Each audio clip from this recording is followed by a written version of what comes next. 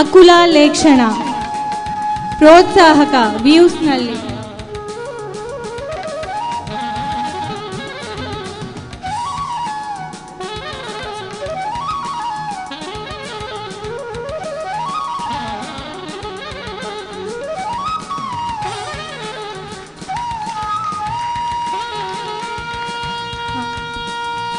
ಪ್ರಶಸ್ತಿ ಪ್ರದಾನ ಮಾಡಿದ ಶ್ರೀ ಕೃಷ್ಣಮೂರ್ತಿ ಬದುಕುಳಿ ಅವರಿಗೆ ಧನ್ಯವಾದಗಳು. ಇದೀಗ ಎಸ್ ರಾಮಚಂದ್ರ ಭಟ್ ಅವರು ಮುಂದಿನ ಪ್ರಶಸ್ತಿಗಳನ್ನು ಪ್ರದಾನ ಮಾಡಬೇಕಾಗಿ ಕೇಳಿಕೊಳ್ಳುತ್ತಿದ್ದೇವೆ. ಇನ್ನು ಮುಂದಕ್ಕೆ ಅನಿರುದ್ಧ CH 5ರಿಂದ 10 ಪ್ರೋತ್ಸಾಹಕ ಬಹುಮಾನ ಕಂಠಪಾಠದಲ್ಲಿ, ಭಗವದ್ಗೀತಾ ಕಂಠಪಾಠದಲ್ಲಿ ಪ್ರೋತ್ಸಾಹಕ ಬಹುಮಾನ Aniruddha CH.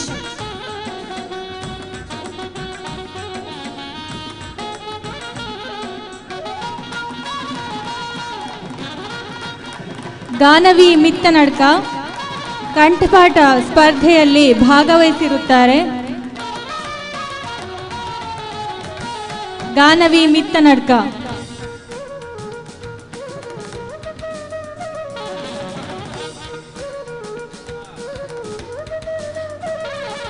ಮಹತಿ S first prize Bhagavad Gita ಕಂಠಪಾಠ. ಮಹತಿ ಎಸ್ ಪ್ರಥಮ ಸ್ಥಾನ ಕಂಠಪಾಠದಲ್ಲಿ. ಈಗ ಇವರ ಪ್ರಶಸ್ತಿಯನ್ನು ಇವರೇ ತೆಗೆದುಕೊಳ್ಳುತ್ತಿದ್ದಾರೆ. ಮಹತಿ ಎಸ್. ಸಮನ್ವಿತ ಎಸ್ ಇಂದಾವರ್. ಮಹತಿ ಎನ್ನುವ ಹೆಸರು ಸಾರ್ಥಕ. ಮಹತಿ ಎನ್ನುವ ಅರ್ಥ ಯಾರಾದರೂ ಗೊತ್ತಿದ್ರೆ ಹೇಳಿ. ಕೊನೆಯದಾಗಿ ನಾನು ಹೇಳ್ತೇನೆ ಮಹತಿ ಎನ್ನುವ ಶಬ್ದದ ಅರ್ಥ. ಸಮನ್ವಿತ ಎಸ್ ಇಂದಾವರ್ ಪ್ರಥಮ ಸ್ಥಾನ ಕಂಠಪಾಠದಲ್ಲಿ. ಆದ್ಯ ಆರ್ ಕಂಠಪಾಠದಲ್ಲಿ ಪ್ರೋತ್ಸಾಹಕ ಬಹುಮಾನ ಆದ್ಯ ಆರ್.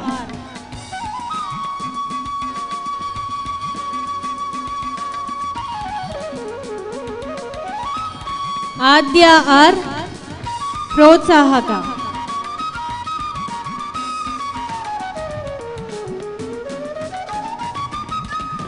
ಆದಿತ್ಯ ರಾಮ್ ಬಿ ಪೂಜಾರಿ ತೃತೀಯ ಸ್ಥಾನ ಭಗವದ್ಗೀತಾ ಕಂಠಪಾಠದಲ್ಲಿ. ಆದಿತ್ಯ ರಾಮ್ ಬಿ ಪೂಜಾರಿ ತೃತೀಯ ಸ್ಥಾನ ಕಂಠಪಾಠದಲ್ಲಿ.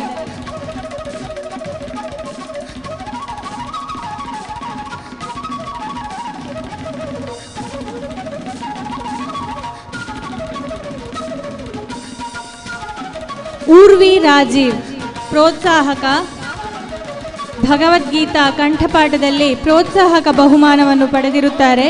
ಊರ್ವಿ ರಾಜೀವ್.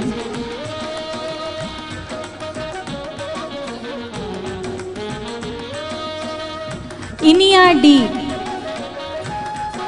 ದ್ವಿತೀಯ ಸ್ಥಾನ ಭಗವದ್ಗೀತಾ ಕಂಠಪಾಠದಲ್ಲಿ ದ್ವಿತೀಯ ಸ್ಥಾನ ಇನಿಯಾ ಡಿ.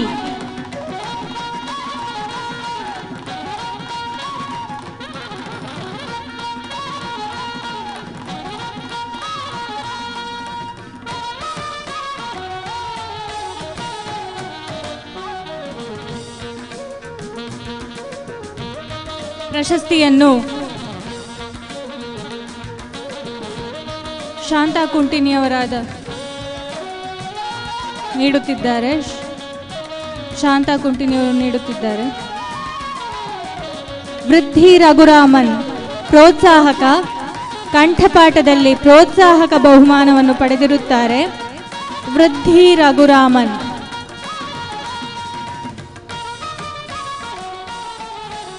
ವೃದ್ಧಿ ರಘುರಾಮನ್ ಪ್ರೋತ್ಸಾಹಕ ಬಹುಮಾನ ಕಂಠಪಾಠದಲ್ಲಿ.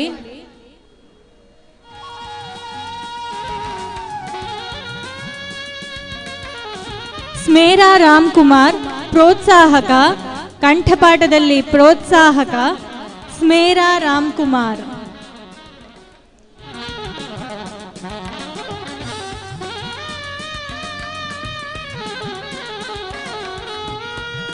ಅವನಿ ಅಗ್ನಿಹೋತ್ರಿ ಭಾಗವಹಿಸುವಿಕೆ ಭಗವದ್ಗೀತಾ ಕಂಠಪಾಠದಲ್ಲಿ ಭಾಗವಹಿಸಿರುತ್ತಾರೆ. ಅವನಿ ಅಗ್ನಿಹೋತ್ರಿ.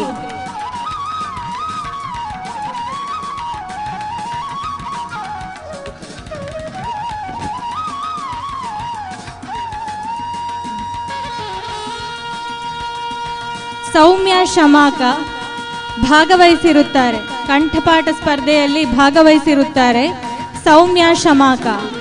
ಇವರಿಗೆ ಸತ್ಯಶಾಂತ ಪ್ರತಿಷ್ಠಾನದ ಸ್ಥಾಪಕಾಧ್ಯಕ್ಷರು ಶಾಂತಕುಂಟಿನಿಯವರು ಪ್ರಶಸ್ತಿ ನೀಡಬೇಕಾಗಿ ಕೇಳಿಕೊಳ್ಳುತ್ತಿದ್ದಾರೆ. ಸೌಮ್ಯ ಶಮಾಕ.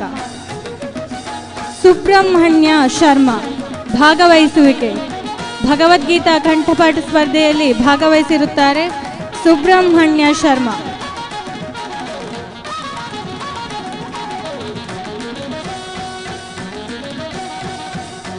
ಶ್ರೀನಿಧಿ ಚತುರ್ಥ ಸ್ಥಾನ, ಕಂಠಪಾಠದಲ್ಲಿ ಚತುರ್ಥ ಸ್ಥಾನ. ಶ್ರೀನಿಧಿ ಚತುರ್ಥ ಸ್ಥಾನ, ಕಂಠಪಾಠ ಭಗವದ್ಗೀತಾ ಕಂಠಪಾಠದಲ್ಲಿ ಚತುರ್ಥ ಸ್ಥಾನ ಶ್ರೀನಿಧಿ.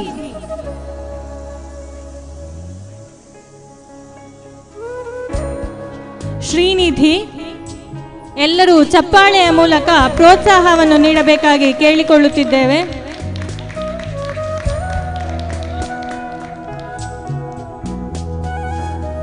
ಇದೀಗ ಪ್ರಶಸ್ತಿಯನ್ನು ನೀಡಿದಂತಹ ರಾಮಚಂದ್ರ ಭಟ್ ಪನೆಯಾಲ ಹಾಗೂ ಶಾಂತಾ ಕುಂಟಿನಿ ಸ್ಥಾಪಕಾಧ್ಯಕ್ಷರು ಇವರಿಗೆ ವಂದನೆಗಳು. ವಿಶೇಷ ಸೂಚನೆ, ಭಗವದ್ಗೀತೆ ಪ್ರಶಸ್ತಿ ತಗೊಳ್ಳಿಕ್ಕೆ ಯಾರೆಲ್ಲ ಬಂದಿದ್ದೀರಾ ನಿಮ್ಮ ಹೆಸರನ್ನು ಇಲ್ಲಿ ಕೌಂಟ್ರಲ್ಲಿ ಬಂದು ಕನ್ಫರ್ಮ್ ಮಾಡಿಕೊಳ್ಳಿ. ಪ್ರಶಸ್ತಿ ಪ್ರದಾನ ಕಾರ್ಯಕ್ರಮ ಮತ್ತೆ ಮುಂದುವರಿತದೆ. ಇದೀಗ ಸಭಾ ಕಾರ್ಯಕ್ರಮ ಮುಂದುವರಿತದೆ. ನಿರೂಪಣೆ ಅವರ ಕೈಗೆ.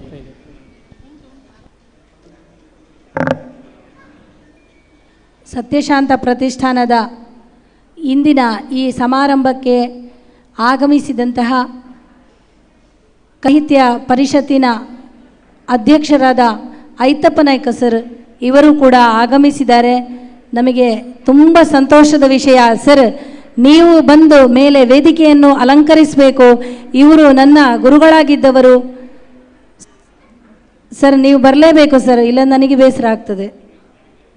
ನೀವು ಬಂದು ಮೇಲೆ ಒಂದು ಗಳಿಗೆ ಆದರೂ ಬರಬೇಕು ಸರ್. ನೀವು ಬರದಿದ್ರೆ ಯಾರಿಗೂ ಗೊತ್ತಾಗೋದಿಲ್ಲ ನನ್ನ ಗುರುಗಳು ಯಾರು ಅಂತ. ಇಲ್ಲಿ ಹೆಸರು ಕೊಡ್ಲಿಕ್ಕೆ ಬರೋರು ಒಂದು ಸಾಲಾಗಿ ಬಂದು ನಿಲ್ಲಿ, ಒಬ್ಬೊಬ್ಬರಾಗಿ ಬನ್ನಿ. ಎಲ್ಲರೂ ಒಂದೇ ಸಲ ಬಂದರೆ. ಐತಪ್ಪ ನಾಯಕ್ ಸರ್ ಅವರು ಕಾರ್ಯಕ್ರಮದ ಬಗ್ಗೆ ಮಾತನಾಡಬೇಕಾಗಿ ವಿನಂತಿ.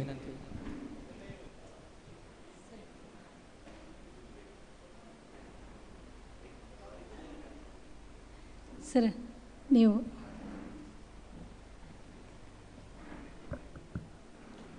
ಆತ್ಮೀಯ ಎಲ್ಲ ಬಂಧುಗಳೇ, ಒಂದು ಉತ್ತಮವಾದಂತಹ ಕಾರ್ಯಕ್ರಮ ಭಗವದ್ಗೀತಾ ವಿಶ್ವವೈಭವ ಪ್ರಶಸ್ತಿ ಪ್ರದಾನ ಕಾರ್ಯಕ್ರಮ. ನಾನು ಅತಿ ತುರ್ತಾಗಿ ಒಂದು ಸಾರಿ ನನ್ನ ಶಿಷ್ಯೆಯ ಕಾರ್ಯಕ್ರಮವನ್ನು ವೀಕ್ಷಿಸಿ ಹೋಗುವ ಅಂತ ಬಂದಿದ್ದೇನೆ ಹೊರತು ಇವತ್ತು ವೇದಿಕೆಯಲ್ಲಿ ಉಪಸ್ಥಿತರಿರಲು ಅಥವಾ ಭಾಷಣ ಮಾಡಲು ಬಂದಿಲ್ಲ. ದಯವಿಟ್ಟು ಕ್ಷಮಿಸಿ. ಈ ಕಾರ್ಯಕ್ರಮಕ್ಕೆ ಶುಭವನ್ನು ಕೋರುತ್ತಾ ಬೆಳಗ್ಗಿಂದ ಸಂಜೆವರೆಗೆ ನಡೆಯುವಂಥ ಈ ಕಾರ್ಯಕ್ರಮ ಯಶಸ್ವಿ ಆಗಲಿ. ಈ ಸಂಘಟಕರಿಗೆ ಎಲ್ಲರಿಗೂ ಕೂಡ ಶ್ರೀ ಭಗವಂತನು ಅಷ್ಟೈಶ್ವರ್ಯ ಸಕಲ ಸೌಭಾಗ್ಯವನ್ನು ಒದಗಿಸಿ ಮುಂದಕ್ಕೂ ಕೂಡ ಉತ್ತಮ ಕಾರ್ಯಕ್ರಮವನ್ನು ನಡೆಸುವಂಥ ಶಕ್ತಿಯನ್ನು ಭಗವಂತ ಕರುಣಿಸಲಿ ಅಂತ ಹೇಳುತ್ತಾ ಒಂದೇ ಮಾತಿನಲ್ಲಿ ವಿರಮಿಸ್ತೇನೆ. ಧನ್ಯವಾದಗಳು. ಐತಪ್ಪ ನಾಯಕ್ ಸರ್ ಅವರಿಗೆ ಒಂದೆರಡು ಮಾತನಾಡಿದ್ದಕ್ಕೆ ಹೃದಯಪೂರ್ವಕ ಧನ್ಯವಾದಗಳು. ಇದೀಗ ಶ್ರೇಷ್ಠ ಆಳುವವರಿಂದ ಗಾಯನ.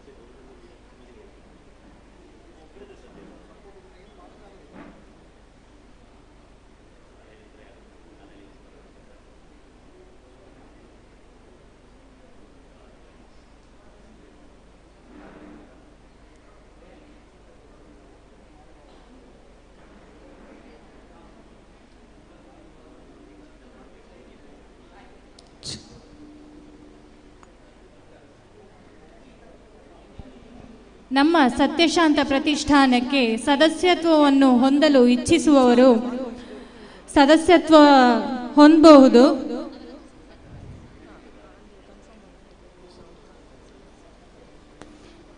ಹಾಗೆ ಧನ ಸಹಾಯವನ್ನು ಮಾಡಲು ಇಚ್ಛಿಸುವವರು ಧನ ಸಹಾಯವನ್ನು ಕೂಡ ಮಾಡಬಹುದು. ಹೀಗೆ ಸತ್ಯಶಾಂತ ಪ್ರತಿಷ್ಠಾನದ ವತಿಯಿಂದ ಮುಂದಕ್ಕೂ ಕಾರ್ಯಕ್ರಮವಿರುತ್ತದೆ. ಹಾಲಿನ ಎಡಬದಿಯಲ್ಲಿ ಉಪಹಾರದ ವ್ಯವಸ್ಥೆ ಇದೆ. ಉಪಹಾರ ಆಗದವರು ಉಪಹಾರ ಮಾಡಿಕೊಳ್ಬೇಕಾಗಿ ವಿನಂತಿ. ಇದೀಗ ಶ್ರೇಷ್ಠ ಆಳ್ವರಿಂದ ಗಾಯನ.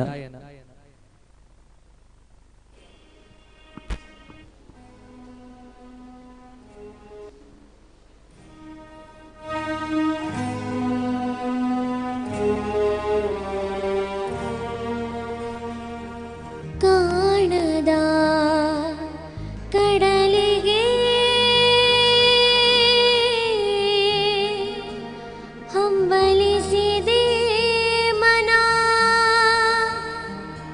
ಕಾಣದ ಕಡಲಿಗೆ ಹಂಬಲಿಸಿದೆ ಮನ ಮನ.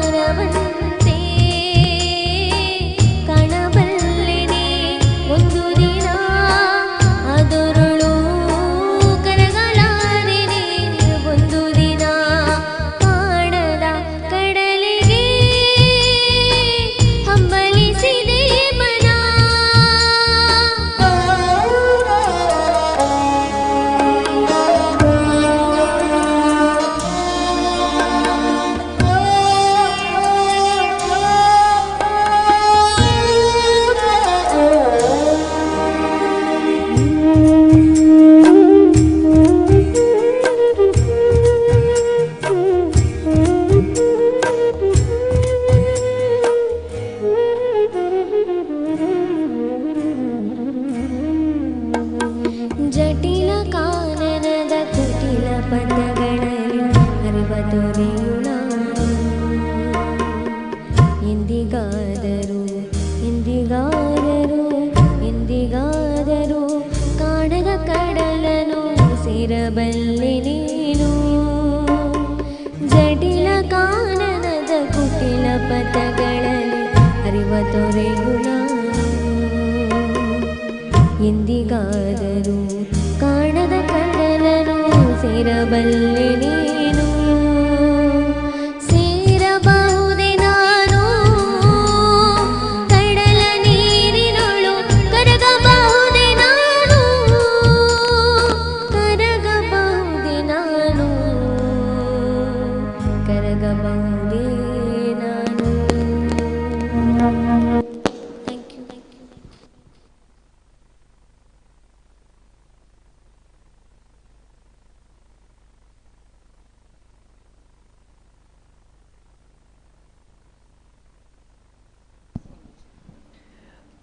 ಪ್ರತಿಭಾ ಚೇತನದ ಹೆಸರನ್ನು ಅವರ ಬಯೋಡೇಟಾ ಕೊಡಲಿಕ್ಕೆ ಬಾಕಿ ಇರೋರ ಹೆಸರನ್ನು ಹೇಳ್ತೇನೆ.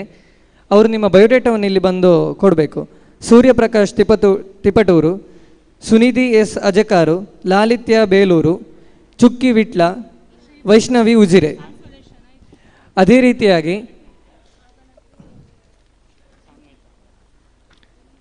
ಎಡನೀರು ಸ್ವಾಮಿಗಳು ಬರುವಾಗ ಕಲಶವನ್ನು ಹಿಡಿಲಿಕ್ಕೆ ಮಹಿಳೆಯರು ಕೆಳಗಡೆ ಹೋಗಿ ಅಲ್ಲಿ ರೆಡಿ ಆಗಬೇಕು. ಇದೀಗೇನು ಸ್ವಲ್ಪ ಸಮಯದಲ್ಲೇ ಶ್ರೀ ಶ್ರೀ ಸಚ್ಚಿದಾನಂದ ಭಾರತಿ ಶ್ರೀ ಪಾದಂಗಳವರು ಬರಲಿಕ್ಕಿದ್ದಾರೆ. ಅದೇ ರೀತಿ ಮಹಿಳೆಯವರು ಅಲ್ಲಿ ಕಲಶ ಹಿಡಿಲಿಕ್ಕೆ ಒಂದು ಸಹಕಾರ ಮಾಡಬೇಕಾಗಿ ಕೇಳಿಕೊಳ್ತಿದ್ದೇನೆ.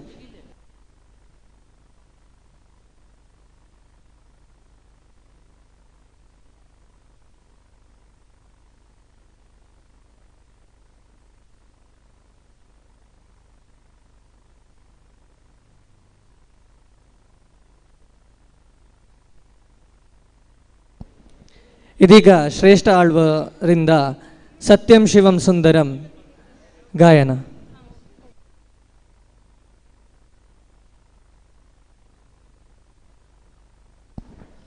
ಪ್ರತಿಭಾ ಚೇತನದ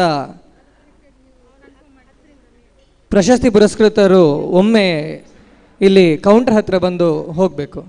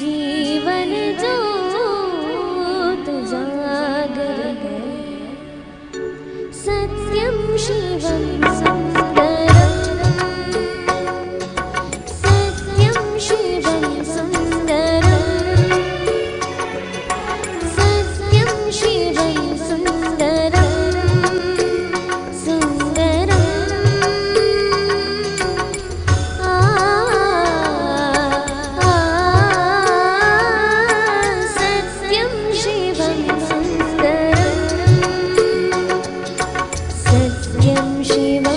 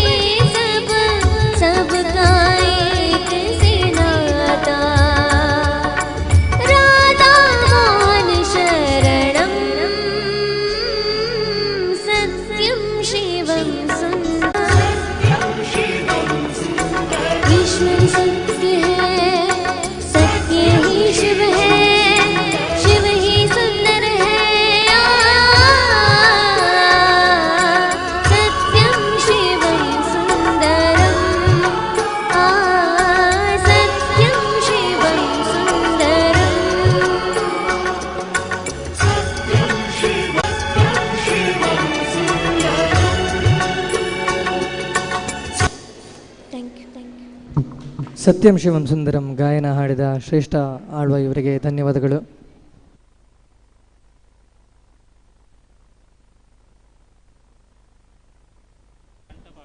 ಭಗವದ್ಗೀತೆಯಲ್ಲಿ ನಿಮ್ಮ ಹೆಸರನ್ನು ಇಲ್ಲಿ ಕನ್ಫರ್ಮ್ ಮಾಡಲಿಕ್ಕಿರೋರು ಯಾರಾದರೂ ಬಾಕಿ ಇದ್ದರೆ ಬಂದು ಕನ್ಫರ್ಮ್ ಮಾಡಿಕೊಳ್ಳಿ. ಮತ್ತು ನಿಮ್ಮ ಪ್ರಶಸ್ತಿಯಲ್ಲಿ ಯಾವುದೇ ರೀತಿಯಾದಂತಹ ವ್ಯತ್ಯಾಸಗಳು ಇದ್ದಲ್ಲಿ ಬ್ಯಾಕ್ ಸ್ಟೇಜಿಗೆ ಹೋಗಿ ಅಲ್ಲಿ ಅದನ್ನು ಸರಿ ಮಾಡಿಕೊಳ್ಳಿ.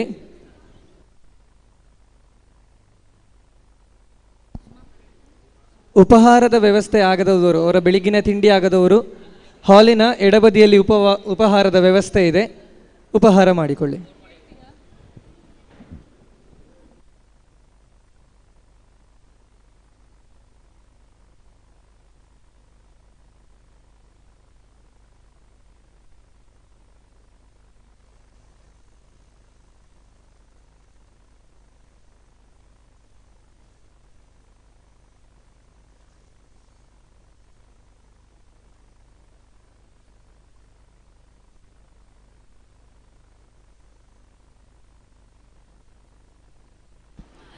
ಇದೀಗ ಸತ್ಯಾತ್ಮ ಕುಂಟಿನಿ ಇವರಿಂದ ಗಾಯನ.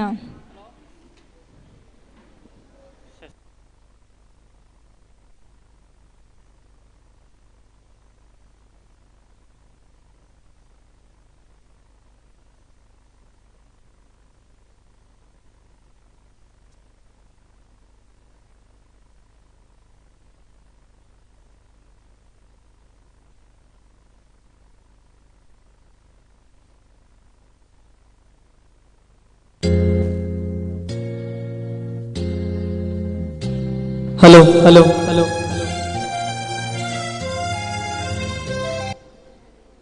ಹಲೋ ಹಲೋ ಹಲೋ ಹಲೋ ನನ್ನ ನನ್ನ ನನ್ನ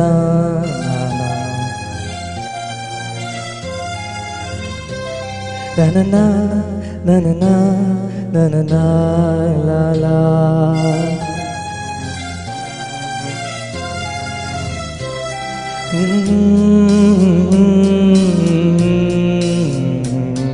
ಆ la la la la.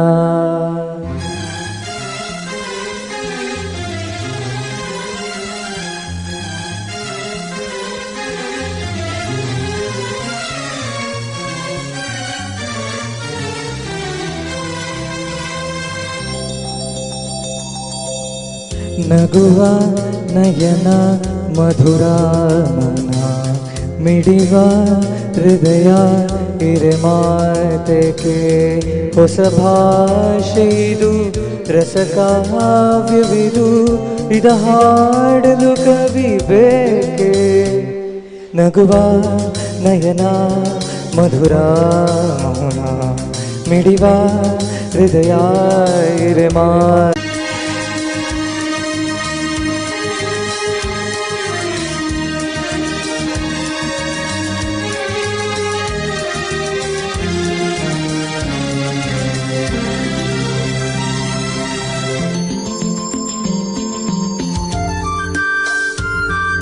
ಚಪ್ಪಾಳೆ ಇನ್ನು ಜೋರು ಜೋರು.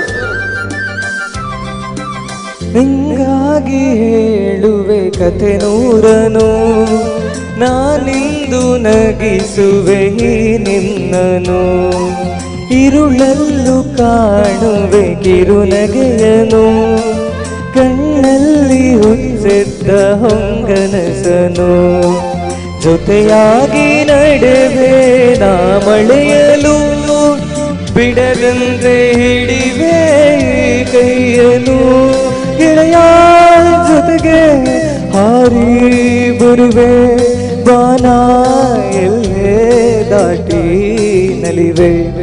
ನಗುವ ನಯನ ಮಧುರ ಮೌನ ಮಿಡಿವ ಹೃದಯ ಹಿರೆ ಮಾತೆಗೆ. ಚಪ್ಪಾಳೆ ಜೋಶ್ ಜೋಶ್ ಜೋಶ್.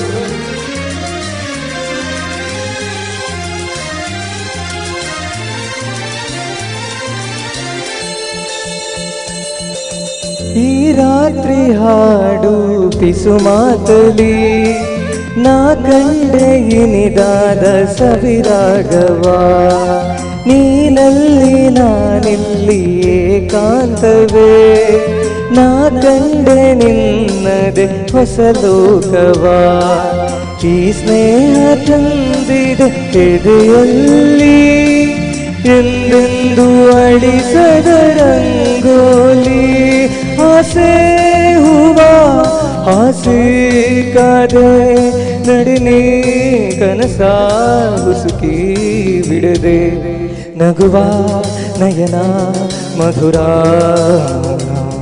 ಮಿಡಿವ ಹೃದಯ ಇರೆ ಮಾತೆಗೆ ಹೊಸ ಭಾಷೆ ಇದು ರಸಕಾವ್ಯವಿದು ಇದ ಹಾಡಲು ಕವಿ ಬೇಕೆ ಲಲಲ ಲಲಲ ಲಲಲ ಆ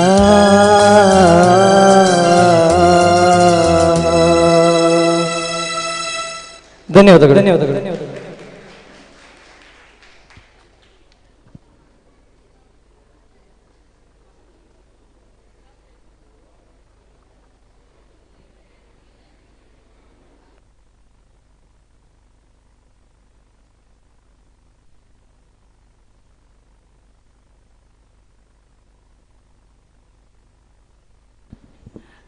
ಸುಂದರವಾಗಿ ಗಾಯನವನ್ನು ಮಾಡಿರುವಂತಹ ಸತ್ಯಾತ್ಮ ಕುಂಟಿನಿ ಇವರಿಗೆ ಧನ್ಯವಾದಗಳು.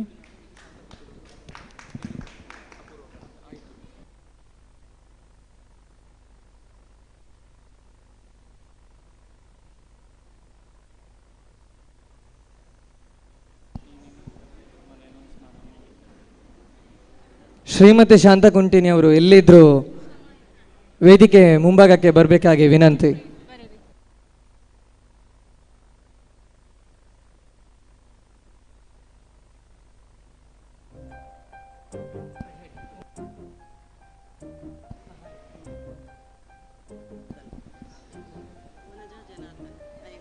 ಇದೀಗ ವನಜ ಜನಾರ್ದನ್ ಅವರಿಂದ ಭಕ್ತಿಗೀತೆ.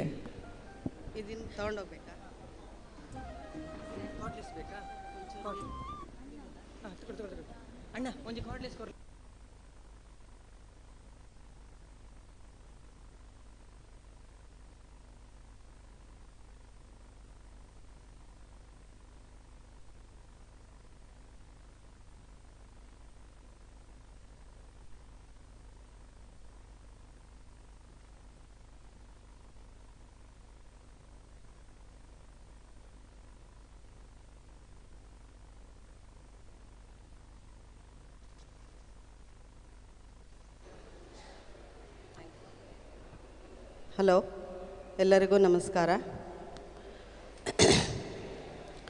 ಅಲೆ ಅಲೆಯಾಗಿ ಕೇಳಿರೆ ತಾಯೇ ಗೋಪುರ ಗಂಟಾನಾದ ಆರತಿ ಎತ್ತುವ ವೇಳೆಗೆ ಮನದಿ ಏನೋ ಭಾವೋನ್ಮಾದ. ಅಲೆ ಅಲೆಯಾಗಿ ಕೇಳಿರೆ ತಾಯೇ ಗೋಪುರ ಗಂಟಾನಾದ ಆರತಿ ಎತ್ತುವ ವೇಳೆಗೆ ಮನದಿ ಏನೋ ಭಾವೋನ್ಮಾದ. ಚಂದನ ಲೇಪಿತ ಸುಂದರ ವದನೆ ಅರವಿಂದದಳಾಶ್ರುತ ಚಾರು ನಯನೆ. ಚಂದನ ಲೇಪಿತ ಸುಂದರ ವದನೆ ಅರವಿಂದದಳಾಶ್ರುತ ಚಾರು ನಯನೆ. ಮಂದಹಾಸ ಮಕರಂದವ ಸೂಸುತ ಇಂದು ಮುಖೇ ಆನಂದ ಸದನೆ. ಕಣ್ಣ ತುಂಬ ಪ್ರತಿಬಿಂಬ ತುಂಬಿದೆ ನಿನ್ನಯ ಮೊಗದ ಕಾಂತಿ.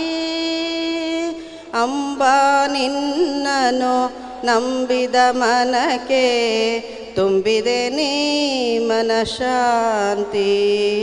ಅಲೆ ಅಲೆಯಾಗಿ ಕೇಳಿರೆ ತಾಯೇ ಗೋಪುರ ಗಂಟಾನಾದ ಆರತಿ ಎತ್ತುವ ವೇಳೆಗೆ ಮನದಿ ಏನೋ ಭಾವೋನ್ಮಾದ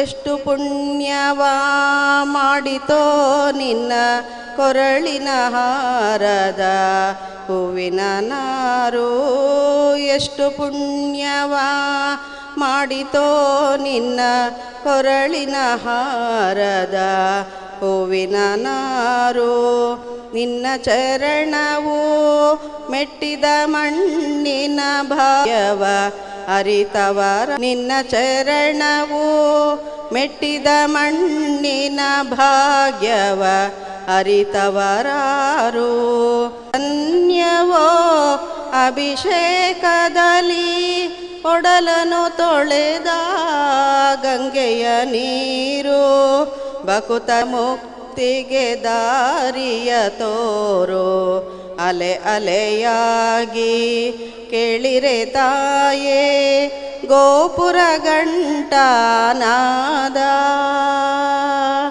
ಆರತಿ ಎತ್ತುವ ವೇಳೆಗೆ ಮನದಿ ಏನೋ ಅವೋನ್ಮಾದ ಮನದಿ ಭಕ್ತಿಯಿಂದಲಿ ನಾನು ಕರಗಳ ಮುಗಿದು ಬೇಡುವೆ ನಾನು ಕರಗಳ ಮುಗಿದು ಬೇಡುವೆ ನಾನು ವರಗಳ ಕರುಣಿಸುತ್ತಾಯೆ ನಿನೆನುತ ವರಗಳ ಕರುಣಿಸುತ್ತಾಯೆ ನಿನೆ.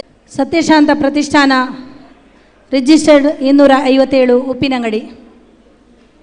ಇದರ ಇಂದಿನ ಸಭಾ ಕಾರ್ಯಕ್ರಮಕ್ಕೆ ಪ್ರಶಸ್ತಿ ಪ್ರದಾನಕ್ಕೆ ಆಗಮಿಸಿದಂತಹ ಗೌರವಾನ್ವಿತ ನ್ಯಾಯಮೂರ್ತಿ ಅರಳಿ ನಾಗರಾಜ್, ಕರ್ನಾಟಕ ಉಚ್ಚ ನ್ಯಾಯಾಲಯದ ವಿಶ್ರಾಂತ ನ್ಯಾಯಾಧೀಶರು, ಇವರು ಇಂದು ಈ ಸಭೆಯನ್ನು ಅಲಂಕರಿಸಲಿದ್ದಾರೆ. ಇವರ ಬಗ್ಗೆ ಒಂದು ಪರಿಚಯ ಹೇಳಬೇಕು ಅಂತ ಹೇಳಿದರೆ, ನಾವು ಇವರು ನೇಪಾಳಕ್ಕೆ ಒಂದು ಪ್ರವಾಸ ಅದು ಒಂದು ಆಯೋಜಿಸಿದಾಗ ನಾವು ಅಲ್ಲಿಗೆ ನಾನು ಹೋಗಿದ್ದೆ, ಅರಳಿ ನಾಗರಾಜ್ ಅವರು ಕೂಡ ಸರ್ ಕೂಡ ಬಂದಿದ್ದರು. ಆವಾಗ ಅವ್ರು ಬರ್ತಾರೆ ಅಂತ ನನಗೆ ಗೊತ್ತಿಲ್ಲ, ನಾನು ಅಲ್ಲಿಗೆ ಹೋಗ್ತೇನೆ ಅಂತ ಅವರಿಗೂ ಗೊತ್ತಿಲ್ಲ. ಆದರೆ ಅಲ್ಲಿ ನಮ್ಮ ಪರಿಚಯ ಆಯಿತು. ಪರಿಚಯ ಆದಾಗ ನಾವು ಮಾತಾಡಿಕೊಂಡೆವು. ಏನೋ ಅಪ್ಪ ಅವರಿಗೆ ನನ್ನನ್ನು ಕಂಡಾಗ ಮಗಳ ಒಂದು ಭಾವನೆ ಮೂಡಿ ಬಂತು. ಏನೋ ವಾತ್ಸಲ್ಯ, ಮಗಳ ವಾತ್ಸಲ್ಯದಂತೆ ಅವರು ನನ್ನನ್ನು ಕಂಡರು. ಹಾಗೆ ನೇಪಾಳದ ಒಂದೇ ವೇದಿಕೆಯಲ್ಲಿ ನಾವಿಬ್ಬರೂ ಇದ್ದು, ಅದೇ ರೀತಿ ಹೊರಟು ನೇಪಾಳದಿಂದ ಪ್ರವಾಸ 1 ವಾರ ಪ್ರವಾಸದಲ್ಲಿ ಜೊತೆಗೆ ಇದ್ವು. ಹೊರಟು ಬಂದಾಗ ಏನೋ ಕಣ್ಣಲ್ಲಿ ನೀರು, ಅಂದರೆ ಬಿಟ್ಟು ಬರಬೇಕಲ್ಲ ಅಂತ ಎಲ್ಲರೂ ಕೂಡ. ಅದೇ ರೀತಿ ನಾವು ಅದರ ನಂತರ ಮೊಬೈಲ್ನಲ್ಲಿ ನಾವು ಅದೇ ಥರ ಕಾಂಟ್ಯಾಕ್ಟ್ನಲ್ಲಿದ್ದೆವು. ಹಾಗೆ ಅವರು ಹೇಳ್ತಾ ಇದ್ರು, ನೋಡು ಅಮ್ಮ, ನೀನು ಒಂದು ಕಾರ್ಯಕ್ರಮ ಇಡು, ಕಾರ್ಯಕ್ರಮ ಆಯೋಜಿಸು, ನಾನು ಖಂಡಿತ ಬರ್ತೇನೆ. ನಾನು ಅಂದರೆ ನನ್ನ ಪುಸ್ತಕ ಕೂಡ ಬಿಡುಗಡೆ ಮಾಡಲಿಕ್ಕೆ ಇದೆ ಅಂತ. ಆದರೆ ಅವರ ಪುಸ್ತಕ, ಯಾಕಂದರೆ ಕೊರೋನಾ ಕಾರಣದಿಂದಾಗಿ ಅವರ ಪುಸ್ತಕ ಬಿಡುಗಡೆ ಆಯಿತು. ಆದರೆ ನಮ್ಮ ಕಾರ್ಯಕ್ರಮ ಈ ಕೊರೋನಾ ಸಮಯದಲ್ಲಿ ಏನು ಭಗವದ್ಗೀತಾ ಒಂದು ಕಂಠಪಾಠ ಸ್ಪರ್ಧೆ ಇಟ್ಟುಕೊಂಡಿದ್ದು, ಅದನ್ನು ಒಂದು ಹೇಗೆ ಯಾವ ರೀತಿ ಕಾರ್ಯರೂಪಕ್ಕೆ ತಗೊಂಡು ಬರಬೇಕು, ಅಂದರೆ ಸ್ಪರ್ಧೆ ಎಲ್ಲರೂ ಇಡ್ತಾರೆ, ಆದರೆ ಅದೊಂದು ಕಾರ್ಯರೂಪಕ್ಕೆ ಬಂದು ನಾವು ಅದಕ್ಕೆ ಬಹುಮಾನ ವಿತರಣೆ ಮಾಡಬೇಕು. ಜನರಿಗೆ ಹೊರ ಸಮಾಜಕ್ಕೆ ಗೊತ್ತಾಗಬೇಕು ನಾವು ಏನು ಮಾಡಿದ್ದೇವೆ, ನಮ್ಮ ಕೆಲಸಗಳು ಏನು ಅಂತ ಗೊತ್ತಾಗಬೇಕಿದ್ರೆ ಮೊಬೈಲ್ನ ಒಳಗಿನಿಂದಲೇ ಎಲ್ಲವೂ ಗೊತ್ತಾಗಲಿಕ್ಕೆ ಸಾಧ್ಯ ಇಲ್ಲ. ಅದಕ್ಕೋಸ್ಕರ ಈ ಒಂದು ಕಾರ್ಯಕ್ರಮವನ್ನು ಇರಿಸಿದಾಗ ಅವರಲ್ಲಿ ಮೊದಲು ಕೇಳಿಕೊಂಡೆ, ಸರ್ ನೀವು ಬರ್ತೀರಲ್ವಾ, ನೀವು ಬರಲೇಬೇಕು, ಹಾಗೆ ಮಹೇಶ್ ಜೋಶಿಯವರನ್ನು ಕೂಡ ಕರ್ಕೊಂಡು ಬರಬೇಕು ಅಂತ. ಅವರು ಆಯಿತು, ನೀನು ಕಾರ್ಯಕ್ರಮಕ್ಕೆ ಹಾಕು, ಹೆಸರು ಇದು ಮಾಡು, ನನ್ನ ಹೆಸರನ್ನು ಸೂಚಿಸು, ನಾನು ಪ್ರಶಸ್ತಿ ಪ್ರದಾನಕ್ಕೂ ಬರ್ತೇನೆ, ಹಾಗೆ ಮಹೇಶ್ ಜೋಶಿಯವರು ಕೂಡ ಬರ್ತೇನೆ ಅಂತ ಹೇಳಿದ್ದಾರೆ. ಆದರೆ ಇವತ್ತು ಅಂದರೆ ಅವರ ಮುಖ್ಯಮಂತ್ರಿ ಜೊತೆ ಮೀಟಿಂಗ್ ಇದೆ, ಆದರೆ ಸಂಜೆ ಬರ್ತೇನೆ ಅಂತ ಹೇಳಿದ್ದಾರೆ. ಹಾಗೆ ಇವತ್ತೀಗ ಬಂದಂತಹ ನಮ್ಮ ಗೌರವಾನ್ವಿತ ನ್ಯಾಯಮೂರ್ತಿಗಳಾದ ಉಚ್ಚ ನ್ಯಾಯಮೂರ್ತಿಗಳಾದ ಅರಳಿ ನಾಗರಾಜ್ ಅವರಿಗೆ ನಮ್ಮ ಒಂದು ಸತ್ಯಶಾಂತ ಪ್ರತಿಷ್ಠಾನದ ಸಂಸ್ಥೆಯಿಂದ ನೀವು ವೇದಿಕೆಯನ್ನು ಅಲಂಕರಿಸಬೇಕು ಅಂತ ಕೇಳಿಕೊಳ್ತಾ ಇದ್ದು.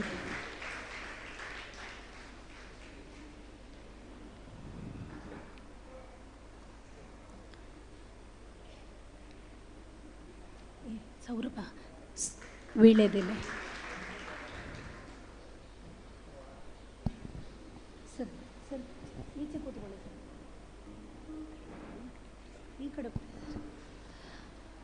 ಬಂದ ಅತಿಥಿಗಳಿಗೆ ವೀಳ್ಯದೆಲೆ ನೀಡಿ ಗೌರವಿಸಬೇಕಾಗಿ ಸತ್ಯಶಾಂತ ಪ್ರತಿಷ್ಠಾನದ ಕಾರ್ಯದರ್ಶಿ ಅವರಲ್ಲಿ ಕೇಳಿಕೊಳ್ತಿದ್ದೇನೆ.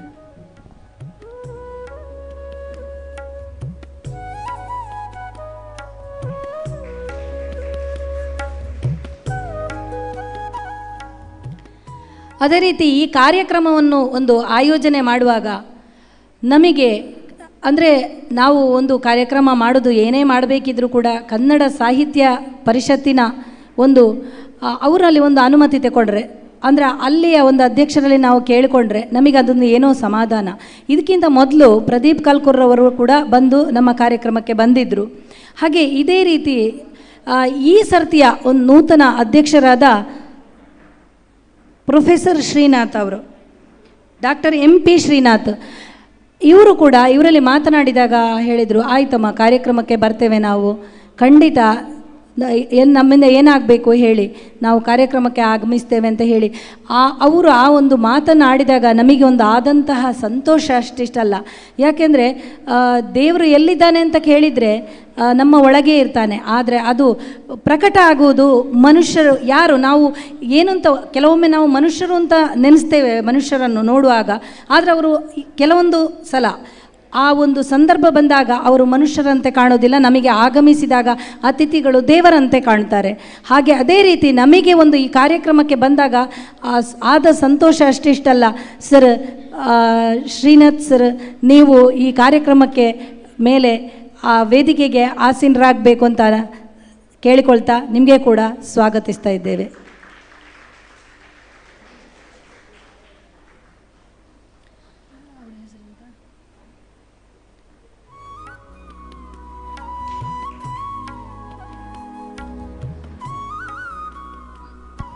ಶಾಂತಪುತ್ತೂರವರು ಇಲ್ಲಿ ಕೌಂಟರಿಗೆ ಬರಬೇಕಾಗಿ ವಿನಂತಿ.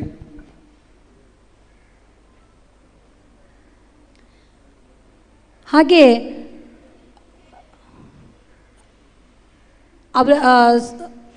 ಇಂದಿನ ಈ ಕಾರ್ಯಕ್ರಮದ ವೇದಿಕೆಗೆ ವಾಪಸ್ಸು ಇವರು ನಮ್ಮ ಶ್ರೀ ಪುದುಕೂಳಿ ಕೃಷ್ಣಮೂರ್ತಿ ಜ್ಯೋತಿಷರು ಇವರು ಕೂಡ ವೇದಿಕೆಗೆ ಆಗಮಿಸಬೇಕು.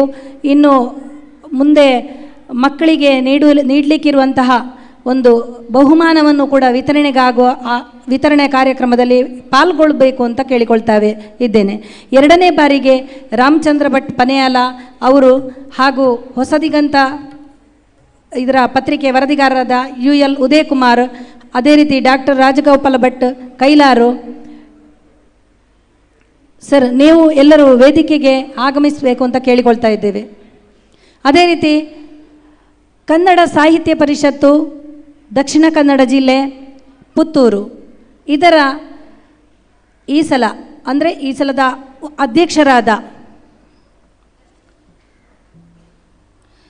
ಶ್ರೀ ಉಮೇಶ್ ನಾಯಕ್ ಇವರು ಮಧ್ಯಾಹ್ನದ ಕವಿಗೋಷ್ಠಿಯಲ್ಲಿ ಅಧ್ಯಕ್ಷತೆಯನ್ನು ವಹಿಸಿದ್ದಾರೆ. ಆದರೂ ಕೂಡ ನಮ್ಮ ಈ ಒಂದು ಸಭಾ ಕಾರ್ಯಕ್ರಮದಲ್ಲಿ ಅವರು ಕೂಡ ಆಗಮಿಸಬೇಕು ಅಂತ ಕೇಳಿಕೊಳ್ತಾ ಇದ್ದೇನೆ. ಅದೇ ರೀತಿ ಸರ್, ನಿಮಗೆ ತುಂಬ ಹೃದಯದ ಸ್ವಾಗತ.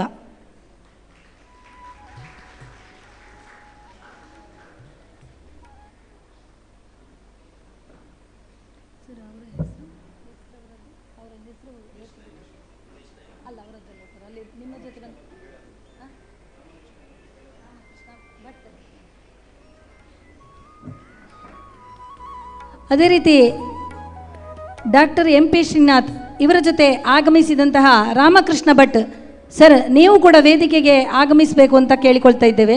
ನಿಮಗೆ ಕೂಡ ಸ್ವಾಗತ ಸರ್.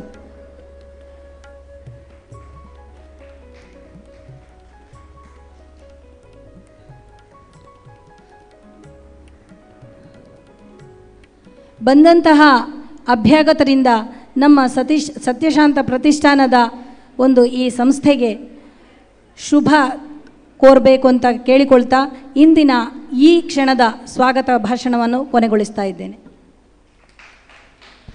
ಸ್ವಾಗತ ಭಾಷಣ ಮಾಡಿದ ಶಾಂತಕುಂಟಿನಿ ಅವರು ಸತ್ಯಶಾಂತ ಪ್ರತಿಷ್ಠಾನ ಸ್ಥಾಪಕ ಅಧ್ಯಕ್ಷರಿಗೆ ಧನ್ಯವಾದಗಳು.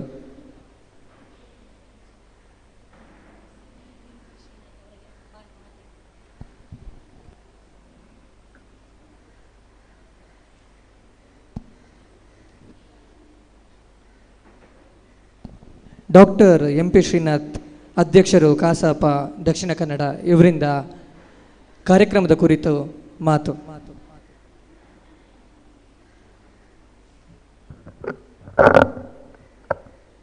ಎಲ್ರಿಗೂ ನಮಸ್ಕಾರ. ವೇದಿಕೆಯಲ್ಲಿ ಉಪಸ್ಥಿತರಿರುವಂಥ ಹಿರಿಯರಾದ ನಿವೃತ್ತ ನ್ಯಾಯಮೂರ್ತಿಗಳಾದ ಶ್ರೀ ಅರಳಿ ನಾಗರಾಜ್ ಅವರೇ, ಶಾಂತ ಕುಂಟಿನಿಯವರೇ, ವೇದಿಕೆಯ ಮೇಲೆ ಉಪಸ್ಥಿತರಿರುವ ಎಲ್ಲ ಗೌರವಾನ್ವಿತರೇ, ವೇದಿಕೆಯ ಮುಂಭಾಗದಲ್ಲಿರುವ ವಿದ್ವಾಂಸರೇ,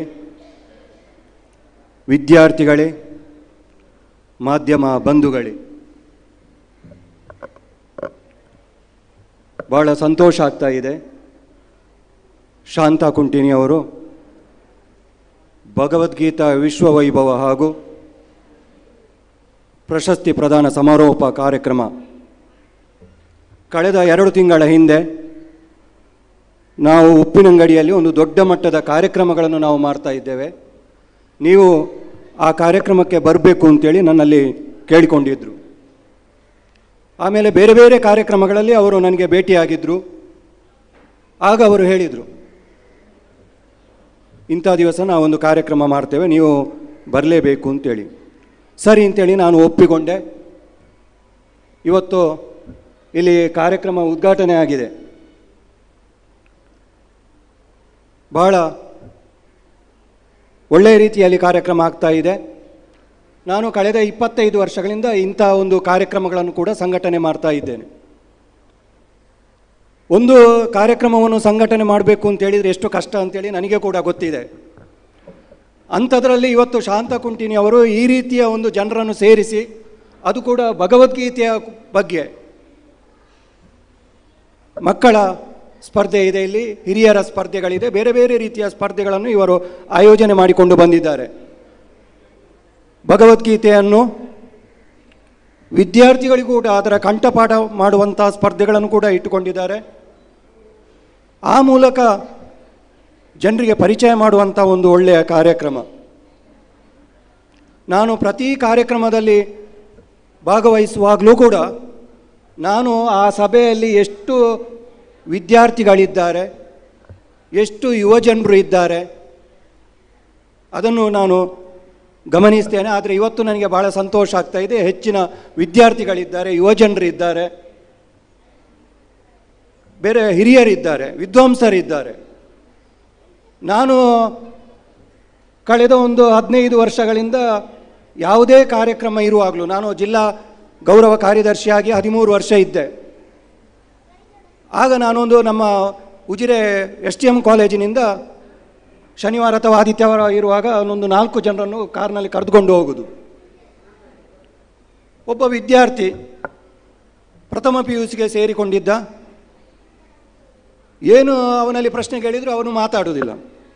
ಕೊನೆಗೆ ಅವನಿಗೆ ಸಾಹಿತ್ಯ ಸಮ್ಮೇಳನಕ್ಕೆ, ಬೇರೆ ಬೇರೆ ಉಪನ್ಯಾಸಗಳಿಗೆ ಕರ್ಕೊಂಡು ಹೋಗ್ತಾ ಇದ್ದೆ. ಕೊನೆಗೆ ಅವನಿಗೆ ಅಲ್ಲಿ ಒಂದು ರೀತಿಯ ಸಣ್ಣ ತರಬೇತಿ ಕೂಡ ಕೊಟ್ಟೆ. ಈಗ ಆ ವಿದ್ಯಾರ್ಥಿ ಎಲ್ಲಿವರೆಗೆ ಇದ್ದಾನೆ ಅಂತ ಹೇಳಿದರೆ, ಒಬ್ಬ ಸಂಪನ್ಮೂಲ ವ್ಯಕ್ತಿಯಾಗಿ ಆ ಹಂತಕ್ಕೆ ಬಂದು ಮುಟ್ಟಿದ್ದಾನೆ. ಈಗ ಹಂಪೆ ವಿಶ್ವವಿದ್ಯಾನಿಲಯದಲ್ಲಿ ಅವನು PhD ಮಾಡ್ತಾ ಇದ್ದಾನೆ. ಅವನು ಮೊನ್ನೆ ನನಗೆ ಒಂದು ವಾಟ್ಸಪ್ಪಿನಲ್ಲಿ ಮೆಸೇಜ್ ಕಳಿಸಿದ, ಸರ್ ಇವತ್ತು ನಿಮ್ಮಿಂದಾಗಿ ನಾನು ಈ ಒಂದು ಹಂತಕ್ಕೆ ಮುಟ್ಟಿದ್ದೇನೆ, ನೀವು ಆವತ್ತು ನನ್ನನ್ನು ಆ ಕಾರ್ಯಕ್ರಮಕ್ಕೆ ಕರೆದುಕೊಂಡು ಹೋಗದೇ ಇರ್ತಿದ್ರೆ ಬಹುಶಃ ನಾನು ಇದ್ದ ಸ್ಥಿತಿಯಲ್ಲೇ ಇರ್ತಿದ್ದೆ ಅಂತೇಳಿ. ಆಗ ನಮಗೆ ಸಂತೋಷ ಆಗ್ತಾ ಇದೆ. ಇನ್ನೊಬ್ಬ ವಿದ್ಯಾರ್ಥಿ ಇವತ್ತು ಅವನು ಬರಬೇಕಿತ್ತು, ಅವನನ್ನು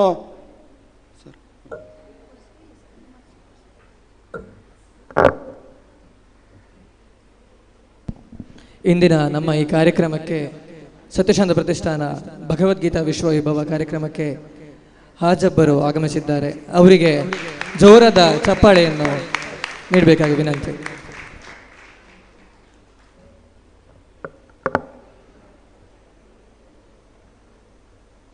ಇವತ್ತು ನಾಳೆ ಅವನಿಗೆ ಪರೀಕ್ಷೆ ಇರುವ ಕಾರಣ ಅವನು ಬರಲಿಕ್ಕೆ ಆಗಲಿಲ್ಲ. ಶ್ಯಾಮ್ ಪ್ರಸಾದ್ ಎನ್ನುವಂಥ ಒಬ್ಬ ವಿದ್ಯಾರ್ಥಿ, ಅವನು 3 ಬಾರಿ ವಿದ್ಯಾರ್ಥಿ ಸಾಹಿತ್ಯ ಸಮ್ಮೇಳನದ ಅಧ್ಯಕ್ಷ ಆಗಿದ್ದ. ಒಂದು ಕೋಟದಲ್ಲಿ, ಆದಿಚುಂಚನಗಿರಿಯಲ್ಲಿ, ನೀರ್ಚಾಲ್ನಲ್ಲಿ. ಆಮೇಲೆ ಅವನು ಆಳ್ವಾಸ್ ನುಡಿಸಿರಿಯ ಸಂವಾದ ಗೋಷ್ಠಿಯಲ್ಲಿ ಭಾಗವಹಿಸಿದ್ದ. ಅವನಿಗೆ ಕೆಲವೊಮ್ಮೆ ನಾನು ಒಂದು ಯಾವುದಾದ್ರೂ ವಿಷಯ ಕೊಟ್ಟು 1 ಗಂಟೆ ಮಾತಾಡು ಅಂತೇಳಿ ಕೊಟ್ಟರೆ ಒಳ್ಳೆ ವಿಮರ್ಶೆ ಮಾಡ್ತಾನೆ. ಇವತ್ತು ಅವನಿಗೆ ಭಗವದ್ಗೀತೆಯ ಬಗ್ಗೆ 1 ಗಂಟೆ ವಿಷಯ ಕೊಟ್ಟು ನೀನು ಇದರ ಬಗ್ಗೆ ವಿಮರ್ಶೆ ಮಾಡಬೇಕು ಅಂತ ಹೇಳಿದರೆ ಬಹಳ ಚೆನ್ನಾಗಿ ದೊಡ್ಡವರು ಮಾಡುವ ರೀತಿಯಲ್ಲಿ ವಿಮರ್ಶೆ ಮಾಡ್ತಾನೆ. ಈ ವಿದ್ಯಾರ್ಥಿಗಳು ಕೂಡ ಅದೇ ರೀತಿ ಬರಬೇಕು ಅಂತೇಳಿ ನಾವು ಕೂಡ ಕನ್ನಡ ಸಾಹಿತ್ಯ ಪರಿಷತ್ತಿನ ವತಿಯಿಂದ, ಅದು ಭಗವದ್ಗೀತೆ ಇರಬಹುದು ಅಥವಾ ವಿದ್ಯಾರ್ಥಿಗಳಿಗೆ ಭಾವಗೀತೆ, ಪ್ರಬಂಧ ರಚನಾ ಕಮ್ಮಟ, ಇಂಥ ಬೇರೆ ಬೇರೆ ರೀತಿಯ ಕಾರ್ಯಕ್ರಮಗಳನ್ನು ಕೂಡ ನಾವು ಹಮ್ಮಿಕೊಂಡಿದ್ದೇವೆ. ಬಹಳ ಮುಖ್ಯವಾಗಿ ನಾವು ಇವತ್ತು ಮುಂದಿನ ಸಾಹಿತ್ಯ ಸಮ್ಮೇಳನ, ನಾವು ಎಷ್ಟೇ ದೊಡ್ಡ ಸಾಹಿತ್ಯ ಸಮ್ಮೇಳನ ಮಾಡಿದರೂ ಕೂಡ ಅಲ್ಲಿ ಹಿರಿಯರು ಬರ್ತಾರೆ, ಭಾಳ ಸಂತೋಷ. ಆದರೆ ಯುವಜನರು ಮತ್ತು ವಿದ್ಯಾರ್ಥಿಗಳ ಭಾಗವಹಿಸಿಕೆ ಭಾಳ ಕಡಿಮೆ ಇರ್ತದೆ. ಈ ಒಂದು ದೃಷ್ಟಿಯನ್ನು ಇಟ್ಟುಕೊಂಡು ನಾವು ಇವತ್ತು ದಕ್ಷಿಣ ಕನ್ನಡ ಜಿಲ್ಲಾ ಕನ್ನಡ ಸಾಹಿತ್ಯ ಪರಿಷತ್ತು ಕೂಡ, ಸಾಹಿತ್ಯ ಪರಿಷತ್ತು ಇದ್ದಲ್ಲಿಗೆ ವಿದ್ಯಾರ್ಥಿಗಳು ಬರುವುದಲ್ಲ, ವಿದ್ಯಾರ್ಥಿಗಳು ಇದ್ದಲ್ಲಿಗೆ ಸಾಹಿತ್ಯ ಪರಿಷತ್ತು ಹೋಗುವುದು, ಈ ರೀತಿಯ ಒಂದು ಕಾರ್ಯಕ್ರಮಗಳನ್ನು ಕೂಡ ಹಮ್ಮಿಕೊಂಡಿದ್ದೇವೆ. ಈಗಾಗಲೇ ನಮ್ಮ ಉಳ್ಳಾಲದಲ್ಲಿ ಬಹಳ ಒಳ್ಳೆಯ ಪ್ರತಿಕ್ರಿಯೆ ಬಂದಿದೆ. ಉಳ್ಳಾಲ ತಾಲೂಕು ಘಟಕ ಅಧ್ಯಕ್ಷರು ಧನಂಜಯ ಕುಂಬ್ಳೆ, ಡಾಕ್ಟರ್ ಧನಂಜಯ ಕುಂಬ್ಳೆ ಈಗಾಗಲೇ 2 ಕಾರ್ಯಕ್ರಮ ಮಾಡಿದ್ದಾರೆ. ನಾಳ್ದು ಮಂಗಳೂರಿನಲ್ಲಿ ಒಂದು ಮಕ್ಕಳಿಗೆ ಕಮ್ಮಟ ನಡೀಲಿಕ್ಕಿದೆ. ಹೀಗೆ ನಮ್ಮ ಜಿಲ್ಲೆಯಲ್ಲಿ 9 ತಾಲೂಕಿನಲ್ಲಿಯೂ ಕೂಡ ಬೇರೆ ಬೇರೆ ರೀತಿಯ ಕಾರ್ಯಕ್ರಮಗಳನ್ನು ಕೂಡ ನಾವು ಹಮ್ಮಿಕೊಂಡು ಬರ್ತಾ ಇದ್ದೇವೆ. ಈ ದೃಷ್ಟಿಯಲ್ಲಿ ಇವತ್ತು ನಮ್ಮ ಶಾಂತ ಕುಂಟಿನಿ ಅವರು ಕೂಡ ಇಂಥ ಒಂದು ಕಾರ್ಯಕ್ರಮಗಳನ್ನು ಮಾಡುವುದರ ಮೂಲಕ ವಿದ್ಯಾರ್ಥಿಗಳನ್ನು, ಯುವಜನರನ್ನು ಕೂಡ ಈ ಕಾರ್ಯಕ್ರಮದಲ್ಲಿ ಭಾಗವಹಿಸುವಂತೆ ಮಾಡ್ತಾ ಇದ್ದಾರೆ. ಭಾಳ ಸಂತೋಷ ಆಗ್ತಾ ಇದೆ. ಅವರಿಗೆ ವಿಶೇಷವಾಗಿ ನನ್ನ ದಕ್ಷಿಣ ಕನ್ನಡ ಜಿಲ್ಲಾ ಕನ್ನಡ ಸಾಹಿತ್ಯ ಪರಿಷತ್ತು ವತಿಯಿಂದ ನಾನು ಅಭಿನಂದನೆಗಳನ್ನು ಸಲ್ಲಿಸ್ತಾ ಇದ್ದೇನೆ. ಆಮೇಲೆ ನಮಗೆ ಹಿರಿಯರಾದ ಇವತ್ತು ಅರಳಿ ನಾಗರಾಜು ಅವರು ನಾವು ವೇದಿಕೆಯಲ್ಲಿ ಇರುವಂಥದ್ದು ನಮಗೆ ಭಾಳ ಸಂತೋಷ. ಯಾಕೆಂದರೆ ನಾನು ಅವರ ಹೆಸರು ಕೇಳಿದ್ದೆ ಕಳೆದ 1 ತಿಂಗಳ ಹಿಂದೆ ಬೆಂಗಳೂರಲ್ಲಿ ಒಂದು ದೊಡ್ಡ ಸಭೆಯಲ್ಲಿ ಅವರು ಭಾಗವಹಿಸಿದರು. ಆಗ ನನಗೆ ಅವರನ್ನು ನೋಡುವಂಥ ಒಂದು ಭಾಗ್ಯ ಸಿಕ್ಕಿದೆ. ಯಾಕೆಂದರೆ ಇವತ್ತು ಅರಳಿ ನಾಗರಾಜರ ಅಂಥವರು, ಅವರ ಹಿಂದೆ ನಾನು ಅದನ್ನು ಮೊನ್ನೆ ನಮ್ಮ ರಾಜ್ಯಾಧ್ಯಕ್ಷರು ಮಹೇಶ್ ಜೋಶಿ ಅವರಿದ್ದರು, ಹೇಳಿದರು. ಅವರು 1 ಗಂಟೆ ಅವರು ಫೀಸ್ ಎಷ್ಟು ಅಂತೇಳಿದರೆ 4 ಲಕ್ಷ 5 ಲಕ್ಷ ಇರ್ತದೆ. ಅಂಥ ಒಬ್ಬರು ಹಿರಿಯರು ಇವತ್ತು ನಮ್ಮ ಜೊತೆ ಇದ್ದಾರೆ. ನಮಗೆ ಭಾಳ ಸಂತೋಷ ಆಗ್ತಾ ಇದೆ. ನಾನು ಕೂಡ ಆ ವೇದಿಕೆಯಲ್ಲಿ ಇರುವಂಥದ್ದು ನನಗೆ ಭಾಳ ಸಂತೋಷ ಆಗ್ತಾ ಇದೆ. ವಿಶೇಷವಾಗಿ ಅವರಿಗೂ ಕೂಡ ನಾನು ಈ ಸಂದರ್ಭದಲ್ಲಿ ಕೃತಜ್ಞತೆ ಸಲ್ಲಿಸ್ತಾ, ಭಾಳಷ್ಟು ಜನರು ಇವತ್ತು ಬಂದಿದ್ದೀರಿ. ಸಾಯಂಕಾಲದವರೆಗೆ ಬಹುಶಃ ಇವತ್ತು ಈ ಕಾರ್ಯಕ್ರಮ ಮುಂದುವರಿಯುತ್ತದೆ. ಮತ್ತೊಮ್ಮೆ ಈ ಕಾರ್ಯಕ್ರಮವನ್ನು ಸಂಘಟಿಸಿದ ಶಾಂತ ಕುಂಟಿನಿ ಅವರಿಗೆ ನಿಮಗೆಲ್ಲರಿಗೂ ಕೂಡ ಕೃತಜ್ಞತೆ ಸಲ್ಲಿಸಿ ನನ್ನ ಮಾತಿಗೆ ಪೂರ್ಣ ವಿರಾಮ ಆಗ್ತೇನೆ. ಜೈ ಹಿಂದ್. ನಮ್ಮ ಕಾರ್ಯಕ್ರಮಕ್ಕೆ ಶುಭ ಹಾರೈಸಿ ಡಾಕ್ಟರ್ MP ಶ್ರೀನಾಥ್ ಅವರಿಗೆ ಹೃದಯಪೂರ್ವಕ ಧನ್ಯವಾದಗಳು.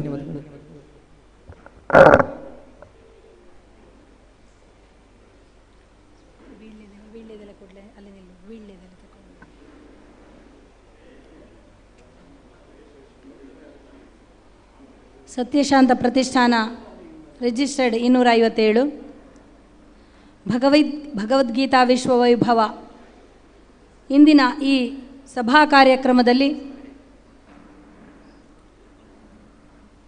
ಪ್ರಶಸ್ತಿಗೆ ಭಾಜನರಾದಂತಹ ಪದ್ಮಶ್ರೀ ವಿಜೇತರು ಶ್ರೀ ಹರೇಕಳ ಹಾಜಬ್ಬ ಇವರಿಗೆ ಅಸಾಮಾನ್ಯ ಸಾಧಕ ಪ್ರಶಸ್ತಿ ಶಿಕ್ಷಣಕ್ಕಾಗಿ ಇವತ್ತು ನಾವು ನಮ್ಮ ಸತ್ಯಶಾಂತ ಪ್ರತಿಷ್ಠಾನದ ಸಂಸ್ಥೆಯಿಂದ ನೀಡಲಿಕ್ಕಿದ್ದೇವೆ. ಇವರು ಈಗ ಇಲ್ಲಿಗೆ ಆಗಮಿಸಿದ್ದಾರೆ. ಇವರ ಬಗ್ಗೆ ಒಂದು ಸಣ್ಣ ಒಂದು ಕಿರುಪರಿಚಯ ಹೇಳಬೇಕು ಅಂದರೆ, ನಾನು ಚಂದನ ಸಾಹಿತ್ಯ ವೇದಿಕೆ ಸುಳ್ಯ ಭೀಮರಾವ್ ವಾಷ್ಟರವರು ಯಾವಾಗಲೂ ಕಾರ್ಯಕ್ರಮ ಆಯೋಜನೆ ಮಾಡ್ತಾ ಇರ್ತಾರೆ. ಅಲ್ಲಿಗೆ ನಾನು ಹೋಗಿದ್ದೆ. ಅಂದರೆ ಆ ಒಂದು ವೇದಿಕೆಗೆ ಇವರು ನಮ್ಮ ಹಾಜಬ್ಬ ಸರ್ ಕೂಡ ಅಲ್ಲಿಗೆ ಬಂದಿದ್ದರು. ಎಷ್ಟು ಒಂದು ಸಾಧಾರಣವಾದ ಒಂದು ವ್ಯಕ್ತಿತ್ವ ಇರುವಂತಹ ಒಬ್ಬ ವ್ಯಕ್ತಿ ಅಂತ ಹೇಳಿದರೆ ಅದು ಅವರೇ. ಯಾಕೆಂದರೆ ಏನೋ ಒಂದು ಯಾವುದೇ ರೀತಿಯಾದ ಆಡಂಬರ ಇಲ್ಲದೆ, ಮನಸ್ಸಿನಲ್ಲಿ ಏನೊಂದೂ ಕಲ್ಮಶ ಇಲ್ಲದೆ, ಮುಗ್ಧ ಸ್ವಭಾವದ ಒಬ್ಬರು ವ್ಯಕ್ತಿ ಹೀಗೆ ಇದ್ದಾರೆ ಅಂತಾದರೆ ನನಗೆ ತುಂಬ ಆಶ್ಚರ್ಯ ಆಯಿತು. ಎಲ್ಲರೂ ಅಂದರೆ ಅವರಿಗೆ ಸಿಕ್ಕಿದಂತಹ ಪ್ರಶಸ್ತಿಗಳು ಅದನ್ನೆಲ್ಲ ನೋಡಿ ಆಗುವಾಗ ಇವರ ವ್ಯಕ್ತಿತ್ವ ಏನೋ ತುಂಬ ದೊಡ್ಡದಾಗಿರಬೇಕು, ಏನೋ ತುಂಬ ಇರಬಹುದಾ ಏನೋ ಅಂತ ನೋಡುವಾಗ ಅನ್ನಿಸ್ತದೆ.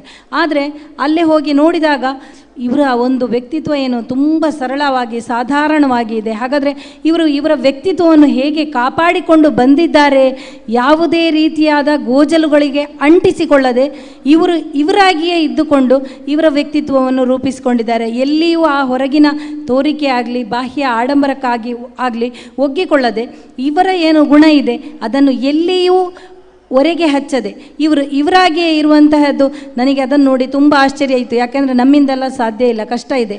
ಅವರಂತೆ ಇರಲಿಕ್ಕೆ ನಮಗೆ ಕಷ್ಟ ಇದೆ. ಯಾಕಂದರೆ ತುಂಬ ಒಂದು ಈ ಸಮಾಜ ಏನು ಅಂತ ಹೇಳಿದರೆ ನಮ್ಮನ್ನು ಆ ಥರ ಗುರುತಿಸುವ ಕಾರಣ ಕೆಲವೊಂದು ಬಾರಿ ಅಂಥವರಿಗೆ ನಾವು ತಲೆ ತಗ್ಗಿಸಬೇಕಾಗ್ತದೆ. ಹಾಗೆ ಸರ್ ನೀವು ಬರಬೇಕು ಈ ಕಾರ್ಯಕ್ರಮಕ್ಕೆ ಅಂತ ಹೇಳಿದಾಗ ಆಯಿತು ನಾವು ಬರ್ತೇವೆ ಅಂತ ಹೇಳಿ ಅವರು ಒಪ್ಪಿಗೆಯನ್ನು ಸೂಚಿಸಿದ್ದು ನಮಗೆ ತುಂಬ, ನಮ್ಮ ಸತ್ಯಶಾಂತ ಪ್ರತಿಷ್ಠಾನದ ಸಂಸ್ಥೆಗೆ ತುಂಬ ಸಂತೋಷವಾಗಿದೆ. ಹಾಗೆ ಇವತ್ತು ಆಗಮಿಸಿದಂತಹ ಶ್ರೀ ಹರೇಕಳ ಹಾಜಬ್ಬ, ನಿಮಗೆ ಕೂಡ ನಮ್ಮ ಸತ್ಯಶಾಂತ ಪ್ರತಿಷ್ಠಾನದ ಸಂಸ್ಥೆಯಿಂದ ಸ್ವಾಗತ ಸರ್. ನೀವು ಮೇಲೆ ವೇದಿಕೆಗೆ ಆಸೀನರಾಗಬೇಕು ಅಂತ ಕೇಳಿಕೊಳ್ತಾ ಇದ್ದೇವೆ.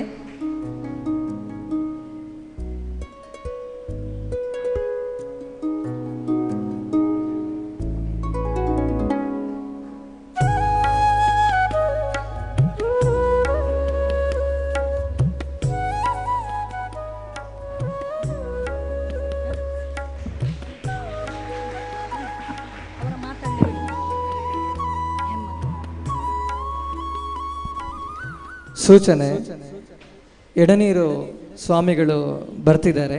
ಮಹಿಳೆಯರು ಕಲಶವನ್ನು ಹಿಡಿದು ಅಲ್ಲಿ ಕೆಳಗಡೆ ತಯಾರಾಗಿ ನಿಲ್ಬೇಕಂತ ಹೇಳಿ ವಿನಂತಿ. ಹಾಗೆ ಅದೇ ರೀತಿ ಇಂದಿನ ಈ ಸಭಾ ಕಾರ್ಯಕ್ರಮದಲ್ಲಿ ನಾವು ಈ ಭಗವದ್ಗೀತಾ ಒಂದು ಸ್ಪರ್ಧೆ ಏನು ಇಟ್ಟಿದ್ದೆವು, ಆ ಒಂದು ಸ್ಪರ್ಧೆಯಲ್ಲಿ ಒಂದು ಬಹುಮಾನ ಪಡೆದಂತಹ ಒಂದು ಮಕ್ಕಳಿಗೆ ಏನು ಒಂದು ಉತ್ತಮ ಮಾಹಿತಿ ಸಿಗಬೇಕು ಅನ್ನುವಂತಹದ್ದು. ಯಾಕಂದರೆ ಈ ಭಗವದ್ಗೀತೆ ಅನ್ನುವಂತಹದ್ದನ್ನು ಸ್ಪರ್ಧೆಯನ್ನು ಯಾಕೆ ಇಟ್ಟದ್ದು, ಅಲ್ಲ ಇದು ಯಾಕೆ ಬೇಕಿತ್ತಾ, ಇದನ್ನೆಲ್ಲ ಮಾಡಬೇಕಿತ್ತಾ, ಇದೆಲ್ಲ ಅವಶ್ಯಕತೆ ಇತ್ತಾ ಅನ್ನುವಂತಹ ಪ್ರಶ್ನೆ ಎಷ್ಟೋ ಜನರಿಗೆ ಮೂಡ್ತದೆ. ಅಂತಹ ಒಂದು ಸಂದರ್ಭಕ್ಕೆ ಸರಿಯಾಗಿ ಅದಕ್ಕೆ ಸರಿಯಾದ ಒಂದು ಮಾಹಿತಿಯನ್ನು ಕೊಟ್ಟು ಭಗವದ್ಗೀತೆ ಯಾಕೆ ಬೇಕು ನಮ್ಮ ಜೀವನಕ್ಕೆ, ಯಾಕೆ ಇದನ್ನೆಲ್ಲ ಮಾಡಬೇಕು ಅನ್ನುವಂತಹದ್ದರ ಬಗ್ಗೆ ಒಂದು ಸರಿಯಾದ ಮಾಹಿತಿ ಕೊಡಬೇಕು ಅಂತಾದರೆ ನಮ್ಮ ಇದಕ್ಕೆ ಸರಿಯಾದ ವ್ಯಕ್ತಿ ಅಂತ ಹೇಳುವಂತಹ ಒಂದು ಆಯ್ಕೆಗೆ ರಾಜ್ಯ ಧಾರ್ಮಿಕ ಪರಿಷತ್ತಿನ ಸದಸ್ಯರಾದ ಕಶೇಕೋಡಿ ಸೂರ್ಯನಾರಾಯಣ ಭಟ್ ಇವರೇ ಸರಿಯಾದ ವ್ಯಕ್ತಿ ಅನ್ನುವಂತಹದ್ದು ನಮ್ಮ ಒಂದು ಮನಸ್ಸಿಗೆ ತೋಚಿತು. ಆ ಒಂದು ಕಾರಣಕ್ಕಾಗಿ ಇವರನ್ನು ಹೋಗಿ ನಾವು ಇನ್ವೈಟ್ ಅಂದರೆ ಆಹ್ವಾನ ಪತ್ರ ಇಟ್ಟಾಗ ಆಯಿತು ಬರ್ತೇವೆ ಈ ಕಾರ್ಯಕ್ರಮಕ್ಕೆ ಅಂತ ಹೇಳಿದಾಗ ನಮಗೆ ತುಂಬ ಸಂತೋಷ ಆಯಿತು. ಹಾಗೆ ಅವರು ಬಂದಿದ್ದಾರೆ. ಹಾಗೆ ನಮ್ಮ ಸತ್ಯಶಾಂತ ಪ್ರತಿಷ್ಠಾನ ಸಂಸ್ಥೆಯಿಂದ ನಿಮಗೆ ಹಾರ್ದಿಕ ಸ್ವಾಗತ ಸರ್. ನೀವು ವೇದಿಕೆಗೆ ಆಗಮಿಸಬೇಕು ಅಂತ ಕೇಳಿಕೊಳ್ತಾ ಇದ್ದೇವೆ.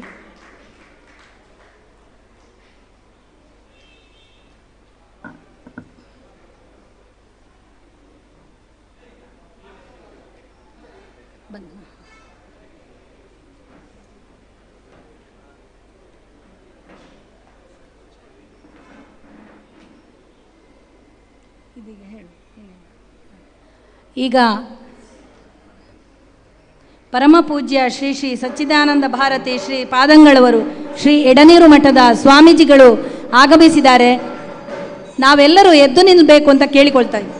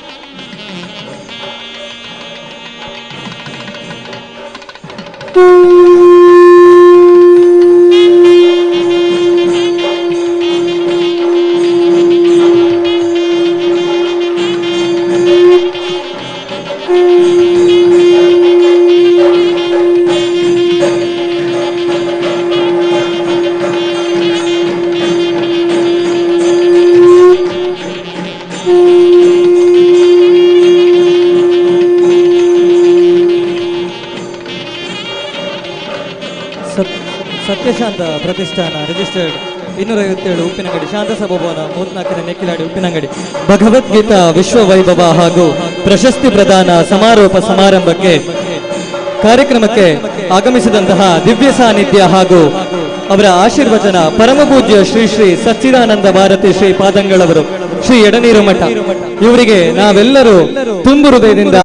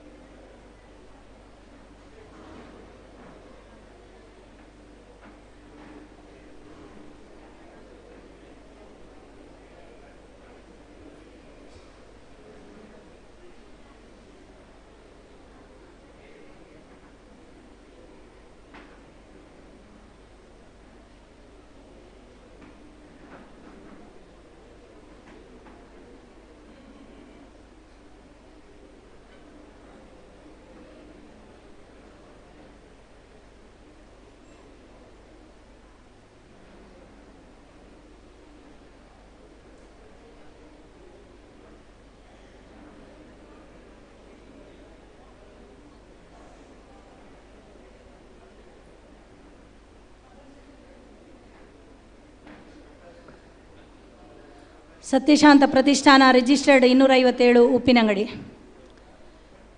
ಇಂದಿನ ಈ ಸಭಾ ಕಾರ್ಯಕ್ರಮಕ್ಕೆ ದಿವ್ಯ ಸಾನ್ನಿಧ್ಯ ಹಾಗೂ ಆಶೀರ್ವಚನಕ್ಕೆ ಆಗಮಿಸಿದಂತಹ ಗ್ರಹದೊಂದಿಗೆ ಇಂದಿನ ಈ ಸಭಾ ಕಾರ್ಯಕ್ರಮಕ್ಕೆ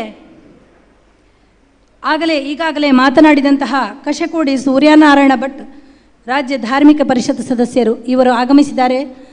ಈಗ ಇವರಿಂದ ಒಂದು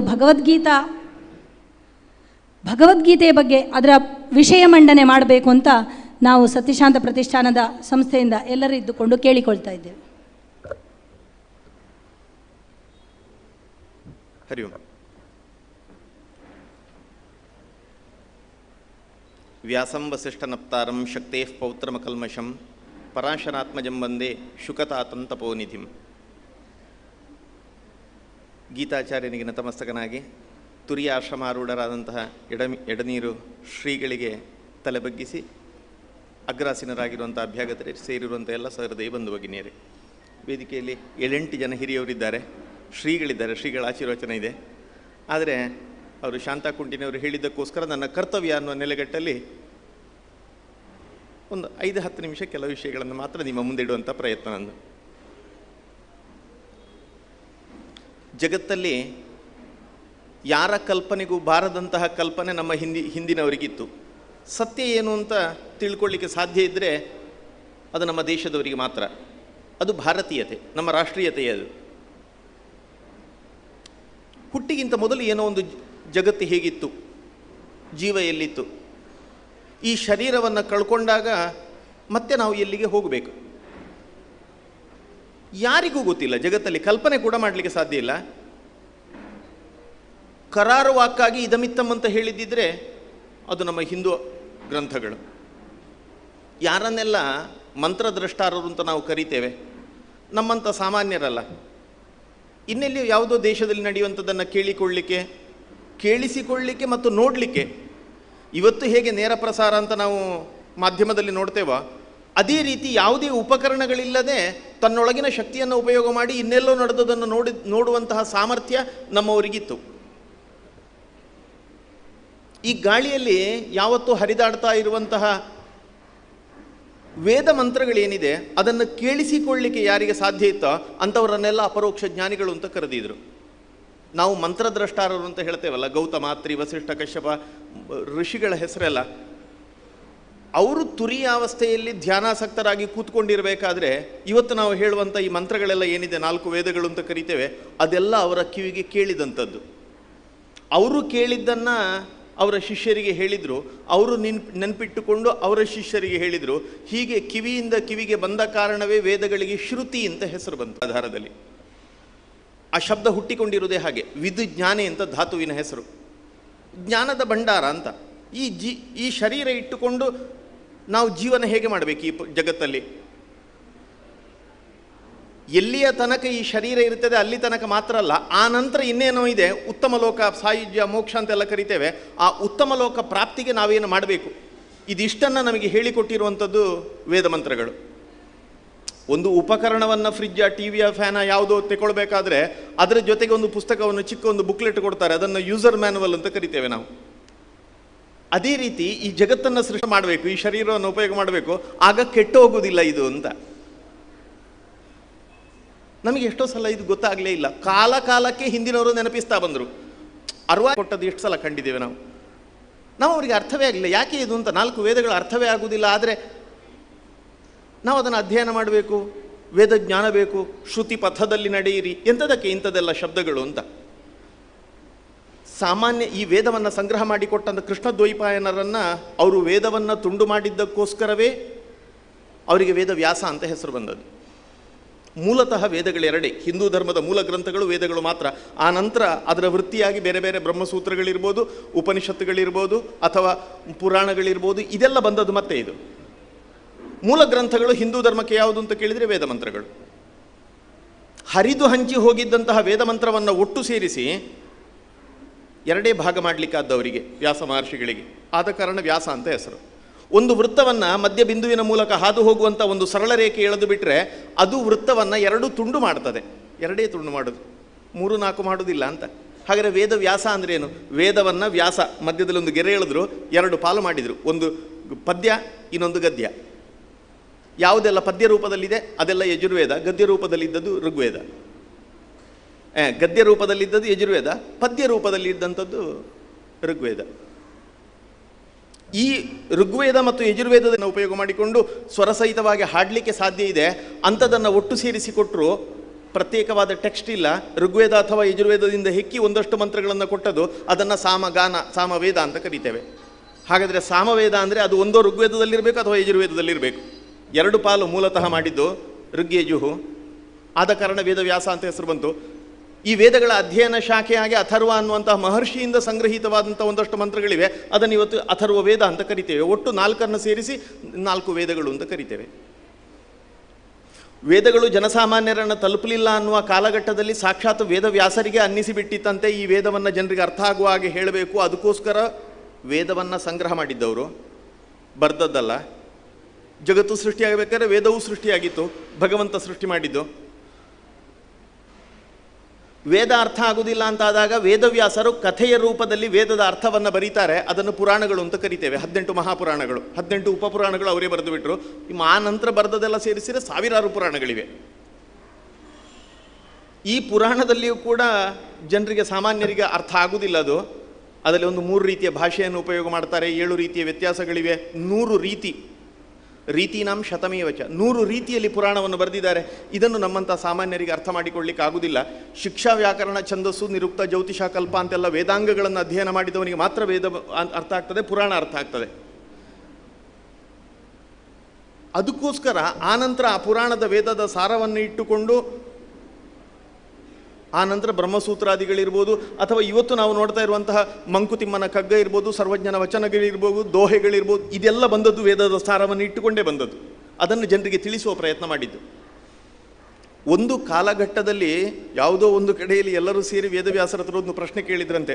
ಅಲ್ಲ, 4 ವೇದವನ್ನು ಬರೆದು ಹಾಕಿದ್ದೀರಿ, ಪುರಾಣಗಳನ್ನು ಇಷ್ಟೆಲ್ಲ ಕೊಟ್ಟು, ಅಲ್ಲ ಸಾಮಾನ್ಯ ಜನರಿಗೆ ಯಾವುದೂ ಮುಟ್ಲಿಲ್ಲಲ್ಲ, ಅವರಿಗೆ ಅರ್ಥ ಆಗುವ ಹಾಗೆ ಏನಾದ್ರು ವೇದದ ಸಾರವನ್ನು ಹೇಳಿ ಅಂತ ಹೇಳಿದ್ದಕ್ಕೆ ವ್ಯಾಸರು ಹೇಳಿದ 2 ಮಾತು. ಅಷ್ಟಾದಶ ಪುರಾಣೇಶು ವ್ಯಾಸಸ್ಯ ವಚನದ್ವಯಂ, 2 ವಾಕ್ಯವನ್ನು ಹೇಳ್ತಾರೆ. ಏನದು ಅಂತ ಕೇಳಿದರೆ, ಪರೋಪಕಾರ ಪುಣ್ಯಾಯ ಪಾಪಾಯ ಪರಪೀಡನಂ. ಜೀವನದಲ್ಲಿ ಸಾಧ್ಯ ಇದ್ದರೆ ಪರೋಪಕಾರ ಮಾಡು, ಪಾಪ ಮಾಡ್ತಿ, ಇನ್ನೊಬ್ಬನಿಗೆ ತೊಂದರೆ ಆಗುವ ಹಾಗೆ ನೋವಾಗುವ ಹಾಗೆ ಬದುಕ್ತಿ ಅಂತ ಹೇಳಿದರೆ ಅದಕ್ಕೆ ಪಾಪ ಅಂತ ಹೆಸರು. ಇಷ್ಟು ತಿಳ್ಕೊ. ನಿನ್ನ ಮಾತಿನಿಂದ ನಿನ್ನ ಕೃತಿಯಿಂದ ಇನ್ನೊಬ್ಬನಿಗೆ ಸಂತೋಷ ಆಗ್ತದೆ ಅಂತಾದರೆ ಅದನ್ನು ಪುಣ್ಯ ಅಂತ ತಿಳ್ಕೊ. 2 ವಾಕ್ಯವನ್ನು ಹೇಳಿದರು. ವ್ಯಾಸರಿಗೆ ಅನ್ನಿಸಿತಂತೆ, ಇದು ಇಷ್ಟು ಮಾಡಿದ್ದು ನೀರಲ್ಲಿ ಹೋಮ ಇಟ್ಟಾಗ ಆಯ್ತಲ್ಲ. ಯೋಚನೆ ಮಾಡಿದಾಗ ಅವರಿಗೆ ಗೊತ್ತಾಯಿತು, ಒಂದು ಸಿಂಹ ಕೂಡ ಯಾವತ್ತಾದರೂ ನಡ್ಕೊಂಡು ಹೋಗ್ತದೆ ಅಂತಿದ್ರೆ ಅಷ್ಟು ದೂರ ಹೋದ ನಂತರ ಒಂದು ಸಲ ತಿರುಗಿ ನೋಡ್ತದಂತೆ. ಸಿಂಹಾವಲೋಕನ ಅಂತ ಕರಿತೇವೆ. ವ್ಯಾಸರು ಒಂದು ಸಲ ಸಿಂಹಾವಲೋಕನ ಮಾಡಿದ್ರು. ನಾನಿಟ್ಟ ಹೆಜ್ಜೆಯಲ್ಲಿ, ನಾನು ಕೊಟ್ಟ ಕೃತಿಯಲ್ಲಿ, ನಾನು ಹೇಳಿದಂತಹ ಧರ್ಮ ಜನರಿಗೆ ತಲುಪಲಿಲ್ಲ ಅಂತಾದರೆ ತಲುಪುವ ಹಾಗೆ ಮಾಡಬೇಕಾದ್ರೆ ಏನು ಮಾಡಬೇಕು? ಒಂದು ಸಲ ಹಿಂದಿರುಗಿ ನೋಡಬೇಕು. ನಮ್ಮ ಹಿಂದಿನವರು ಹೇಗೆ ಜೀವನ ಮಾಡಿದರು ಇದನ್ನು ತಿಳ್ಕೊಂಡ್ರೆ ಸಾಕು, ಜೀವನ ಅರ್ಥ ಆಗ್ತದೆ. ಮಹರ್ಷಿಗಳು ಅದನ್ನು 24,000 ಶ್ಲೋಕಗಳಿಂದ ಅವರು ಬರೆದದ್ದು. ಮೂಲ ಶ್ಲೋಕಗಳಿರುವಂಥದ್ದಷ್ಟೇ 24,000 ಶ್ಲೋಕಗಳು. ಅದನ್ನು ರಾಮಾಯಣ ಅಂತ ಕರಿತೇವೆ. ರಾಮಸ್ಯತ. ಇದರ ಮುಖಾಂತರವಾಗಿ ಇಡೀ ಧರ್ಮವನ್ನು ನಮಗೆ ತಿಳಿಸಿದರು. ಎಲ್ಲಿವರೆಗೆ ಅದಕ್ಕೆ ಆ ನಂತರದ ಘಟಾನುಘಟಿ ಕವಿಗಳು ಕೂಡ ಯದಿಹ ಅಸ್ತಿ, ಯಾವುದು ಮಹಾಭಾರತದಲ್ಲಿ ಇದೆಯೋ ಅದೇ ಜಗತ್ತಿನ ಇತರ ಗ್ರಂಥಗಳಲ್ಲಿ ಖಗೋಳ ಇರ್ಬೋದು, ಖಗೋಳ ಇರ್ಬೋದು, ಕೆಮಿಸ್ಟ್ರಿ ಇರ್ಬೋದು, ಯಾವುದು ಇರ್ಬೋದು, ನೀವು ಅದರಲ್ಲಿ ಏನು ನೀವು ಕಾಣ್ತೀರಾ ಅದು ಮಹಾಭಾರತದಲ್ಲಿದೆ. ನಿಮಗೆ ನೋಡುವ ದೃಷ್ಟಿ ನಿಮ್ಮದು ಸರಿ ಇರಲಿಲ್ಲ ಅಷ್ಟೇ. ಸರಿಯಾಗಿ ನೋಡಿದರೆ, ಅರ್ಥ ಮಾಡಿಕೊಂಡ್ರೆ ಅರ್ಥ ಆಗ್ತದೆ. ಮಹಾಭಾರತವನ್ನು 3 ದೃಷ್ಟಿಕೋನದಲ್ಲಿ ಹಿಂದಿನವರು ನೋಡಿದರು, ಜೀವನಕ್ಕೆ ಯಾವಾಗ ಪಾಠ ಆಗ್ತದೆ ಅಂತ. ಒಂದು ಐತಿಹಾಸಿಕ ಹಿಸ್ಟಾರಿಕಲ್ ದೃಷ್ಟಿಯಿಂದ, ಐತಿಹಾಸಿಕವಾದ ದೃಷ್ಟಿಯಿಂದ ನೋಡಬೇಕಾದ್ರೆ, ಕಥೆಯ ರೂಪದಲ್ಲಿ ಏನು ನಡೆದದ್ದು ಅಂತ ನೋಡಬೇಕು ಅಂತಾದರೆ ಮಹಾಭಾರತವನ್ನು ಆ್ಯಸ್ ಇಟ್ ಈಸ್ ಓದಬೇಕು. ಅದರಲ್ಲಿ ಏನು ಬರೆದಿದ್ದು ಅದನ್ನೇ ನೋಡಬೇಕಷ್ಟೇ. ಅದು ಭಾರತದ ಇತಿಹಾಸ, ಕಥೆ ನಡೆದದ್ದು. 2ನೇದು ಮಹಾಭಾರತವನ್ನು ಆಧ್ಯಾತ್ಮಿಕವಾದಂಥ ದೃಷ್ಟಿಯಲ್ಲಿ ನೋಡುವಂಥದ್ದು. ಆಧ್ಯಾತ್ಮಿಕವಾದ ದೃಷ್ಟಿಯಲ್ಲಿ ನೋಡುವುದಂತಾದರೆ ಅಲ್ಲಿ ಶರಮಂಚದಲ್ಲಿ ಇವನನ್ನು ಮಲಗಿಸಿದ್ರಲ್ಲ, ಅಜ್ಜನನ್ನು, ಭೀಷ್ಮನನ್ನು, ಅಲ್ಲಿಗೆ ಸಿಂಹಾಸನಾರೂಢನಾದಂತಹ ಧರ್ಮರಾಯನನ್ನು ಕರ್ಕೊಂಡು ಅಲ್ಲಿಯವರೆಗೆ ಸಂತೋಷದಲ್ಲಿ ನಗ್ತಾ ಇದ್ದವ. ಇವರೆಲ್ಲ ತಲೆಬಿಸಿ ಮಾಡಬೇಕಾದ್ರೆ ನಗ್ತಾ ಇದ್ದವ ಕೃಷ್ಣ. ಇವರಿಗೆಲ್ಲ ಮತ್ತೆ ಇವರನ್ನೆಲ್ಲ ಸಂಹಾರ ಆಯಿತು, ಇನ್ನು ಹೋಗಿ ಪಟ್ಟಾಭಿಷೇಕ ಆಯಿತು ಅಂತ ಹೇಳಿದಾಗ ಕೃಷ್ಣ ಮ್ಲಾನವದನನ್ನು ನೋಡಿ ಧರ್ಮರಾಯ ಕೇಳ್ತಾನೆ, ಯಾಕೆ ತಲೆಬಿಸಿ ಮಾಡ್ತಾ ಇದ್ದಿ ಅಂತ ಕೇಳಿದಾಗ ಕೃಷ್ಣ ಹೇಳುದು, ಜಗತ್ತಿನ ಸೂರ್ಯ ಆ ಜ್ಞಾನ ಭಾಸ್ಕರ ಅಂತ ಶಬ್ದ ಉಪಯೋಗ ಮಾಡ್ತಾನಲ್ಲಿ. ಜ್ಞಾನ ಭಾಸ್ಕರ ಅಸ್ತನಾಗ್ತಾ ಇದ್ದಾನಪ್ಪ, ಎಂತ ತಿಳ್ಕೊಳ್ಳಿ, ಜಗತ್ತಿಗೆ ಜೀವನಕ್ಕೆ ಬೇಕಾದ ಜ್ಞಾನ ಎಲ್ಲಿದೆ? ಅಲ್ಲಿ ಕುರುಕ್ಷೇತ್ರದಲ್ಲಿ ಬಾಣ ಹೊಡೆದು ಮಲಗಿಸಿದ್ದಿರಲ್ಲ ಭೀಷ್ಮಾಚಾರ್ಯರು, ಅವ್ರ ಹತ್ರ ಕೇಳಬೇಕು ಅಂತ. ಪಾಂಡವರನ್ನು ಕರ್ಕೊಂಡು ರಣರಂಗಕ್ಕೆ ಹೋಗಿ ಇನ್ನು 1-2 ತಿಂಗಳುಗಳು ಮಾತ್ರ ಬಾಕಿಯಾದ್ದು. ಈಗಿನ ಲೆಕ್ಕದಲ್ಲಿ ನೋಡಬೇಕಾದ್ರೆ ಒಂದು ನವೆಂಬರ್ ತಿಂಗಳೆಲ್ಲ ಇರ್ಬೋದು. ಜನವರಿ ಬಂತು ಅಂತಾದರೆ, ಅಲ್ಲಿ ಉತ್ತರಾಯಣ ಬಂತು ಅಂತಾದರೆ ಅವರು ದೇಹತ್ಯಾಗ ಮಾಡ್ತಾರೆ. ಇಚ್ಛಾಮರಣಿ, ಅವರು ಬೇಕಾದಾಗ ಸಾಯ್ಬೋದು ಅವರಿಗೆ. ಆ ಬಾಣ ತಾಗಿದಲ್ಲಿ ಒಂದು ತೊಟ್ಟು ರಕ್ತ ಕೂಡ ದೇಹದಲ್ಲಿ ಉಳಿಲಿಲ್ಲ, ಬರೀ ಶರೀರ ಮಾತ್ರ ಇದೆ. ಅವರ ಹತ್ರ ಹೋಗಿ ಕೂತ್ಕೊಂಡು ಕೇಳ್ತಾರೆ, ನಮಗೆ ಮಾರ್ಗದರ್ಶನ ಮಾಡಿ ಅಂತ. ಅವತ್ತು ಅವರು ಧರ್ಮರಾಯನನ್ನು ಇಟ್ಟುಕೊಂಡು ಪಾಠ ಮಾಡಲಿಕ್ಕೆ ಆರಂಭ ಮಾಡ್ತಾರೆ. 1-2 ತಿಂಗಳುಗಳ ಕಾಲ ಹೇಳ್ತಾರೆ ಅವರು ಜೀವನ ಏನು ಅಂತ. ಅಲ್ಲಿ ರಾಜ್ಯಶಾಸ್ತ್ರ ಏನು, ಅರ್ಥಶಾಸ್ತ್ರ ಏನು. ನಾವು ಚಾಣಕ್ಯ, ಕೌಟಿಲ್ಯ ಎಲ್ಲ ಹೇಳ್ತೇವಲ್ಲ, ಮೊದಲ ಅರ್ಥಶಾಸ್ತ್ರಜ್ಞ ಇವರೇ ಭೀಷ್ಮಾಚಾರ್ಯರು. ಅರ್ಥಶಾಸ್ತ್ರ ಏನು, ರಾಜ್ಯಶಾಸ್ತ್ರ ಏನು, ಎಲ್ಲವನ್ನ ಧರ್ಮಶಾಸ್ತ್ರಗಳನ್ನು ಒಂದೊಂದನ್ನೇ ಹೇಳ್ತಾ ಬರ್ತಾರೆ. ಕಟ್ಟ ಕಡೆಯ ಒಂದು 27 ದಿನದ ಉಪನ್ಯಾಸ ಅವರದ್ದು ಮುಗ್ದ ನಂತರ, ಇದು ಮಲಗಿದಲ್ಲೇ ಉಪನ್ಯಾಸ ಇವರದ್ದು, 27 ದಿನಗಳ ಇವರು ಹೇಳಿದ ನಂತರ ಆ ನಂತರ ಹೇಳ್ತಾರೆ, ಜೀವನದಲ್ಲಿ ಮನುಷ್ಯನಿಗೆ ಮಾನಸಿಕವಾಗಿ ಇರ್ಬೋದು, ಆದಿವ್ಯಾಧಿ ಅಂತ ಕರಿತೇವೆ. ಆದಿ ಅಂದರೆ ಮಾನಸಿಕವಾದ್ದು, ವ್ಯಾಧಿ ಅಂದರೆ ಶಾರೀರಿಕವಾದ್ದು. ಇದು ಬಂದಾಗ ತೊಂದರೆ ಕೊಡುವಂಥದ್ದು ಇದೆ. ಎಲ್ಲಿವರೆಗೆ ಕೇಳಿದರೆ ಪೂರ್ವಜನ್ಮ ಕೃತಂ ಪಾಪಂ ವ್ಯಾಧಿ ರೂಪೇಣ ಜಾಯತೆ, ಹಿಂದಿನ ಜನ್ಮದಲ್ಲಿ ಮಾಡಿದ ಪಾಪದ ಫಲವನ್ನು ಈ ಜನ್ಮದಲ್ಲಿ ಅನುಭವಿಸ್ತೀನಿ ನೀನು ಅಂತೆಲ್ಲ ಹೇಳಿದ್ದಿದೆ. ಅದಕ್ಕೋಸ್ಕರ ಶಾಂತಿರ ಔಷಧೈರ್ ದಾನೈಹಿ ಜಪ ಹೋಮ ಸುರಾರ್ಚನೈಹಿ, ಬೇರೆ ಬೇರೆ ದಾರಿ ಹೇಳ್ತಾರೆ. ಶಾಂತಿಯನ್ನು ಮಾಡಿ, ಶರೀರದ ಆರೋಗ್ಯ ಹಾಳಾಯಿತು ಅಂತಾದರೆ ಔಷಧೈಹಿ, ಔಷಧವನ್ನು ತಗೊಳ್ಳಿ. ಔಷಧ ಅಂದರೆ ಯಾವುದು? ಹೊರಗೆ ಪ್ರಕೃತಿಯಲ್ಲಿ ಸಿಗುವಂತಹ ಗಿಡಮೂಲಿಕೆಗಳನ್ನು ಉಪಯೋಗ ಮಾಡಿ, ಯಾವುದೋ ವಸ್ತುವನ್ನು ಉಪಯೋಗ ಮಾಡಿ ನಮ್ಮ ಆರೋಗ್ಯವನ್ನು ಸರಿ ಮಾಡಿಕೊಳ್ಳುವಂಥದ್ದು, ಇದನ್ನು ಮಾಡಿ. ಬೇರೆ ಬೇರೆ ದಾರಿಯನ್ನು ಹೇಳ್ತಾರೆ. ಅಥವಾ ದೇಹದಲ್ಲಿರುವಂಥ 72,000 ನಾಡಿಗಳೇನಿದೆ, ಆ ನಾಡಿಯನ್ನು 32 ತಲೆನೋವಾಯಿತು ಅಂತಾದರೆ ಕೈಯಲ್ಲಿ ಯಾವುದೋ ಒಂದು ಬೆರಳನ್ನು ಯಾವುದೋ ಒಂದು ನಾಡಿಯನ್ನು ಒತ್ತಿದಾಗ ತಲೆನೋವು ಕಡಿಮೆ ಆಗ್ತದೆ. ಇಂಥ ವೈದ್ಯಕೀಯ ಪದ್ಧತಿ ಇವತ್ತಿಗೂ ಇದೆ. ಅಕ್ಯುಪ್ರೆಷರ್, ಅಕ್ಯುಪಂಕ್ಚರ್ ಅಂತೆಲ್ಲ ಕರಿತೇವಲ್ಲ. ಅಥವಾ ಇದನ್ನು ಮೀರಿದು ನಮ್ಮ ಹತ್ರ ಇದೆ. ಇಲ್ಲಿ ಒಬ್ಬನಿಗೆ ಹುಷಾರಿಲ್ಲ, ಮಲ್ಕೊಂಡಿದ್ದಾನೆ, ನೋವು ತಡಿಲಿಕ್ಕಾಗೋದಿಲ್ಲ. ಯಾರೋ ಒಬ್ಬ ಬೆಂಗಳೂರಲ್ಲಿ ಕೂತು ಅಲ್ಲಿ ಸುಮ್ಮನೆ ಕೂತ್ಕೋ, ನೇರವಾಗಿ ಕೂತ್ಕೋ, ಮಲ್ಕೋ, ಕೂತ್ಕೊಳ್ಳಿಕ್ಕಾಗಲಿಲ್ಲ ಅಂತಂದರೆ ನಾನು ಸರಿ ಮಾಡ್ತೇನೆ ಅಂತ ಹೇಳಿ ಬೆಂಗಳೂರಲ್ಲಿ ಕೂತ್ಕೊಂಡು ಒಬ್ಬ ಇವನನ್ನು ರಿಪೇರಿ ಮಾಡ್ತಾನೆ, ಇವನಿಗೆ ನೋವನ್ನು ಕಡಿಮೆ ಮಾಡ್ತಾನೆ. ಇಂಥ ವ್ಯವಸ್ಥೆ ಎಲ್ಲ ಇವತ್ತಿಗೂ ಇದೆಯಲ್ಲ ನಮ್ಮ ಹತ್ರ. ಇದೆಲ್ಲವನ್ನು ಒಂದೊಂದನ್ನೇ ಹೇಳ್ತಾ ಹೋಗ್ತಾನೆ. ಕಟ್ಟ ಕಡೆಗೆ ಭೀಷ್ಮಾಚಾರ್ಯರು ಅವನು ಏನು ಚೆನ್ನಾಗಿ ಕೇಳ್ತಾನೆ ಅಂತ ಧರ್ಮರಾಯ. ಕಿಮೇಕಂ ದೈವತಂ ಲೋಕೆ ಕಿಂವಾಪ್ಯೇಕಂ ಪರಾಯಣಂ ಸ್ತುವಂತ ಕಂಕಮರ್ಚಂತಹ ಪ್ರಾಪ್ನುಯರು ಮಾನವಾ ಶುಭಂ. ಮಾನವರಿಗೆ ಶುಭ ಆಗಬೇಕು ಅಂತ ಇದ್ದರೆ ಅಲ್ಲ, ಸಾವಿರ ಸಾವಿರ ಲಕ್ಷ ಲಕ್ಷ ರೂಪದಲ್ಲಿ ದೇವರನ್ನು ಹೇಳಿದ್ದೀರಿ, ನಾವು ಯಾರನ್ನು ಪೂಜೆ ಮಾಡಬೇಕು, ಯಾರನ್ನು ಆರಾಧನೆ ಮಾಡಬೇಕು? ಇಂಥದ್ದೆಲ್ಲ ಪ್ರಶ್ನೆ ಧರ್ಮರಾಯ ಕೇಳಿದಾಗ ಒಂದೇ ಹೇಳುವಂಥದ್ದು. ಬದಿಯಲ್ಲಿ 36,000 ನಾಡಿಗಳ ಬಲಬದಿ, ಇದು ಪ್ರಧಾನ ನಾಡಿಗಳಷ್ಟೇ.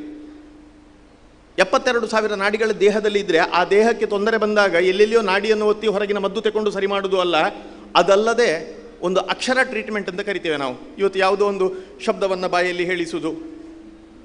ಈಗ ಓಂ ನಮೋ ನಾರಾಯಣಾಯ ಅಂತ ಹೇಳಿ, ಓಂ ನಮಃ ಶಿವಾಯ ಹೇಳಿ, ಓಂ ನಮೋ ಭಗವತೆ ವಾಸುದೇವಾಯ ಅಂತ ಹೇಳಿ, ಅವ ಬರೀ ಒಂದು 12 ಅಕ್ಷರವನ್ನಿಟ್ಟು ಓಂ ನಮೋ ಭಗವತೆ ವಾಸುದೇವಾಯ ಇದನ್ನು ಮಾತ್ರ ಹೇಳಿದ.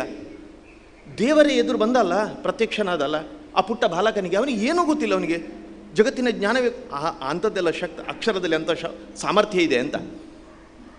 ಅದನ್ನು ಇಟ್ಟುಕೊಂಡು ಹೇಳ್ತಾನೆ ಅವ, ಹೊರಗಿನ ಯಾವುದೇ ವೈದ್ಯಕೀಯ ವ್ಯವಸ್ಥೆಗಳನ್ನೆಲ್ಲ ಉಪಯೋಗ ಮಾಡದೆ ಅದನ್ನೆಲ್ಲ ಬಿಟ್ಟು ಬಿಟ್ಟು ಸಾಧ್ಯ ಇದ್ದರೆ ನಾನು ಹೇಳ್ತೇನೆ, ವೇದವ್ಯಾಸ ಮಹರ್ಷಿಗಳು ತೆಗೆದುಕೊಟ್ಟಿರುವಂತಹ ಈ ವೇದದ ಸಂಗ್ರಹದಲ್ಲಿ ಇರುವಂತಹ 36 ಅಕ್ಷರಗಳ ಹಾಗೆ ಇರುವಂತಹ ಮಂತ್ರಕ್ಕೆ ಬೃಹತಿ ಛಂದಸ್ಸು ಅಂತ. 36 ಅಕ್ಷರ ಇದ್ದರೆ ಬೃಹತಿ ಅಂತ ಅದರ ಛಂದಸ್ಸಿನ ಹೆಸರದು. ಬೃಹತಿ ಸಹಸ್ರ ಅಂತ 1,000 ಮಂತ್ರಗಳನ್ನು ತೆಗೆದುಕೊಡ್ತಾರೆ. ಈ ಮಂತ್ರವನ್ನು ಹೇಳಿ ಅಂತ 36,000 ಮಂತ್ರ ಹೇಳಲಿಕ್ಕೆ ಎಷ್ಟು ಕಷ್ಟ ಇದೆ. ಕೊನೆಗೆ ಇದರ ಜಿಷ್ಟನ್ನು, ಸಾರವನ್ನು ಕೊಡಿ ಅನ್ನೋದಕ್ಕೆ 36ರಿಂದ ಒಂದೊಂದು ಅಕ್ಷರವನ್ನು ಹೆಕ್ಕಿ ತೆಗೆದು 1,000 ಹೆಸರನ್ನು ಮಾಡಿಕೊಡ್ತಾರೆ. ಅದನ್ನು ಇವತ್ತಿಗೆ ವಿಷ್ಣು ಸಹಸ್ರನಾಮ ಅಂತ ಕರಿತೇವೆ. ಚರಕ ಮಹರ್ಷಿಗಳೇ ಚರಕ ಸಂಹಿತೆಯಲ್ಲಿ ಉಲ್ಲೇಖ ಮಾಡಿದ್ದಾರೆ. ಮೂಲದಲ್ಲಿ ಆ ಶ್ಲೋಕ ಇದೆ, ವಿಷ್ಣುಂ ಸಹಸ್ರ ಮೂರ್ಧಾನಂ ಚರಾಚರ ಜಗತ್ಪತಿಂ ಸ್ತುವನ್ ನಾಮ ಸಹಸ್ರೇಣ ಜ್ವರಾನ್ ಸರ್ವಾನ್ ವ್ಯಪೋಹತಿ. ಜೀವನದಲ್ಲಿ ಜ್ವರ, ರೋಗಗಳು ಬಂದಾಗ ನಾವು ಬಿಸಿ ತಣ್ಣಗಾಗೋದಕ್ಕೆ ಜ್ವರ ಹೇಳೋದು ಅದಲ್ಲ.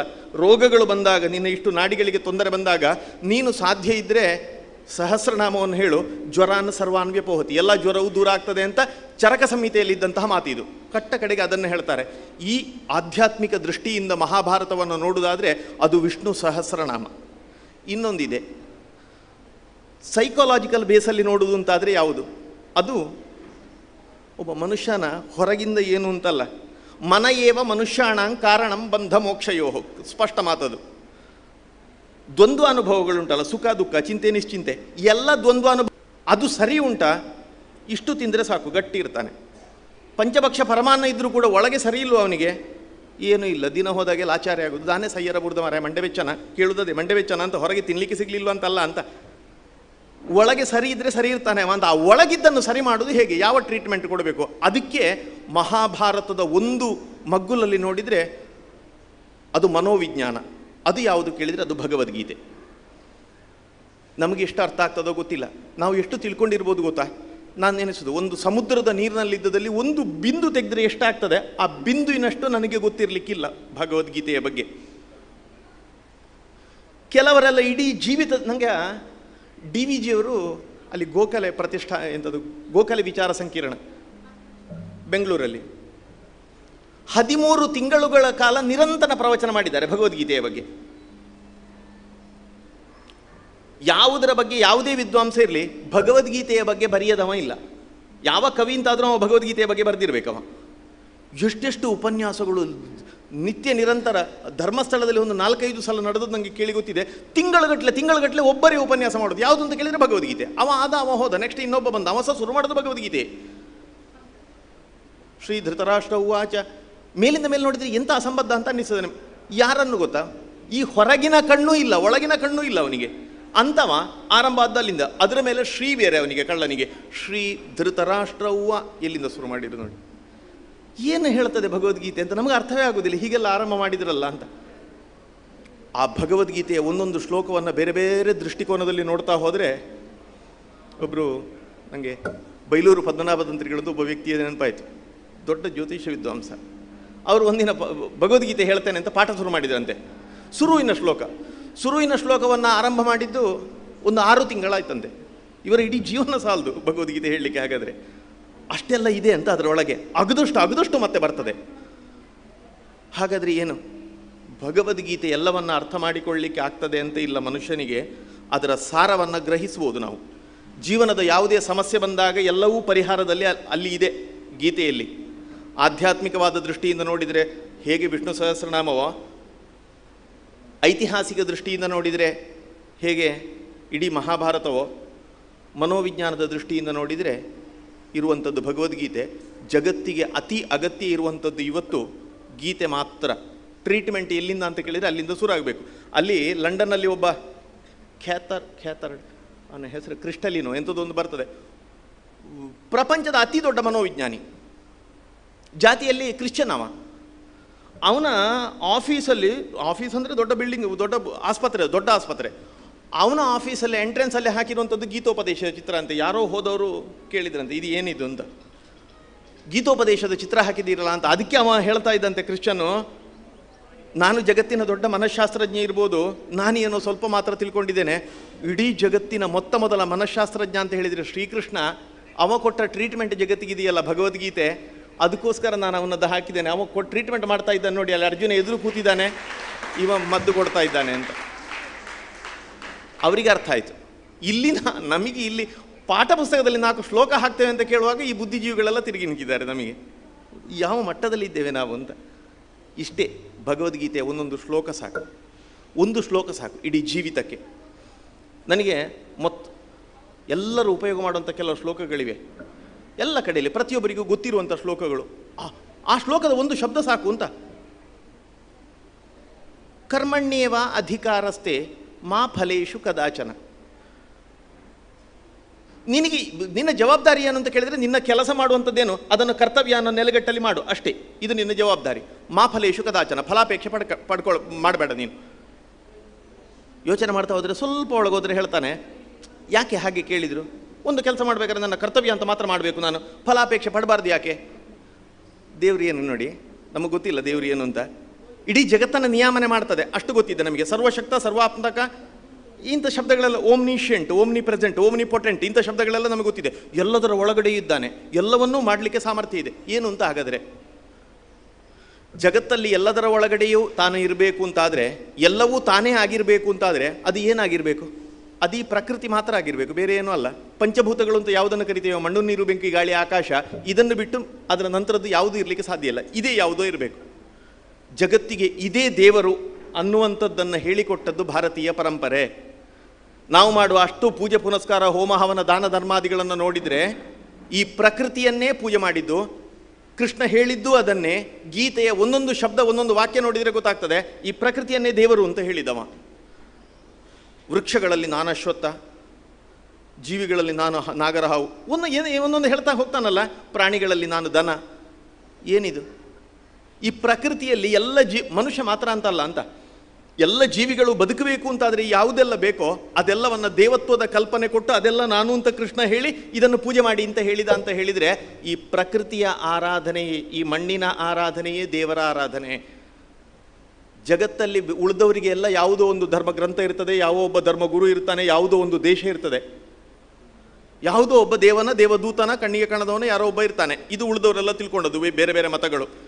ಇದೆಲ್ಲವನ್ನ ಒಂದೇ ಆಗಿ ನೋಡಿದ್ದಿದ್ರೆ ನಮ್ಮಲ್ಲಿ ಮಾತ್ರ. ಈ ಮಣ್ಣೇ ದೇವರು, ಈ ದೇಶವೇ ದೇವರು. ಧರ್ಮದ ಬಗ್ಗೆ ಉಪನ್ಯಾಸ ಮಾಡಿ ಅಂತ ಹೇಳಿದರೆ ಅದು ಈ ದೇಶದ ಬಗ್ಗೆ ಮಾಡಬೇಕು, ಅದೇ ಉಪನ್ಯಾಸ ನಿಜವಾದ್ದು. ಹಾಗಾದರೆ ಈ ದೇಶವನ್ನು, ಈ ಮಣ್ಣನ್ನು ಪ್ರೀತಿಸಿ ಅಂತ ಹೇಳಿದ್ದೇ ನಮ್ಮ ದೇವತೆಗಳು. ಈ ಕೃಷ್ಣ ಅಂತಲ್ಲ ಅಂತ ಎಲ್ಲರೂ ಹುಟ್ಟಿ ಬಂದಾಗ ಇದನ್ನೇ ಹೇಳಿದ. ಅಲ್ಲಿ ಆ ದೊಡ್ಡ ಶ್ಲೋಕ ಉಪಯೋಗ ಮಾಡ್ತೇವೆ ಎಲ್ಲ ಕಡೆಯಲ್ಲಿ. ನೀನು ಹುಟ್ಟಿದ ಮಣ್ಣು ಸ್ವರ್ಗಕ್ಕಿಂತ ಶ್ರೇಷ್ಠವಾದದ್ದು. ರಾಮ ಹೇಳಿದಲ್ಲ, ಅಲ್ಲಿ ದಶಕಂಠನ ಸಂಹಾರ ಆದ ನಂತರ ಇಲ್ಲೇ ಚಿನ್ನದ ಇಟ್ಟಿಗೆಯಲ್ಲಿ ಕಟ್ಟಿದಂಥ ಕಟ್ಟಡ ಇದು, ನಾವು ಇಲ್ಲೇ ನಿಲ್ಲುವ ಅಂತ ಹೇಳುವಾಗ ಜನನಿ ಜನ್ಮಭೂಮಿಶ್ಚ ಸ್ವರ್ಗಾದಪಿ ಗರಿಯಸಿ ಅವ ಹೇಳಿದಲ್ಲ. ಅವಸ ಅಲ್ಲಿ ಹೇಳಿದ್ದ ಹಾಗೆ ಆತ್ಮಾನಂ ಮಾನುಷ ಮನ್ಯೆ, ನಾನು ನಿಮ್ಮಂಥ ಸಾಮಾನ್ಯ ಮನುಷ್ಯ, ನಾನು ದೇವರಲ್ಲ ಅಂತ ಹೇಳಿದ ದೇವರೇ ಹೇಳಿದ್ದು. ವಿಷ್ಣುವಿನ 10 ರೂಪಗಳಲ್ಲಿ ರಾಮನ ಒಂದು ಪ್ರಧಾನ ರೂಪ. ನಮ್ಮ ದೇಶ ಇವತ್ತು ಆಗಬೇಕು ಅಂತ ಅಪೇಕ್ಷೆ ಪಟ್ಟದ್ದು ರಾಮರಾಜ್ಯ. ಆ ರಾಮ ಏನು ಹೇಳಿದ ಅಂತ, ನನ್ನನ್ನು ಪೂಜೆ ಮಾಡಿ, ನನ್ನ ಮೂರ್ತಿ ಮಾಡಿ, ಇಡೀ ಪಂಚಾಮೃತಾಭಿಷೇಕ ಮಾಡಿ, ರಾಮನವಮಿ ಆಚರಣೆ ಅಂದರೆ ಎಂಥದ್ದು? ರಾಮನಿಗೆ ಪೂಜೆ ಮಾಡಿ ಆರತಿ ಮಾಡಿ ಅಂತ ಅರ್ಥ ಅಲ್ಲ. ರಾಮ ಹೇಳಿದ್ದನ್ನು ಒಂದು ವಾಕ್ಯ ಪಾಲನೆ ಮಾಡಿ ಅಂತ. ಅವ ಹೇಳ್ತಾನೆ, ಹುಟ್ಟಿದ ಮಣ್ಣನ್ನು ಜನನಿ ಜನ್ಮಭೂಮಿಶ್ಚ, ಹುಟ್ಟಿದ ಮಣ್ಣನ್ನು ಪ್ರೀತಿ ಮಾಡು ನೀನು, ಅದನ್ನು ಪೂಜೆ ಮಾಡು, ದೇವರ ಪೂಜೆ ತಾನು ಮಾಡಿ ತೋರಿಸಿದ. ನಮಗೆ ಅರ್ಥ ಆಗಲಿಲ್ಲ, ನಾವು ಮೂರ್ತಿ ಇಟ್ಟು ಅವನಿಗೆ ಅಭಿಷೇಕ ಮಾಡ್ತಾ ಇದ್ದೇವೆ ರಾಮನವಮಿ ಅಂತೇಳಿ. ಅಜ್ಜ ಮಾಡಿದ ಪುಸ್ತಕ ಪಿಜ್ಜ ಮಾಡಿದ ಎಂಕಲ್ನ ದುಂಬುದಾಕ್ಲಿ ಏತು ಮಲ್ಲ ವಿದ್ವಾಂಸರಿಗೆ ಗೊತ್ತುಂಡ ಪೂರ ಎಂಕಲ ಮರ್ದು ಪೂರ ಎಂಕಲ್ ಹಿಡಿತಾನೆ, ಮಂತ್ರವಾದ ಎಂಕಲ್ ಹಿಡಿದು ಪುಸ್ತಕ ಇನ್ನಿಲ್ಲ ಉಂಡಿ ಇಲ್ಲ ದೇವರ ಕೊನೆಯಲ್ಲಿ ಇಟ್ಟಿರ್ತಾನೆ ಒಳಗೆ. ಇವ ನಿತ್ಯ ಎಂಥ ಭಕ್ತಿ ಗೊತ್ತುಂಡು ಅದರ ಬಗ್ಗೆ, ಭಯಭಕ್ತಿ ಭಾರಿ ಜೋರುಂಟು. ನಿತ್ಯ ಪೂಜೆ ಮಾಡುವಾಗ ದಾಸವಾಳ ಹೂ ಎಲ್ಲ ಅದರ ಪುಸ್ತಕದ ಮೇಲೆ ಇಡುದು, ಕೈ ಮುಗಿಯುವುದು, ಎಲ್ಲ ಗಂಧ ಹಚ್ಚುವುದು ಎಲ್ಲ ಮಾಡ್ತಾನೆ. ಎಷ್ಟು ಭಕ್ತಿ ಮಾಡಿದ್ದಾನೆ ಅಂತ ಅದರ ಬೈಂಡ್ ನೋಡಿದರೆ ಗೊತ್ತಾಗ್ತದೆ. ಇಷ್ಟು ದಪ್ಪದ ಬೈಂಡ್, ಅದು ಮಡಚಿ ಹೀಗಾಗಿರ್ತದೆ. ನಿತ್ಯ ಇವ ಅದಕ್ಕೆ ಹೂವೇ ಇಟ್ಟದ್ದು. ಕಳ್ಳ ನನ್ನ ಅಜ್ಜ ಮಾಡಿಟ್ಟ ಪೂಜೆ ಮಾಡಿಟ್ಟ ನನ್ನ ಜ್ಞಾನ ಪರಂಪರೆ ಅಂತ ಹೇಳುವ ಪುಸ್ತಕವನ್ನು ಪೂಜೆ ಮಾಡುವ ಬದಲಿಗೆ ಆ ಪುಸ್ತಕವನ್ನು ಬಿಡಿಸಿ ಹೆಡ್ಡ ಒಂದು ಶ್ಲೋಕ ಓದುತ್ತಿದ್ರೆ ಇವತ್ತು ಇಡೀ ಪುಸ್ತಕ ಬಾಯ್ಪಾಠ ಆಗ್ತಿತ್ತ ಇವನಿಗೆ. ಪುಸ್ತಕ ಓದುವ ಅಂತ ಅನ್ನಿಸಲಿಲ್ಲ ನಮಗೆ ಅಂತ ಆ ಪುಸ್ತಕವನ್ನು ಪೂಜೆಯೇ ಮಾಡಿದ್ದು. ಪುಸ್ತಕಕ್ಕೆ ಓದಿದ್ರ ಆ ನಿಜವಾದ ಅದಕ್ಕೆ ಪೂಜೆ ಮಾಡಿದ ಹಾಗಾಗ್ತದೆ. ಪುಸ್ತಕವನ್ನು ಪೂಜೆ ಮಾಡುವುದಲ್ಲ. ಮನೆಯಲ್ಲಿ ಅಪ್ಪ ಅಮ್ಮ ಮಾತೃದೇವೋ ಭವ, ಅಮ್ಮನಿಗಿಂತ ದೊಡ್ಡ ದೇವರಿಲ್ಲ, ಅಪ್ಪನಿಗಿಂತ ದೊಡ್ಡ ಶಬ್ದ ಹೇಳ್ತೀರಿ, ಹೌದು. ಎಂತ ಮಾಡ್ತಾರೆ, ಕುಲ್ಲಂಬೆ ಅವಳು ಅಂತ ಅಪ್ಪನಿಗೆ ಹೇಳುವಂಥ ಎಷ್ಟು ನಿಮ್ಮ ಎದುರಿಗೆ ಬರುವಾಗ ಅಮ್ಮೇರೆ ಅಂತ ಕರೀತಾರೆ, ಬೇರೆ ವಿಷಯ. ಮನೆಯಲ್ಲಿ ಅಪ್ಪ ಅಮ್ಮನನ್ನು ಹೇಗೆ ನೋಡಿಕೊಳ್ತಾ ಇದ್ದಾರೆ ಈಗಿನ ಮಕ್ಕಳು. ದೊಡ್ಡ ದೊಡ್ಡ ಮಕ್ಕಳು ಬೇಡ ಅಂತ ಪ್ರೈಮರಿ ದಾಟಿ ಬಂದ ಮಕ್ಕಳು ಹೇಳ್ತಾರೆ, ಅಮ್ಮ ಯಾನ ಪಂಡ ಇರೇಗ ಅರ್ಥ ಪೂಜೆ ಮನೆ ಪಂದೆಗುಳ್ಳೇರು, ಅಲ್ಲಿಂದ ಶುರುವಾಗ್ತದೆ ಪ್ರೈಮರಿಯಿಂದ. ನಾವು ನಿಲ್ಸಿ ಬಾಲೆ ಅತ್ತ ಎಡ್ಡೆ ಬಾತಿ ಅನ್ನುತ್ತ ಎಲ್ಲಿ ಪುನಗ ತೊರಿತಂಡ ಎಡ್ಡೆ ಹಾಪುಂಡಿ ಮಲ್ಯಾನಗಳ ತೊರಿಪುವೆ ಜಾಗ್ರತೆ ಬೇಕಾ ಬೇಡವಾ? ಈ ರೀತಿ ಬೆಳೀತಾ ಇದೆ. ನಾವು ಎಂತ ಮಾಡಬೇಕಿತ್ತು? ಅಪ್ಪ ಅಮ್ಮನಿಗಿಂತ ದೊಡ್ಡ ದೇವರಿಲ್ಲ ಅಂತ ಬಾಯಲ್ಲಿ ಮಾತ್ರ ಹೋಗಿ ಮೈಕದಲ್ಲಿ ಹೀಗೆ ಕರ್ದಲ್ಲೆಲ್ಲ ಮಾತಾಡೋದಲ್ಲ ಅಂತ. ಪಿತೃಣಾಂ ಜೀವತೋ ವಾಕ್ಯಂ, ಅಪ್ಪ ಅಮ್ಮ ಜೀವದಲ್ಲಿದ್ದಾರೆ ಅಂತಾದರೆ ಸಾಧ್ಯ ಇದ್ದರೆ ಅವರು ಹೇಳಿದ್ದನ್ನು ನಡೆಸಬೇಕು. ಅದೇ ಪಿತೃ ಮಾತೃ ಋಣ ಅಪಕರ್ಷಣಕ್ಕೆ ಹೇತು ಅದು. ಅದನ್ನು ಬಿಟ್ಟು ಸತ್ತ ನಂತರ ಇವನಿಗೆ ಎಷ್ಟು ಪಿಂಡ ಹಾಕಿ ಬೊಜ್ಜ ಎಷ್ಟು ಗೌಜಿ ಮಾಡಿ ಏನು ಪ್ರಯೋಜನ ಅಂತ ವರ್ಷಕ್ಕೆ ಒಂಜಿ ಮಾಲಯ ತಪ್ಪಾದಜ್ಜಿ, ಒಂಜಿ ಶ್ರಾದ್ದ ತಪ್ಪಾದಜ್ಜಿ ವರ್ಷಿಕ, ಎಂಥದ್ದು ಮಾಡಿ ಪ್ರಯೋಜನ? ಜೀವತಃ ವಾಕ್ಯಂ, ಜೀವದಲ್ಲಿರುವಾಗ ಅವರ ವಾಕ್ಯವನ್ನು ಮಾತನ್ನು ನಡೆಸಬೇಕು ಅಪ್ಪ ಅಮ್ಮನನ್ನು. ಇದೇ ಅಪ್ಪ ಅಮ್ಮನನ್ನು ಮಾಡುವ ಪೂಜೆ. ಸುಮ್ಮನೆ ಕೂತ್ಕೊಳಿಸಿ ದಿನಾ ಬುಲ್ಪುಲಕ್ಕ ಧ್ಯಾನ ಕಾರು ಗಡ್ಡ ಬರುವೆ ಬೇಡ. ಅವರು ಹೇಳಿದ ಮಾತು ನಡೆಸಿ ಅದು ಅವರನ್ನು ಪೂಜೆ ಮಾಡಿದ ಹಾಗಾಗ್ತದೆ. ಶಾಸ್ತ್ರಕಾರರು ಇವರೆಲ್ಲ ಹೇಳಿದ್ದಾರೆ ಅಂತ ಆದರೆ ಭಗವದ್ಗೀತೆ ಇಲ್ಲದ ಮನೆ ಇಲ್ಲ. ಒಂದೊಂದು ಮನೆಯಲ್ಲಿ ನಾನು ಹೋಗಿ ನೋಡಿದರೆ 10-20 ಪುಸ್ತಕ ಇರ್ತದೆ ಭಗವದ್ಗೀತೆದ್ದು. ಏತ ಬರ್ಪುಂಡಿ ಏರಿಗಿಂತ ಆ ಎಂಕ್ಲೆಗೊಂದು ನೆಟ್ಟು ಉಂಡದಿ ಅವು ನಿಖಲ್ನ ಸಂಸ್ಕೃತ ಪುಣ ಎಂಕ್ಲೆಗೆ ಅಂದಾಜಾಪು ಜಂಚಿನ ಅಂತ. ಕಿಮೇಕಂ ದೈವತಂ ಅರ್ಥ ಆಗೋದಿಲ್ವಾ? ಅದರಲ್ಲಿ ಕೆಳಗೆ ಕನ್ನಡದಲ್ಲಿ ಬರೆದಿಟ್ಟಿದ್ದಾರಲ್ಲ, ಇವನಿಗೆ ಮನಸ್ಸಿಲ್ಲ ಅಷ್ಟೇ. ಪುರ್ಸೋತೆ ಅಪ್ಪಜಿ ಮಾರ್ರೆ ಎಂಕ್ಲೆ ಏಪಲ ತೊಗೊಂಡು ಪುರ್ಸೋತ್ ಅಂದರೆ ಎಂಥದ್ದು? ಪುರ್ಸೋತ್ ಅಂದರೆ ಮನಸ್ಸು ಅನ್ನೋದಕ್ಕೆ ಪುರ್ಸೋತ್ ಹೇಳೋದು. ಪುರ್ಸೋತಿಜ್ಜಿ ಹೇಳ್ತೇವಲ್ಲ, ಪುರ್ಸೋತಿಲ್ಲ ಅಂತ ಗೀತೆ ಓದಲಿಕ್ಕೆ. ಅವನಿಗೆ ಪುರ್ಸೋತಿಲ್ಲ ಅಂತ ಅರ್ಥ ಅಲ್ಲ, ಮನಸ್ಸಿಲ್ಲ ಅಂತ ಅರ್ಥ. ಉಳಿದದೆಲ್ಲ ಮಾಡ್ತಾನೆ. ಹೊರಡ್ಲಿಕ್ಕೆ ಮೊದಲು ಅಂಗಿಗೆ ಇಸ್ತ್ರಿ ಹಾಕ್ಲಿಕ್ಕೆ 1 ದಿನ ಬಾಕಿ ಮಾಡಿದ್ದಾನ. ತಿನ್ನಲಿಕ್ಕೆ 3 ಹೊತ್ತು ತಿನ್ನೋದಲ್ಲಿ 1 ಹೊತ್ತು ಎಂಗಿನಿ ಪುರ್ಸೋತಿಜ್ಜಾನ ಒಂಜಿ ಒಣಸಲ ಮಲ್ತಿಜ್ಜಾನ ಅಂತ ಹೇಳುವ ಇದ್ದಾನ. ಇನ್ನು ಮೀತಿಜ್ಜಿ ಅಂತ ಹೇಳು ಅದಾದ್ರೂ ಇರ್ತಾರೇನೋ ಅಲ್ಲ. ಯಾವುದಾದ್ರೂ ಅವರು ಮಾಡುವ ಕೆಲಸ, ಇವತ್ತು ನಾನು ಮೂತ್ರ ಮಾಡಲಿಲ್ಲ, ಟಾಯ್ಲೆಟ್ಗೆ ಹೋಗಲಿಲ್ಲ, ಯಾರಾದರೂ ಹೇಳುವ ಇದ್ದಾನ ಪುರ್ಸೋತಿರಲಿಲ್ಲ ಅಂತ? ಇಲ್ಲ. ಅದೆಲ್ಲ ಮಾಡಲಿಕ್ಕೆ ಮನಸ್ಸಿ ಇವನಿಗೆ ಪುರ್ಸೋತಿತ್ತು. ಇದನ್ನು ಮಾಡಲಿಕ್ಕೆ ಗೀತೆ ಓದಲಿಕ್ಕೆ ಪುರ್ಸೋತಿರಲಿಲ್ಲ ಅಂದರೆ ಏನರ್ಥ? ಅವನಿಗೆ ಮನಸ್ಸಿಲ್ಲ ಅಂತ ಅರ್ಥ. ಅಂದರೆ ಅದು ಏನು ಅಂತ ಇವನಿಗೆ ಅರ್ಥವೇ ಆಗಲಿಲ್ಲ ಅಂತ ಅರ್ಥ. ಒಂದೊಂದು ಶ್ಲೋಕ ಸಾಕು, ಒಂದೊಂದು ವಾಕ್ಯ ಸಾಕು, ಗೀತದ್ದು ಇಡೀ ಜೀವನವನ್ನು ಎತ್ತಿ ಕೊಡ್ತದೆ ಅದು. ಸಾವಿರ ಜನರ ಜೀವನವನ್ನು ನೋಡಿದರೆ ಒಂದ್ಸಲ ನೆಟ್ಟಲ್ಲಿ ಹುಡುಕಿದರೆ ಸರ್ಚ್ ಮಾಡಿದರೆ ಗೊತ್ತಾಗ್ತದೆ ಎಂತೆಂಥವರೆಲ್ಲ ಇದ್ದಾರೆ ಗೀತೆಯಿಂದ ಸಾಧನೆ ಮಾಡಿದವರು ಅಂತ. ಏನು ಅಲ್ಲ ಅಂತ ಅನ್ನಿಸಿಬಿಟ್ಟವರು ಇವತ್ತು ಜಗತ್ತಿನ ಭಾರಿ ದೊಡ್ಡ ದೊಡ್ಡ ವ್ಯಕ್ತಿಗಳಾಗಿದ್ದಾರೆ. ಗೀತೆ ಒಂದೇ ಅವರಿಗೆ ಬೆಳಕಾಗಿ ಕಂಡದ್ದು. ಅಂತಹ ಬೆಳಕು ನಮ್ಮ ಜೀವನವನ್ನು ಬೆಳಗಬೇಕು. ಅವ ಆರಂಭದಲ್ಲಿ ಹೇಗಿದ್ದ ಅಂತ ಅವನ ಅಹಂಕಾರ ನೋಡಿ, ಇಲ್ಲಿಂದ ಶುರುವಾಯಿತು ಭಗವದ್ಗೀತೆ. ಮೊದಲನ ಇದರಲ್ಲಿ ಒಂದು 4 ಶ್ಲೋಕ ಹೋಗ್ಬೇಕಾದ್ರೆ ಇವ ಇವನನ್ನ ಕೃಷ್ಣನನ್ನು ಕರೆದು ಹೇಳುದವ, ಸೇನೆಯೋರುಭಯೋರ್ ಮಧ್ಯೆ ರಥಂ ಸ್ಥಾಪಯ ಮೇಚ್ಯುತ. ಕೃಷ್ಣ, ಆ ಮನಸ್ಸಲ್ಲಿ ನಾವು ಡ್ರೈವರ್ ಹತ್ರ ಹೇಳ್ತೇವಲ್ಲ, ಇವನ ಮನಸ್ಸಲ್ಲಿ ನಾನು ಅರ್ಜುನ ಅಂದರೆ ಏನು? 3 ಲೋಕದ ಗಂಡ, ಗಾಂಡೀವ ಕೈಯಲ್ಲಿ, ಅಹಂಕಾರದಲ್ಲಿ ಅವನ ಹತ್ರ ಹೇಳುದು, ಸೇನೆಯೋರುಭಯೋರ್ ಮಧ್ಯೆ ರಥಂ ಸ್ಥಾಪಯ ಮೇಚ್ಯುತ. ಅಚ್ಯುತ, 2 ಸೇನೆಯ ಮಧ್ಯದಲ್ಲಿ ಕೊಂಡೋಗಿ ನನ್ನ ರಥವನ್ನು ನಿಲ್ಲಿಸು. ಇವ ಡ್ರೈವರ್ನ ಹಾಗೆ ಸೀದಾ ಕೊಂಡೋದ. ಯಾವದೇತಾನ್ ನಿರೀಕ್ಷೆಹಂ ಯೋದ್ಧುಕಾಮಾನವಸ್ಥಿತಾನ್. ಭಾರಿ ಪೆಟ್ಟಿಗಂತ ಬಂದಿದ್ದಾರಲ್ಲ ಇವರು. ಇವರನ್ನೆಲ್ಲ ನಾನು ಒಂದ್ಸಲ ನೋಡ್ಬೇಕು, ಇವರ ಮುಖವನ್ನೆಲ್ಲ ಯಾರ್ಯಾರಿದ್ದಾರೆ ಅಂತ. ಮಧ್ಯದಲ್ಲಿ ಕೊಂಡೋಗಿ ನಿಲ್ಲಿಸಿ, ಎಲ್ಲರೂ ನನಗೆ ಕಾಣ್ತಾರೆ ಅಂತ. ಅವನಿಗೆ ಒಂದು ಶಬ್ದ ನಹ ಅಂತ ಉಪಯೋಗ ಮಾಡ್ಬೋದಿತ್ತು, ನೋ ಅಂತ ಹೇಳ್ಬೋದಿತ್ತು ನಮ್ಮ. ಇವ ಅದನ್ನು ಹೇಳಿಲ್ಲ. ಮೇ ರಥಂ ಸ್ಥಾಪಯ ಮೇಚ್ಯುತ. ಆ ಮೇ ಅನ್ನೋ ಶಬ್ದ ಹಾಕಿದ ನೋಡಿ. ಅಂದರೆ ನಮ್ಮ ರಥ ಅಲ್ಲ ಅಂತ, ನನ್ನ ರಥವನ್ನು ಕೊಂಡೋಗಿ ನಿಲ್ಲಿಸು, ನೀನು ಲೆಕ್ಕಕ್ಕಿಲ್ಲ ಅಂತ ಅದರ ಅರ್ಥ. ಕೃಷ್ಣನಿಗೆ ಅಂದಾಜಾಯಿತು, ಸೀದಾ ತಗೊಂಡೋಗಿ ಮಧ್ಯದಲ್ಲಿ ನಿಲ್ಲಿಸಿದ.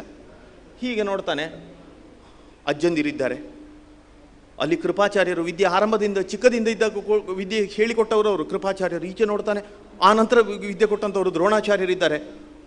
ಅಜ್ಜ ಅಲ್ಲ ಪಿಜ್ಜನ ಸ್ಥಾನದಲ್ಲಿರುವಂಥವ್ರು ಭೀಷ್ಮಾಚಾರ್ಯರಿಂದ ಹಿಡಿದು ಎಲ್ಲರೂ ಇದ್ದಾರೆ. ಅಣ್ಣ ತಮ್ಮಂದಿರು, ಚಿಕ್ಕಪ್ಪಂದಿರು, ಮಾವಂದಿರು. ಇದನ್ನೆಲ್ಲ ನೋಡಿ ಆಗುವಾಗ ಇವನಿಗೆ ಆ ಫೋರ್ಸ್ ನಿಂತಿತ್ತು ಇವನದು. ಆಗ ಹೇಳ್ತಾ ಇದೆಲ್ಲ ಗಾಂಡೀವಂ ಸ್ರಂಸತೆ ಹಸ್ತಾತ್ವಚ್ಚ ಇವ ಪರಿದಕ್ಷ್ಯತೆ. ಇವನಿಗೆ ಇಡೀ ಮೈಗೆ ಬೆಂಕಿ ಹಾಕಿದಾಗ ಆಗ್ತಾ ಉಂಟು, ಬಿಸಿ ಬಿಸಿ ಬಿಸಿ ಬಿಸಿ ಆಗ್ತದೆ, ಕೈ ಗಡಗಡ ಆಗಲಿಕ್ಕೆ ಗಾಂಡೀವ ಗಟ್ಟಿ ಇದೆ, ಭಾರ ಇದೆಯಲ್ಲ, ಹೀಗಾಗಿ ಗಾಂಡೀವ ಜಾರಲಿಕ್ಕೆ ಶುರಾಯಿತು. ಕೊನೆಗೆ ಕೆಳಗೆ ಹಾಕಿದ. ಕೃಷ್ಣನ ಹತ್ರ ಹೇಳ್ತಾನೆ, ಏತಾನ್ನ ಹಂತುಮಿಚ್ಛಾಮಿ ಘೃತೋಪಿ ಮಧುಸೂದನ. ಈ ನನ್ನ ಸಂಬಂಧಿಕರನ್ನು, ಅಣ್ಣ ತಮ್ಮಂದಿರನ್ನು ಕೊಂದು ನಾನು ಏನು ಸಾಧಿಸಬೇಕು? ನನಗೆ ಬೇಡ ಇದು ಯಾವುದು, ನಾನು ಹೋಗ್ತೇನೆ, ನನಗೆ ಯುದ್ಧ ಬೇಡ, ನನ್ನನ್ನು ಬಿಟ್ಟುಬಿಡು. ಅರ್ಜುನ ವಿಷಾದ 1ನೇ ಅಧ್ಯಾಯದಲ್ಲಿ ಮುಗಿಲಿಲ್ಲ, 2ನೇ ಅಧ್ಯಾಯದಲ್ಲಿ ಪುನಃ ಮುಂದುವರಿತದೆ. ಪುನಃ ಅಲ್ಲಿಂದಲೇ ಕೊಚ್ಚುತ್ತಾನೆ ಇವ, ಬೇಡ ನನಗೆ ಬಿಟ್ಟು ಬಿಡು ಬಿಟ್ಟು ಬಿಡು ಬಿಟ್ಟು ಬಿಡು. ಅಲ್ಲಿಂದ ಕೃಷ್ಣ 2ನೇ ಅಧ್ಯಾಯ ಸ್ಟಾರ್ಟ್ ಆಗಬೇಕಾದ್ರೆ ಇವನಿಗೆ ಟ್ರೀಟ್ಮೆಂಟ್ ಶುರು ಮಾಡ್ತಾನೆ. 3 ರೀತಿಯ ಟ್ರೀಟ್ಮೆಂಟ್ ಎಲ್ಲಿ ಇವತ್ತಿಗೂ ಇದೆ. ಅವ ಎಲ್ಲಿ ಗೀತೋಪದೇಶ ಮಾಡಿದ್ನ ಅಲ್ಲಿ ಹೋದರೆ ಕುರುಕ್ಷೇತ್ರದಲ್ಲಿ 100 ಕಿಲೋಮೀಟರ್ ಉದ್ದಕ್ಕೆ 100 ಕಿಲೋಮೀಟರ್ ಅಡ್ಡಕ್ಕೆ, ಅಷ್ಟು ದೊಡ್ಡ ಗ್ರೌಂಡ್ ಅದು, ಅಷ್ಟು ದೊಡ್ಡ ಜಾಗೆ. ಇವತ್ತು ಸ್ವಲ್ಪ ಸ್ವಲ್ಪ ವ್ಯತ್ಯಾಸ ಆಗಿದೆ, ಆದರೆ ಆ ದೊಡ್ಡ ದೊಡ್ಡ ವಿಸ್ತೀರ್ಣ ಹಾಗೆ ಉಳಿದಿದೆ. ಮುಕ್ಕಾಲ್ವಾಶಿ ಆ ಮರ ಇದೆಯಲ್ಲ ವೃಕ್ಷ, ಆತ ಈಗ ಅದರೊಂದು ವೃಕ್ಷದ ಬುಡದಲ್ಲಿ ಬೋರ್ಡ್ ಹಾಕಿದ್ದಾರೆ, 5500 ಮಿನಿಮಮ್ ವರ್ಷಗಳಾಯ್ತಂತೆ ಆ ವೃಕ್ಷದ, ಈಗ ಜೀವದಲ್ಲಿರುವಂಥ ವೃಕ್ಷದ ಪ್ರಾಯ. ಅಂದರೆ ಕನಿಷ್ಠ ಪಕ್ಷ ಕಲಿಗ ಆರಂಭ ಆಗಿ 5000 ಚಿಲ್ಲರೆ ಅದ್ದಲ್ಲ, ಆ ಸರಿಯಾಗಿ ಗೀತೆಯ ಕಾಲಕ್ಕೆ ಆ ವೃಕ್ಷ ಇತ್ತಲ್ಲಿ, ಅದರ ಬುಡದಲ್ಲೇ ಗೀತೋಪದೇಶ ಮಾಡಿದ್ದು. ಇವತ್ತು ಹೋಗಿದರೆ ನಾವು ನೋಡ್ಬೋದು ಅಲ್ಲ. ಈ 700 ಶ್ಲೋಕದಲ್ಲಿ ಇವ ಅಷ್ಟು ಟ್ರೀಟ್ಮೆಂಟ್ ಮಾಡಿದ್ನ ಅರ್ಜುನನಿಗೆ ಅಂತ. ನಮಗೆ ಅದು 700 ಶ್ಲೋಕಗಳು ಎಲ್ಲಿಂದ? ವೇದವ್ಯಾಸರು ಕೊಟ್ಟದಲ್ಲ, ನಿಮಗೆ ಮಹಾಭಾರತದಲ್ಲಿ ಬಂದದ್ದಲ್ವಾ? ವೇದವ್ಯಾಸರು ಬರೆದದ್ದು 700 ಶ್ಲೋಕ, ಅದು ನಮಗೆ ತಲೆಯಲ್ಲಿರಬೇಕು. ನಮ್ಮಂಥ ಹೆಡ್ ಅಲ್ಲಲ್ಲ ಅರ್ಜುನ. ಅರ್ಜುನನಿಗೆ ಎಷ್ಟು ಬೇಕಾ ಟ್ರೀಟ್ಮೆಂಟಿಗೆ ಅಷ್ಟು 4 ವಾಕ್ಯಗಳಲ್ಲಿ ಕೃಷ್ಣ ಹೇಳಿ ಮುಗಿಸಿದ್ದಾನೆ. ಮತ್ತೆ ಇವರೆಲ್ಲ ಬಂದು ನಿಂತು ಇವ ಒಂದು 5 ದಿನ ನಿಂತರ ಇವನ ಪ್ರವಚನ ಕೇಳಲಿಕ್ಕೆ, ಗೀತೋಪದೇಶ ಕೇಳಲಿಕ್ಕೆ, ಪೆಟ್ಟಿಗೆ ಬಂದವರು, ಯುದ್ಧಕ್ಕೆ ಬಂದವರೆಲ್ಲ ಇಲ್ಲ. ಅವನಿಗೆ ಅಷ್ಟು ಕುಸಿದು ಬಿದ್ದಲ್ಲ. ಕುಸಿದು ಬಿದ್ದವನನ್ನು ಎಬ್ಬಿಸಲಿಕ್ಕೆ ಎಷ್ಟು ಬೇಕು? 4 ವಾಕ್ಯ ಕೃಷ್ಣ ಹೇಳಿದ, ಅವನಿಗೆ ಅರ್ಥ ಆಯಿತು, ಎದ್ದು ನಿಂತ ಗಾಂಡೀವ ಹಿಡ್ಕೊಂಡ. ಎಲ್ಲಿಗೆ ಬಂದು ನಿಂತಿದ್ದು? ಯತ್ರ ಶ್ರೀ ವಿಜಯೋ ಭೂತಿರ್ಧ್ರುವ ನೀತಿರ್ಮತಿರ್ಮಮ್ಮ.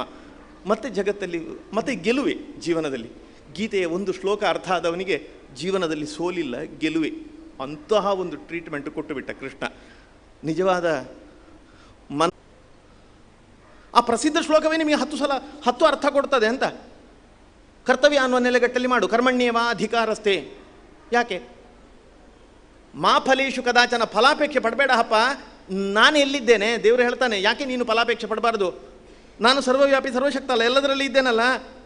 ಹೃದಯಸ್ಥೋ ಅಸ್ಮತ್ ಶ್ರೇಯ ಕಿಮಿತಿ ಬಹು ನಾವೆತ್ಸಿನ ಆಯಿತು. ನಾನು ನಿನ್ನೊಳಗಡೆ ಇದ್ದೇನೆ, ನಾನು ನಾನು ಅಂತ ಕರಿತೀಯಲ್ಲಪ್ಪ ನೀನು.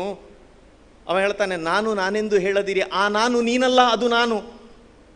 ನಾನು ಅಂತ ಹೇಳೋದು, ನಾನು ಹೇಳೋದು ನಾನು ಸೂರ್ಯ, ನಾನು ಅಂದರೆ ಸೂರ್ಯ ಅಂತ, ಇದಲ್ಲ ಅಂತ. ಅವ ಹೇಳ್ತಾನೆ, ನಾನು ನಾನೆಂದು ಹೇಳದಿರಿ, ಆ ನಾನು ನೀನಲ್ಲ, ಅದು ನಾನು, ಅದು ದೇವರು. ನಾನು ಎಲ್ಲಿಗೆ ಹೋಯಿತು? ಇದು ಹೆಣ ಆದಾಗ ಮತ್ತೆ ಆಗ ನಾನು ಇಲ್ಲ, ಆಗ ಹೆಣ ಉಳಿದದ್ದು. ಹಾಗಾದರೆ ನಾನು ಯಾವುದು? ಆ ಒಳಗಿದ್ದ ಜೀವ ನಾನು. ಅದು ಯಾರು? ಅದು ಅವ ಭಗವಂತ. ಆ ನಾನೇ ದೇವರು. ನಾನು ನಿನ್ನೊಳಗಡೆ ಇದ್ದೇನಲ್ಲ, ಯಾವುದನ್ನು ಕೊಟ್ಟರೆ ನಿನಗೆ ಒಳ್ಳೆಯದಾಗ್ತದೆ ಅಂತ ನನಗೆ ತಾನೇ ಗೊತ್ತಿದೆ, ಒಳಗಿರುವಂಥ ನನಗೆ. ನಿನಗೆ ಹೆಡ್ಡನಿಗೆ ಏನು ಗೊತ್ತಿದೆ? ನಿನ್ನ ಪ್ರಾಪ್ತಿ ಏನು ಅಂತ ನೋಡಿ ನಾನೇ ನಿಂಗೆ ಅನುಗ್ರಹ ಮಾಡ್ತೇನೆ. ಎಷ್ಟು ಚೆನ್ನಾಗಿ ಹೇಳಿದ ನೋಡಿ. ಜೀವನದಲ್ಲಿ ಹೀಗೆ ಮಾರ ನೀನು? ಇಲ್ಲಮ್ಮ, ನನ್ನ ಅಪ್ಪ ಸರಿ ಇಲ್ಲ, ಟೈಟ್, ಇಡೀ ಅದರಿಂದಾಗಿ ಹೋಯಿತು. ನನ್ನ ಅಮ್ಮ ಸೂಟೆ, ಎಂಥದೋ ಶಬ್ದ ಹೇಳಿದ. ಅವನಿಗೆ ಮನೆಯವರು ಮಾಡಿ ಸರಿ ಅಲ್ಲ, ನನ್ನ ಅಣ್ಣ ತಮ್ಮಂದಿರು ಎಲ್ಲ ಅವರವರು ಕಲ್ತರು, ಅವರವರ ಕೆಲಸಕ್ಕೆ ಅಂತ ಹೋದರು. ನಾನು ಇಲ್ಲಿ ಭೂತಕ್ಕೆ ನೀರಿಡ್ಲಿಕ್ಕೆ, ಸಂಕ್ರಾಂತಿ ಕರಿಲಿಕ್ಕೆ ಬಾಕಿಯಾಗಿ ನಾನಿಲ್ಲಿ ಹಾಳಾಗಿ ಹೋದವ ನಾನು. ಇವರೆಲ್ಲ ಒಳ್ಳೆಯದಾಗಿದ್ದಾರೆ. ದೂರ್ತಿರಲ್ಲ. ಅವ ಅಲ್ಲಿ ಎಷ್ಟು ಚೆನ್ನಾಗಿ ಹೇಳ್ತಾನೆ ನೋಡಿ. ಎಲ್ಲ ಕಡೆಯಲ್ಲಿ ಎಷ್ಟು ಜನರ ಗಾಡಿಯಲ್ಲಿ ನಾನು ನೋಡಿದೆ ಅದನ್ನು, ಆ ವಾಕ್ಯವನ್ನು ಬರೆದದ್ದು. ಉದ್ಧರೇದ್ ಆತ್ಮನಾತ್ಮಾನಂ ನಾತ್ಮಾನಂ ಅವಸಾದಯೇತ್. ನಿನ್ನ ಉದ್ಧಾರವನ್ನು ನೀನೇ ಮಾಡಿಕೊ, ನಿನ್ನ ಅವಸಾಧನೆಯನ್ನು ನೀನು ಮಾಡಿಕೊಳ್ಬೇಡ ಅಂತ. ಆತ್ಮೈವ ಆತ್ಮನೋ ಬಂಧುಹು. ನಿನಗೆ ನಿಜವಾದ ಬಂಧು ಅಂತ ಇದ್ದರೆ ನೀನು ಮಾತ್ರ. ಇನ್ನು ನನ್ನ ಅಣ್ಣ ತಮ್ಮಂದಿರಿದ್ದಾರೆ, ಫ್ರೆಂಡ್ಸ್ ಇದ್ದಾರೆ, ಯಾರೂ ಬಿಟ್ಟಾಕೋದಿಲ್ಲ, ಎಲ್ಲ ಸುಮ್ಮನೆ ಅಂತ.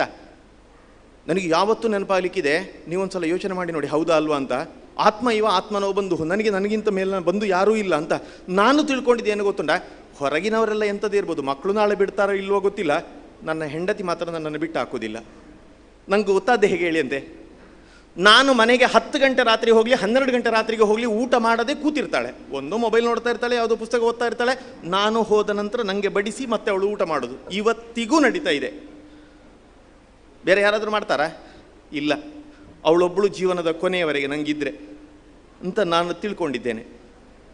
ಸತ್ಯ, ನೀನು ಸಂಪಾದನೆ ಮಾಡಿ ತರುವಾಗ ಕಾದು ಕೂತ್ಕೊಳ್ತಾಳೆ, ಎಲ್ಲವೂ ಮಾಡ್ತಾಳೆ ಅವಳು. ಒಂದು ದಿನ ಏನೋ ಹೆಚ್ಚು ಕಡಿಮೆ ಆಗಿ ನನಗೊಂದು ಆಕ್ಸಿಡೆಂಟ್ ಆಯಿತು ಅಂತ ಇಟ್ಟುಕೊಳ್ಳಿ. ನನ್ನ ಕೈಯ ಕಾಲ ಮುರಿಯಿತು, ಬೆನ್ನು ಹುರಿಗೆ ಏನೋ ಪೆಟ್ಟಾಯಿತು, ಕೊಂಡೋಗಿ ಬಿದ್ದೆ. ಸಮಸ್ಯೆ ಎಲ್ಲಿ ಆರಂಭ ಆಗ್ತದೆ ಅಂತ ಕೇಳಿದರೆ, ನನಗೆ ಟ್ರೀಟ್ಮೆಂಟು ಕೊಡೋದಲ್ಲ, ನನ್ನ ಹೆಂಡತಿಯನ್ನು ಕಂಟ್ರೋಲ್ ಮಾಡಲಿಕ್ಕೆ ಅವಳನ್ನು ಇನ್ನೊಂದು ಆಸ್ಪತ್ರೆಯಲ್ಲಿ ಬೆಡ್ಡಲ್ಲಿ ಸೇರಿಸಬೇಕಾಗ್ತದೆ. ಎಲ್ಲಿ ಬಾವಿಗೆ ಹರ್ತಾಳೆ ಎಂತ ಮಾಡ್ತಾರೋ ಗೊತ್ತಾಗೋದಿಲ್ಲ. ಆ ಪರಿಸ್ಥಿತಿಗೆ ಅವಳನ್ನು ಕಂಟ್ರೋಲ್ ಮಾಡಲಿಕ್ಕೆ 4 ಜನ ಬೇಕು. ನನ್ನನ್ನಾದರೆ ಡಾಕ್ಟ್ರು ಸಾಕಾಗ್ತದೆ. ಇಷ್ಟ ಆದವನನ್ನು ಎಷ್ಟು ದಿನ? 1 ದಿನ 2 ದಿನ, ಮತ್ತೆ ಸೇವೆ ಶುರು ಮಾಡ್ತಾಳೆ. ನನ್ನ ಮೂತ್ರಪುರೀಷಾದಿಗಳಿಂದ ಹಿಡಿದು ಎಲ್ಲವೂ ಮಲಗಿಸಿದಲ್ಲೇ ನನ್ನನ್ನು ಸ್ನಾನ ಮಾಡಿ ಎಲ್ಲವೂ ಮಾಡ್ತಾಳೆ. ದುಃಖದಲ್ಲೇ ಕೂಗಿಕೊಂಡೇ ಮಾಡ್ತಾಳೆ. ಇಡೀ ಜೀವನ ನಾವಿಬ್ಬರು ಒಟ್ಟಿಗೆ ಅಂತ ನಾವು ಯೋಚನೆ ಮಾಡಿದ್ದಲ್ವ. ಮಾಡ್ತಾ ಇರ್ತಾಳೆ. ಡಾಕ್ಟ್ರ್ ಹೇಳ್ತಾರೆ ಅಂತ ಇಟ್ಕೊಳ್ಳಿ, ಇದು ಸ್ಪೈನಲ್ ಕಾರ್ಡಿಗೆ ಪೆಟ್ಟಾದ್ದು, ಇದು ಜೀವನ ಇಡೀ ಹೇಳಲಿಕ್ಕಿಲ್ಲ, ಇದು ಇಲ್ಲೇ ಎಂತ ಹೇಳ್ತಾಳೆ. ಮತ್ತೆ ಸ್ವಲ್ಪ ದಿನ ಹೋಗುವಾಗ ಕಣ್ಣ ನೀರೆಲ್ಲ ಸ್ವಲ್ಪ ಕಡಿಮೆ ಆಗ್ತದೆ. ಮತ್ತೆ ಬಂದವರೆಲ್ಲ ನೋಡಲಿಕ್ಕೆ ಬಂದವರ ಹತ್ರ ಹೇಳ್ತಾಳೆ, ಭಾರಿ ಅಲ್ಲ, ನಾನು ಹೆಂಡತಿಯಾಗಿ ನನ್ನ ಕರ್ತವ್ಯ ಕೊನೆಯವರೆಗೆ ಸಹ ನಾನು ಅವರ ಸೇವೆ ಮಾಡ್ತೇನೆ, ಅದು ನನ್ನ ಕರ್ತವ್ಯ, ನಾನು ಮಾಡ್ತೇನೆ. ಅದಲ್ಲ, ನನಗೆ ನೋವಾಗೋದು ಏನು ಗೊತ್ತುಂಟ, ಇವರು ನೋಡಿ ನಾನು ಸೇವೆ ಮಾಡಲಿಕ್ಕಲ್ಲ, ಮಲಗಿದಲ್ಲಿ ಇದ್ದಾರಲ್ಲ, ಡಾಕ್ಟ್ರ್ ಹೇಳಿದರು ಇಡೀ ಜೀವನ ಹೇಳಲಿಕ್ಕಿಲ್ಲ ಅಂತ. ಹೀಗೆ ಮಲಗಿದಲ್ಲಿ ಬೆಣ್ಣಿನ ಅಡಿಯಲ್ಲಿ ಕುಂಡೆಯಲ್ಲೆಲ್ಲ ಹುಣ್ಣಾಗಿದೆ, ಪಾಪ ಅವರು ಅನುಭವಿಸ್ತಾರೆ, ನಂಗೆ ಅದು ನೋಡಲಿಕ್ಕೆ ಆಗೋದಿಲ್ಲ. ಸ್ವಲ್ಪ ದಿನ ಈ ರೀತಿ ಡೈಲಾಗ್ ಇರ್ತದೆ. ಮತ್ತೆ ಸ್ವಲ್ಪ ದಿನ ಕಳೀಲಿ ಅಂತೆ. ಆ ಓವರ್ ಮಾಡೋದೆಲ್ಲ ಸ್ವಲ್ಪ ಕಡಿಮೆ ಆಗಿರ್ತದೆ. ಬರುವವರು ನೋಡಲಿಕ್ಕೂ ಕಡಿಮೆ ಆಗಿರ್ತದೆ. ಅಲ್ಲಿಂದ ತರ್ತಾಳೆ ಇರ್ತಾಳೆ. ಕೈಯಾಣ 10 ಜನ ಕೈಯಾಣ ದೆಪ್ಪಣ ತಿಕ್ಕಣತ ತಿನ್ಬೋಡಣ್ಣ ಅಂತ ಅಲ್ಲಿಂದ ಇವ ತಿನ್ಬೇಕು. ಕೊನೆಗೆ ಒಂದು ದಿನ ಮತ್ತೆ ಬಂದವ್ರ ಹತ್ರ ಕೇಳುವಾಗ ಹೇಳ್ತಾಳೆ, ಎಂಕ ದಾಲ ತೊಂದರೆ ಜಿ ಯಾನು ಸೇವೆ ಮಲ್ಪಪ್ಪ, 6 ಕಷ್ಟ ಬರ್ಪಣೆ ಎಂಕ ತುಯ್ಯರಾಪುಜಿ ಹೊರ ದೇವೇರಾರು ಆರೇನು ಕೊಣತ್ತುಂಡ ಎಂಕ ತೊಂದರೆ ಜಿ ಅಲ್ಲ, ಅವರಿಗೊಂದು ಈ ಕಷ್ಟ ನರಕ ಬರಲಿಕ್ಕೆ ಇಲ್ಲಲ್ಲ ಅಂತ ಆ ಮಾತು ಅವಳ ಬಾಯಿಂದ ಬರ್ತದೆ. ಅಷ್ಟು ಮಾಡಿದರೂ ನಾನು ಶನಿ ಸಾಯುವುದಿಲ್ಲ ಅಂತ ಇಟ್ಕೊಳ್ಳಿ, ಅಲ್ಲೇ ನರಕ ಬರ್ತಾ ಇದ್ದೇನೆ. ಸ್ವಲ್ಪ ಸಮಯ ಆದರೆ ಎಂತ ಆಗ್ತದೆ, ಹೇಳ್ತಾಳೆ ಸೈಪಾನ ಜಮ್ಮಾರಿ ಅಂತ. ಅವಳೇ ನನ್ನನ್ನು ಬಂದು ಕುತ್ತಿಗೆ ಹಿಡಿದ್ಲು ಅವಳು. ಎಲ್ಲಿವರೆಗೆ ಅಂತ, ನಾನು ನನ್ನವರು ನನ್ನ ಹೆಂಡತಿ ನನ್ನ ಮಕ್ಕಳು ಒಂದು ಹಂತದವರೆಗೆ ಮಾತ್ರ ಮಾರ್ರೆ. ಬೇಕು ಹಾಗೆ ಜೀವನವು ಪ್ರೀತಿಯಲ್ಲಿ ಇರಬೇಕು, ಎಲ್ಲ ಹೌದು, ಆದರೆ ಗೊತ್ತಿರಬೇಕು ಅಟ್ಯಾಚ್ಮೆಂಟ್ ವಿತ್ ಡಿಟ್ಯಾಚ್ಮೆಂಟ್ ಏನು ಅಂತ ಗೊತ್ತಿರಬೇಕು. ಸಂಕೋಲೆ ಜೀವನ ಅಂದರೆ, ಸಂಸಾರ ಅಂದರೆ ಸಂಕೋಲೆ, ಒಂದಕ್ಕೊಂದು ಹೆಣೆದಕೊಂಡೇ ಇರಬೇಕು. ಅನಿವಾರ್ಯ ಸಂದರ್ಭದಲ್ಲಿ ಒಂದು ಕೊಂಡಿ ಕಳಚಿಕೊಳ್ಳಿಕ್ಕೂ ನಾವು ತಯಾರಿರಬೇಕು ಅಂತ, ಅದು ಜೀವನ. ಅದನ್ನು ಕೊಟ್ಟದ್ದಿದ್ರೆ ಟ್ರೀಟ್ಮೆಂಟ್ ಕೃಷ್ಣ ಮಾತ್ರ, ಬೇರೆ ಜಗತ್ತಲ್ಲಿ ಯಾರಿಗೂ ಕೊಡಲಿಕ್ಕಾಗಲಿಲ್ಲ. ಅದು ಭಗವದ್ಗೀತೆ. ನಾನು 5 ನಿಮಿಷ 10 ನಿಮಿಷ ಹೇಳಿದೆ, ಸುಮಾರು ಈಗಲೇ ಮುಂದೆ ಬಂದಿದ್ದೇನೆ. ಗೀತೆ ಸಾಧ್ಯ ಇದ್ದರೆ ನನಗೆ ಕಾಣೋದು ಅವ್ರಿಗೆ ಏನೂ ಅಲ್ಲ ಹಾಗೆ ಹೇಳಬಾರ್ದು ನಾನು, ಆದರೂ ನನಗೆ ಗೊತ್ತಿದ್ದ ಹಾಗೆ ಎಲ್ಲಿಯೋ ಒಂದು ಪ್ರೈಸ್ ಸಿಗ್ತದೆ, 10 ಶ್ಲೋಕವನ್ನು ಬಾಯ್ಪಾಠ ಮಾಡಿ ಅಂತ, 12ನೇ ಅಧ್ಯಾಯದ 10 ಶ್ಲೋಕ ಬಾಯ್ಪಾಠ ಮಾಡಿ ಅಂತ. ಇದೇ ಶಾಂತಾ ಕುಂಟಿನವರು ಹೇಳಿದ್ದು ನಾನು. 10 ಶ್ಲೋಕ ಬಾಯ್ಪಾಠಕ್ಕೆ ಇವರು ಕೊಡುವಂಥ 4 ಚಾಕ್ಲೇಟ್ ಪ್ರೈಸಿಗೆ ಒಂದು ಸ್ಟೀಲ್ನ ಲೋಟೆಗೆ ಆಸೆ ಪಟ್ಟು ಹೋದವರು. ಆನಂತರ ಆ ಸ್ಟೀಲ್ನ ಲೋಟೆ ಚಾಕ್ಲೇಟ್ ಸಿಗುವಾಗ ಮತ್ತೆ ಇವರಿಗೆ ಅಂದಾಜಾಯಿತು, 4 ಜನರ ಎದುರಲ್ಲಿ ನಾನು ಕ್ಲಾಸಲ್ಲಿ ಒಂದು ಹುಷಾರ್ ಅಂತ ಅನ್ನಿಸಿಕೊಳ್ತೇನಲ್ಲ ಅಂತ, ನಾನೊಂದು ಹುಷಾರನ್ನ ಪುಣ್ಣು ಅಂತ ಆಗಬೇಕು ಅಂತ ಹೇಳಿ ಈ ಭಗವದ್ಗೀತೆ 4 ಶ್ಲೋಕ ಬಾಯ್ಪಾಠ ಮಾಡಿದಂಥ ಹೆಂಗಸು ಇವತ್ತಿಗೆ ಎಂಥ ವಿಶ್ವವೈಭವದಂಥ ಒಂದು ಗೀತೆಯನ್ನಿಟ್ಟುಕೊಂಡು ಕಾರ್ಯಕ್ರಮ ಮಾಡಬೇಕು ಅಂತಾದರೆ ಏನು ಅವರಿಗೆ ಪ್ರೇರಣೆ ಆಯಿತು. ಭಾರಿ ದೊಡ್ಡ ಸಾಧಕಿಂತಲ್ಲ ಅಂತ, ಏನೋ ಬರೆಯುವ ಒಂದು ಚಟ ಉಂಟು, ಕೆಲವೆಲ್ಲ ಯಾರಾದರೂ ಒಂದು ಕೃತಿಗಳು ಬರೆದ್ರೆ ಅದನ್ನೆಲ್ಲ ಕೇಳುವ ಆಸ್ವಾದಿಸುವ ಇದು ಉಂಟು. ನನಗೆ ಮನಸ್ಸಿಗೆ ಅನ್ನಿಸಿದಂತೂ ಕಾವ್ಯಾತ್ಮಕವಾದ ರೀತಿಯಲ್ಲಿ ಜಗತ್ತಿನ ಮುಂದೆ ಇಡಬೇಕು ಅನ್ನುವಂಥದ್ದೆಲ್ಲ ಗೊತ್ತಿದೆ. ಇವತ್ತೊಂದು ಪ್ರತಿಷ್ಠಾನವನ್ನೇ ಮಾಡಿ ಇಷ್ಟೆಲ್ಲ ಕೆಲಸ ಮಾಡ್ತಾ, ಇದಕ್ಕೆ ಮೊದಲೊಂದು ಕಾರ್ಯಕ್ರಮಕ್ಕೆ ನಾನು ಇಲ್ಲಿ ಬಂದಿದ್ದೆ, ನೀವೆಲ್ಲ ಇದ್ರಿ, ಒಂದು ಕಾರ್ಯಕ್ರಮ ಬಂದಿದೆ, ಹಾಗೆಲ್ಲ ನೋಡಿದ್ದೇನೆ. ಹೇಗೆ ಮಾಡಲಿಕ್ಕೆ ಸಾಧ್ಯ ಆಯಿತು ಅಂತ ಏನಿಲ್ಲ, ಆ ಇಚ್ಛಾಶಕ್ತಿ. ಗೀತೆಯನ್ನು ಅರ್ಥ ಆಗಿತ್ತು ಅಂತಲ್ಲ ಅವರಿಗೆ, ಸುಮ್ಮನೆ ಬಾಯ್ಪಾಠಕ್ಕೆ ಅಂತ ಪ್ರೈಸಿಗೆ ಅಂತ ಕಲ್ತರು. ಎಲ್ಲಿಯೋ ಒಂದು ಗೀತೆಯ ಒಂದು ಪುಟ್ಟ ಬೆಳಕು, ಒಂದು ಕಿಡಿ ಒಳಗೆ ಹೊತ್ತಿಕೊಂಡಿತು. ಎಷ್ಟು ಜನ ಇದ್ದಾರೆ ಗೊತ್ತಲ್ಲ ಇಂಥವರು? ಸಾವಿರ ಜನ ಇದ್ದಾರೆ ಸಮಾಜದಲ್ಲಿ. ಗೀತೆಯ ಬೆಳಕು ಒಳಗೆ ಹೋಗಿ ತನ್ನ ಜೀವನವನ್ನೇ ಬೆಳಕಾಗಿಸಿದಂಥವರು. ದೊಡ್ಡ ಸಾಧನೆ. 100,000 ಜನ ಈ ಸ್ಪರ್ಧೆಯಲ್ಲಿ ಭಾಗವಹಿಸಿ ಇವತ್ತು ಸ್ಪರ್ಧೆಯ ಪ್ರಶಸ್ತಿ ಸಿಗ್ತದೆ ಅಂತ ನೀವು ಬಂದಿದ್ದೀರಾ ಅಂತ ನನಗೆ ಅನ್ನಿಸ್ತದೆ. ನನಗೆ ಅದನ್ನು ತಗೊಂಡು ಹೋಗಲಿಕ್ಕೆ ಬಂದದ್ದು ಅಂತ. ಇರಲಿ, ಲೋಟೆಯ ಪುಸ್ತಕ ಪ್ರಶಸ್ತಿಯ ನಮ್ಮ ಶಾಲೆಯಲ್ಲಿ ನಾವು ಫಸ್ಟ್ ಬಂದಿದ್ದೇವೆ, ಜಿಲ್ಲೆಯಲ್ಲಿ ಫಸ್ಟ್ ಬಂದಿದ್ದೇವೆ, ತಾಲೂಕಲ್ಲಿ ಫಸ್ಟ್ ಬಂದಿದ್ದೇವೆ, ಏನೇ ಇರಲಿ, ಆ ಕಾರಣಕ್ಕೆ ಗೀತೆಯನ್ನು ನೀವು ಓದಿದ್ದಿರ್ಬೋದು 10 ಶ್ಲೋಕ. ಆದರೆ ಆ ಶ್ಲೋಕವನ್ನು ಪುನಃ ಒಂದು ಸಲ ನೋಡುವ ಪ್ರಯತ್ನ ಮಾಡಿದರೆ ಅದು ನಮಗೆ ಬೆಳಕಾಗ್ತದೆ ಒಳಗಡೆಯಿಂದ. ಯಾವುದನ್ನು ಇನ್ನೊಬ್ಬ ಏನು ಹೇಳ್ತಾನೆ, ಸಮಾಜದ ಕುಂದು ಲೋಕದ ಡೊಂಕ ನೀವೇಕೆ ತಿದ್ದುವಿರಿ? ನಿಮ್ಮ ನಿಮ್ಮ ಮನವ ತೊಳೆದುಕೊಳ್ಳಿ, ನಿಮ್ಮ ನಿಮ್ಮ ಮನೆಯ ನಮ್ಮ ಮನೆ ಮನಸ್ಸು ಸರಿಯಾಗಬೇಕಲ್ಲ. ಆ ಸರಿಯಾಗಬೇಕು ಅಂತಂದರೆ ಒಳಗಿಂದ ತೊಳಿಲಿಕ್ಕೆ ಗೀತೆಯೇ ಆಗಬೇಕಲ್ಲದೆ ಬೇರೆ ದಾರಿ ಇಲ್ಲ. ಗೀತೆಯನ್ನು ಸಾಧ್ಯ ಇದ್ದರೆ ದಿನಕ್ಕೆ ಒಂದು ಶ್ಲೋಕ ನಾವು ಓದಿದ್ದು ನೋಡಿ ನನ್ನ ಮನೆಯಲ್ಲಿ ಅಕ್ಕನ, ತಂಗಿಯ, ಅಣ್ಣನ, ತಮ್ಮನ, ಅಪ್ಪನ, ಅಮ್ಮನ ಯಾರೂ ಆಗ್ಬೋದು, ಅವರಿಗೊಂದು ಪ್ರೇರಣೆ ಸಿಗಲಿ. ಅವರು ಸುಮ್ಮನೆ ಓದುವುದೇ ಇಲ್ಲ ಅಂತ ಇಟ್ಟುಕೊಳ್ಳಿ, ಧರ್ಮಕ್ಕೆ ಹೀಗೆ ಇಟ್ಟುಕೊಂಡು ಓದಿ. ಯುಧಿಷ್ಠಿರ ವಾಚ ಅಲ್ಲಿಂದಲೇ ಶುರು ಮಾಡು. ಧರ್ಮಕ್ಷೇತ್ರೇ ಕುರುಕ್ಷೇತ್ರೇ ಸುಮ್ಮನೆ ಹೇಳಿ 4 ದಿನದಲ್ಲಿ ಅಮ್ಮನಿಗೆ ಬಾಯ್ಪಾಠ ಆಗಿರ್ತದೆ. ಅದು ಅವಳು ಶಾಲೆಗೆ ಹೋಗಲಿಲ್ಲ, ಓದಲಿಕ್ಕೆ ಬರೋದಿಲ್ಲ, ನಿಮಗಿಂತ ಮೊದಲು ಅಮ್ಮ ಬಾಯ್ಪಾಠ ಮಾಡಿರ್ತಾಳೆ. ನೀವು ತಪ್ಪು ಹೇಳಿದರೆ ಅವಳು ಹೇಳ್ತಾಳೆ. ಜೋರಾಗಿ ಓದಲಿಕ್ಕೆ ಆರಂಭ ಮಾಡಿ. ಒಂದು ದಿನ 10 ಸಲ ಓದಿ ಇಡೀ ನಿಮಗೆ ಶ್ಲೋಕ ಎಲ್ಲ ಒಂದನೇ ಅಧ್ಯಾಯ ಫುಲ್ ಬಾಯ್ಪಾಠ ಬರ್ತದೆ ನನಗೆ. ಆಗ ಒಂದು ಕಾಣ್ತದೆ, ಯಾರೋ ಒಂದು ಕಡೆಯಲ್ಲಿ ಒಂದು ಶ್ಲೋಕದ ಒಂದು ತುಂಡು ಹೇಳಿದ್ರು ಅಂತ. ಅವ್ರು ಎಂಥದ್ದು ಹೇಳಿದ್ರು ಮಾರ್ರೆ. ಮನೆಗೆ ಹೋಗಿ ಅದೇ ಪುಸ್ತಕವನ್ನು ತೆಗೆದು ನಿಮಗೆ ಬಾಯ್ಪಾಠ ಇರುವ ಪುಸ್ತಕದ ಅರ್ಥ ಎಂತ ಅಂತ ನೀವೇ ನೋಡ್ತೀರಿ. ಅದು ಅಂಥ ಪ್ರೇರಣೆ ಕೊಡ್ತದೆ. ಆ ನಂತರ ಮುಂದಿನ ಅರ್ಥ ನೋಡುವ ಅಂತ ಅನ್ನಿಸ್ತದೆ. ಒಂದು ದಿನ ಗೀತೆ ಬೆಳಕಾಗ್ತದೆ ಅಂತ, ಜೀವನವನ್ನು ಬೆಳಗಿಸ್ತದೆ. ಅಂಥ ಶಕ್ತಿ ಗೀತೆಗೆ ಮಾತ್ರ ಇರೋದು. ನಮ್ಮ ಒಳಗೆ ಹೊರಗೆ ಎಲ್ಲವನ್ನು ಸರಿ ಮಾಡಬೇಕು ಅಂತಾದರೆ ಆ ಕೃಷ್ಣ ಕೊಟ್ಟ ಟ್ರೀಟ್ಮೆಂಟ್ ಅದನ್ನು ನಾವು ಉಳಿಸಿಕೊಳ್ಳೋಣ, ನಮ್ಮ ಜೀವನವನ್ನು ಬೆಳಕಾಗಿಸೋಣ ಅಂತ ಹಾರೈಕೆಯೊಂದಿಗೆ ನನ್ನ ಮಾತುಗಳಿಂದ ವಿರಮಿಸ್ತೇನೆ.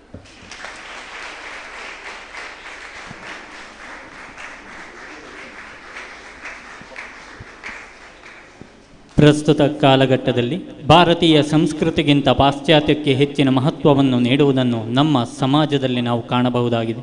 ಇಂತಹ ಸನ್ನಿವೇಶದಲ್ಲಿ ಹಲವು ಕಡೆ ಕೆಲವು ಸಾಧಕ ವರೆಣ್ಯರಿಂದ ನಮ್ಮ ಸಂಸ್ಕೃತಿಯನ್ನು ಉಳಿಸಿ ರಕ್ಷಿಸಿ ಜಾಗೃತಗೊಳಿಸ್ತಾ ಇದ್ದಾರೆ. ಇಂತಹ ವರೆಣ್ಯರಲ್ಲಿ ಒಬ್ಬರಾದಂತಹ ಕಶೇಕೋಡಿ ಸೂರ್ಯನಾರಾಯಣ ಭಟ್ ಇವರು ಇಂದು ನಮ್ಮ ಸಂಸ್ಕೃತಿಗೆ ಕೇಂದ್ರ ಬಿಂದುವಾಗಿರುವಂತಹ ಮಹಾಭಾರತ, ವೇದೋಪನಿಷತ್, ಭಗವದ್ಗೀತೆ ಇದರ ಕುರಿತು ಹಾಗೂ ಜೀವನಕ್ಕೆ ಅವುಗಳು ಹೇಗೆ ಪೂರಕ, ನಮ್ಮ ಮಕ್ಕಳನ್ನು ಬೆಳೆಸಿ ಸಮಾಜದಲ್ಲಿ ಯಾವ ರೀತಿ ಅವರ ಕೊಡುಗೆಗಳನ್ನು ಸಮಾಜಕ್ಕೆ ಅರ್ಪಿಸಬೇಕು ಎಂಬಂತಹ ಸವಿಸ್ತಾರವಾದಂತಹ ವಿಚಾರವನ್ನು ನಮ್ಮ ಮನಮುಟ್ಟುವಂತೆ ವಿಸ್ತರಿಸಿದ್ದಾರೆ. ಇವರಿಗೆ ಶಾಂತ ಸಭಾಭವನ ಸಂಸ್ಥೆಯ ಪರವಾಗಿ ವಂದನೆಗಳನ್ನು ನಾನು ಸಮರ್ಪಿಸ್ತಾ ಇದ್ದೇನೆ.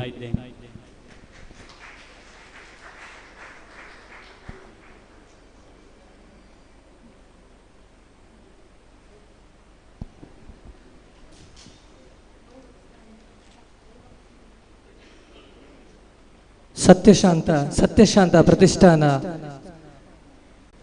ಕಶಕೋಡಿ ಸೂರ್ಯನಾರಾಯಣ ಭಟ್ ರಾಜ್ಯ ಧಾರ್ಮಿಕ ಪರಿಷತ್ ಸದಸ್ಯರು ಇವರಿಗೆ ಗೌರವ ಸಮರ್ಪಣೆ ನೀಡಬೇಕಾಗಿ ಸತ್ಯಶಾಂತ ಪ್ರತಿಷ್ಠಾನದ ಸ್ಥಾಪಕ ಅಧ್ಯಕ್ಷರಲ್ಲಿ ಕೇಳಿಕೊಳ್ಳುತ್ತಿದ್ದೆ. ಪರಮ ಪೂಜ್ಯರು ಶ್ರೀ ಶ್ರೀ ಸಚ್ಚಿದಾನಂದ ಭಾರತಿ ಸ್ವಾಮಿಗಳವರಿಂದ ನಿಮಗೆ ಧನ್ಯವಾದಗಳು ಕಾರ್ಯಕ್ರಮಕ್ಕೆ ಬಂದು ನಮ್ಮನ್ನ ಜ್ಞಾನ ಭಂಡಾರ ನೀಡಿದ್ದಕ್ಕೆ. ಅದೇ ರೀತಿಯಾಗಿ ಇಂದಿನ ಪದ್ಮಶ್ರೀ ವಿಜೇತರು ಶ್ರೀ ಹರಕ್ಕಳ ಹಾಜಬ್ಬ ಅಸಾಮಾನ್ಯ ಸಾಧಕರು,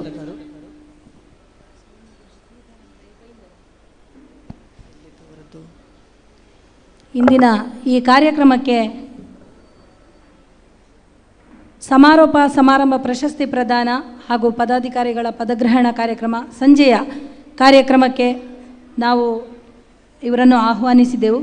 ಶ್ರೀ ಸೀತಾರಾಮರೈ ಸವಣೂರು ವಿದ್ಯಾರಶ್ಮಿ ಸಮೂಹ ಶಿಕ್ಷಣ ಸಂಸ್ಥೆ ಇವರನ್ನು ಕೂಡ ನಾವು ಆಗಮಿಸಲಿಕ್ಕೆ ನಾವು ಹೇಳುವಾಗ ಇವರು ಸಂತೋಷದಿಂದ ಒಪ್ಪಿಕೊಂಡು ನಿಮ್ಮ ಈ ಕಾರ್ಯಕ್ರಮಕ್ಕೆ ನಾವು ಬರ್ತೇವೆ ಅಂತ ಹೇಳಿ ಇವರು ವಿದ್ಯಾರಶ್ಮಿ ಕೇಂದ್ರವನ್ನು ಇಟ್ಟುಕೊಂಡು ಸವಣೂರಿನಲ್ಲಿ ಅನೇಕ ಮಕ್ಕಳಿಗೆ ವಿದ್ಯಾಭ್ಯಾಸಕ್ಕೆ ಒಂದು ಅನುವು ಮಾಡಿಕೊಟ್ಟಿರುವಂತಹ ದೊಡ್ಡ ಸಂಸ್ಥೆಯನ್ನು ಹಾಗೂ ಇಲ್ಲಿ ದರ್ಬೆಯಲ್ಲಿ ಪ್ರಶಾಂತ್ ಮಹಲ್ ಈ ಒಂದು ಕಟ್ಟಡವನ್ನು ಹೊಂದಿದ್ದಾರೆ. ಹಾಗೆ ಸಾಮಾಜಿಕ ಒಂದು ಸೇವೆಯಲ್ಲಿ ಹಾಗೆ ಇದೇ ರೀತಿ ಇತ್ತೀಚೆಗೆ ಅವರಿಗೆ ಪ್ರಶಸ್ತಿ ಕೂಡ ಲಭಿಸಿದೆ. ಅದು ನೀವು ಸುದ್ದಿ ಪೇಪರ್ನಲ್ಲೆಲ್ಲ ಕಂಡಿರ್ಬೋದು, ಮೊನ್ನೆಯಿಂದ ಬರ್ತಾ ಇತ್ತು. ಹಾಗೆ ಅದೇ ರೀತಿ ಅವರನ್ನು ಕೂಡ ಈ ಒಂದು ವೇದಿಕೆಗೆ ನಾವು ಅವರನ್ನು ಬರಮಾಡಿಕೊಳ್ತೇವೆ. ಸರ್, ನಿಮಗೆ ಕೂಡ ಸ್ವಾಗತ. ಇವರಿಗೆ ಸತ್ಯಶಾಂತ ಪ್ರತಿಷ್ಠಾನದ ಕಾರ್ಯದರ್ಶಿ ಸೌರಭ ಜಯರಾಮ್ ಇವರು ವೀಳ್ಯದೆಲೆ ನೀಡಿ ಸ್ವಾಗತಿಸಬೇಕಾಗಿ ವಿನಂತಿ. ಅದೇ ರೀತಿಯಾಗಿ ಕಾರ್ಯಕ್ರಮಕ್ಕೆ ಬಂದಿರುವಂತಹ ಶ್ರೀ ಸಬ್ಬಣ್ಣಕೊಡಿ ರಾಮ್ ಭಟ್ ಅಧ್ಯಕ್ಷರು ಪಡ್ರೆ ಚಂದು ಸ್ಮಾರಕ ಯಕ್ಷಗಾನ ನಾಟ್ಯ ತರಬೇತಿ ಕೇಂದ್ರ ಪೆರ್ಲಾ ಇವರಿಗೂ ವೀಳ್ಯದೆಲೆ ನೀಡಿ ಸ್ವಾಗತಿಸಬೇಕಾಗಿ ಶಾಂತಕುಂಡಿನಿಯವರಲ್ಲಿ ಕೇಳಿಕೊಳ್ಳುತ್ತಿದ್ದೇನೆ.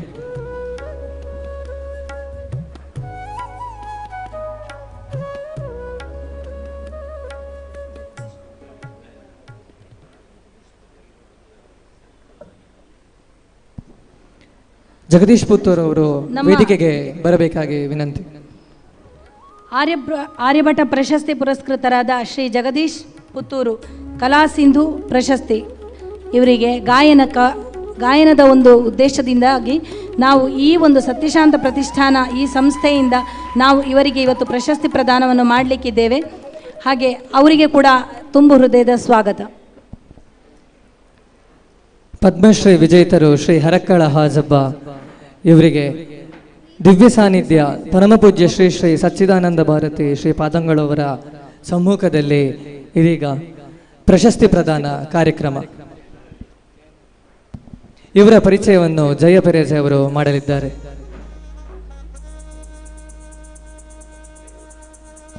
ಸಭಿಕರು ಎಲ್ಲರೂ ಒಟ್ಟುಗೂಡಬೇಕಾಗಿ ವಿನಂತಿ.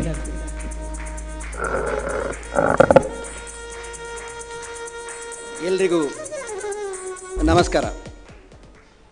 ಪದ್ಮಶ್ರೀ ಪುರಸ್ಕೃತ ಹಾಜಬ್ಬ ಅವರಿಗೆ ಈಗ ಸತ್ಯಶಾಂತ ಪ್ರತಿಷ್ಠಾನದ ವತಿಯಿಂದ ಅಸಾಮಾನ್ಯ ಸಾಧಕ ಪ್ರಶಸ್ತಿಯನ್ನು ನೀಡಿ ಪೂಜ್ಯ ಗುರುಗಳು ಎಡೆನೀರು ಗುರುಗಳು ಅವರು ಹಾರಾರ್ಪಣೆ ಮಾಡಿ ಶಾಲು ಹೊದಿಸಿ ಸ್ಮರಣಿಕೆಯನ್ನು ನೀಡಿ ಪ್ರಶಸ್ತಿಯನ್ನು ನೀಡಿ ಗೌರವಿಸ್ತಾ ಇದ್ದಾರೆ. ಅವರಿಗೆ ಸತ್ಯಶಾಂತ ಪ್ರತಿಷ್ಠಾನದ ವತಿಯಿಂದ ಈ ಸಾಧಕ ಪ್ರಶಸ್ತಿಯನ್ನು ನೀಡಿ ಈ ವೇದಿಕೆಯಲ್ಲಿ ನಾವು ಗೌರವಿಸ್ತಾ ಇದ್ದೇವೆ. ಎಲ್ಲ ಗಣ್ಯರ ಉಪಸ್ಥಿತಿಯಲ್ಲಿ ಈ ಗೌರವವನ್ನು ಸ್ವೀಕರಿಸುತ್ತ ಶ್ರೀಯುತ ಹಾಜಬ್ಬರಿಗೆ ನಮ್ಮೆಲ್ಲರ ಗೌರವಪೂರ್ವಕ ಪ್ರಣಾಮಗಳು. ಹರೇಕಳ ಒಂದು ಸಣ್ಣ ಹಳ್ಳಿ, ಅಲ್ಲಿ ಒಂದು ಸರ್ಕಾರಿ ಶಾಲೆ. ಆ ಶಾಲೆಗೆ ಮಕ್ಕಳೇನೋ ಇದ್ದಾರೆ, ಆದರೆ ಕಟ್ಟಡ ಇಲ್ಲ, ಶಿಕ್ಷಕರಿಲ್ಲ, ಶೌಚಾಲಯ ಇಲ್ಲ, ಮೈದಾನ ಇಲ್ಲ. ಆಗ ಶಾಲಾಭಿವೃದ್ಧಿ ಸಮಿತಿಯವರು ಯೋಚನೆ ಮಾಡ್ತಾರೆ, ಈ ಶಾಲೆಗೆ ಏನಾದರೂ ಮಾಡಬೇಕು ಅಂತ. ಅಲ್ಲಿ SDMC ಸಭೆ ಆಗುವಾಗ ಎಲ್ಲರ ಹೆಸರು ಬರ್ತದೆ, ಅಧ್ಯಕ್ಷರು ಕಾರ್ಯದರ್ಶಿ ಎಲ್ಲ ಹೆಸರು ಬರ್ತದೆ. ಬಂದಾಗುವಾಗ ಎಲ್ಲರೂ ಹೆಸರು ಹಾಕ್ತಾರೆ, ಆದರೆ ಹಾಜಬ್ಬರ ಹೆಸರನ್ನು ಯಾರು ಹಾಕುವುದಿಲ್ಲ. ಆಗ ಹಾಜಬ್ಬರು ಹೇಳ್ತಾರೆ ನಾನು ಇದ್ದೇನೆ ಅಂತ ಕೈ ಎತ್ತಾರೆ. ಅಲ್ಲಿಂದ ಶುರುವಾಯಿತು ಇವರ ಆ ಶಾಲೆಯ ಅಭಿವೃದ್ಧಿಗೆ ಮಾಡಿದಂತಹ ಆ ಕೆಲಸಗಳು ನಿರಂತರವಾಗಿ ಪ್ರಾರಂಭ ಆಗ್ತವೆ. ತಾಲೂಕು ಕಚೇರಿಗೆ ಹೋಗ್ತಾರೆ, ಜಿಲ್ಲಾ ಕಚೇರಿಗೆ ಹೋಗ್ತಾರೆ. ಅಲ್ಲಿ ಆ ಜಿಲ್ಲಾ ಕಚೇರಿಯಲ್ಲಿ ಇದ್ದಾಗ ಒಂದು ಸಲ ಅಲ್ಲಿ ಹೊಸದಿಗಂತ ಪತ್ರಿಕೆಯ ಗುರುವಪ್ಪ ಬಾಳೆಪುಣಿಯವರು ಇವರನ್ನು ಕಾಣ್ತಾರೆ. ಏನು ಹಣ್ಣು ಮಾರುವ ಸಾಹೇಬರು ಇಲ್ಲಿ ಬಂದಿದ್ದೀರಿ? ಇಲ್ಲ, ನಮ್ಮ ಶಾಲೆಗೆ ಒಂದು ಕೊಠಡಿ ಆಗಬೇಕಿತ್ತು, ಹಾಗೆ ನಾನು DC ಹತ್ರ ಮಾತಾಡಲಿಕ್ಕೆ ಬಂದಿದ್ದೇನೆ ಅಂತ. ಬಾಳೆಪುಣಿಯವರು ಹೊಸದಿಗಂತಲ್ಲಿ ಮರುದಿನ ಒಂದು ಲೇಖನ ಹಾಕ್ತಾರೆ, ಕಿತ್ತಳೆ ಮಾರುವವನಿಂದ ಸರಕಾರಿ ಶಾಲೆ.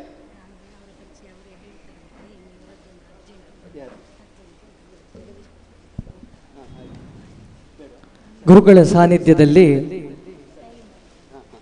ಹಾಗಾಗಿ ಸರಿ, ಹರೇಕಳ ಹಾಜಬ್ಬ ಅವರ ಸಾಧನೆ, ಅವರು ಪದ್ಮಶ್ರೀ ಪುರಸ್ಕೃತರು. ಕರ್ಮಣ್ಯೇವಾಧಿಕಾರಸ್ಥೆ ಮಾಫಲೇಶು ಕದಾಚನ ಅಂಥೇಳಿ ಈಗಾಗಲೇ ಭಗವದ್ಗೀತೆಯ ಬಗ್ಗೆ ಹೇಳಿದರು. ಏನು ಕರ್ಮ ಮಾಡಿದ್ದಾರೆ ಅದಕ್ಕೆ ಸರಿಯಾದಂಥ ಫಲವನ್ನು ಹಾಜಬ್ಬರು ಪಡ್ಕೊಂಡಿದ್ದಾರೆ. ಹಾಜಬ್ಬರಿಗೆ ಹೃತ್ಪೂರ್ವಕವಾದಂಥ ಅಭಿನಂದನೆಗಳನ್ನು. ಈ ಪ್ರಶಸ್ತಿ ಒಬ್ಬ ಸಾಮಾನ್ಯ ಮನುಷ್ಯ ಅಸಾಮಾನ್ಯ ಸಾಧನೆ ಮಾಡಿರುವುದಕ್ಕಾಗಿ ಈ ಪ್ರಶಸ್ತಿ ನೀಡಿ ಅವರಿಗೆ ಗೌರವಿಸ್ತೇವೆ. ಎಲ್ರಿಗೂ ವಂದನೆಗಳು. ಮುಂದಿನ ಪ್ರಶಸ್ತಿ ಪ್ರದಾನರು ಆರ್ಯಭಟ ಪ್ರಶಸ್ತಿ ಪುರಸ್ಕೃತರು ಶ್ರೀ ಜಗದೀಶ್ ಪುತ್ತೂರು ಕಲಾ ಸಿಂಧು ಪ್ರಶಸ್ತಿ ಗಾಯನ. ಇವರಿಗೆ ಪರಮಪೂಜ್ಯ ಶ್ರೀ ಶ್ರೀ ಸಚ್ಚಿದಾನಂದ ಭಾರತಿ ಶ್ರೀ ಪಾದಂಗಳವರ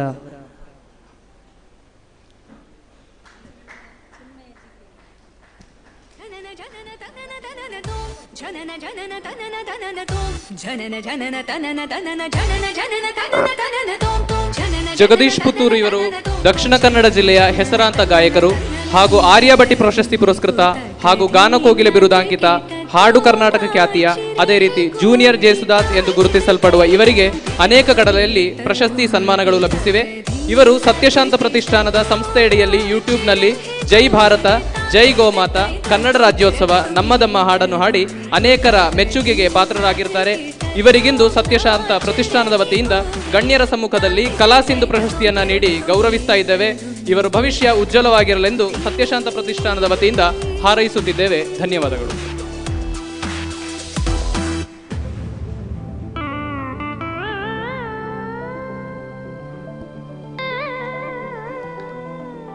ಭಗವದ್ಗೀತಾ ಕಂಠಪಾಠ ಚಿನ್ಮಯ್ ಜಿಕೆ ಸರ್ವಪ್ರಥಮ ಪ್ರಶಸ್ತಿ.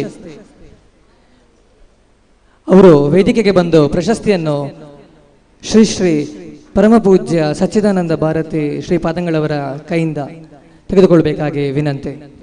ಚಿನ್ಮಯ್ ಜಿಕೆ ಇವರು ಸಮಪ್ರಿಯ ನಿಲಯದ ಕುತ್ಯಾರಿನ ಬೆಳ್ತಂಗಡಿಯ ಡಾಕ್ಟರ್ ಗಣೇಶ್ ರಾಮಚಂದ್ರ ಭಟ್ ಹಾಗೂ ಮಾಲಿನಿ ಹೆಗ್ಡೆ ಈ ದಂಪತಿಗಳ ಪುತ್ರನಾಗಿ 2008 ಸೆಪ್ಟೆಂಬರ್ 22ರಂದು ಜನಿಸಿದರು. ಇವರು ಪ್ರಸ್ತುತ SDM ಇಂಗ್ಲಿಷ್ ಮೀಡಿಯಂ ಶಾಲೆ ಬೆಳ್ತಂಗಡಿಯಲ್ಲಿ 8ನೇ ತರಗತಿಯನ್ನ ಅಧ್ಯಯನ ಮಾಡ್ತಾ ಇದ್ದಾರೆ. ಇವರ ಸಾಧನೆಗಳು ಇಂತಿವೆ. ಸ್ಪೆಲ್ ಬಿ ಸ್ಪರ್ಧೆಯಲ್ಲಿ ದೇಶಕ್ಕೆ 7ನೇ ಸ್ಥಾನವನ್ನ ಪಡೆದಿರ್ತಾರೆ. ಇವರು ಜಿಲ್ಲಾ ಮಟ್ಟದ ಪ್ರತಿಭಾ ಕಾರಂಜಿಯಲ್ಲಿ ಅನೇಕ ಬಹುಮಾನಗಳನ್ನು ಪಡೆದಿರ್ತಾರೆ. ಮಕ್ಕಳ ಧ್ವನಿಯಲ್ಲಿ ಪ್ರಥಮ ಬಹುಮಾನವನ್ನು ಪಡೆದಿರ್ತಾರೆ. ಅದೇ ರೀತಿ ಅನೇಕ ಬಹುಮಾನಗಳನ್ನು ಪಡೆದು ನಮಗೆ ಹೆಮ್ಮೆಯನ್ನ ತಂದು ಕೊಟ್ಟಿರ್ತಾರೆ. ಇವರಿಗೆ ಇಂದು ಸತ್ಯಶಾಂತ ಪ್ರತಿಷ್ಠಾನ ಏರ್ಪಡಿಸಿದ ರಾಜ್ಯ ಹಾಗೂ ಅಂತಾರಾಜ್ಯ ಮಟ್ಟದ ಭಗವದ್ಗೀತಾ ಸ್ಪರ್ಧೆಯಲ್ಲಿ ಸರ್ವಪ್ರಥಮ ಸ್ಥಾನವನ್ನ ಪಡೆದು ತೀರ್ಪುಗಾರರ ಹಾಗೂ ಎಲ್ಲರ ಮೆಚ್ಚುಗೆಗೆ ಪಾತ್ರರಾಗಿದ್ದಾರೆ. ಇವರ ಭವಿಷ್ಯ ಇನ್ನೂ ಉಜ್ವಲವಾಗಿ ದೇವರು ಇವರಿಗೆ ಆಯುರಾರೋಗ್ಯ ಸಂಪತ್ತವನ್ನ ಕರುಣಿಸಲೆಂದು ಈ ಮೂಲಕ ಹಾರೈಸ್ತಾ ಇದ್ದೇವೆ. ಧನ್ಯವಾದಗಳು. ಪರಿಚಯ ಮಾಡಿದ ದಿಲೀಪ್ ಕುಮಾರ್ ಇವರಿಗೆ ಧನ್ಯವಾದಗಳು. ಇದೀಗ ದಿವ್ಯ ಸಾನ್ನಿಧ್ಯ ಪರಮಪೂಜ್ಯ ಶ್ರೀ ಶ್ರೀ ಸಚ್ಚಿದಾನಂದ ಭಾರತಿ ಶ್ರೀಪಾದಂಗಳವರ ಆಶೀರ್ವಚನ.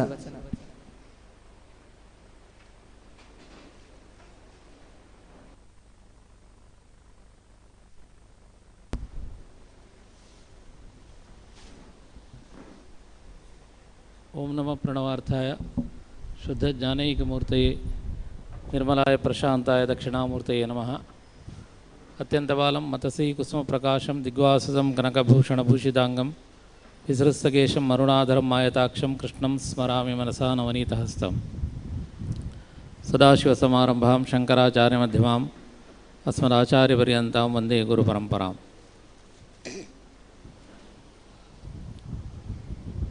ಸತ್ಯ ಶಾಂತ ಪ್ರತಿಷ್ಠಾನ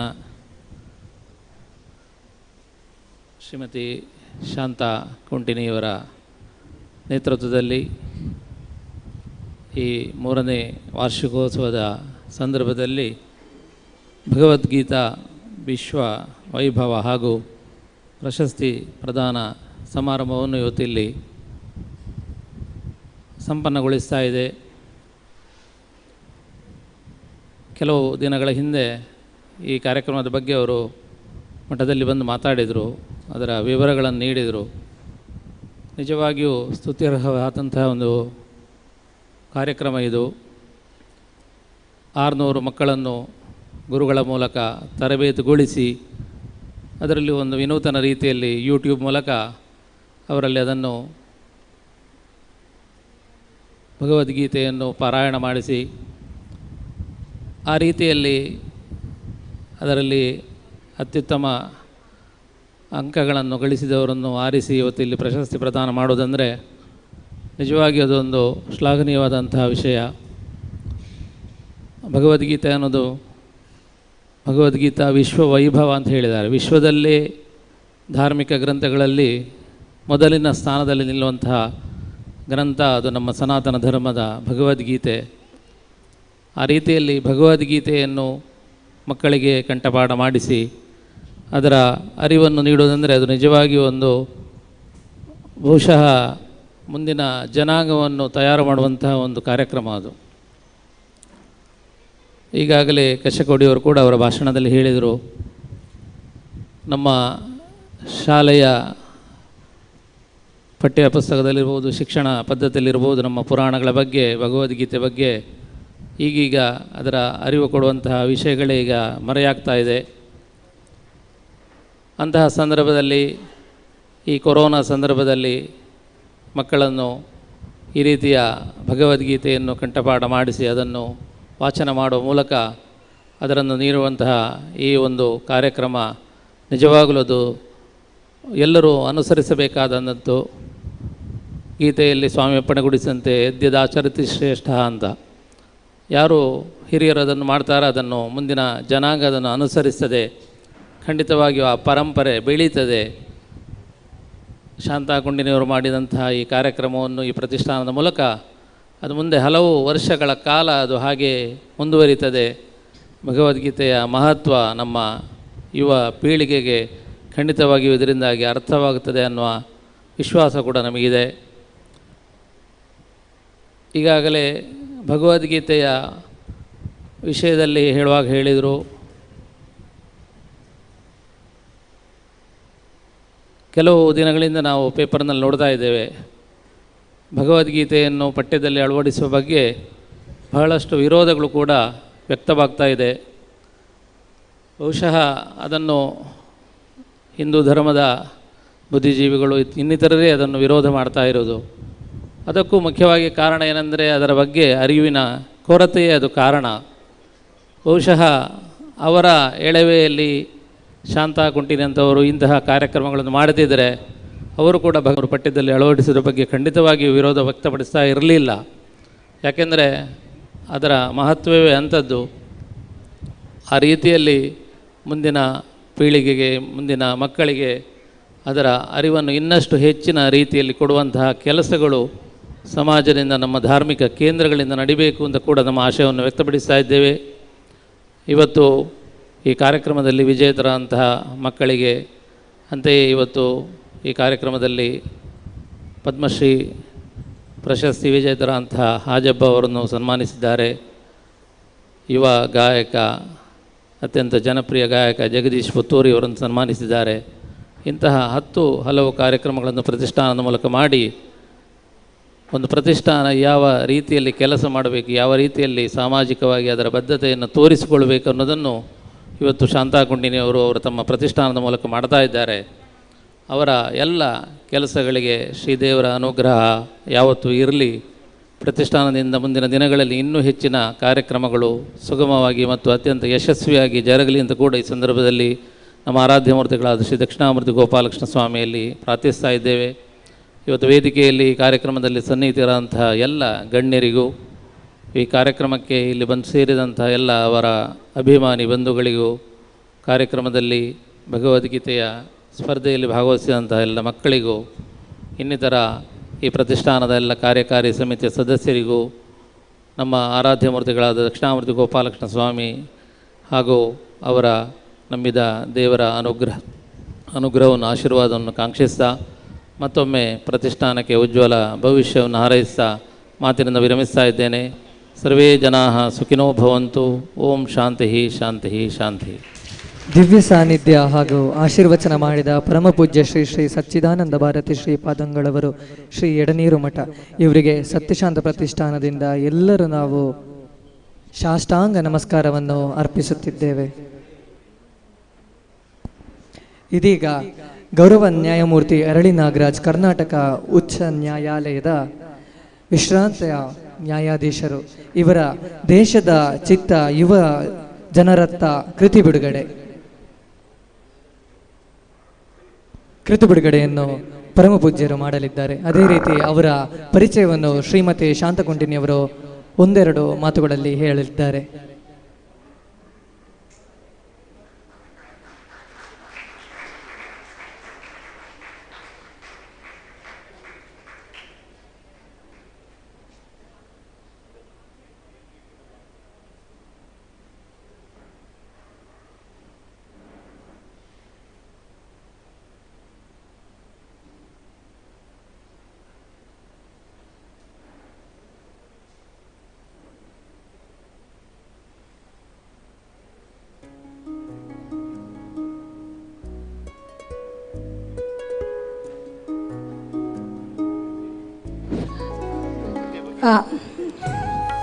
ಕೃತಿ ಬಿಡುಗಡೆ ಇವತ್ತು ದೇಶದ ಚಿತ್ತ ಯುವಜನರಥ. ಈ ಕೃತಿಯನ್ನು ನಮ್ಮ ಸತ್ಯಶಾಂತ ಪ್ರತಿಷ್ಠಾನದ ಸಂಸ್ಥೆಯ ವತಿಯಿಂದ ನಾವು ಇವತ್ತು ಪುನರ್ ಬಿಡುಗಡೆಗೊಳಿಸ್ತಾ ಇದ್ದೇವೆ ನಮ್ಮ ಗುರೂಜಿಗಳ ಮುಖೇನ. ಇವರ ಪರಿಚಯ ಇವಾಗಲೇ ಒಮ್ಮೆ ಹೇಳಿದ್ದೇನೆ, ಆದರೂ ಕೂಡ ನಮ್ಮ ಗುರೂಜಿಯವರ ಎದುರೇ ನಾವು ಪುನಃ ಪ್ರಸ್ತುತಪಡಿಸಬೇಕು ಅಂತ ನನಗೆ ಪುನಃ ಹೇಳಿದರು. ಹಾಗೆ ಕಾರಣ ಇದು ನೇಪಾಳದಲ್ಲಿ ನನಗೆ ಅರಳಿ ನಾಗರಾಜ್ ಅವರ ಭೇಟಿಯಾಯಿತು. ಅದರ ನಂತರ ನಾವು ಮಾತನಾಡಿಕೊಂಡಾಗ ಏನು ಅಂದರೆ ಅವರಿಗೆ ನನ್ನನ್ನು ಕಂಡಾಗ ಮಗಳ ಒಂದು ಸಾಮೀಪ್ಯ ನಮಗೆ ದೊರೆಯಿತು. ಹಾಗೆ ಕಾರಣ ಅದರ ನಂತರ ನಾವು ಮಾತುಕತೆ ಆದ ನಂತರ ಆವಾಗ ಹೇಳಿದರು, ನಾನೊಂದು ಕೃತಿ ಬಿಡುಗಡೆಗೊಳಿಸಬೇಕು ಅಂತ ಇದ್ದೀನಿ ನಮ್ಮ ದೇಶದ ಚಿತ್ತ ಯುವಜನರಥ ಅಂತ. ಇವರು ಉಚ್ಚ ನ್ಯಾಯಾಧೀಶರು, ಉಚ್ಚ ನ್ಯಾಯಾಲಯದ ಬೆಂಗಳೂರಿನ ನಿವೃತ್ತ ನ್ಯಾಯಾಧೀಶರು ಆಗಿದ್ದಾರೆ. ಈಗ ಹಾಗೆ ಈ ಒಂದು ಕೃತಿ ಬಿಡುಗಡೆ ಕೊರೋನಾ ಕಾರಣದಿಂದ ಇಲ್ಲಿ ಅದು ನಿಂತಿತು. ಆದರೆ ಅದರ ಪುನರ್ ಬಿಡುಗಡೆ ಇಲ್ಲಿಯೇ ಆದುದಕ್ಕೆ ನಮ್ಮ ಸತ್ಯಶಾಂತ ಪ್ರತಿಷ್ಠಾನ ತುಂಬ ಸಂತೋಷ ಪಡ್ತಾ ಇದೆ ಅಂತ ನಾವು ಹೇಳ್ತಾ ಇದ್ದೇವೆ. ಅವರ ಪರಿಚಯ ಮಾಡಿದ್ದಕ್ಕೆ ಶ್ರೀಮತಿ ಶಾಂತಕೊಂಟಿನಿ ಅವರಿಗೆ ಧನ್ಯವಾದಗಳು.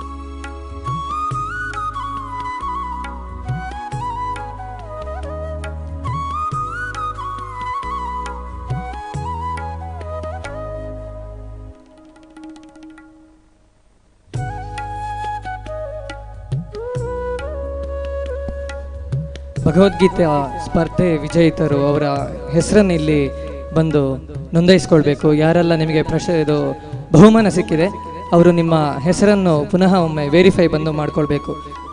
ಆಲ್ರೆಡಿ ಹೆಸರು ಕೊಟ್ಟದವರು ಇನ್ನೊಮ್ಮೆ ಬರಬೇಕಂತಿಲ್ಲ. ಇದೀಗ ಹೊಸದಾಗಿ ನಿಮ್ಮ ಹೆಸರನ್ನು ಇಲ್ಲಿ ನೋಂದಾಯಿಸದೇ ಇರುವವರು ಬಂದು ಕನ್ಫರ್ಮ್ ಮಾಡ್ಕೊಳ್ಳಿ ನಿಮ್ಮ ನೇಮನ್ನು.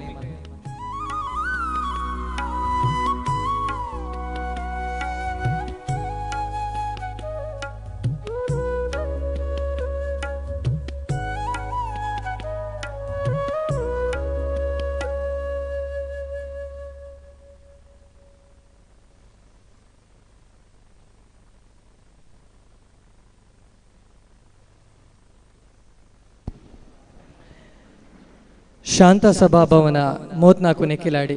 ನಮ್ಮ ಶಾಂತ ಸಭಾಭವನದಲ್ಲಿ ವಸತಿ ವ್ಯವಸ್ಥೆಯನ್ನು ನಾವು ಮಾಡಿರುವಂತಹದ್ದು. ಪರಮ ಪೂಜ್ಯರಲ್ಲಿ ನಾವು ವಸತಿಯನ್ನು ಸಮುಚ್ಚಯ ಮಾಡಿ ಉದ್ಘಾಟನೆ ಮಾಡಬೇಕಂತ ಹೇಳಿ ವಿನಂತಿ ಮಾಡಿಕೊಳ್ತಿದ್ದೇವೆ.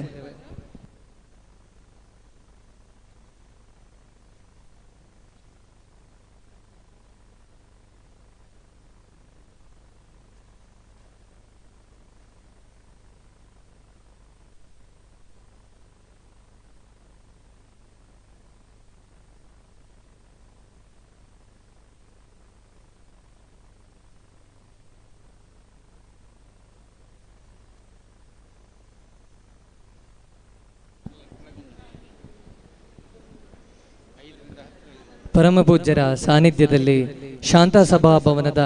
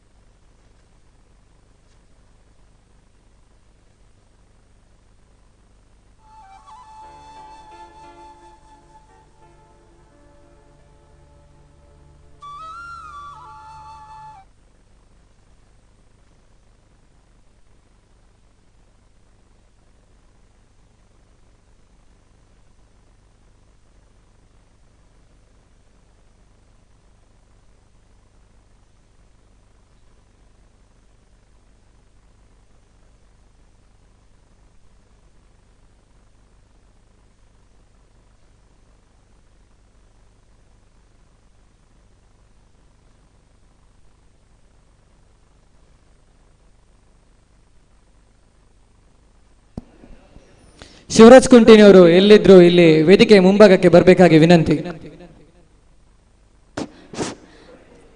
ಎಲ್ಲರಲ್ಲೂ ಒಂದು ವಿನಂತಿ, ಮಂತ್ರಾಕ್ಷತೆ ಗುರುಗಳು ಕೊಟ್ಟಿದ್ದಾರೆ, ಇಲ್ಲಿಂದ ಮತ್ತೆ ಪಡ್ಕೊಳ್ಬೋದು ಎಲ್ಲರೂ. ಆ ವೇದಿಕೆಯಲ್ಲಿ ಎಲ್ಲರೂ ವೇದಿಕೆಯ ಮೇಲ್ಗಡೆಯಲ್ಲಿ ಆಸೀನರಾಗಬೇಕೆಲ್ಲರೂ. ಹಾಗೆ ಇನ್ನು ಮುಂದಕ್ಕೆ ಶ್ರೀ ಹರೇಕಳ ಹಾಜಬ್ಬ ಇವರು ಒಂದೆರಡು ಮಾತಾಡಬೇಕು ಅಂತ ನಾವು ಕೇಳಿಕೊಳ್ತಾ ಇದ್ದೇವೆ. ಶ್ರೀಗಳ ಸಾನ್ನಿಧ್ಯದಲ್ಲಿ ಶಾಂತ ಸಭಾಭವನದ ವಸತಿ ಸಮುಚ್ಚಯ ಇದೀಗ ಆಗ್ತಿರುವಂತ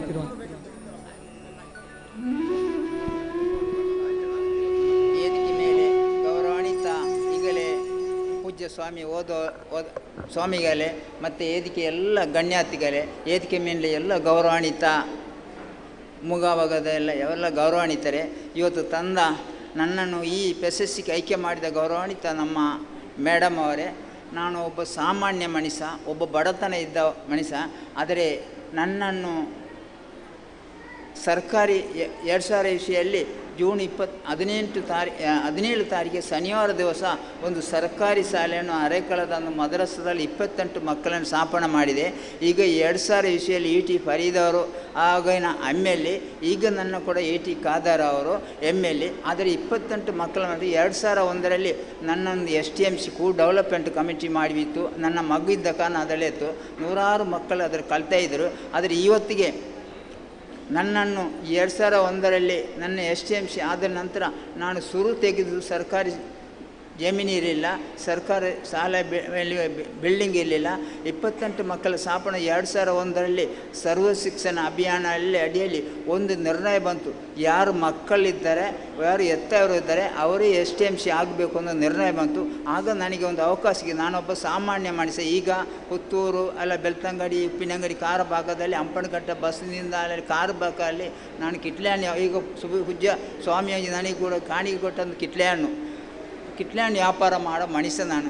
ಬಡತನ ಇತ್ತು, 28 ನನಗೆ ಹೊಟ್ಟೆ ತುಂಬ ಸಾಧ್ಯ ಇರಲಿಲ್ಲ. ಆದರೆ ನನ್ನನ್ನು STMC ಮಾಡಿದ ನಂತರ ಸರ್ಕಾರಿ ಶಾಲೆ ಅಭಿವೃದ್ಧಿ ಆಗಬೇಕು, ನನ್ನ ಮಗು ಇದ್ದ ಕಾರಣ STMC ಅಧ್ಯಕ್ಷ ಮಾಡಿ ಶುರು ತೆಗೆದು ನಾನು 40 ಸಾಲ ನಾನು ಪರ್ಚೇಸ್ ಮಾಡಿ 2001ರಲ್ಲಿ. ಆನಂತರ ಆ ಹಣ ಕೂಡ ಕೊಳ್ಳಿಗೆ ನನ್ನಲ್ಲಿ ಬೇರೆ ಬೇರೆ ಧರ್ಮದವರು ಸಹಾಯ ಮಾಡಿ ಸರ್ಕಾರಿ ಶಾಲೆ ಸಹಾಯ ಮಾಡಿದರು. ಈ 2004 ಸೆಪ್ಟೆಂಬರ್ 16 ತಾರೀಕಿಗೆ ಈಗಲೇ ನನ್ನೊಂದು ಹೇಳಿದರು, ವಸಂತಿಕಾಂತ ಪತ್ರಿಕೆಯ ಗುರೂಪ ಬಾಲೆ ಪುಣ್ಯಾನಿ ಒಂದು ಲೇಖನ ಬರೆಯಿದರು, ಕಿತ್ತಲೆ ಬುಟ್ಟಿಯಲ್ಲಿ ಅರಳಿದ ಅಕ್ಷರ ಅಂತ. ಅವರು ಬರುವಾಗ ನನ್ನ ಮನೆಯಲ್ಲಿ ಯೋಗಿಸೋಲ್ಲ ವಿಜಯ ಕರ್ನಾಟಕ ಬ್ಯಾಂಕ್ ವ್ಯಾಪಾರ ಯೋಗಿಸೋಲ್ಲ ಬಂದರು. 4 ಮನೆ ಬಂದವ್ರಿಗೆ ನನ್ನ ಮನೆಯಲ್ಲಿ ಒಂದು ಕೂಸು ಕೂಡ ಇರಲಿಲ್ಲ ಆ ಕಾಲದಲ್ಲಿ. 2004ರಲ್ಲಿ 13 ಬಂದರಲ್ಲಿ ಆ ಬೆರವು ನನಗೆ ಭಾಳ ಹತ್ತಿರ ಸಿಕ್ತು.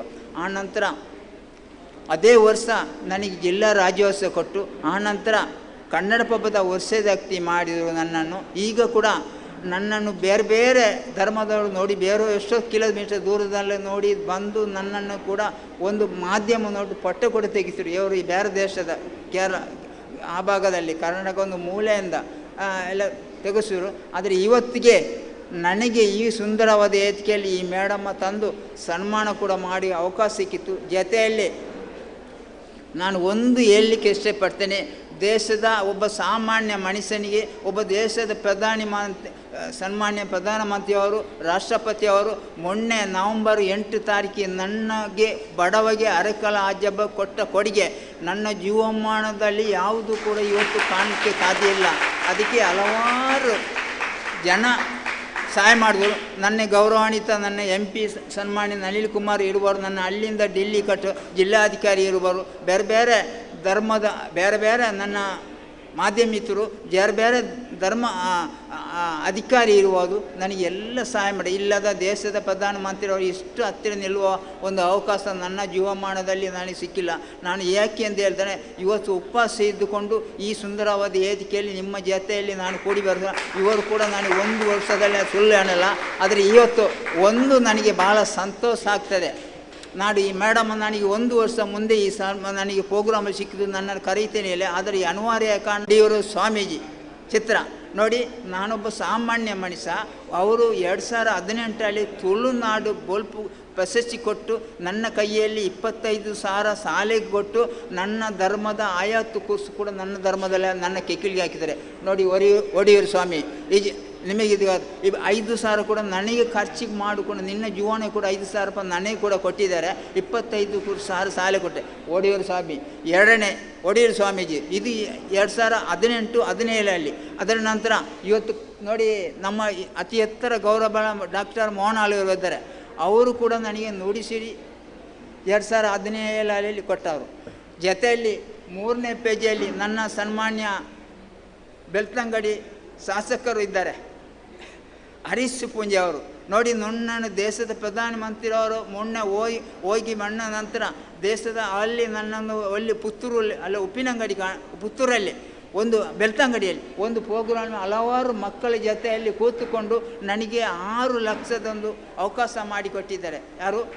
ಬೆಳ್ತಂಗಡಿ ಅಲ್ಲ ಹರೀಶ್ ಪೂಂಜಿ ಅವರು. ಇವತ್ತು ಕೂಡ ಹೆಮ್ಮೆ. ಆದರೆ ಜೊತೆಯಲ್ಲಿ ನೋಡಿ ನಮ್ಮ ಕನ್ನಡ ಸಂಸ್ಕೃತಿ ಅವರು ಕನ್ನಡ ಇವರು ಇವರು ನನಗೆ ಅವರು ಕೂಡ ಚಂದನ ಅವರು ಕೊಡುವಾಗ ನನ್ನ ರಾಜ್ಯಪಾಲ ಅವರು ಚಂದನ ಅವರು ಕೂಡ ಕನ್ನಡಕದ ಅವರು ಕೂಡ ಅದರಲ್ಲಿ ಇದ್ದಾರೆ. ಇಂಥದ್ದೆಲ್ಲ ಅವಕಾಶ ನಾನು ಯಾರ ಹತ್ರ ತಿಂದಿದ್ದೀನಿ, ಯಾರ ಹತ್ರ ನನಗೆ ಸಾವತ್ತು ಕೂಡ ನಾನು ಹಲವಾರು ನೋಡಿ ಸಂಘ ಸಮಸ್ಯೆಯಲ್ಲಿ ಕೂಡ ಒಂದು ಅವಕಾಶ ಸಿಕ್ಕಿತ್ತು.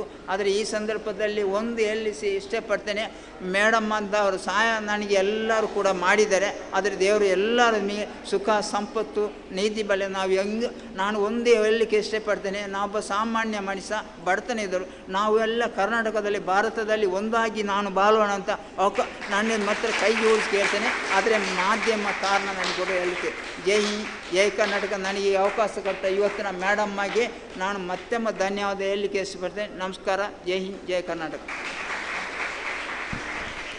ಹರೇಕಳ ಹಾಜಬ್ ಅವರಿಗೆ ಹೃದಯಪೂರ್ವಕ ಧನ್ಯವಾದಗಳು.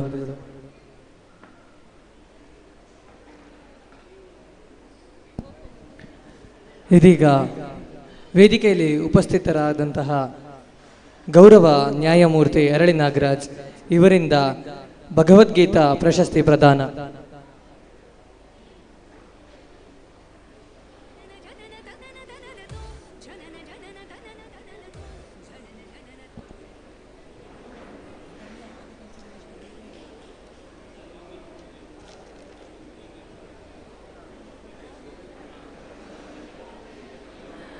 Anvita Kulkarni second prize. ಭಗವದ್ಗೀತಾ ಕಂಠಪಾಠ 10ರಿಂದ 15 ವಯೋ ವಿಭಾಗ Anvita Kulkarni second price.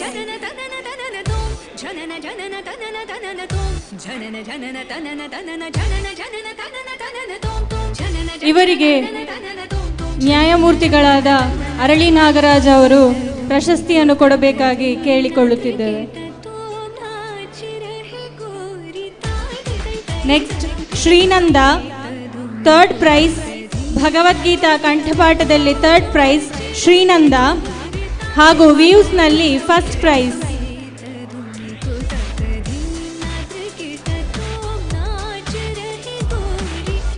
ಶ್ರೀನಂದ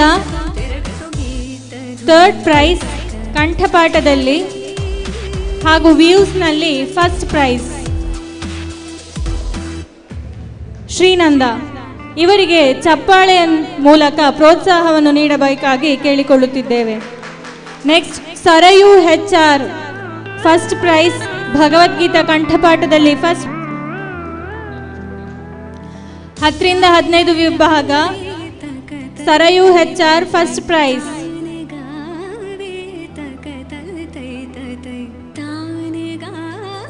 next ತ್ರೈ ಶ್ರೀಕಾಂತ್ ಸೆಕೆಂಡ್ ಪ್ರೈಸ್. ಭಗವದ್ಗೀತಾ ಕಂಠಪಾಠದಲ್ಲಿ ಸೆಕೆಂಡ್ ಪ್ರೈಸ್ ತ್ರೈ Srikanth.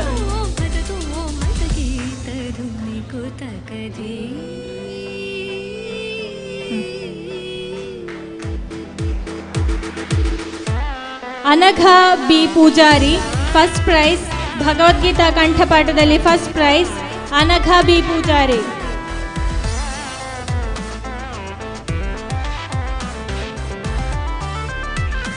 ನವ್ಯಾಯು third price.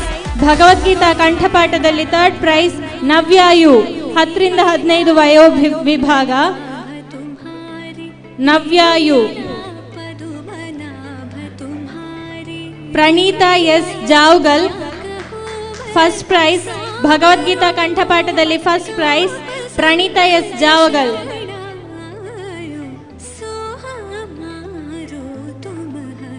Mihir S Pathak ಪ್ರೋತ್ಸಾಹಕ ಬಹುಮಾನ. ಭಗವದ್ಗೀತಾ ಕಂಠಪಾಠದಲ್ಲಿ ಪ್ರೋತ್ಸಾಹಕ ಬಹುಮಾನ ಮಿಹಿರ್ ಎಸ್ ಪಾಠಕ್ ಪ್ರೋತ್ಸಾಹಕ ಬಹುಮಾನವನ್ನು ಪಡೆದಿರುತ್ತಾರೆ. ಮಿಹಿರ್ ಎಸ್ ಪಾಠಕ್. ದೀಪ್ತಾ ಪಿ ಪ್ರೋತ್ಸಾಹಕ ಭಗವದ್ಗೀತಾ ಕಂಠಪಾಠದಲ್ಲಿ ಪ್ರೋತ್ಸಾಹಕ ದೀಪ್ತಾ ಪಿ. ದೀಪ್ತಾ ಪಿ ಪ್ರೋತ್ಸಾಹಕ ಭಗವದ್ಗೀತಾ ಕಂಠಪಾಠದಲ್ಲಿ ಪ್ರೋತ್ಸಾಹಕ ದೀಪ್ತಾ ಪಿ. ಅಭಿನವ್ ಜಿ ಪ್ರೋತ್ಸಾಹಕ ಭಗವದ್ಗೀತಾ ಕಂಠಪಾಠದಲ್ಲಿ ಪ್ರೋತ್ಸಾಹಕ ಅಭಿನವ್ ಜಿ. ಅಭಿನವ್ ಜಿ ಇವರಿಗೆ ಪ್ರೋತ್ಸಾಹಕ ಭಗವದ್ಗೀತಾ ಕಂಠಪಾಠದಲ್ಲಿ ಪ್ರೋತ್ಸಾಹಕ ಬಹುಮಾನ ಅಭಿನವ್ ಜಿ 10 ರಿಂದ 15 ವಯೋ ವಿಭಾಗ. ನೆಕ್ಸ್ಟ್ ಕೀರ್ತನಾ ಕೌಶಿಕ್ ಎ ಪ್ರೋತ್ಸಾಹಕ ಭಗವದ್ಗೀತಾ ಕಂಠಪಾಠದಲ್ಲಿ ಪ್ರೋತ್ಸಾಹಕ ಕೀರ್ತನಾ ಕೌಶಿಕ್ ಎ. ಕೀರ್ತನಾ ಕೌಶಿಕ್ ಎ ಪ್ರೋತ್ಸಾಹಕ.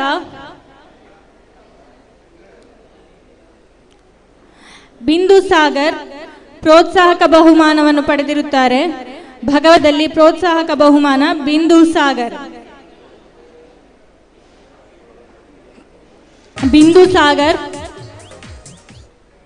ಪ್ರೋತ್ಸಾಹಕ ಬಹುಮಾನ ಬಿಂದು ಸಾಗರ್. ಪ್ರಜ್ವಲ್ ಸೆಕೆಂಡ್ ಪ್ರೈಸ್ ಭಗವದ್ಗೀತಾ ಕಂಠಪಾಠದಲ್ಲಿ ಸೆಕೆಂಡ್ ಪ್ರೈಸ್ ಪ್ರಜ್ವಲ್. ಪ್ರಜ್ವಲ್ ವೇದಿಕೆಗೆ ಬಂದು ಪ್ರಶಸ್ತಿಯನ್ನು ತೆಗೆದುಕೊಳ್ಳಬೇಕಾಗಿ ವಿನಂತಿ. ಪ್ರಜ್ವಲ್ ಸೆಕೆಂಡ್ ಪ್ರೈಸ್ ಕಂಠಪಾಠ.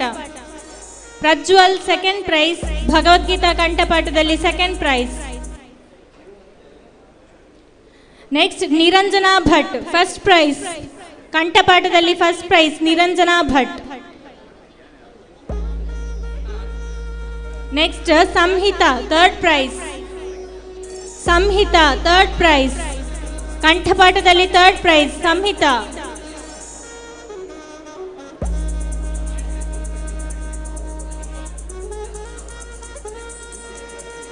ಸಂಹಿತಾ ಥರ್ಡ್ ಪ್ರೈಸ್ ಕಂಠಪಾಠದಲ್ಲಿ third prize Samhita. Pranamya N ಪ್ರೋತ್ಸಾಹಕ. ಪ್ರಣಮ್ಯ ಎನ್ ಕಂಠಪಾಠದಲ್ಲಿ ಪ್ರೋತ್ಸಾಹಕ ವ್ಯೂಸ್ನಲ್ಲಿ ಸೆಕೆಂಡ್ ಪ್ರೈಸ್. ಪ್ರಣಮ್ಯ ಎನ್ 10 ರಿಂದ 15 ವಯೋ ವಿಭಾಗ. Anvitha D. Next Anvitha D ಪ್ರೋತ್ಸಾಹಕ ಕಂಠಪಾಠದಲ್ಲಿ ಪ್ರೋತ್ಸಾಹಕ Anvitha D.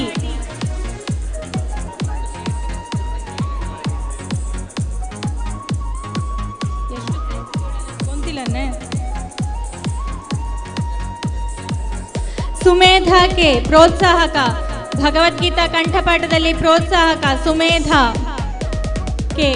Sumedha K. Kshama VM. Kshama VM Bhagavadgita ಕಂಠಪಾಠದಲ್ಲಿ third prize Kshama VM. Kshama VM third prize ಕಂಠಪಾಠದಲ್ಲಿ third prize. Atmashree second prize ಕಂಠಪಾಠದಲ್ಲಿ second prize Atmashree.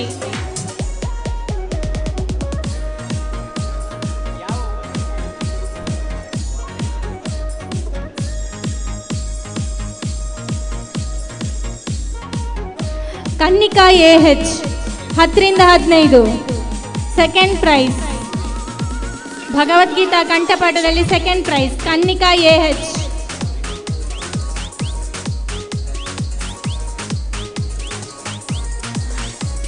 Atmashree M second prize Bhagavad Gita ಕಂಠಪಾಠದಲ್ಲಿ ಸೆಕೆಂಡ್ ಪ್ರೈಸ್ ಆತ್ಮಶ್ರೀ.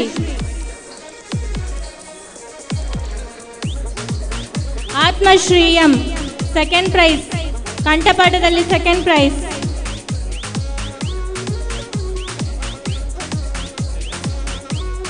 ಆತ್ಮಶ್ರೀ.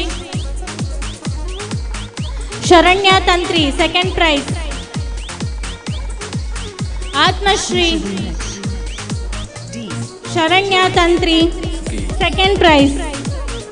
ಭಗವದ್ಗೀತಾ ಕಂಠಪಾಠದಲ್ಲಿ ಸೆಕೆಂಡ್ ಪ್ರೈಸ್. ಬೇಗ ಬೇಗನೆ ಬಂದು ಪ್ರಶಸ್ತಿಯನ್ನು ತೆಗೆದುಕೊಳ್ಳಬೇಕಾಗಿ ವಿನಂತಿ.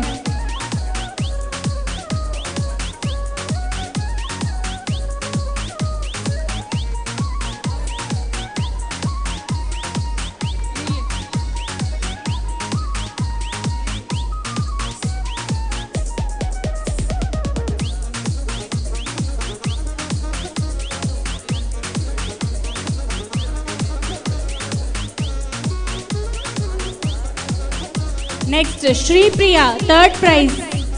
ಕಂಠಪಾಠದಲ್ಲಿ ಥರ್ಡ್ ಪ್ರೈಸ್. ಫಸ್ಟ್ ಪ್ರೈಸ್ ವ್ಯೂಸ್ನಲ್ಲಿ 15ರಿಂದ 25 ವಯೋ ವಿಭಾಗ. ಶ್ರೀಪ್ರಿಯಾ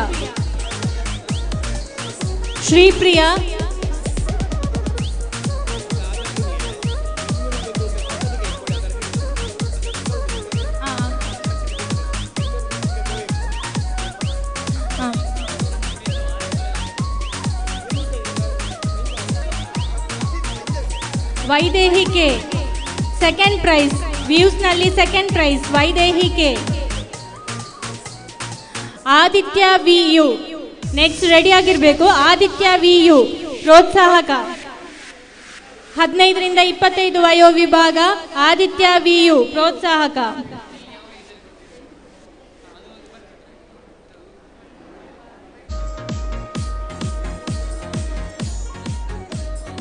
ಮೇಘನಾ ಜೀರಾವ್ ಫಸ್ಟ್ ಪ್ರೈಸ್. ಭಗವದ್ಗೀತಾ ಕಂಠಪಾಠದಲ್ಲಿ ಫಸ್ಟ್ ಪ್ರೈಸ್ ಮೇಘನಾ ಜೀರಾವ್.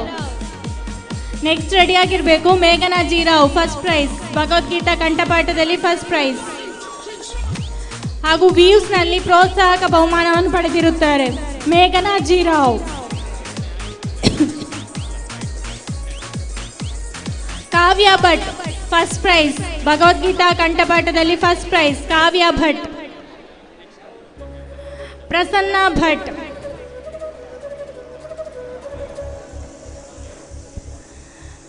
ಮೇಘನಾ ಭಟ್ ಮೇಘನಾ ಜೀರಾವ್. ಕಾವ್ಯ ಭಟ್ ಫಸ್ಟ್ ಪ್ರೈಸ್ ಭಗವದ್ಗೀತಾ ಕಂಠಪಾಠದಲ್ಲಿ ಫಸ್ಟ್ ಪ್ರೈಸ್ ಕಾವ್ಯ Bhat. Next Prasanna Bhat first prize Bhagavad Gita ಕಂಠಪಾಠದಲ್ಲಿ ಫಸ್ಟ್ ಪ್ರೈಸ್ 15ರಿಂದ 25 ವಯೋ ವಿಭಾಗ. ಪ್ರಸನ್ನ ಭಟ್. ಎಲ್ಲರೂ ಚಪ್ಪಾಳೆಯ ಮೂಲಕ ಪ್ರೋತ್ಸಾಹವನ್ನು ನೀಡಬೇಕಾಗಿ ಕೇಳಿಕೊಳ್ಳುತ್ತೇನೆ.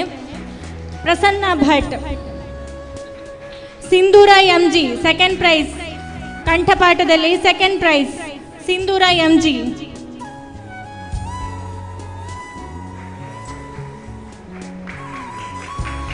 ನೆಕ್ಸ್ಟ್ ನಂದಕಿಶೋರ್ ಡಿ ಭಾಗವಹಿಸಿರುತ್ತಾರೆ. ಭಗವದ್ಗೀತಾ ಕಂಠಪಾಠದಲ್ಲಿ ಭಾಗವಹಿಸಿರುತ್ತಾರೆ Nandakishore D.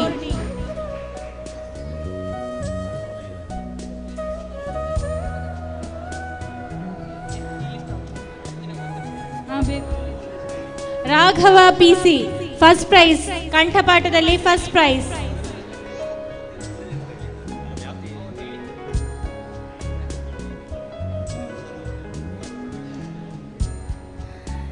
Raghava PC first prize ಕಂಠಪಾಠದಲ್ಲಿ ಪಿಸಿ.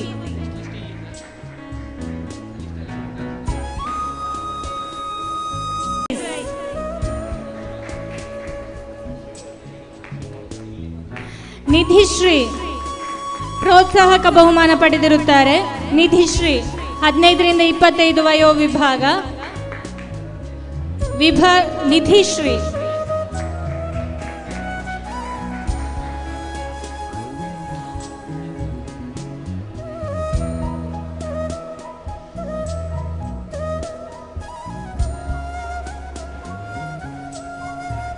ಇನ್ನು ಮುಂದಕ್ಕೆ 5ರಿಂದ 10 ವಯೋ ವಿಭಾಗ. ಅದಿತಿ ಭಟ್ ಫಸ್ಟ್ ಪ್ರೈಸ್ ಭಗವದ್ಗೀತಾ ಕಂಠಪಾಠದಲ್ಲಿ first prize Aditi Bhat.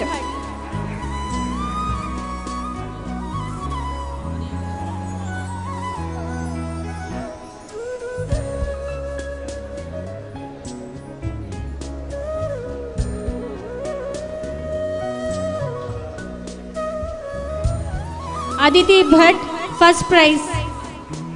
Aditi BN fourth prize ಕಂಠಪಾಠದಲ್ಲಿ fourth prize Aditi BN.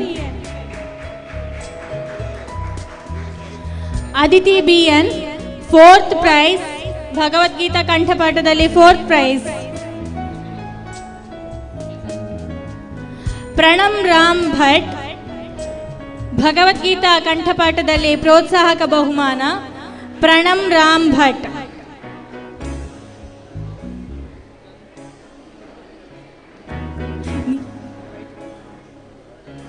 Saanvi CS, 3rd prize, Bhagavad Gita ಕಂಠಪಾಠದಲ್ಲಿ 3rd ಪ್ರೈಸ್.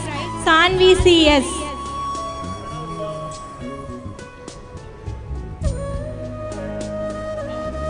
ಆದಿಶ್ರೀ, ಭಗವದ್ಗೀತಾ ಕಂಠಪಾಠದಲ್ಲಿ ಪ್ರೋತ್ಸಾಹಕ ಬಹುಮಾನ. ಆದಿಶ್ರೀ.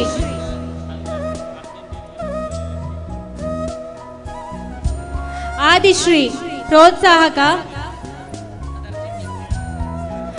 NDS ಚಿತ್ರಿಕಾ, ಪ್ರೋತ್ಸಾಹಕ ಬಹುಮಾನ. ಭಗವದ್ಗೀತಾ ಕಂಠಪಾಠದಲ್ಲಿ ಪ್ರೋತ್ಸಾಹಕ ಬಹುಮಾನ. NDS ಚಿತ್ರಿಕಾ. ಬೇಗ ಬೇಗನೆ ಬಂದು ಪ್ರಶಸ್ತಿಯನ್ನು ಪಡೆದುಕೊಳ್ಳಬೇಕಾಗಿ ಕೇಳಿಕೊಳ್ಳುತ್ತೇನೆ. NDS ಚಿತ್ರಿಕಾ ಪ್ರೋತ್ಸಾಹಕ ಬಹುಮಾನ. ಸಾತ್ವಿಕ್ ಭಟ್, ಭಾಗವಹಿಸುವಿಕೆ. Satwik Bhat.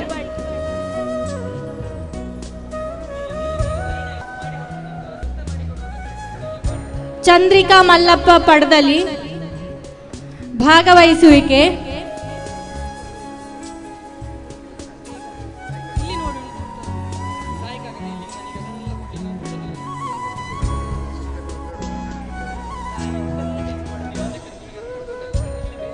ಕಂಠಪಾಠದಲ್ಲಿ 3rd prize. BV Nishkala. Shanvitha, 1st prize. Shanvitha 3rd prize. Shanvitha 1st prize. ಕಂಠಪಾಠದಲ್ಲಿ 1st prize. Shanvitha.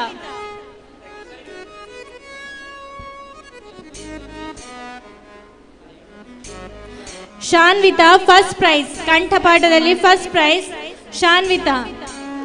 Saanvi K, ವ್ಯೂಸ್ನಲ್ಲಿ 3rd prize. Saanvi K.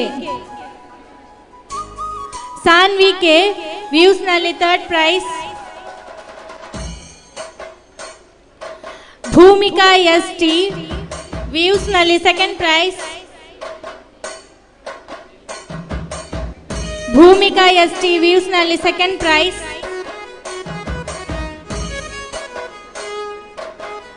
Harika VN, ಭಾಗವಹಿಸುವಿಕೆ. ಕಂಠಪಾಠದಲ್ಲಿ ಭಾಗವಹಿಸಿರುತ್ತಾರೆ. ಹಾರಿಕಾ VN. ಹಾರಿಕಾ VN ಕಂಠಪಾಠದ ಸ್ಪರ್ಧೆಯಲ್ಲಿ ಭಾಗವಹಿಸುವಿಕೆ. 3rd prize. ಕಂಠಪಾಠದಲ್ಲಿ 3rd prize. Bhoomika.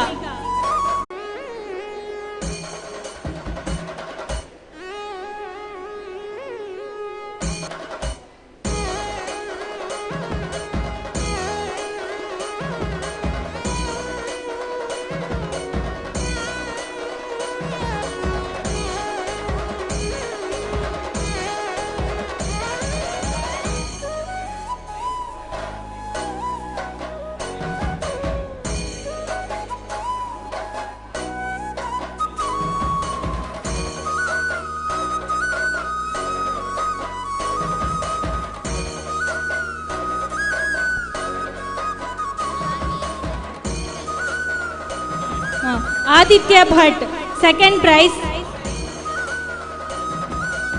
Aditya Bhat 2nd prize.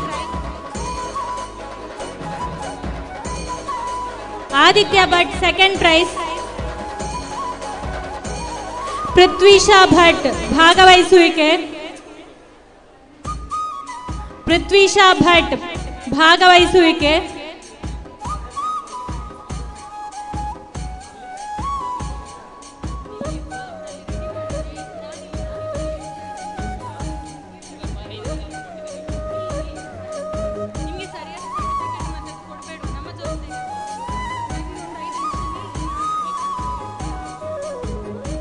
Bhoomika ST, 2nd prize. ವ್ಯೂಸ್ನಲ್ಲಿ.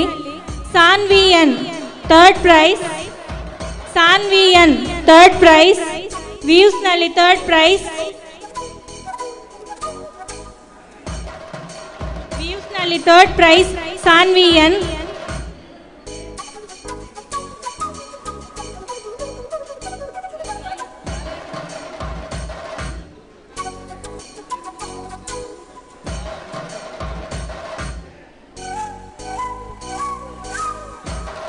Abhinav Raj N ಪ್ರೋತ್ಸಾಹಕ ಕಂಠಪಾಠದಲ್ಲಿ ಪ್ರೋತ್ಸಾಹಕ ನೀಲಾವರ.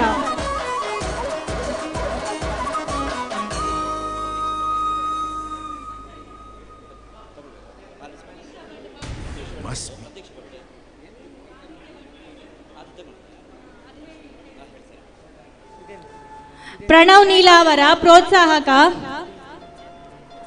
ಭವ ವಿಶ್ವೇಶ್ವರ ಭಟ್ ಫಸ್ಟ್ ಪ್ರೈಸ್ ಕಂಠಪಾಠದಲ್ಲಿ first prize Bhava Vishweshwara Bhat.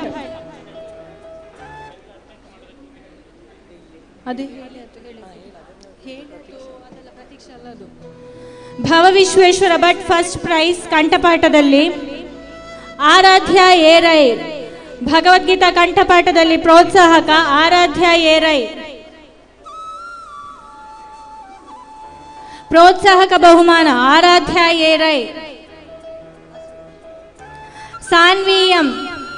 ಸಾನ್ವಿಯಂ third prize ಕಂಠಪಾಠದಲ್ಲಿ ಥರ್ಡ್ ಪ್ರೈಸ್ ಸಾನ್ವಿಯಂ. ಶ್ರೀವಿಭಾ ಕಂಠಪಾಠದಲ್ಲಿ ಪ್ರೋತ್ಸಾಹಕ ಶ್ರೀವಿಭಾ ಪ್ರೋತ್ಸಾಹಕ ಕಂಠಪಾಠದಲ್ಲಿ ಶ್ರೀವಿಭಾ. ನೆಕ್ಸ್ಟ್ ಸಮೃದ್ಧಿ ಎಸ್ ಭಟ್ ಪ್ರೋತ್ಸಾಹಕ ಕಂಠಪಾಠದಲ್ಲಿ ಪ್ರೋತ್ಸಾಹಕ ಬಹುಮಾನ ಸಮೃದ್ಧಿ ಎಸ್ ಭಟ್. ಸಮೃದ್ಧಿ ಎಸ್ ಭಟ್ ಪ್ರೋತ್ಸಾಹಕ ಬಹುಮಾನ ಕಂಠಪಾಠದಲ್ಲಿ.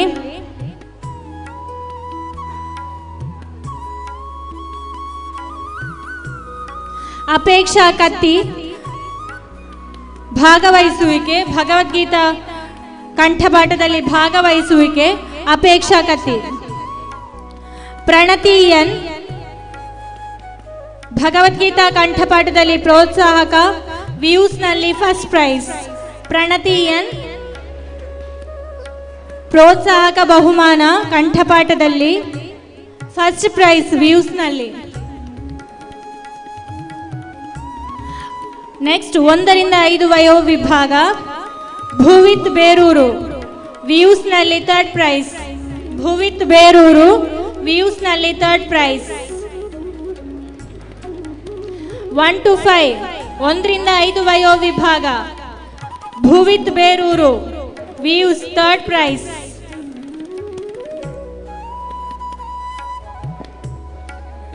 ಶ್ರೀಹಾನ್ ಎಂ ವ್ಯೂಸ್ನಲ್ಲಿ ಫಸ್ಟ್ ಪ್ರೈಸ್.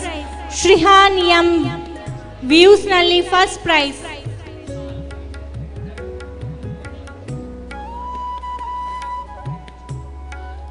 ಶ್ರೀಹಾನ್ ಎಂ ವ್ಯೂಸ್ನಲ್ಲಿ first prize. Nishvika V N ಭಾಗವಹಿಸುವಿಕೆ ಭಗವದ್ಗೀತಾ ಕಂಠಪಾಠದಲ್ಲಿ ಭಾಗವಹಿಸುವಿಕೆ Nishvika V N. Nishvika V N Bhagavadgita ಕಂಠಪಾಠದಲ್ಲಿ ಭಾಗವಹಿಸುವಿಕೆ Nishvika V N. Nishvika V N. Impana Hegde Bhagavad Gita ಕಂಠಪಾಠದಲ್ಲಿ ಪ್ರಥಮ ಸ್ಥಾನ. ಹೆಗಡೆ ಭಗವದ್ಗೀತಾ ಕಂಠಪಾಠದಲ್ಲಿ ಪ್ರಥಮ ಸ್ಥಾನ ಇಂಪನ ಹೆಗಡೆ.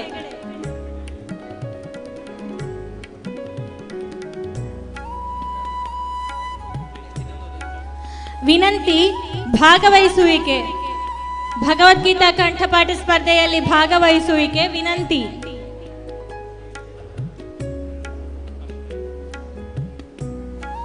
ವಿನಂತಿ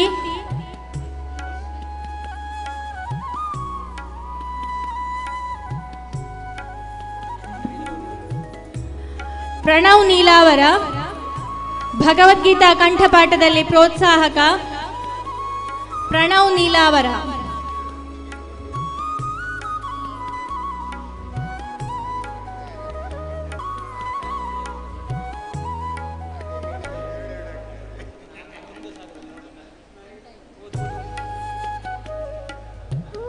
ಭೂಮಿಕಾ ಥರ್ಡ್ ಪ್ರೈಸ್ ಕಂಠಪಾಠದಲ್ಲಿ third prize Bhoomika.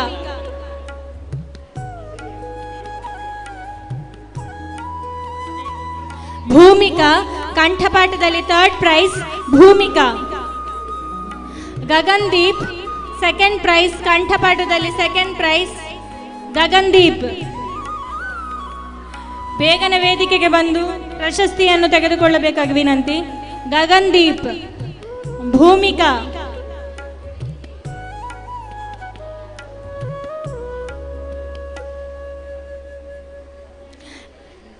Bhoomika third prize, Gagandeep second price.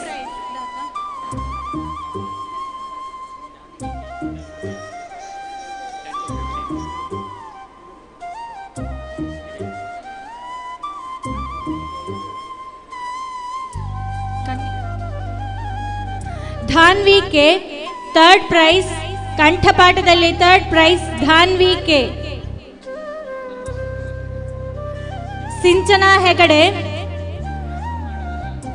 ಭಾಗವಹಿಸುವಿಕೆ ಕಂಠಪಾಠದಲ್ಲಿ ಭಾಗವಹಿಸುವಿಕೆ Sinchana Hegde.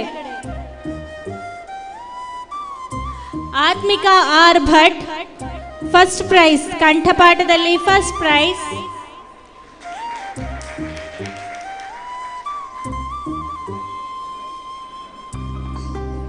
Atmika R Bhat first prize ಕಂಠಪಾಠದಲ್ಲಿ.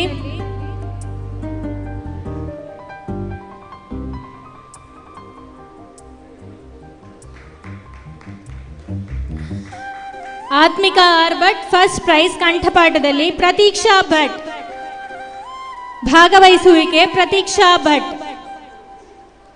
ಭಾಗವಹಿಸುವಿಕೆ ಪ್ರತೀಕ್ಷಾ ಭಟ್.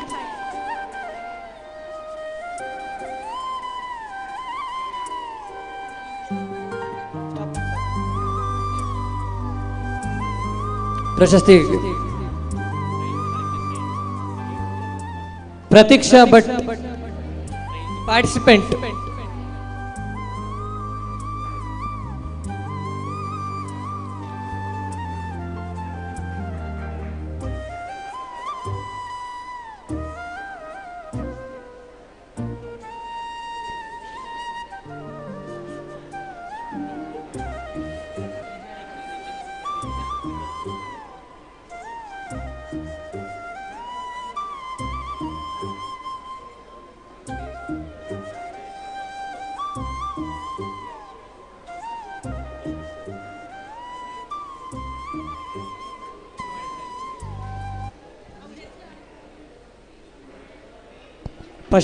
ಪ್ರಶಸ್ತಿ ಪ್ರದಾನ ಕಾರ್ಯಕ್ರಮ ಮತ್ತೆ ಮುಂದುವರಿತದೆ. ಬಹುಮಾನ ವಿತರಣೆ ಇದೀಗ ಶೇಖರ್ ಅಜಕರ್ ಹಾಗೂ ಶಾಂತಾ ಪುತ್ತೂರು ಹಾಗೂ ಶ್ರೀನಿಧಿ ಅವರ ನೇತೃತ್ವದಲ್ಲಿ ಪ್ರತಿಭಾ ಚೇತನ ಕಾರ್ಯಕ್ರಮ ವೇದಿಕೆಯಲ್ಲಿ ನಡೀಲಿಕ್ಕಿದೆ.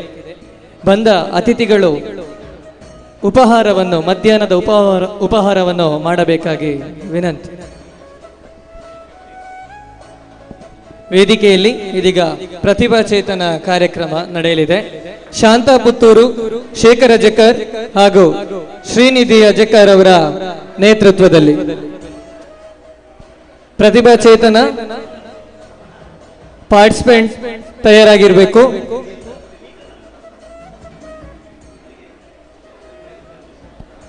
ಅದೇ ರೀತಿ ಯಾರ್ದೆಲ್ಲ ಬಹುಮಾನ ಸಿಕ್ಲಿಲ್ಲ ಅವರ ನೇಮ್ ಲಿಸ್ಟ್ ಅನ್ನು ಬಂದು ಇಲ್ಲಿ ಕೊಡಬೇಕು. ಸಾಲಾಗಿ ಬಂದು ಕೊಡಬೇಕು ನೇಮ್ ಲಿಸ್ಟ್ ಅನ್ನು.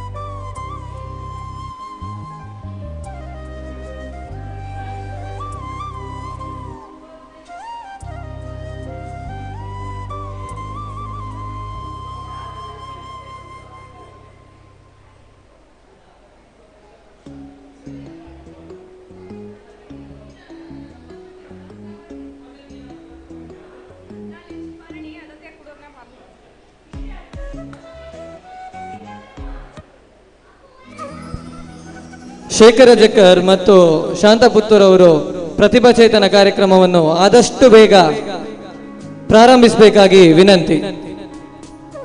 ಪ್ರತಿಭಾ ಚೇತನ ಕಾರ್ಯಕ್ರಮವನ್ನು ಆದಷ್ಟು ಬೇಗ ಪ್ರಾರಂಭಿಸಬೇಕಾಗಿ ವಿನಂತಿ.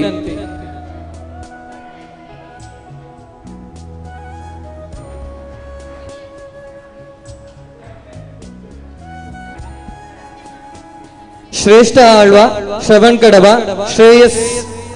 ಶ್ರೇಯಸ್ ಸಿಪಿ ಕಡಬ, ಸುನಿಧಿ ಎಸ್ ಅಜಕರ್, ಲಾಲಿತ್ಯ ಬೇಲೂರು, ಅರ್ಚನಾ ಎಸ್ ಸಂಪ್ಯಾಡಿ, ನಿರೀಕ್ಷಾ ವಿಟ್ಲ, ಚುಕ್ಕಿ ವಿಟ್ಲ, ವೈಷ್ಣವಿ ಉಜಿರೆ ಇವರು ಆದಷ್ಟು ಬೇಗ ವೇದಿಕೆ ಮುಂಭಾಗಕ್ಕೆ ಬಂದು ಕಾರ್ಯಕ್ರಮಕ್ಕೆ ತಯಾರಾಗಬೇಕು.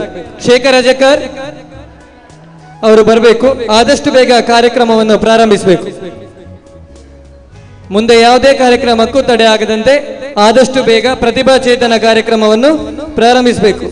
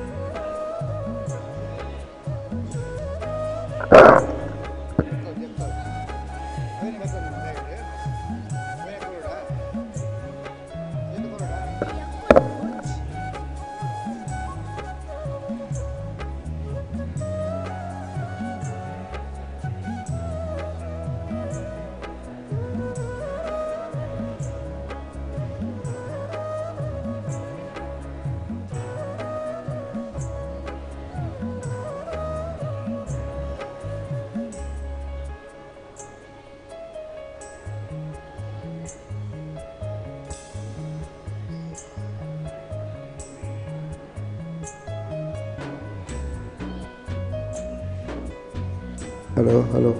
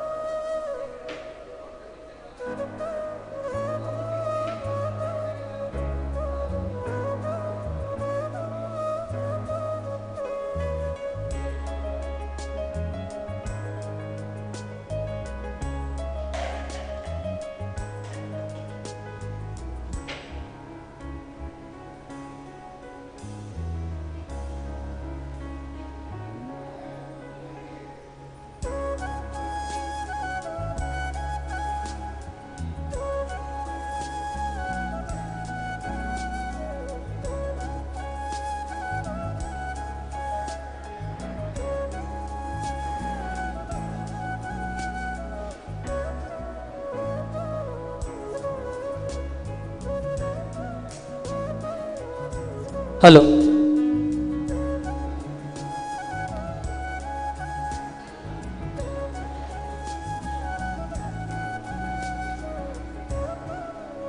ಊಟದ ಹಾಲ್ನಲ್ಲಿರುವಂಥ ಎಲ್ಲ ಸಹೋದರರಲ್ಲಿ ವಿನಂತಿ, ಮಧ್ಯಾಹ್ನದ ಕಾರ್ಯಕ್ರಮ ಇನ್ನು ಕೆಲವೇ ನಿಮಿಷಗಳಲ್ಲಿ ಆರಂಭ ಆಗಲಿಕ್ಕಿದೆ. ಜಿಲ್ಲೆಯ ವಿವಿಧ ಎಡೆಗಳಿಂದ ಬಂದಿರುವಂತಹ ಮಕ್ಕಳ ಕಾರ್ಯಕ್ರಮ ವೇದಿಕೆಯಲ್ಲಿ ನಡೀತದೆ. ದಯವಿಟ್ಟು ಕಾರ್ಯಕ್ರಮ ನೀಡುವವರು ಮತ್ತು ಆಸ್ವಾದಿಸುವವರು ಎಲ್ಲರೂ ಕೂಡ ಸಭಾಂಗಣಕ್ಕೆ ಬರಬೇಕಾಗಿ ನೆನೆಸ್ಕೊಳ್ತಾ ಇದ್ದೇನೆ.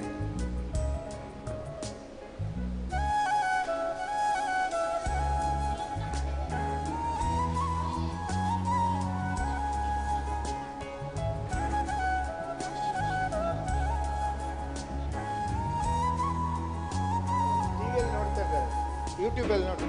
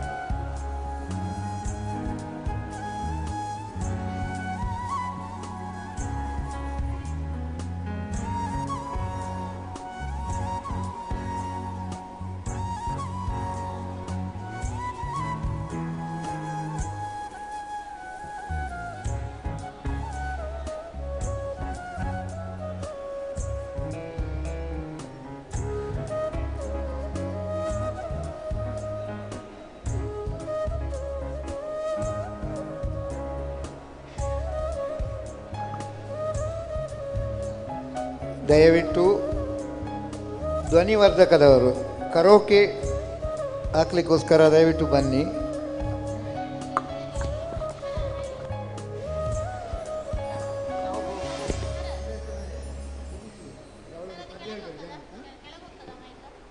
ಹೋಗುದಿಲ್ಲ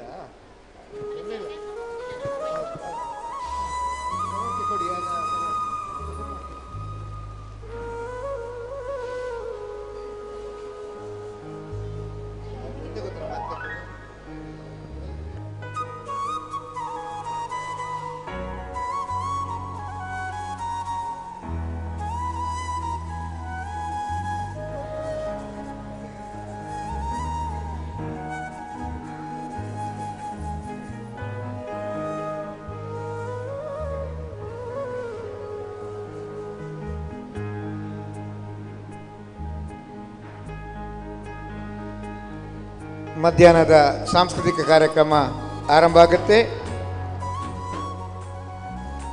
ನಿಧಿಯಿಂದ ಈ ಕಾರ್ಯಕ್ರಮ ಆರಂಭ ಆಗುತ್ತೆ ಒಂದು ಹಾಡಿನ ಜೊತೆಗೆ. ನಿಧಿಶ್ರೀ ಇಂಜಿನಿಯರಿಂಗ್ ವಿದ್ಯಾರ್ಥಿ, ಅಲ್ಲದೆ ಅನೇಕ ಬಹುಮಾನಗಳನ್ನು ಪಡೆದಿದ್ದಾರೆ. ಬೆಳೆಯುವ ಸಿರಿ ಪುತ್ತೂರಿನವರು ಈಗ ಒಂದು ಹಾಡು ಹಾಡುವ ಮೂಲಕ ಮಧ್ಯಾಹ್ನದ ಕಾರ್ಯಕ್ರಮಕ್ಕೆ ಚಾಲನೆಯನ್ನು ನೀಡ್ತಾ ಇದ್ದೇವೆ. ಅವರ ಹಾಡಿನ ತಕ್ಷಣ ಮಕ್ಕಳ ಪ್ರತಿಭೋತ್ಸವ ಕಾರ್ಯಕ್ರಮ ಆರಂಭ ಆಗುತ್ತೆ.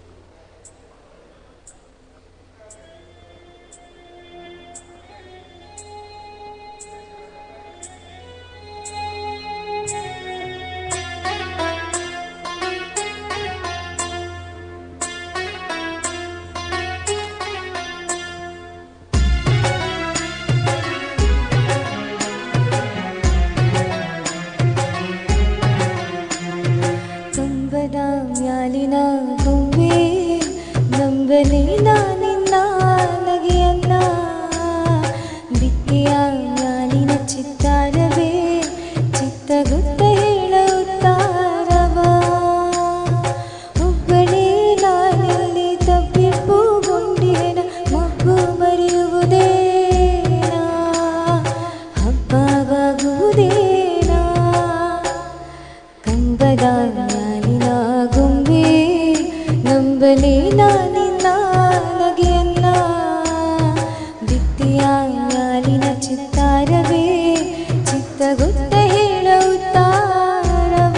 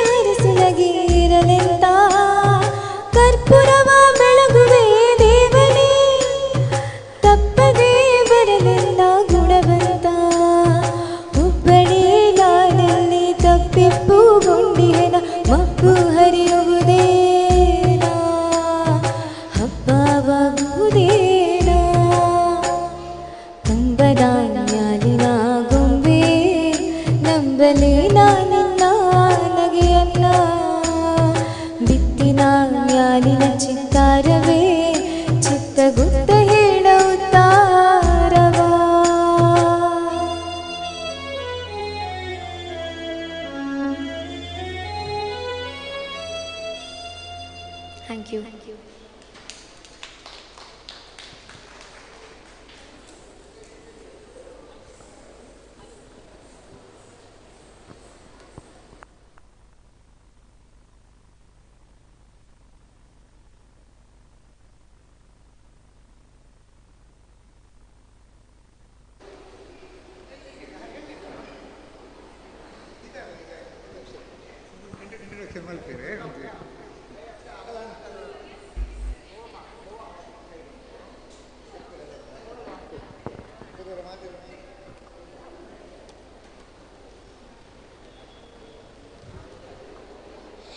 ಎಲ್ಲರಿಗೂ ನಮಸ್ಕಾರ. ನಾನು ಸುನಿಧಿ ಎಸ್ ಸಜೆಕಾರು, ಸರಕಾರಿ ಮಾದರಿ ಹಿರಿಯ ಪ್ರಾಥಮಿಕ ಶಾಲೆಯ 3ನೇ ತರಗತಿಯ ವಿದ್ಯಾರ್ಥಿ. ನಿಮ್ಮೆಲ್ಲರ ಪ್ರೋತ್ಸಾಹದೊಂದಿಗೆ ಪ್ರತಿಭೆಯೋತ್ಸವ ಕಾರ್ಯಕ್ರಮ ಆರಂಭ. ನಮ್ಮ ಜೊತೆ ಇದ್ದಾರೆ ಶ್ರೇಷ್ಠ ಆಳ್ವ ಶ್ರಾವಣ್ ಕಡಬ, ಶ್ರೇಯಾ CP ಕಡಬ, ಲಾಲಿತ್ಯ ಕುಮಾರ್ ಬೇಲೂರ್, ಅರ್ಚನಾ ಎಸ್ ಸಂಪ್ಯಾಡಿ, ನಿರೀಕ್ಷಾ ವಿಟ್ಲ, ಚುಕ್ಕಿ ವಿಟ್ಲ, ವೈಷ್ಣವಿ ಉಜ್ರೆ, ಸತ್ಯಕಾಮ. ಈಗ ಶ್ರಾವಣ್ ಕಡಬ ಅವರು ಸುಮಧುರ ಕಂಠದಲ್ಲಿ ಒಂದು ಗೀತೆಯನ್ನು ಹಾಡಲಿದ್ದಾರೆ. ನಿಮ್ಮ ಮುಂದೆ ಶ್ರಾವಣ್ ಕಡಬ ಈಶ್ವರನ ಕುರಿತು ಒಂದು ಹಾಡು.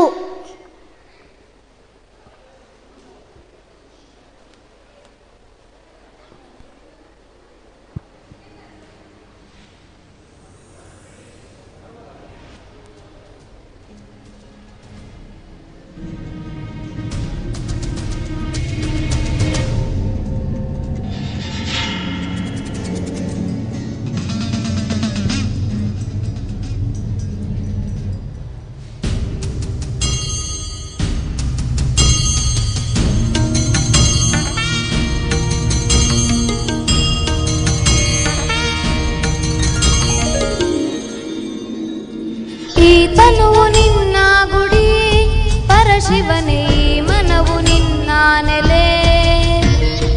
ಈ ತನುವು ನಿನ್ನ ಗುಡಿ ಪರಶಿವನೇ, ಮನವು ನಿನ್ನ ನೆಲೆ. ನನ್ನುಸಿರ ಕಣ ಕಣಗಳು ಶಿವ ನಿನ್ನ ನಾಮವನೆ ಕನವರಿಸಿದೆ. ಜಯ ಜಯತು ಜಗದೀಶ್ವರ ಪಾಹಿ ಮಾಂ, ಜಯ ಜಯತು ಗಂಗಾಧರ.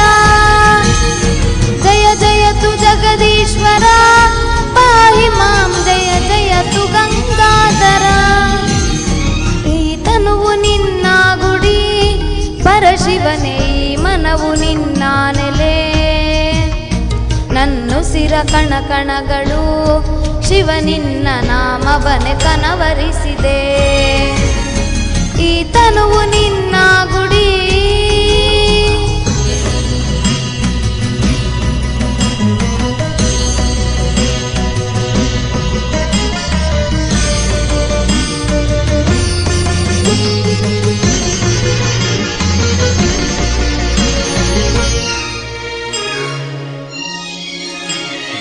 ನೀ ಸೂತ್ರಧಾರಿ ನಾ ಪಾತ್ರಧಾರಿ, ನಿನ್ನಿಚ್ಛೆ ನಾ ಅರಿಯೆನು. ನನ್ನಾತ್ಮ ಜ್ಯೋತಿ ಶಿವ ನೀನೆ ಎಂದು ನಿನ್ನನ್ನೇ ನಂಬಿರುವೆನು. ಹೆತ್ತವಳ ಮನಸ್ಸು ಕಲ್ಲಾಗಿ ಹೋಯ್ತೆ, ಶಂಕರಿ ಹೇಳು ಇದು ನ್ಯಾಯವೇ. ಸಿರಿತನವು ಬೇಡ, ದೊರೆತನವು ಬೇಡ, ಸದ್ಗತಿಯು ನನಗಾಗಲಿ. ನನ್ನಾತ್ಮ ಶಿವಲೀಲೆಯನ್ನು ಹಾಡಲಿ. ಜಯ ಜಯತು ಜಗದೀಶ್ವರ ಪಾಹಿ ಮಾಂ, ಜಯ ಜಯತು ಗಂಗಾಧರ.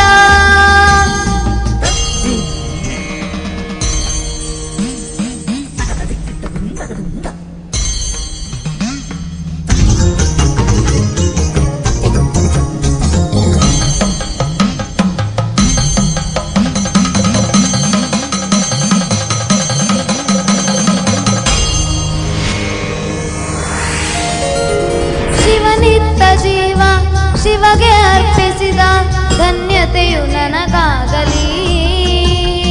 ನನ್ನ ತನು ಮನವು ರೋಮ ರೋಮಗಳು ಲಿಂಗರೂಪನ ನೆನೆಯಲಿ.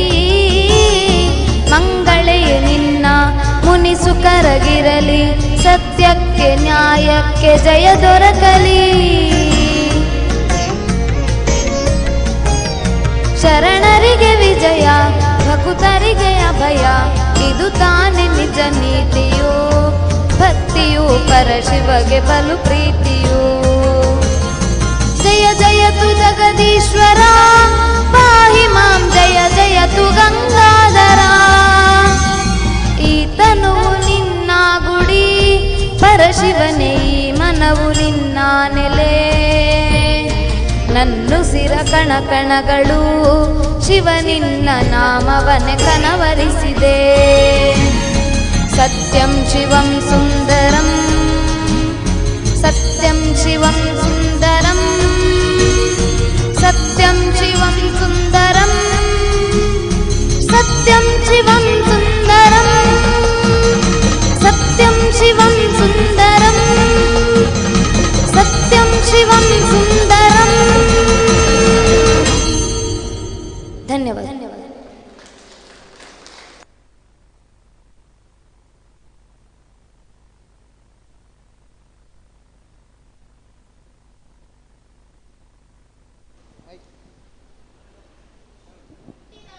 ಹಲೋ ಹಲೋ, ಒಂದು ನಿಮಿಷ.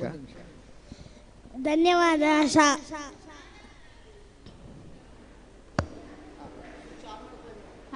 ಹುಟ್ಟಿದವರೆಲ್ಲರೂ ಸಾಧಕರಾಗುವುದಕ್ಕೆ ಅವಕಾಶವಿದ್ದರೂ ಎಲ್ಲರೂ ಸಾಧಕರಾಗುವುದಿಲ್ಲ. ಸಾಧಕರಾಗುವುದಕ್ಕೆ ಅಪಾರವಾದ ಸಾಮಾಜಿಕ ಹೊಣೆಗಾರಿಕೆ, ಪರಿಶ್ರಮ, ಭವಿಷ್ಯತ್ ಚಿಂತನೆ, ಛಲವಂತಿಕೆ ಬೇಕಾಗುತ್ತದೆ. ಸಾಧನೆಯ ಪಥದಲ್ಲಿ ಎದುರಾಗುವ ಅಡ್ಡಿಯ ಆತಂಕಗಳನ್ನು ನಿವಾರಿಸಿಕೊಳ್ಬೇಕು. ಇಂತಹ ಅಪರೂಪದ ಸಾಧಕರನ್ನು ಸಮಾಜ ನಿತ್ಯ ಸ್ಮರಿಸುತ್ತದೆ. ಅಂತಹ ಒಂದು ಪ್ರತಿಭೆಯುಳ್ಳಂತಹ ಸಾಧಕರಾದಂತಹ ಬಾಲ ಪ್ರತಿಭೆಗಳನ್ನು ಇಂದು ಗೌರವಿಸಲಾಗ್ತಾ ಇದೆ. ಪ್ರತಿಭಾ ಚೇತನ ಪ್ರಶಸ್ತಿಯನ್ನು ನೀಡಿ ಗೌರವಿಸಲಾಗ್ತಾ ಇದೆ.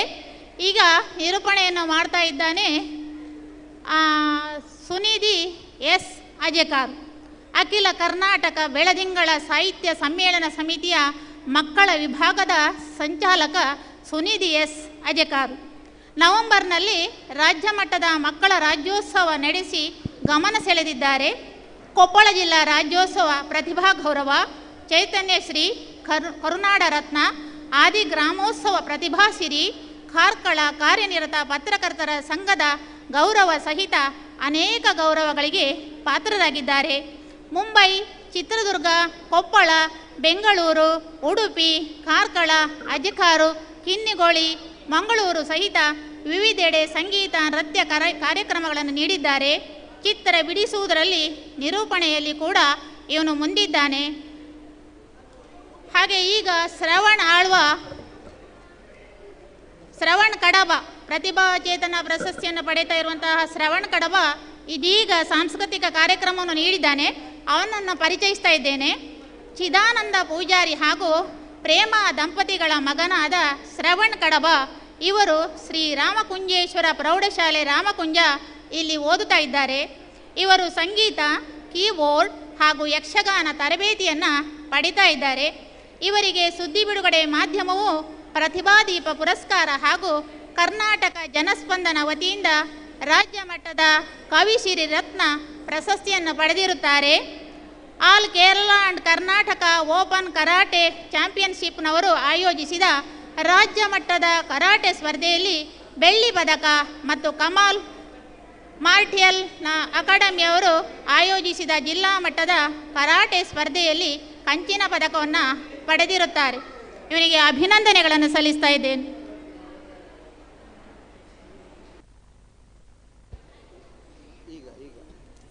ಈಗ ಶ್ರೇಯಾ ಸಿಪಿ ಸಂಗೀತ ಲೋಕದ ಹೊಸ ನಕ್ಷತ್ರ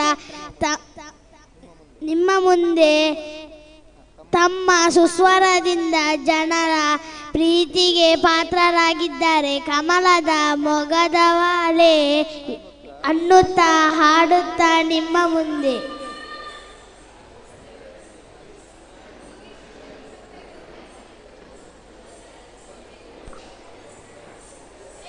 CP ಕಡಬ, ಚಿದಾನಂದ ಪೂಜಾರಿ ಹಾಗೂ ಪ್ರೇಮ ದಂಪತಿ ಮಗಳಾದ ಶ್ರೇಯ CP ಇವರು SSPU ಕಾಲೇಜು ಸುಬ್ರಹ್ಮಣ್ಯ ಇಲ್ಲಿ ದ್ವಿತೀಯ PUCಯಲ್ಲಿ ಕಲಿಯುತ್ತಿದ್ದಾರೆ. ನೃತ್ಯ, ಸಂಗೀತ, ಕೀಬೋರ್ಡ್ ತರಬೇತಿಯನ್ನು ಪಡೆಯುತ್ತಿದ್ದು ಕವನ ರಚನೆ ಹಾಗೂ ಚಿತ್ರಕಲೆ ಇವರ ಹವ್ಯಾಸವಾಗಿದೆ. ಸಂಗೀತ, ಚಿತ್ರಕಲೆ, ನೃತ್ಯದಲ್ಲಿ ಹಲವಾರು ಬಹುಮಾನಗಳನ್ನು ಪಡೆದಿರುತ್ತಾರೆ. ಕೊರಗಜ್ಜನ ದೈವಸ್ಥಾನದ ಕುರಿತು ಸಾಹಿತ್ಯ ರಚಿಸಿ ಧ್ವನಿ ನೀಡಿ ಸಿಡಿಯನ್ನು ಸಹ ಬಿಡುಗಡೆ ಮಾಡಿರುತ್ತಾರೆ.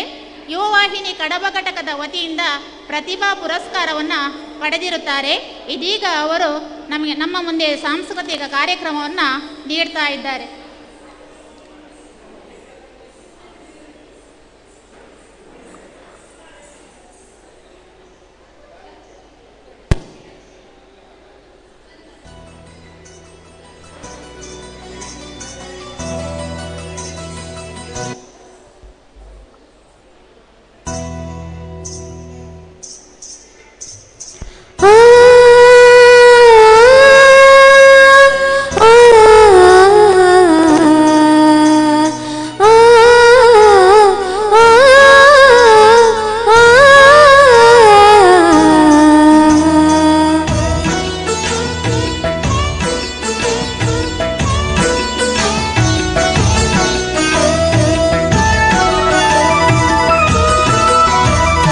ಕಮಲದ ಮೊಗದೋಳೆ ಕಮಲದ ಕಣ್ಣೋಳೆ ಕಮಲವ ಕೈಯಲ್ಲಿ ಹಿಡಿದೋಳೆ, ಕಮಲದ ಮೊಗದೋಳೆ ಕಮಲದ ಕಣ್ಣೋಳೆ ಕಮಲವ ಕೈಯಲ್ಲಿ ಹಿಡಿದೋಳೆ, ಕಮಲನಾಭನ ಹೃದಯ ಕಮಲದಲ್ಲಿ ನಿಂದೋಳೆ, ಕಮಲಿನಿ ಕರಮುಗಿವೆ ಬಾಮ್ಮ ಪೂಜೆಯ ಸ್ವೀಕರಿಸಿ ದಯ ಮಾಡಿಸಮ್ಮ, ಕಮಲದ ಮೊಗದೋಳೆ ಕಮಲದ ಕಣ್ಣೋಳೆ ಕಮಲವ ಕೈಯಲ್ಲಿ ಹಿಡಿದೋಳೆ.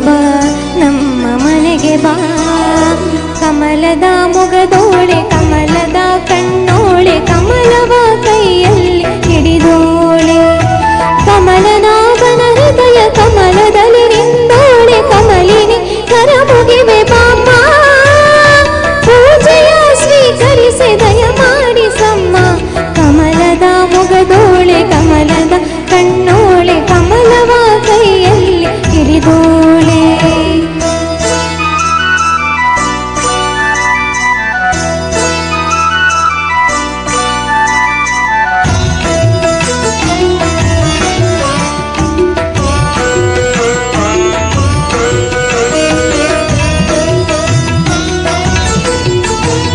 ಶ್ರೀದೇವಿ ಬಾಮ್ಮ ಧನಲಕ್ಷ್ಮಿ ಬಾಮ್ಮ ಮನೆಯನ್ನು ಬೆಳಕಾಗಿ ಮಾಡು, ದಯೆ ತೋರಿ ಬಂದು ಮನದಲ್ಲಿ ನಿಂದು ಸಂತೋಷ ಸೌಭಾಗ್ಯ ನೀಡು, ಸ್ಥಿರವಾಗಿ ಬಂದಿಲ್ಲಿ ನೆಲೆಸು ತಾಯಿ ವರ ಮಹಾಲಕ್ಷ್ಮಿಯೇ ಹರಸು, ಸ್ಥಿರವಾಗಿ ಬಂದಿಲ್ಲಿ ನೆಲೆಸು ತಾಯಿ ವರ ಮಹಾಲಕ್ಷ್ಮಿಯೇ ಹರಸು, ಕರವನು ಮುಗಿಯುವೆ ಆರತಿ ಈಗ ಬೆಳಗುವೆ, ಕಮಲದ ಮೊಗದೋಳೆ ಕಮಲದ ಕಣ್ಣೋಳೆ ಕಮಲವ ಕೈಯಲ್ಲಿ ಹಿಡಿದೋಳೆ, ಕಮಲನಾಭನ ಹೃದಯ ಕಮಲದಲ್ಲಿ ನಿಂದೋಳೆ, ಕಮಲಿನಿ ಕರಮುಗಿವೆ ಬಾಮ್ಮ ಪೂಜೆಯ ಸ್ವೀಕರಿಸಿ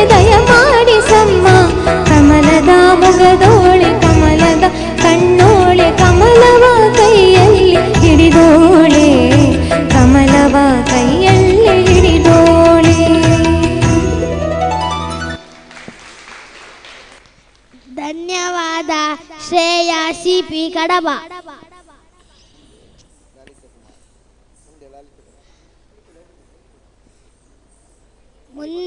ಮುಂದೆ ಲಾಲಿತ್ಯ ಕುಮಾರ್ ಬೇಲೂರು. ನಾಟ್ಯ ಆಡಿದರೆ ಮಯೂರಿ ಹಲವು ಪ್ರಶಸ್ತಿಗಳ ಮಾಲೆ ಧರಿಸಿರುವ ಪುಟಾಣಿ ಲಾಲಿತ್ಯ ಕುಮಾರ್ ಬೇಲೂರು ನಮ್ಮ ಮುಂದೆ.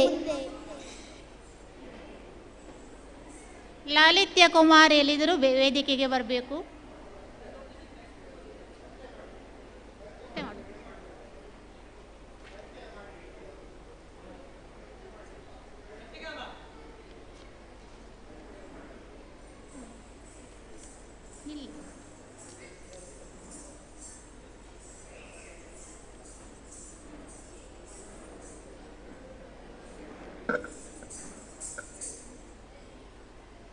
ಲಾಲಿತ್ಯ ಕುಮಾರ್ ಬೇಲೂರು ರಾಜ್ಯ ಮತ್ತು ಹೊರ ರಾಜ್ಯಗಳಲ್ಲಿ 300ಕ್ಕೂ ಹೆಚ್ಚು ಕಾರ್ಯಕ್ರಮ ನೀಡಿರುವ ಪ್ರತಿಭೆ ಲಾಲಿತ್ಯ ಕುಮಾರ್. 7 ರೆಕಾರ್ಡ್ ಮಾಡಿರುವ ಲಾಲಿತ್ಯ ಅವರಿಗೆ ನಾಟ್ಯ ಶಾಂತಲೆ, ನಾಟ್ಯ ಮಯೂರಿ, ಕರುನಾಡ ಕಣ್ಮಣಿ, ನಂದಿ ಅವಾರ್ಡ್, ವನಕೆ ಓಭವ್ವ ಪ್ರಶಸ್ತಿ ಸಿಕ್ಕಿದೆ. ಅನೇಕ ಗೌರವಗಳಿಗೆ ಪಾತ್ರರಾದ ಲಾಲಿತ್ಯ ವಿಶೇಷವಾಗಿ ಐತಿಹಾಸಿಕ ಬೇಲೂರಿನ ಕೀರ್ತಿಯನ್ನು ಹೆಚ್ಚಿಸುವ ಭರವಸೆಯ ಪ್ರತಿಭೆ.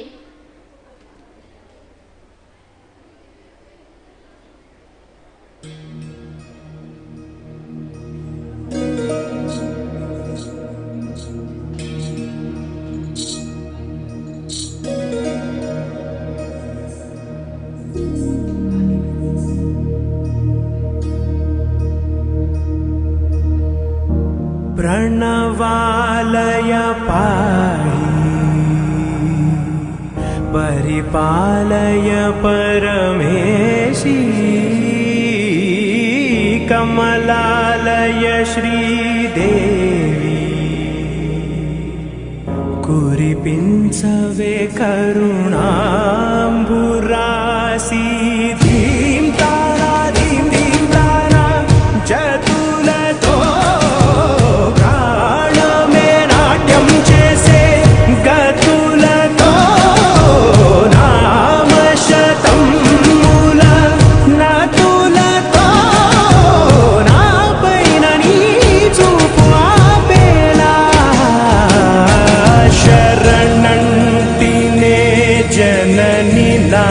विनोदिनी भुवन पालिनी वे अनाथ रक्षण विधि कादटे मोरविनी चेरवटे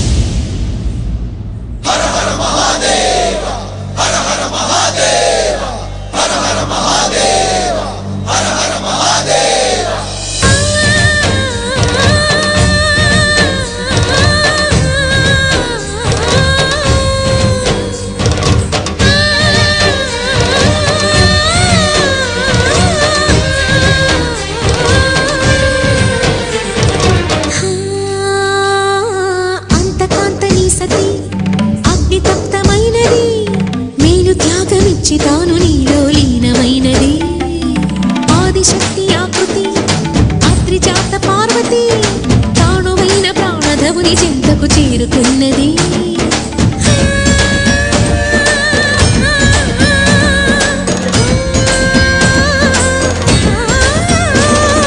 భవుని భువికి తరలించేలా ధరణి దివిని తలపించేలా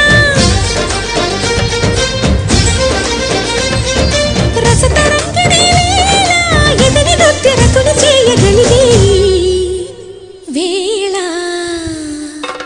భరత వేదముగా నిరత నాట్యముగా కదిలిన పదమిది ఈశ శివని వేదనగా వని వేదనగా పలికిను పదము పరేశ.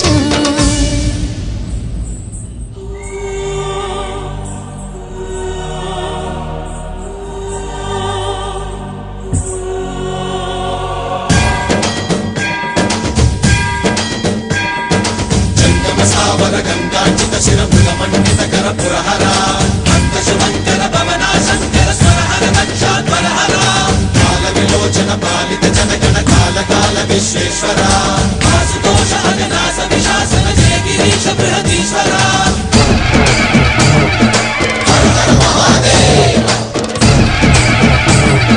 హర హర మహాదేవ.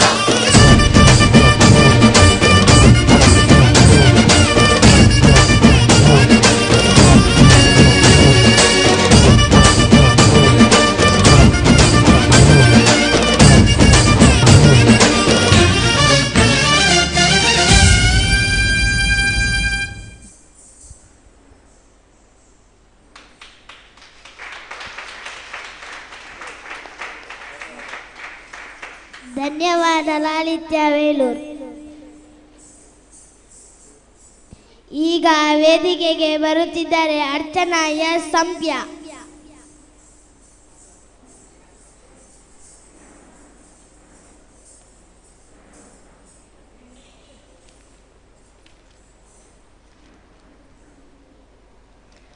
ಅರ್ಚನಾ ಎಸ್ ಸಂಪ್ಯಾಡಿಯ ಸುದರ್ಶನ್ ಕುಮಾರ್ ಹಾಗೂ ರಮ್ಯಾ ಸುದರ್ಶನ್ ಇವರ ಪುತ್ರಿ ಅರ್ಚನಾ ಎಸ್. ಇವರು ಬಿಷಪ್ ಹೋಲಿ ಕಾರ್ಪಸ್ ಪಬ್ಲಿಕ್ ಸ್ಕೂಲ್ ಉದನೆಯಲ್ಲಿ ಕಲಿಯುತ್ತಿದ್ದಾರೆ. ಇವರು ಇದುವರೆಗೂ 80ಕ್ಕೂ ಹೆಚ್ಚು ವೇದಿಕೆಗಳಲ್ಲಿ ನೃತ್ಯ ಪ್ರದರ್ಶನ ನೀಡಿರುತ್ತಾರೆ. ಹೈಬ್ರಿಡ್ ನ್ಯೂಸ್ ಬೆಂಗಳೂರು ಹಾಗೂ ನಾಟ್ಯಕಲಾ ಅಕಾಡೆಮಿ ಬೆಂಗಳೂರು ಇವರ ವಾಹಿನಿಯಲ್ಲಿ 2 ಬಾರಿ ನೃತ್ಯ ಪ್ರದರ್ಶನದ ನೇರ ಪ್ರಸಾರ ಕಾರ್ಯಕ್ರಮವನ್ನು ನೀಡಿರುತ್ತಾರೆ. ಮಕ್ಕಳ ಕರ್ನಾಟಕ ರಾಜ್ಯೋತ್ಸವ ಗೌರವ 2021, ಕಲಾಮಾಣಿಕ್ಯ ಪ್ರಶಸ್ತಿ, ಯುವತಾರೆ ಅವಾರ್ಡ್ ಹಾಗೂ ಅನೇಕ ಪ್ರಶಸ್ತಿಗಳನ್ನು ಪಡೆದಿರುತ್ತಾರೆ. ಇವರಿಗೆ ಅಭಿನಂದನೆಗಳೊಂದಿಗೆ ಶುಭ ಹಾರೈಕೆಗಳು.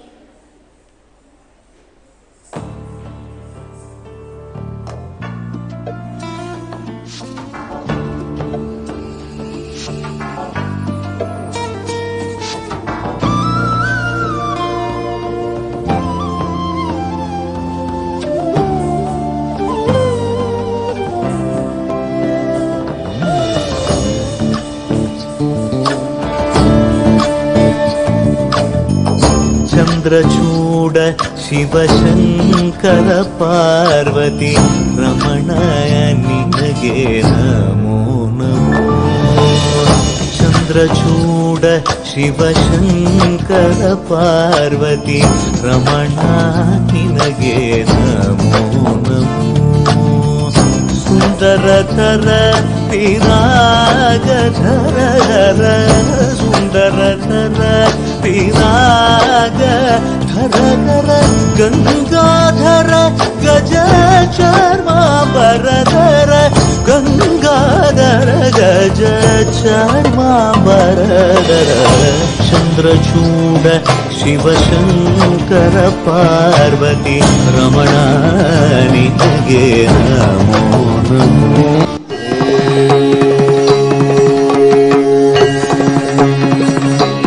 ನಮಃ ಶಿವಾಯ.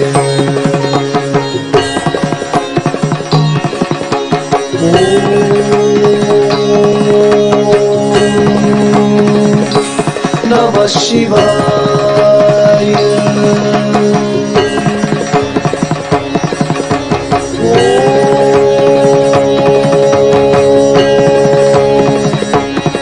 Namah Shivaya.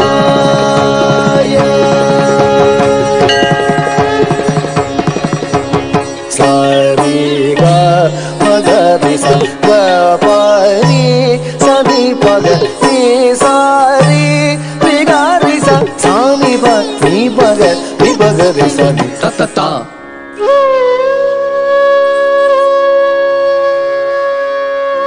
Dim Dim Dim Ta Di Di Dim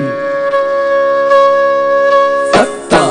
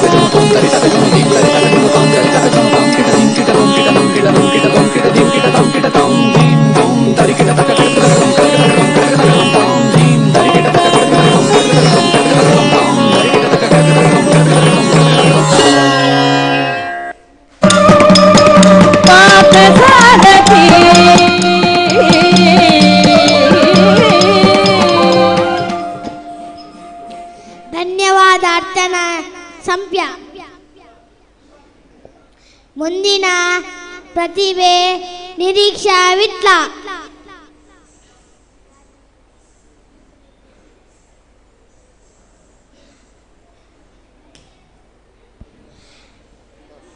Niriksha Vitla ಸಮೀಪದ ಪಡಾರಿನ ಗೋಪಾಲ ಶೆಟ್ಟಿ ಹಾಗೂ ಬಬಿತಾ ದಂಪತಿಗಳ ಮಗಳಾದ ನಿರೀಕ್ಷಾ ಶೆಟ್ಟಿ ಇವರು ಸೈಂಟ್ ರೀಟಾ ಆಂಗ್ಲ ಮಾಧ್ಯಮ ಶಾಲೆಯಲ್ಲಿ 5ನೇ ತರಗತಿಯಲ್ಲಿ ಕಲಿತಾ ಇದ್ದಾಳೆ.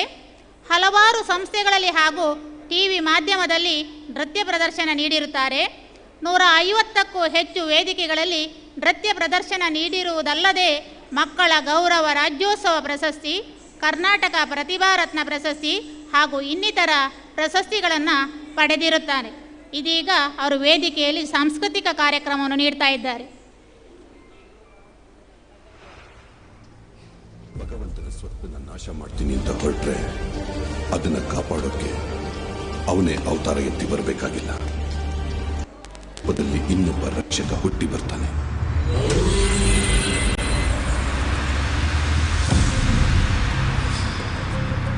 ವಜ್ರಾಯುಧಂ ಮದಮರ್ತನ ಬಂ ಬಂ ಬಂ ಬಂ ಬಂ ಬಂ ಬಂ ಬಂ ಬಂ ಬಂ ಬಂ ಬಂ ಬಂ ಬಂ ಬಂ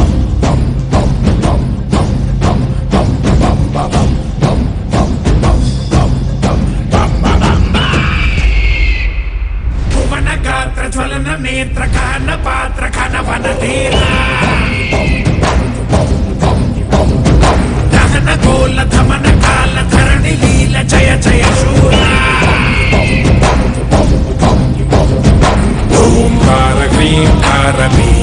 ಅಕ್ಷರಾಯ ನೀ ಬಂದರೆ ಕಂಟಕ ಮಂಗಮಾಯ ಆಕಾಶದಿ ಹಾರಿದ ಮುತ್ತುರಾಯ ಕಾಲಾಂತಕ ತನ್ಮಯ ಚಿನ್ಮಯ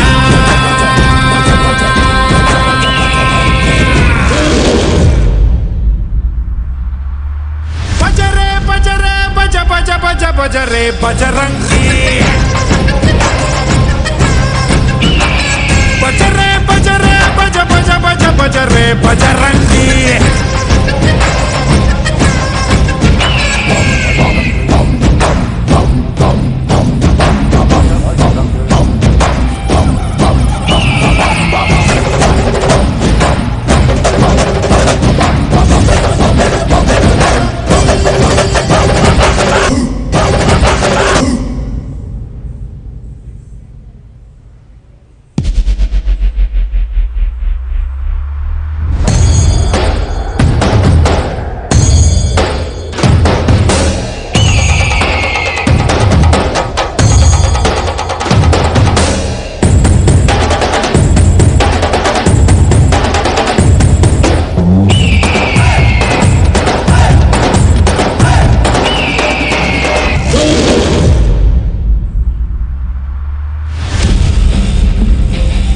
ತಿಮ್ಮಿರಲ್ಲಿ ಕುಣಿಯುವವರ ನರಕಕ್ಕೆ ಕಳಿಸಿಕೊಡುವ ನರ ನರ ನರಳಿಸಿಡುವ ನಿಜಮನ ಬಾಣರ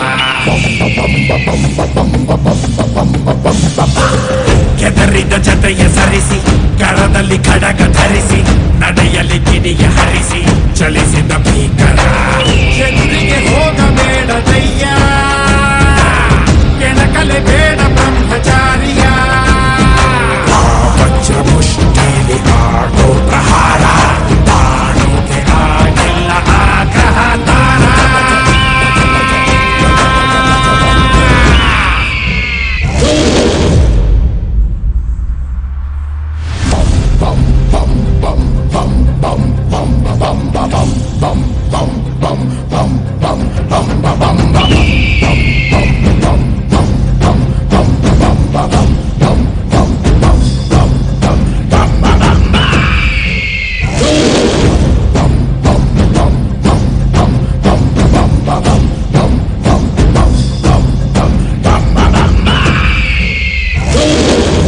ಬಜರೆ ಬಜರೆ ಬಜ ಬಜ ಬಜ ಬಜರೆ ಬಜರಂಗಿ ಬಜರೆ ಬಜರೆ ಬಜ ಬಜ ಬಜ ಬಜರೆ ಬಜರಂಗಿ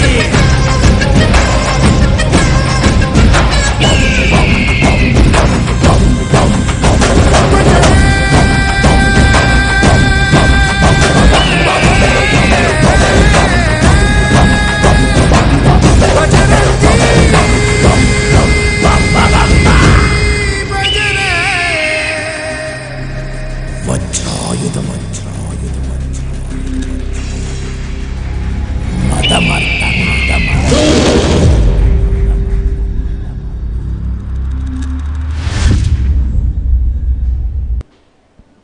ಧನ್ಯವಾದ ನಿರೀಕ್ಷಾ ವಿಟ್ಲ. ಇದೀಗ ಈಶ್ವರನಾಗಿ ಬರುತ್ತಿದ್ದಾರೆ ಚುಕ್ಕಿ Vitla.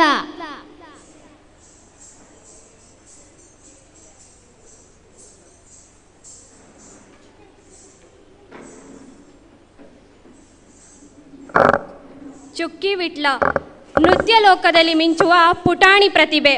India book of record ದಾಖಲೆ ತನ್ನ ಹೆಸರಿಗೆ ದಾಖಲಿಸಿರುವ ಬಾಲಕಿ. ರಾಜ್ಯ ಮಟ್ಟದ ರಾಷ್ಟ್ರ ಮಟ್ಟದ ಅನೇಕ ಪ್ರಶಸ್ತಿಗಳಿಗೆ ಪಾತ್ರರಾಗಿದ್ದಾರೆ. ಮಕ್ಕಳ ರಾಜ್ಯೋತ್ಸವ ಪ್ರಶಸ್ತಿಯನ್ನು ಪಡೆದುಕೊಂಡಿರುತ್ತಾರೆ. ಅದಲ್ಲದೆ ನೂರಾರು ಕಾರ್ಯಕ್ರಮಗಳನ್ನು ರಾಜ್ಯದಾದ್ಯಂತ ನೀಡಿದ್ದಾರೆ. ಈಗ ನಿಮ್ಮ ಮುಂದೆ ಈಶ್ವರನ ರೂಪದಲ್ಲಿ ನೃತ್ಯ ಮಾಡಲಿದ್ದಾರೆ.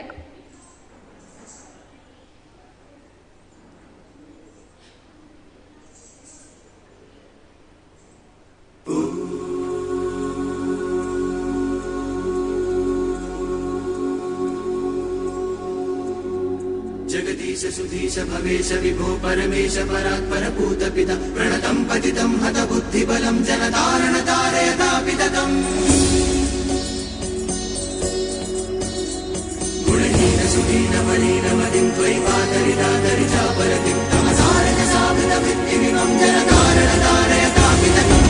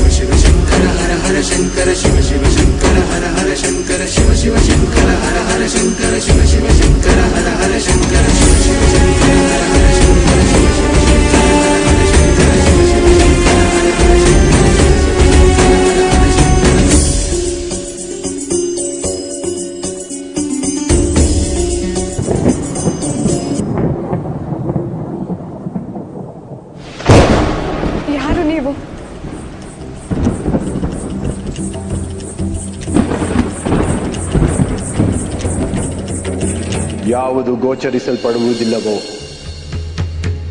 ಯಾವುದು ಅಗೋಚರ, ಅದು ನಾನು. ಯಾವುದು ಅಸ್ತಿತ್ವದಲ್ಲಿರದೆ ಸರ್ವವ್ಯಾಪಿಯಾಗಿರುವುದೋ ಅದೇ ನಾನು. ಯಾವುದು ಗೋಚರಿಸುವುದು ಅದುವೇ ಸೃಷ್ಟಿ. ಸೃಷ್ಟಿಯ ವ್ಯಾಪ್ತಿಯಲ್ಲಿಲ್ಲದಿರುವುದೇ ನಾನು. ಕೇಳಿ ಬರುವ ಸ್ವರನಾದವೇ ಶಬ್ದ. ಕಂಡು ಅರಿತು ವರ್ಣಿಸಲಾಗದ ಸ್ವರ ಶಬ್ದವೇ ನಾನು.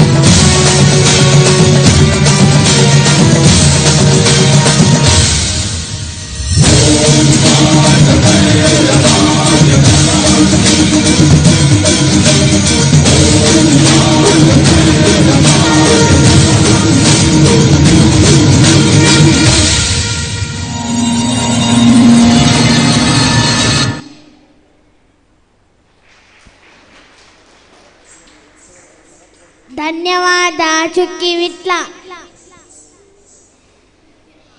ಈಗ ನಿಮ್ಮ ಮುಂದೆ ನೃತ್ಯ ಕಾರ್ಯಕ್ರಮಕ್ಕಾಗಿ ಬರುತ್ತಿದ್ದಾರೆ ವೈಷ್ಣವಿ ಉಜ್ರೆ.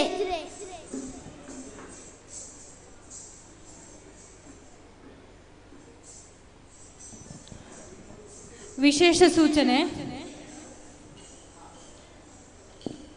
25ರಿಂದ 50 ವರ್ಷ ಹಾಗೂ 50 ವರ್ಷ ಮೇಲ್ಪಟ್ಟವರು ಭಗವದ್ಗೀತಾ ಕಂಠಪಾಠ ಸ್ಪರ್ಧೆಯಲ್ಲಿ ಭಾಗವಹಿಸಿರುವವರು ಹಾಗೂ ಪ್ರಶಸ್ತಿ ಪಡಿಲಿಕ್ಕೆ ಇರುವವರು ಹೆಸರು ಕೊಡದಿದ್ದಲ್ಲಿ ಇಲ್ಲಿ ಬಂದು ಕೌಂಟರ್ನಲ್ಲಿ ಹೆಸರು ಕೊಡಬೇಕಾಗಿ ವಿನಂತಿ.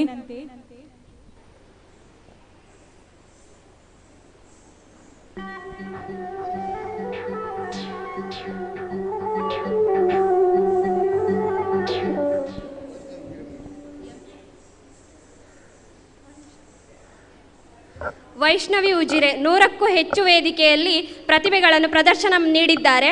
ರಾಜ್ಯ ಮಟ್ಟದ ಗೌರವಗಳಿಗೆ ಪಾತ್ರರಾಗಿದ್ದಾರೆ. ಉಜಿರೆಯ SDMC 4ನೇ ತರಗತಿಯಲ್ಲಿ ಅವರು ಟಾಪ್ ಎಂಟರ್ಟೈನರ್ ಸಂಸ್ಥೆಯಲ್ಲಿ ಕಲಿಯುತ್ತಿದ್ದಾರೆ. ಸಾಹಿತ್ಯ ಕಲಾರತ್ನ ಸಾಧಕ ರತ್ನ ಪ್ರಶಸ್ತಿಗೆ ಪಡೆದುಕೊಂಡಿರುತ್ತಾರೆ.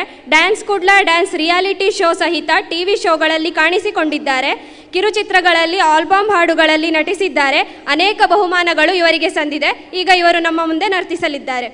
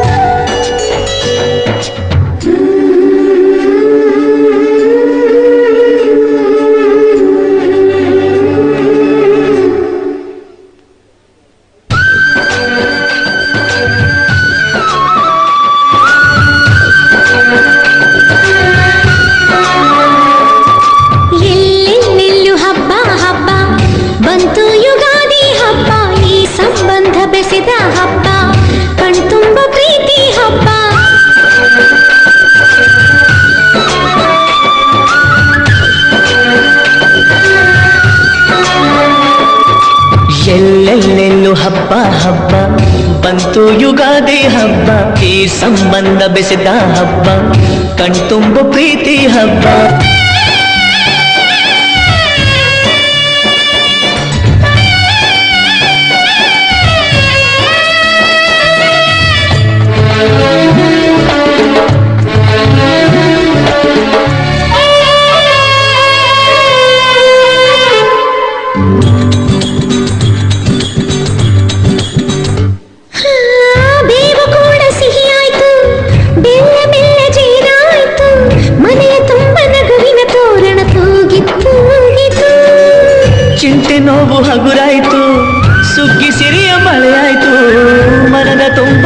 ಸ್ನೇಹದ ಹೂರಣ ಆಹಾ ಮೂಡಿತು. ಎಲ್ಲೆಲ್ಲೂ ಜೀವ ಕಳೆ ಜೀವಕ್ಕಿದು ಹೂವ ಕಳೆ, ಎಲ್ಲೆಲ್ಲೂ ಜೀವ ಕಳೆ ಜೀವಕ್ಕಿದು ಹೂವ ಕಳೆ. ಹಳೆಯ ಕೊಳೆಯ ತೊಳೆಯ ಬಂತು ರಂಗಿನ ಯುಗಾದಿ.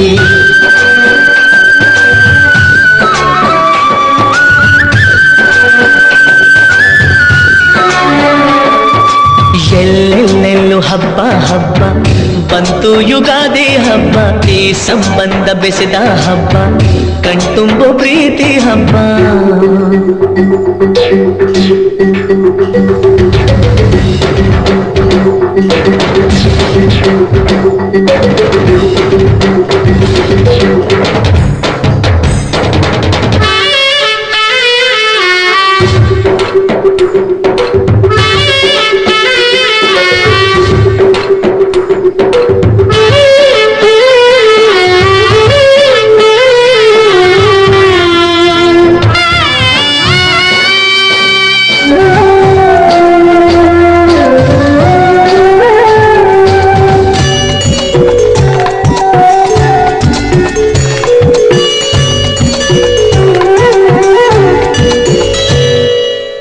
ಕಳೆದುದೆಲ್ಲ ದೊರಕಾಯ್ತು, ದೊರಕಿದ್ದೆಲ್ಲ ಬರವಾಯ್ತು.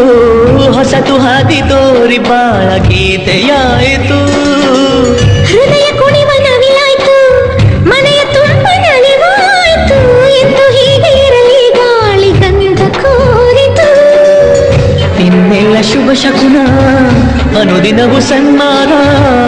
ಇನ್ನೆಲ್ಲ ಶುಭ ಶಕುನ ಅನುದಿನವೂ ಸನ್ಮಾನ. ಮರೆಯದಂತ ಸವಿಸವಿಗಳಿಗೆ ತಂದಿತು ಯುಗಾದಿ.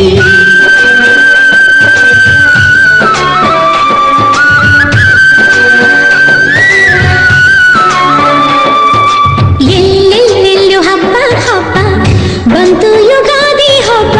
ಈ ಸಂಬಂಧ ಬೆಸೆದ ಹಬ್ಬ ಕಣ್ತುಂಬ ಪ್ರೀತಿ ಹಬ್ಬ.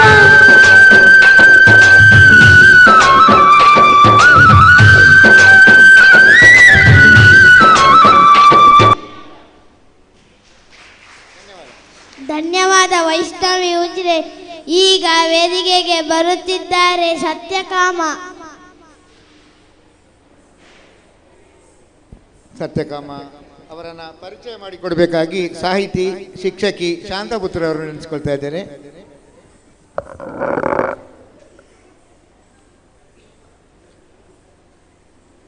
ಬಾಲ ಪ್ರತಿಭೆ ಸತ್ಯಕಾಮ ಕುಂಟಿನಿ 5ನೇ ತರಗತಿ ವಿದ್ಯಾರ್ಥಿ, ಸುಧಾನ ವಸತಿ ಶಾಲೆ ನೆಹರು ನಗರ ಇಲ್ಲಿ ವ್ಯಾಸಂಗ ಮಾಡುತ್ತಿದ್ದಾರೆ. ಇವರು ಯಕ್ಷಗಾನವನ್ನು ನಾಟ್ಯ ಗುರುಗಳಾದ ವಿದ್ವಾನ್ ಶ್ರೀ ರಾಮಭಟ್ಟ ಸಬ್ಬಣ್ಣಕೋಡಿ ಇವರಿಂದ ಕಲಿಯುತ್ತಿದ್ದಾರೆ. ಇವರು ಅನೇಕ ಕಡೆಗಳಲ್ಲಿ ನೃತ್ಯ ಕಾರ್ಯಕ್ರಮವನ್ನು ನೀಡಿರುತ್ತಾರೆ. ಮಲೇಷಿಯಾ, ದುಬೈ, ಪುದುಕೋಳಿ, ಕಿನ್ನಿಗೋಳಿ ಹೀಗೆ ಹಲವು ಕಡೆಗಳಲ್ಲಿ ಕಾರ್ಯಕ್ರಮವನ್ನು ನೀಡಿರುತ್ತಾರೆ. ಇವರು ಶ್ರೀಮತಿ ಶಾಂತಾ ಕುಂಟಿನಿ ಹಾಗೂ ಶ್ರೀ ರವಿ ಕುಂಟಿನಿ ಇವರ ಪುತ್ರ. ಇವರಿಗೆ ಶುಭ ಹಾರೈಕೆಗಳೊಂದಿಗೆ ಅಭಿನಂದನೆಗಳು. ಇದೀಗ ಸಾಂಸ್ಕೃತಿಕ ಕಾರ್ಯಕ್ರಮವನ್ನು ಅವರು ನೀಡ್ತಾ ಇದ್ದಾರೆ.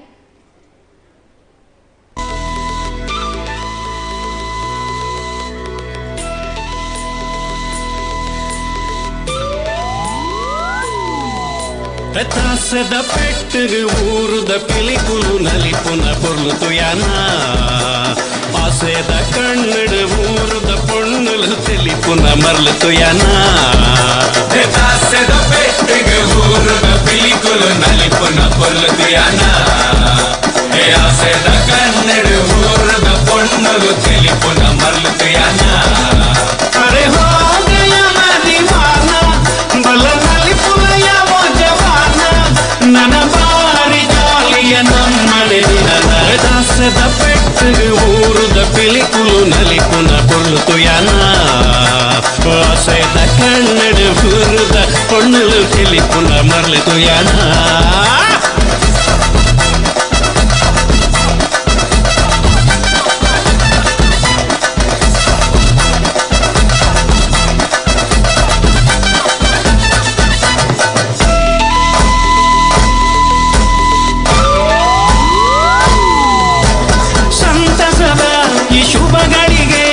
ನಂಕಾದೆ ಕೊರಿಯರಿಗೆ ಉಲ್ಲಾಸದ ಈ ಮೆರವಣಿಗೆ ಊರರು ಬೆಕ್ಕನ ತರೆಗೆ ನಮ್ಮ ಊರ ಸಿಂಗಾರ ಹಾಡು ಈ ಭೂಮಿಯ ಬಂಗಾರ ಕೊಡೆನು ನಡಲಾಗ ಪಾಡದು ನಲಿಪುನ ಸಮಯ ದಾಸದ ಪೆಟ್ಟು ಊರುದ ಪಿಲಿಕುಲು ನಲಿಪುನ பொருளுக்கு யானா ஆசைத கண்ணடு புருத பொண்ணுలు పిలిపున మరలకు యానా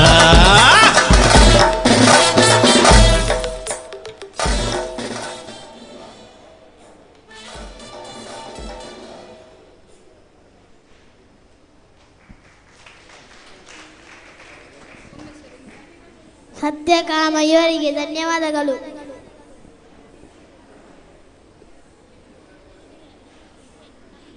ಕಾರ್ಯಕ್ರಮವನ್ನು ಅತ್ಯಂತ ಸುಂದರವಾಗಿ ಪರಿಚಯ ಮಾಡಿಕೊಟ್ಟಂಥ ಸಾಹಿತಿ, ಶಿಕ್ಷಕಿ, ಕವಿಗಳು ಆಗಿರುವ ಶಾಂತಪುತ್ತೂರ್ ಅವರಿಗೆ ಭಗವದ್ಗೀತಾ ವಿಶ್ವವೈಭವ ಕಾರ್ಯಕ್ರಮದ ಪರವಾಗಿ ಧನ್ಯವಾದಗಳನ್ನು ಸಮರ್ಪಿಸ್ತಾ ಇದ್ದೇವೆ.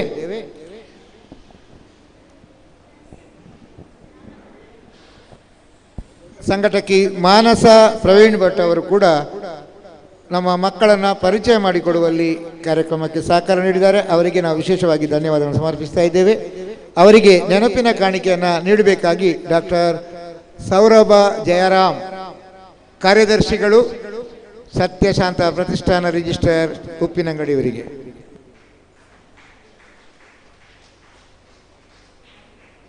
ಸಾಹಿತಿ, ಶಿಕ್ಷಕಿ, ಕವಿ ಶಾಂತ ಕುಂಟಿನಿ ಅವರಿಗೆ ನಿರೂಪಣೆ ಮಾಡಿದ್ದಕ್ಕಾಗಿ ಅವರಿಗೆ ಸತ್ಯಶಾಂತ ಪ್ರತಿಷ್ಠಾನದ ಪರವಾಗಿ ನೆನಪಿನ ಕಾಣಿಕೆಯನ್ನು ನೀಡ್ತಾ ಇದ್ದೇವೆ.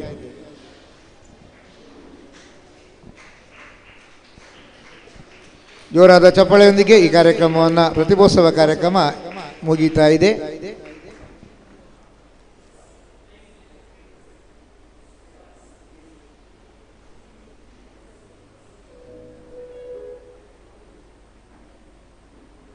ಇದೀಗ ಭಗವದ್ಗೀತೆ ಬಹುಮಾನ ವಿತರಣೆ.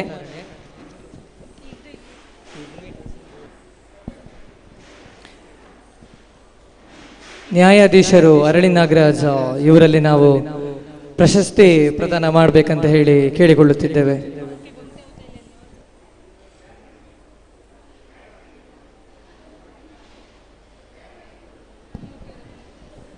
ಶ್ರೀಕೃಷ್ಣ ಬುದ್ದುಕುಳಿ ಕೃಷ್ಣಮೂರ್ತಿ ಅವರು ಬಹುಮಾನ ವಿತರಣೆ ಮಾಡಬೇಕಂತ ಹೇಳಿ ಕೇಳಿಕೊಳ್ಳುತ್ತಿದ್ದೇವೆ.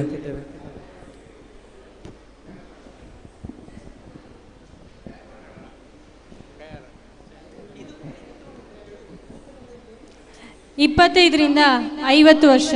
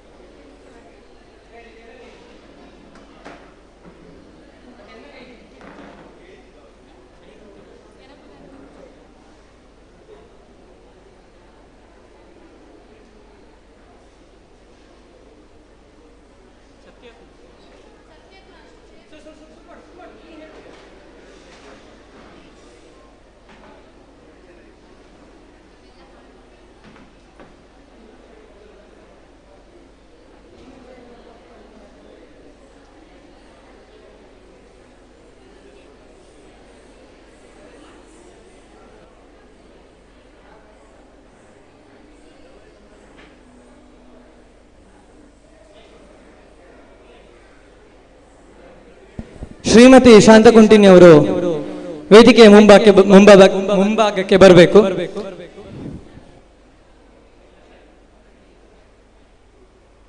ಶ್ರೀಮತಿ ಶಾಂತಕುಂಟಿನಿ, ಶ್ರೀಮತಿ ಶಾಂತಕುಂಟಿನಿ.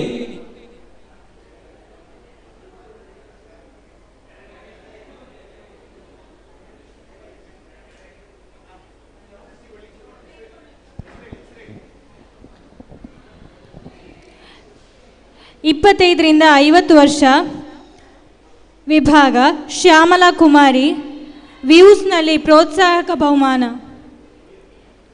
ಶ್ಯಾಮಲಾ ಕುಮಾರಿ, ವ್ಯೂಸ್ನಲ್ಲಿ ಪ್ರೋತ್ಸಾಹಕ ಬಹುಮಾನ.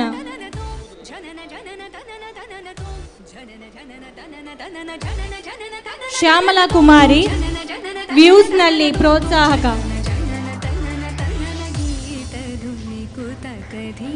ನೆಕ್ಸ್ಟ್ ಜಯಲಕ್ಷ್ಮಿ, ವ್ಯೂಸ್ನಲ್ಲಿ ಪ್ರೋತ್ಸಾಹಕ.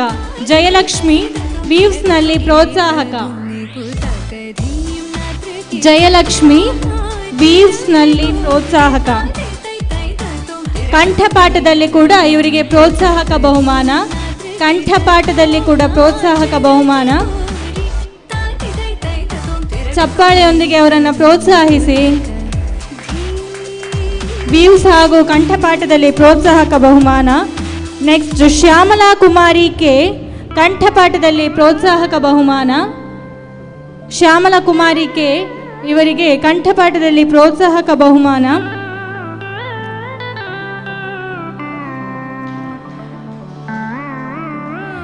ಸೀತಾಲಕ್ಷ್ಮಿ, ಭಗವದ್ಗೀತಾ ಕಂಠಪಾಠ ಸ್ಪರ್ಧೆಯಲ್ಲಿ ಭಾಗವಹಿಸುವಿಕೆ ಪ್ರಶಸ್ತಿ.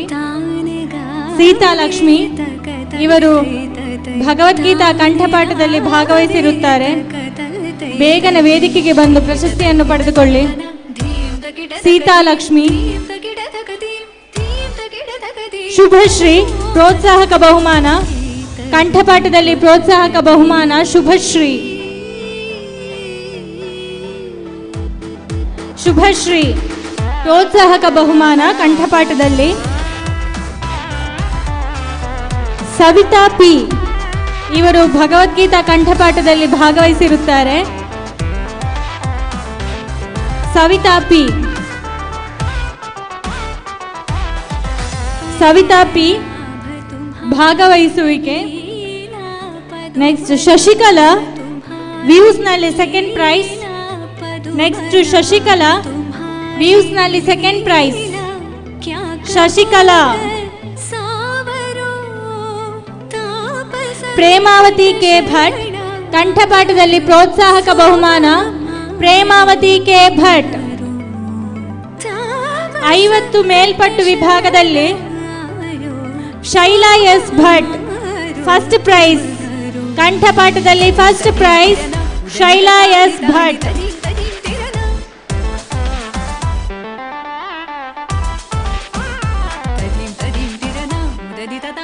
ಸುಮಾ ಪರಾಡ್ಕರ್, ಇವರಿಗೆ ಪ್ರೋತ್ಸಾಹಕ ಬಹುಮಾನ ಕಂಠಪಾಠದಲ್ಲಿ ಹಾಗೂ ವ್ಯೂಸ್ನಲ್ಲಿ. Suma Paradkar.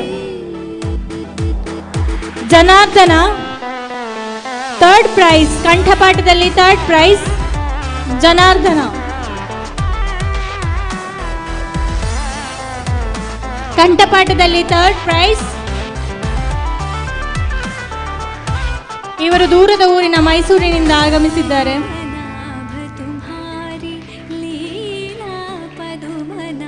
Next Vanaja Janardhan, first price.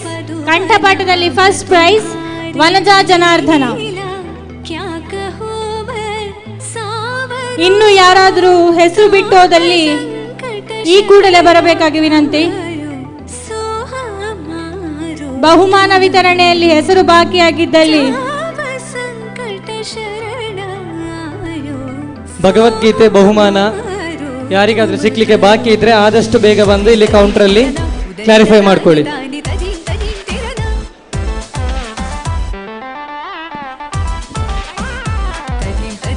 ಸೌಮ್ಯ, 25ರಿಂದ 50 ವರ್ಷ ಭಾಗವಹಿಸುವಿಕೆ.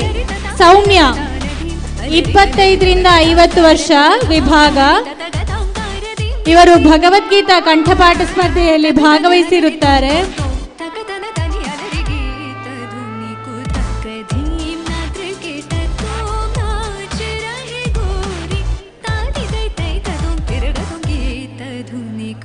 ಜೋರಾದ ಚಪ್ಪಾಳೆಯನ್ನು ನೀಡಿ ಇವರಿಗೆ ಪ್ರೋತ್ಸಾಹಿಸಿ.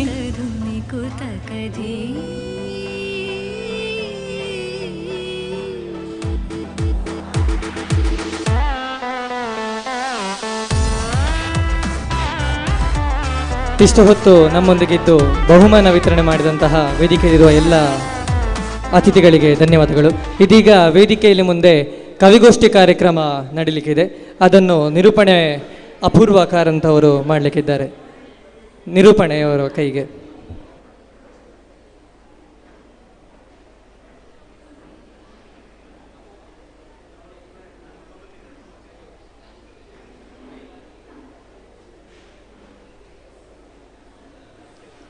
ಎಲ್ಲರಿಗೂ ಶುಭ ಮಧ್ಯಾಹ್ನ. ಇದೀಗ ಬಾಬುಜೀವಿ ಕವಿಗಳಿಂದ ವೇದಿಕೆಯಲ್ಲಿ ಕವಿಗೋಷ್ಠಿ ನಡೆಯಲಿದೆ. ಪುತ್ತೂರು ಶ್ರೀ ಉಮೇಶ್ ನಾಯಕ್, ನಿಯೋಜಿತ ಅಧ್ಯಕ್ಷರು ಕಾಸಪ್ಪ ಪುತ್ತೂರು ಇವರ ಅಧ್ಯಕ್ಷತೆಯಲ್ಲಿ ಕವಿಗೋಷ್ಠಿ ಇದೀಗ ನಿಮ್ಮೆದುರು. ಕವಿಗೋಷ್ಠಿಯ ವಿಷಯ ವಾಲ್ಮೀಕಿ ರಾಮಾಯಣ. ಕವಿಗಳು ವೇದಿಕೆಗೆ ಆಗಮಿಸಬೇಕೆಂದು ಕೇಳಿಕೊಳ್ತೇನೆ. ಇದೀಗ ವೇದಿಕೆಗೆ ಆಗಮಿಸುವ ಕವಿಗಳು Seethalakshmi Varma B, Ameer Bannur, Padmacharya, Manasa Vijay Kaintaje, Edward Lobo, doctor Vanishree Kasaragod, Gururaj MR, Aryan Savanalu ಇವರೆಲ್ಲರೂ ವೇದಿಕೆಗೆ ಆಗಮಿಸಬೇಕೆಂದು ಕೇಳ್ಕೊಳ್ತೇನೆ. ಹಾಗೂ ಇಂದಿನ ಕವಿಗೋಷ್ಠಿ ಅಧ್ಯಕ್ಷರಾದ ಪುತ್ತೂರು ಶ್ರೀ ಉಮೇಶ್ ನಾಯಕ್, ನಿಯೋಜಿತ ಅಧ್ಯಕ್ಷರು ಕಾಸಪ್ಪ ಪುತ್ತೂರು ಇವರು ವೇದಿಕೆಗೆ ಆಗಮಿಸಬೇಕೆಂದು ತುಂಬು ಹೃದಯದಿಂದ ಕೇಳಿಕೊಳ್ತೇನೆ.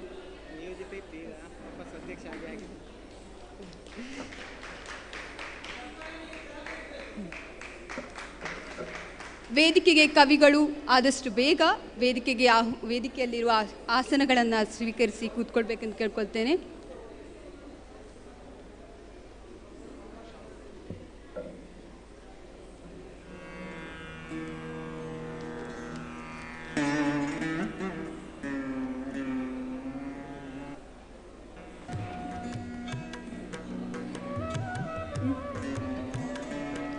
ಇನ್ನೊಮ್ಮೆ ಕವಿಗಳ ಹೆಸರನ್ನು ಹೇಳಲಿದ್ದೇನೆ. Seethalakshmi Varma B, Ameer Bannur, Padma Acharya, Manasa Vijay Kaintaje, Edward Lobo, doctor Vanishree Kasaragod, Gururaj MR, Aryan Savanalu ಇವರೆಲ್ಲ ವೇದಿಕೆಗೆ ಬೇಗದಿ ಬಂದು ಆಸನವನ್ನು ಸ್ವೀಕರಿಸಬೇಕು. ಆರ್ಯನ್ ಸವಣಾಲು ಅವರು ವೇದಿಕೆಗೆ ಆಗಮಿಸಬೇಕು. ಇದೀಗ ಕವಿಗೋಷ್ಠಿ ನಡೆಯಲಿದೆ.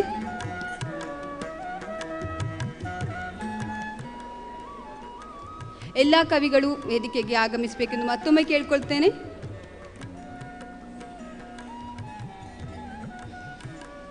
ಆರ್ಯನ್ ಸವನಾಲ್ ಅವರು ಕವಿಗೋಷ್ಠಿಗೆ ಬರಬೇಕಾಗಿ ವಿನಂತಿ.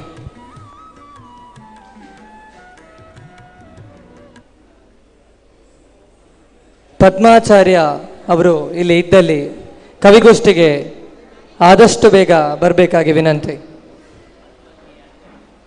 ಪದ್ಮಾ ಕೆ ಆಚಾರ್ಯ, ವಾಣಿಶ್ರೀ ಕಾಸರಗೋಡು ಇವರು ಇಲ್ಲಿ ಇದ್ದಲ್ಲಿ ಆದಷ್ಟು ಬೇಗ ವೇದಿಕೆಗೆ ಬಂದು ಆಸನರಾಗಬೇಕು ವಿನಂತಿ. ಸಮಯದ ಅಭಾವವನ್ನು ಅರ್ಥ ಮಾಡಿಕೊಳ್ತೇನೆ ಅಂದ್ಕೋತೇನೆ. ಆದಷ್ಟು ಬೇಗ ವೇದಿಕೆಗೆ ಕವಿಗಳು ಆಗಮಿಸಬೇಕು. ಇದೀಗ ಸೀತಾಲಕ್ಷ್ಮಿ ವರ್ಮಾ ಬಿ ಅವರಿಂದ ಕವನ ವಾಚನ ನಡೆಯಲಿದೆ. ಇವರ ಪರಿಚಯವನ್ನು ನಾರಾಯಣ್ ಕುಂಬ್ರಾ ಇವರು ಮಾಡಿಕೊಡಲಿದ್ದಾರೆ.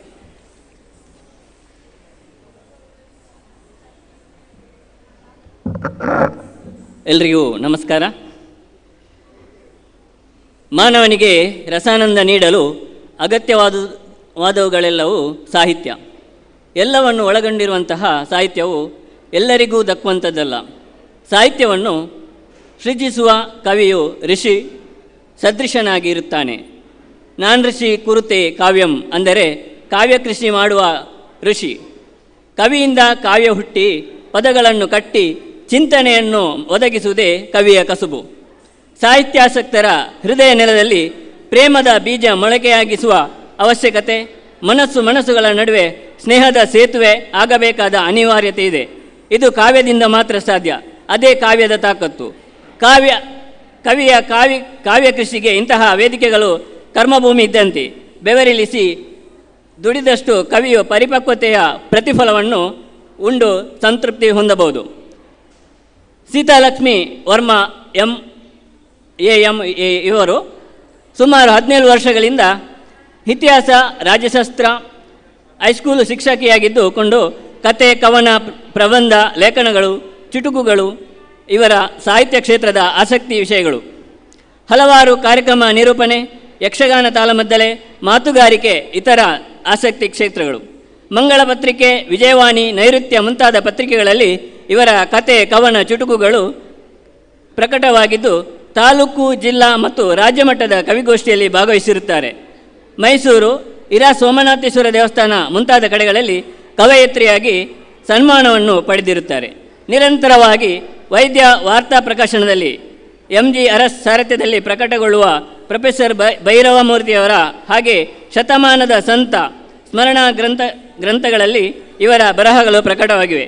ಇದೀಗ ಕವನ ವಾಚನಕ್ಕಾಗಿ ನಿಮಗಾಗಿ ವೇದಿಕೆ ಮೇಡಮ್.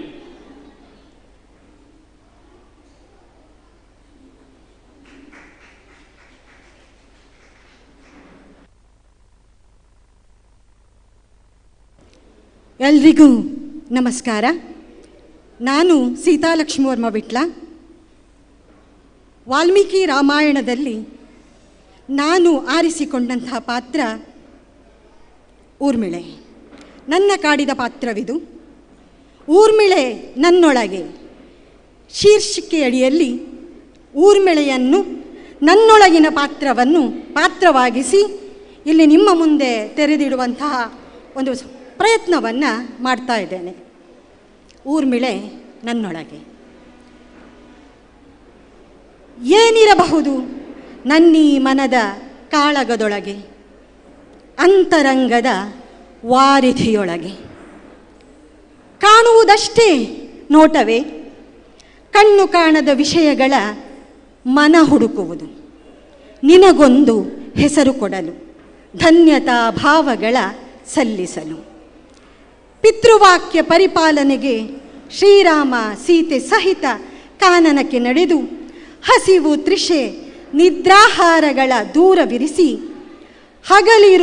ಹಗಲಿರುಳು ಸೇವೆಗೈದ ತರುಣ ಲಕ್ಷ್ಮಣನ ಮಡದಿಗೆ ಜನಕನ ಮಗಳಿಗೆ. ಅಗ್ರಜನನ್ನು ಅನುಸರಿಸಿದ ಅವನ ತಡೆಯಲಾಗುವುದು ಉಂಟೆ? 14 ವರ್ಷ ಮಕ್ಕಳಾಟವೇ, ದೂರ ಹೋಗುವ ನೋವು, ಬರೀ ಮೌನ. ಅವಳೆಂದೂ ಅಳಲಿಲ್ಲ, ಅವನ ತಡೆದು ನಿಲ್ಲಿಸಲಿಲ್ಲ.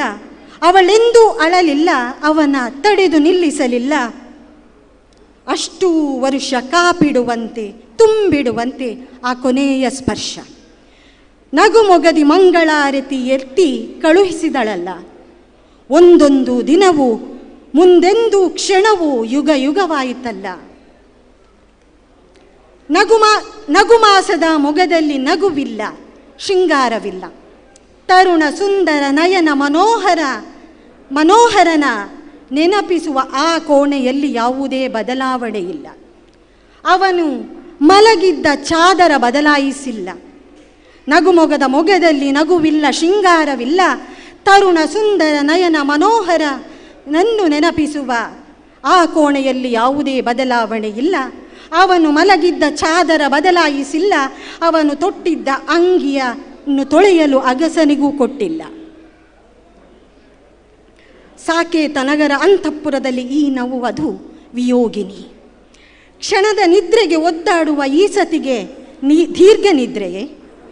ಸಾಕೇತ ನಗರದ ಅಂತಃಪುರದಲ್ಲಿ ಈ ನವವಧು ವಿಯೋಗಿನಿ. ಕ್ಷಣದ ನಿದ್ರೆಗೆ ಒದ್ದಾಡುವ ಈ ಸತಿಗೆ ದೀರ್ಘ ನಿದ್ರೆಯೇ? ಹೆಂಗರುಳ ಕರುಳ ಕೊರೆಯುವ ವಿರಹದುರಿಯಲ್ಲಿ ಕಾದವಳು ಇವಳು. ಕರುಣಾದೃಷ್ಟಿಯಲ್ಲಿ ಸಾಂತ್ವನವೆಲ್ಲಿ? ಏಕಿಷ್ಟು ಗೌಡ?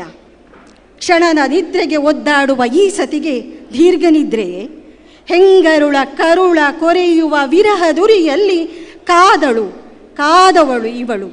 ಕರುಣಾದೃಷ್ಟಿಯಲ್ಲಿ ಸಾಂತ್ವನವೆಲ್ಲಿ? ಏಕಿಷ್ಟು ಗೌಣ? ಏಕೆ ಎಲ್ಲೆಲ್ಲೂ ಏಕೆ ಈ ಮೌನ?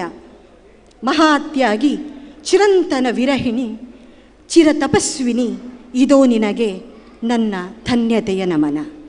ಧನ್ಯವಾದಗಳು.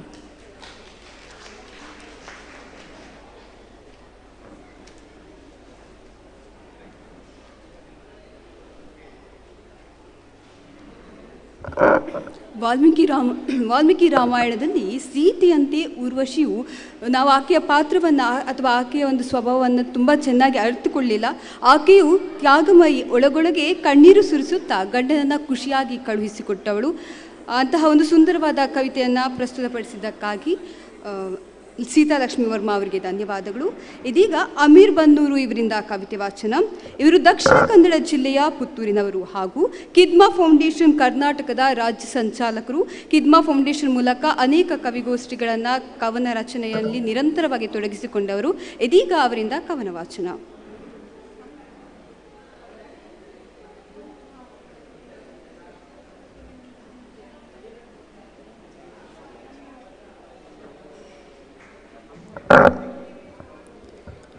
ಮಾನ್ಯ ವೀಕ್ಷಕರೇ, ಪ್ರೇಕ್ಷಕರೇ, ನಿರೀಕ್ಷಕರೇ, ನನ್ನ ಕವನದ ಶೀರ್ಷಿಕೆ ರಾಮನಿದ್ದಾನೆ. ನನ್ನ ಕವನದ ಶೀರ್ಷಿಕೆ ರಾಮನಿದ್ದಾನೆ.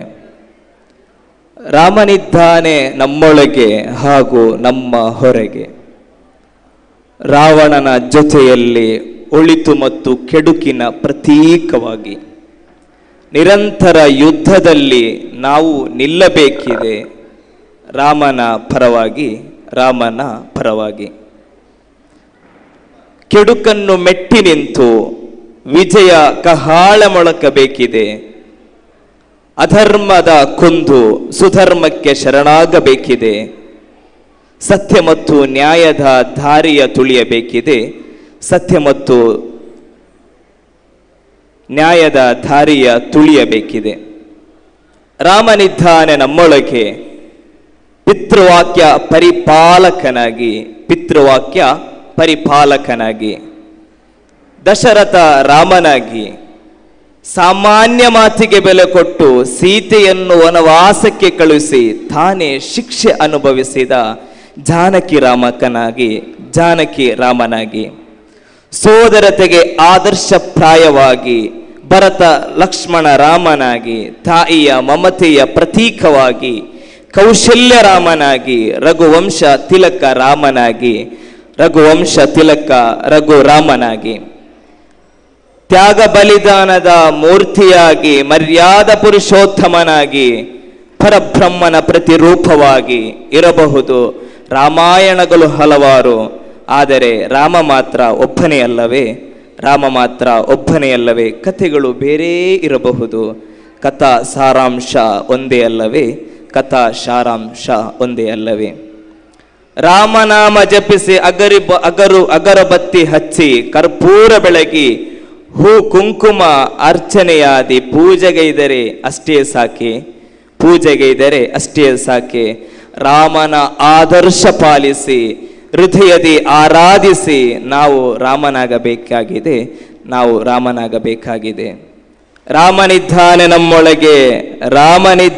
ನಮ್ಮೊಳಗೆ ಕೇವಲ ಒಬ್ಬ ಚಾರಿತ್ರಿಕ ವ್ಯಕ್ತಿಯಾಗಿ ಅಲ್ಲ, ಒಂದು ಶಕ್ತಿಯಾಗಿ, ಒಂದು ಯುಕ್ತಿಯಾಗಿ, ಕತ್ತಲಿಗೆ ಬೆಳಕಾಗಿ ನಮ್ಮೆಲ್ಲರೊಳಗೆ ಹುಡುಕುವುದೇಕೆ ಅವನನ್ನು ನಮ್ಮ ಹೊರಗೆ ಇಲ್ಲವೇ ನಮ್ಮೊಳಗೆ, ನಿಮ್ಮ ಹೊಳಗೆ ಇಲ್ಲವೇ ನಮ್ಮೊಳಗೆ.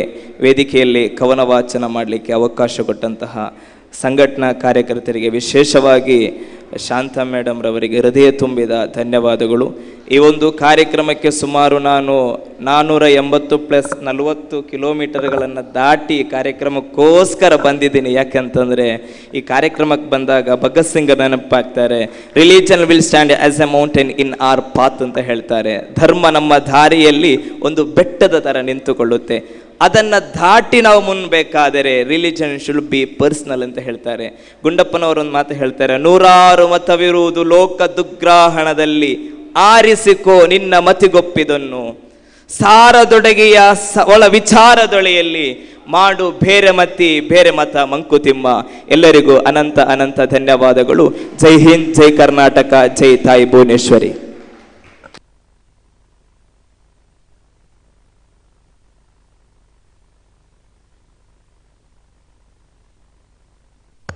ಒಂದು ಧರ್ಮದಲ್ಲಿದ್ದು ಇನ್ನೊಂದು ಧರ್ಮದ ಗ್ರಂಥವನ್ನು ಅರಿತ ನಿಮಗೆ ಮೊಟ್ಟ ಮೊದಲು ಧನ್ಯವಾದಗಳನ್ನು ತಿಳಿಸ್ತೇನೆ. ರಾಮ ಇದ್ದಾನೆ ನಮ್ಮೊಳಗೆ ಎನ್ನುವ ರಾಮನ ವಿವಿಧ ವ್ಯಕ್ತಿತ್ವಗಳನ್ನು ಪರಿಚಯಿಸಿ ಹಾಗೂ ರಾಮಾಯಣದ ಸಾರಾಂಶವನ್ನು ಮನಮುಟ್ಟುವಂತೆ ತಿಳಿಸಿದ್ದೀರಿ. ನಿಮಗೆ ತುಂಬು ಹೃದಯದ ಧನ್ಯವಾದಗಳು. ಇದೀಗ ಮಾನಸ ವಿಜಯ್ ಕೈಂತಜೆ ಇವರಿಂದ ಕವನ ವಾಚನ. ಇವರ ಪರಿಚಯವನ್ನು ನಾರಾಯಣ್ ಕುಂಬ್ರಾ ಇವರು ಮಾಡಿಕೊಡಲಿದ್ದಾರೆ.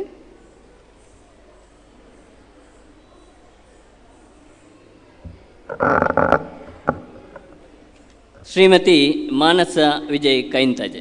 ಕತೆ, ಕವನ, ಚುಟುಕು, ಹನಿಗವನ, ಲೇಖನ, ಹೈಕು, ರುಬಾಯಿ, ಜ್ಞಾನೋಕಥೆ, ಘಜಲ್ ಹೀಗೆ ಸಾಹಿತ್ಯದ ಹಲವಾರು ಪ್ರಕಾರಗಳಲ್ಲಿ ತಮ್ಮನ್ನು ತೊಡಗಿಸಿಕೊಂಡಿದ್ದಾರೆ. ಅಂತಾರಾಷ್ಟ್ರೀಯ ಮಟ್ಟದ ಹಾಗೂ ರಾಜ್ಯ ಮಟ್ಟದ ಕವನ ರಚನೆ ಮತ್ತು ಕಥೆ ರಚನೆ ಸ್ಪರ್ಧೆಗಳಲ್ಲಿ ಹಲವು ಬಹುಮಾನ ಗಿಟ್ಟಿಸಿಕೊಂಡ ಗಟ್ಟಿ ಪ್ರತಿಭೆ. ಸಿನಿಮಾ ಹಾಡು, ಭಕ್ತಿಗೀತೆ, ಭಾವಗೀತೆ, ಜಾನಪದ ಹಾಡು ಇವುಗಳಲ್ಲಿ ಕೂಡ ಹಲವು ಬಹುಮಾನ ಪಡೆದಿರುತ್ತಾರೆ. ಕಸೂತಿ, ಚಿತ್ರಕಲೆ ಇತ್ಯಾದಿಗಳಲ್ಲಿಯೂ ಪರಿಣತಿ ಹೊಂದಿರುವ ಇವರು ರಾಜ್ಯ ಮಟ್ಟದ ಸ್ಪರ್ಧೆಯಲ್ಲಿ ಭಾಗವಹಿಸಿ ಪ್ರಶಸ್ತಿ ಪಡೆದಿರುತ್ತಾರೆ. ಕಾರ್ಯಕ್ರಮ ನಿರೂಪಣೆ ಮತ್ತು ಕಾರ್ಯಕ್ರಮ ಆಯೋಜನೆ ಇವರ ವಿಶಿಷ್ಟ ಹವ್ಯಾಸ. ಅಖಿಲ ಭಾರತ ಸಾಹಿತ್ಯ ಪರಿಷತ್ ಬಂಟ್ವಾಳ ಇದರ ಕೋಶಾಧಿಕಾರಿಯಾಗಿಯೂ, ಗುರುಕುಲ ಪ್ರತಿಷ್ಠಾನದ ಅಧ್ಯಕ್ಷರಾಗಿಯೂ, ಪುಸ್ತಕ ಜೋಳಿಗೆ ಹಳೆ ಪುಸ್ತಕ ಸಂಗ್ರಹ ಅಭಿಯಾನದ ಸಂಚಾಲಕರಾಗಿಯೂ, ಕನ್ನಡ ಕಲರವ ಸಾಹಿತ್ಯ ಬಳಗದ ಸದಸ್ಯರಾಗಿ ಸಮಾಜ ಸೇವೆಯಲ್ಲಿಯೂ ಭಾಗಿಯಾಗಿದ್ದಾರೆ. ಇವರ ಭಾವಗೊಂಚಲು ಕವನ ಸಂಕಲನ ಮತ್ತು ನಿಲುಕದ ನಕ್ಷತ್ರ ಕಥಾ ಸಂಕಲನ ತಯಾರಿಯಲ್ಲಿದೆ.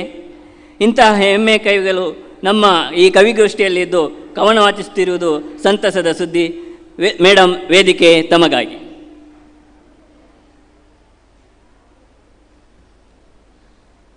ವೇದಿಕೆಯಲ್ಲಿರುವ ಗಣ್ಯರೇ ಹಾಗೂ ಇಲ್ಲಿ ನೆರೆದಿರುವ ಎಲ್ಲರಿಗೂ ನನ್ನ ನಮಸ್ಕಾರಗಳು.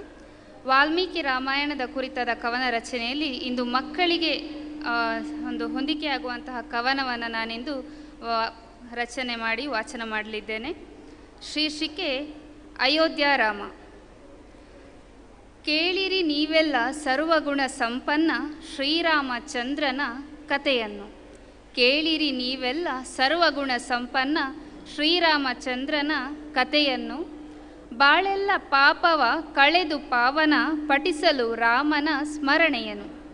ಬಾಳೆಲ್ಲ ಪಾಪವ ಕಳೆದು ಪಾವನ ಪಠಿಸಲು ರಾಮನ ಸ್ಮರಣೆಯನು. ತ್ರೇತಾಯುಗದಿ ವೃದ್ಧನ ಶಾಪಕ್ಕೆ ಮಮ್ಮಲ ಮರುಗಿದ ದಶರಥನು. ತ್ರೇತಾಯುಗದಿ ವೃದ್ಧನ ಶಾಪಕ್ಕೆ ಮಮ್ಮಲ ಮರುಗಿದ ದಶರಥನು. ವರವಾಯಿತು ಇತ್ತಿಹ ಶಾಪವದು ಹಡೆಯಲು ರಾಣಿರು ಮಕ್ಕಳನು. ವರವಾಯಿತು ಇತ್ತಿಹ ಶಾಪವು ಹಡೆಯಲು ರಾಣಿರು ಮಕ್ಕಳನು. ರಘುಕುಲ ತಿಲಕ ಕೋದಂಡರಾಮ ಭೇದಿಸಿ ಬಿಟ್ಟನು ಶಿವಧನುಸ. ರಘುಕುಲ ತಿಲಕ ಕೋದಂಡರಾಮ ಭೇದಿಸಿ ಬಿಟ್ಟನು ಶಿವಧನುಸ. ಸೀತೆಯ ವರಿಸಿದ ಕೌಸಲ್ಯ ರಾಮಗೆ ತಪ್ಪದು ದೈವೇಚ್ಛೆ ವನವಾಸ. ಸೀತೆಯ ವರಿಸಿದ ಕೌಸಲ್ಯ ರಾಮಗೆ ತಪ್ಪದು ದೈವೇಚ್ಛೆ ವನವಾಸ. ಮಾಯಾ ಜಿಂಕೆಯ ಮೋಡಿಗೆ ಸಿಲುಕಿಸಿ ಸೀತೆಯ ಕದ್ದನು ಲಂಕೇಶ್ವರ. ಮಾಯಾ ಜಿಂಕೆಯ ಮೋಡಿಗೆ ಸಿಲುಕಿಸಿ ಸೀತೆಯ ಕದ್ದನು ಲಂಕೇಶ್ವರ. ಹುಡುಕಲು ಪತ್ನಿಯ ಲಕ್ಷ್ಮಣನೊಂದಿಗೆ ಸಿಕ್ಕಿದ ವಾನರ ಅವತಾರ. ಹುಡುಕಲು ಪತ್ನಿಯ ಲಕ್ಷ್ಮಣನೊಂದಿಗೆ ಸಿಕ್ಕಿದ ವಾನರ ಅವತಾರ. ಹನುಮನ ಹೃದಯದಿ ಭಕ್ತಿಯ ದೀಪ ಬೆಳಗಿತು ಸದಾ ರಾಘವಗಾಗಿ. ಹನುಮನ ಹೃದಯದಿ ಭಕ್ತಿಯ ದೀಪ ಬೆಳಗಿತು ಸದಾ ರಾಘವಗಾಗಿ. ಮರ್ಕಟ ಸೇನೆ ಕಟ್ಟಿತು ಸೇತುವೆ ಜಾಹ್ನವಿ ಹುಡುಕುವ ಸಲುವಾಗಿ.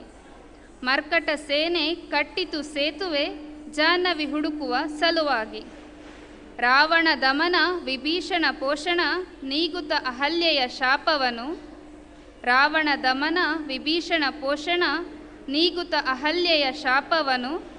ಶಬರಿಯ ಪ್ರೀತಿ ತುಂಬುತ್ತ ಶಕ್ತಿ ತಲುಪಿದ ಗೌತಮ ಅಯೋಧ್ಯೆಯನು. ಶಬರಿಯ ಪ್ರೀತಿ ತುಂಬುತ್ತ ಶಕ್ತಿ ತಲುಪಿದ ಗೌತಮ ಅಯೋಧ್ಯೆಯನು. ಜಗಹಿತಾರ್ಥಿ ಧರ್ಮ ಪುರುಷ ಸೀತಾರಾಮ ಚೆನ್ನಿಗ. ಜಗಹಿತಾರ್ಥಿ ಧರ್ಮ ಪುರುಷ ಸೀತಾರಾಮ ಚೆನ್ನಿಗ. ಸುಂದರಾಂಗ ಮನುಜ ಶ್ರೇಷ್ಠ ಪೂಜೆಗೊಳ್ಳುವ ಯುಗ ಯುಗ. ಸುಂದರಾಂಗ ಮನುಜ ಶ್ರೇಷ್ಠ ಪೂಜೆಗೊಳ್ಳುವ ಯುಗ ಯುಗ. ಭರತ ಕಂಡ ಧನ್ಯ ಶ್ರೇಷ್ಠ ತುಂಬಿ ಭಗುತರಾದರ. ಭರತ ಕಂಡ ಧನ್ಯ ಶ್ರೇಷ್ಠ ತುಂಬಿ ಬಕುತರಾದರ ಭಕ್ತಿ ಭಾವದಿಂದ ಭರದಿ ಕಟ್ಟಿ ರಾಮ ಮಂದಿರ. ಭಕ್ತಿ ಭಾವದಿಂದ ಭರದಿ ಕಟ್ಟಿ ರಾಮ ಮಂದಿರ. ಅವಕಾಶ ನೀಡಿದಂತಹ ಬಳಗಕ್ಕೆ ತುಂಬು ಹೃದಯದ ಧನ್ಯವಾದಗಳು.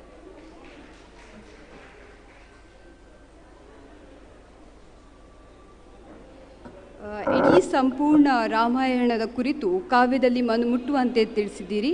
ನಿಮಗೆ ತುಂಬ ಹೃದಯದ ಧನ್ಯವಾದಗಳು. ತುಂಬ ಸೊಗಸಾದ ಕವನ ವಾಚನ. ಇದೀಗ ಅಮೀರ್ ಬನ್ನೂರು ಅವರು ಇಲ್ಲಿಂದ ಹೊರಡಲಿದ್ದಾರೆ. ಬಹಳ ದೂರದಿಂದ ಆಗಮಿಸಿದ್ದಾರೆ, ಜೊತೆಗೆ ಪಾಸದಲ್ಲಿ ಬೇರೆ ಇರುವುದರಿಂದ ಇದೀಗ ಅವರಿಗೊಂದು ಸ್ಮರಣಿಕೆ ಪತ್ರ ಹಾಗೂ ಪ್ರಶಸ್ತಿ ಪತ್ರವನ್ನು ನೀಡಬೇಕೆಂದು ಆಯೋಜಕರಲ್ಲಿ ಕೇಳ್ಕೊಳ್ತೇನೆ. ಹಾಗೆ ಇಂದಿನ ಸತ್ಯಶಾಂತ ಪ್ರತಿಷ್ಠಾನ ರಿಜಿಸ್ಟರ್ಡ್ 257 ಇಂದಿನ ಈ ಕಾರ್ಯಕ್ರಮಕ್ಕೆ ಆಗಮಿಸಿದಂತಹ ಶ್ರೀ ಸೀತಾರಾಮ್ ಕಟೀಲು ಅವರ ಪರಿಚಯ ಮಾಡಬೇಕು ಅಂತ ಹೇಳಿದರೆ, ಅವರು ಹೆಸರಾಂತ ಯಕ್ಷಗಾನ ಕಲಾವಿದರು. ಅವರ ಬಗ್ಗೆ ಯಾರಲ್ಲಿಯೂ ಹೇಳಬೇಕು ಅಂತ ಇಲ್ಲ, ಯಾಕಂತ ಹೇಳಿದರೆ ಎಲ್ಲರಿಗೂ ಗೊತ್ತಿದೆ. ಸೀತಾರಾಮ್ ಕಟೀಲ್ ಯಕ್ಷಗಾನ ಇದೆ ಅಂತ ಹೇಳಿದರೆ ಸಾಕು, ಎಲ್ಲಿದ್ದರೂ ಓಡಿಕೊಂಡು ಹೋಗ್ತಾರೆ. ಯಾಕಂದರೆ ಅವರ ಆ ಒಂದು ಯಕ್ಷಗಾನದಲ್ಲಿ ಹೇಗೆ ಒಂದು ಹಾಸ್ಯ ಸನ್ನಿವೇಶವನ್ನು ಹೇಗೆ ಕೊಡಬೇಕು ಅನ್ನುವಂತಹದ್ದು, ಅವರು ಜನರನ್ನು ಹೇಗೆ ಮನರಂಜಿಸಬೇಕು ಅನ್ನುವಂಥದ್ದು ಅವರಿಗೆ ಗೊತ್ತೇ ಇದೆ. ಹಾಗಾಗಿ ಕಾರಣ ಇಂದಿನ ಈ ಸಮಾರೋಪ ಸಮಾರಂಭಕ್ಕೆ ಅವರು ಕೂಡ ಈ ಕವಿಗೋಷ್ಠಿಯ ಇರುವ ಜೊತೆಗೆ ಅವರು ಈ ವೇದಿಕೆಯನ್ನು ಅಲಂಕರಿಸಬೇಕು. ಹಾಗೆ ನಿಮಗೆ ಸ್ವಾಗತ ಅಂತ ನೀವು ಬರಬೇಕು, ವೇದಿಕೆಗೆ ಆಗಮಿಸಬೇಕು. ನಿಮಗೆ ಸ್ವಾಗತ.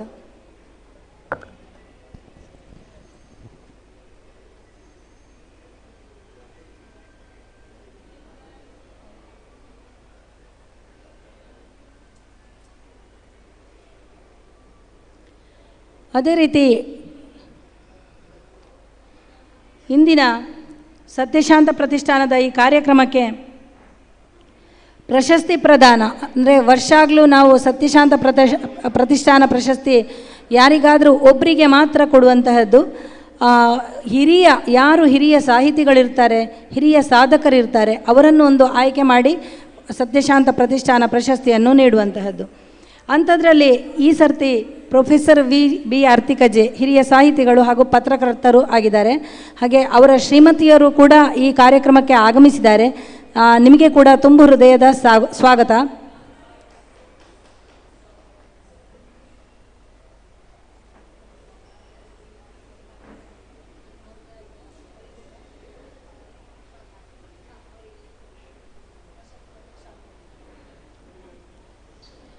ಇದೀಗ ಅಮೀರ್ ಬನ್ನೂರ್ ಅವರು ಪಾಸದಲ್ಲಿರುವುದರಿಂದ ಅವರನ್ನೀಗ ವೇದಿಕೆಯಲ್ಲಿ ನಾವು ಮುಂಭಾಗದಲ್ಲಿ ಅವರಿಗೆ ಸ್ಮರಣಿಕೆ ಪತ್ರ ಹಾಗೂ ಪ್ರಶಸ್ತಿ ಪತ್ರಗಳನ್ನು ನೀಡಿ ಸನ್ಮಾನಿಸಬೇಕೆಂದು ಆಯೋಜಕರಲ್ಲಿ ಕೇಳ್ಕೊಳ್ತೇನೆ.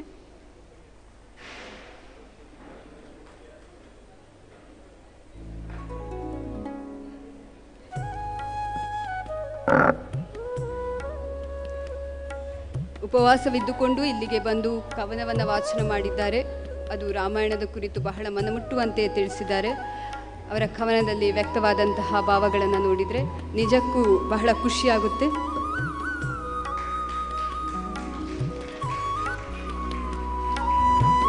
ಇವರಿಗೆ ನಿವೃತ್ತ ಉಚ್ಚ ನ್ಯಾಯಮೂರ್ತಿ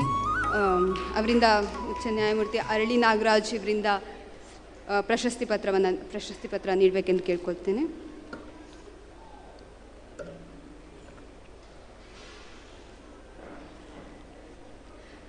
ಧನ್ಯವಾದಗಳು ಅಮೀರ್ ಬನ್ನೂರು ಅವರಿಗೆ. ಇದೀಗ ಆರ್ಯನ್ ಸವಣಾಲು ಇವರಿಂದ ಕವನ ವಾಚನ. ಬೆಳ್ತಂಗಡಿ ತಾಲೂಕಿನ ಸವಣಾಲಿನ ನಿವಾಸಿಗಳಾದ ದಿವಂಗತ ನಾರಾಯಣ ದಂಪತಿಯ ದ್ವಿತೀಯ ಪುತ್ರರಾದ ಇವರು 7ನೇ ತರಗತಿಯನ್ನು ಪೂರೈಸಿದ್ದು ವೃತ್ತಿಯಲ್ಲಿ ಬಾಣಸಿಗರಾಗಿದ್ದು ತುಳು ಹಾಗೂ ಕನ್ನಡದಲ್ಲಿ ಸಾಹಿತ್ಯ ಕೃಷಿಯನ್ನು ಪೂರೈಸಿರುತ್ತಾರೆ. ಪ್ರಸ್ತುತ ಪೊದಿಕೆ ತುಳು ಕವನ ಸಂಕಲನ ಕೃತಿ ಲೋಕಾರ್ಪಣೆಗೊಂಡಿದ್ದು 10 ಹಲವಾರು ಸಾಹಿತ್ಯ ಗೋಷ್ಠಿಗಳಲ್ಲಿ ಭಾಗವಹಿಸಿ ರಾಜ್ಯ ಮಟ್ಟದಲ್ಲಿ ಗುರುತಿಸಿಕೊಂಡಿರುತ್ತಾರೆ. ಇದೀಗ ನಿಮ್ಮ ಮುಂದೆ ಆರ್ಯನ್ ಸವಣಾಲು ಇವರಿಂದ ಕವನ ವಾಚನ.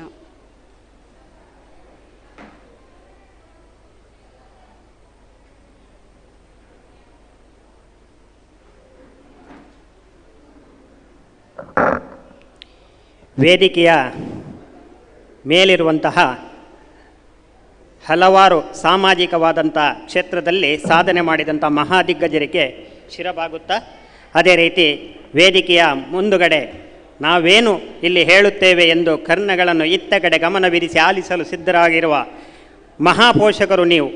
ಯಾಕಂದರೆ ನೀವಿದ್ದರೆ ನಾವು ಎನ್ನುವಂತೆ ನಮ್ಮ ಚೇತನವೇ ವೀಕ್ಷಕರು ಎನ್ನುವಲ್ಲಿ ನನ್ನ ವಾಲ್ಮೀಕಿ ರಾಮಾಯಣ ವಿಷಯವನ್ನು ಕೊಡ್ತೇನೆ. ಆರ್ಯನನ್ನು ನೀವು ಬರಬೇಕು ಅಂತ ಶಾಂತಕ್ಕ ಕರೆ ಕೊಟ್ಟಾಗ ಬಹುಶಃ ರಾಮಾಯಣವನ್ನು ಕೇಳಿದ್ದೇನೆ, ರಾಮನನ್ನು ತಿಳಿದಿದ್ದೇನೆ, ಧರ್ಮವನ್ನು ಅರಿತಿದ್ದೇನೆ. ಆದರೆ ರಾಮಾಯಣದೊಳಗೆ ಹೋಗಿ ಎಲ್ಲಿ ಯಾರನ್ನು ಹುಡುಕಬೇಕು, ಯಾರ ಪಾತ್ರವನ್ನು ನಿರ್ವಹಿಸಬೇಕು ಅಂತ ಗೊತ್ತಾಗಲಿಲ್ಲ. ತಮಾಷೆಗೆ ಹೇಳಿದ್ದೆ ನಾನು ಆ ಕ್ಷಣ ರಾವಣ ಆಗ್ಬೋದೆ ಅಂತ. ಯಾವುದಾದ್ರೂ ಆಗ್ಬೋದು, ಹಾಗಂತ ನಾನು ರಾವಣ ಆಗಿ ಬರಲಿಲ್ಲ. ನಾನು ಇಂದಿನ ಈ ಪ್ರಸ್ತುತವಾಗಿ ರಾಮಾಯಣವನ್ನು ಯಾವ ರೀತಿ ಅಳವಡಿಸಿಕೊಳ್ಳಬೇಕು ಎನ್ನುವ ಮೂಲಕ ರಾಮಾಯಣದ ನಿರ್ಮಾತ ವಾಲ್ಮೀಕಿಯನ್ನು, ಅದೇ ರೀತಿ ರಾಮನಿಗೆ ಶರಣಾದ ಹನುಮನನ್ನು ಉಲ್ಲೇಖಿಸುವ ಮೂಲಕ ನಾನು ರಾಮಾಯಣಕ್ಕೆ ರಾಮಾಯಣದ ಒಂದು ನೀತಿ ಸಾರಕ್ಕೆ, ಅದೇ ರೀತಿ ರಾಮನ ಆದರ್ಶಕ್ಕೆ ಬದ್ಧ ಅಂತ ನಿರೂಪಿಸಲು ನಾನು ನನ್ನ ಒಂದು ಪುಟ್ಟ ಕವಿತೆಯನ್ನು ಇಲ್ಲಿ ಮಂಡಿಸ್ತೇನೆ. ನನ್ನ ಕವಿತೆಯ ಶೀರ್ಷಿಕೆ ಪರಿಜ್ಞಾನದ ಪರಿವರ್ತನೆ.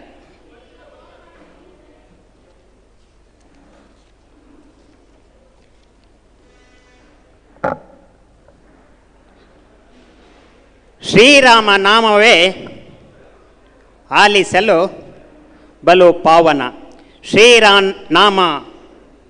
ಶ್ರೀರಾಮ ನಾಮವೇ ಆಲಿಸಲು ಬಲು ಪಾವನ. ರಾಮನಾಮ ಮಹಾಕಾವ್ಯವೇ ಚೆಲೋ ಸೋಪಾನ.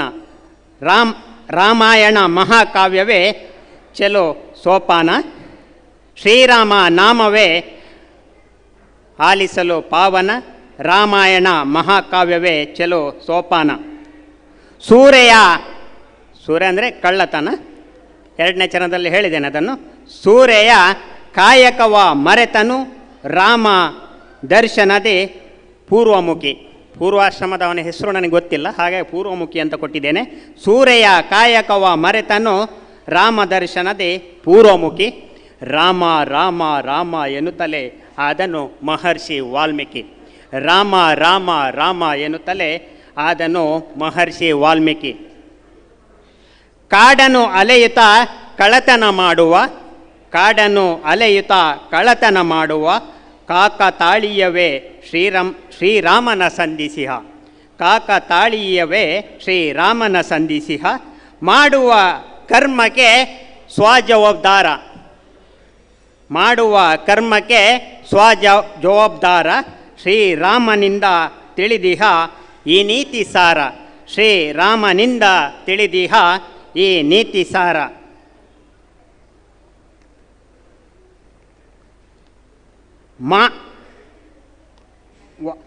ಮಂಡಿಸದೆ ಗ್ರಹ ಕಡೆ ನಡೆದ, ವಾದವ ಮಂಡಿಸದೆ ಗ್ರಹ ಕಡೆ ನಡೆದ.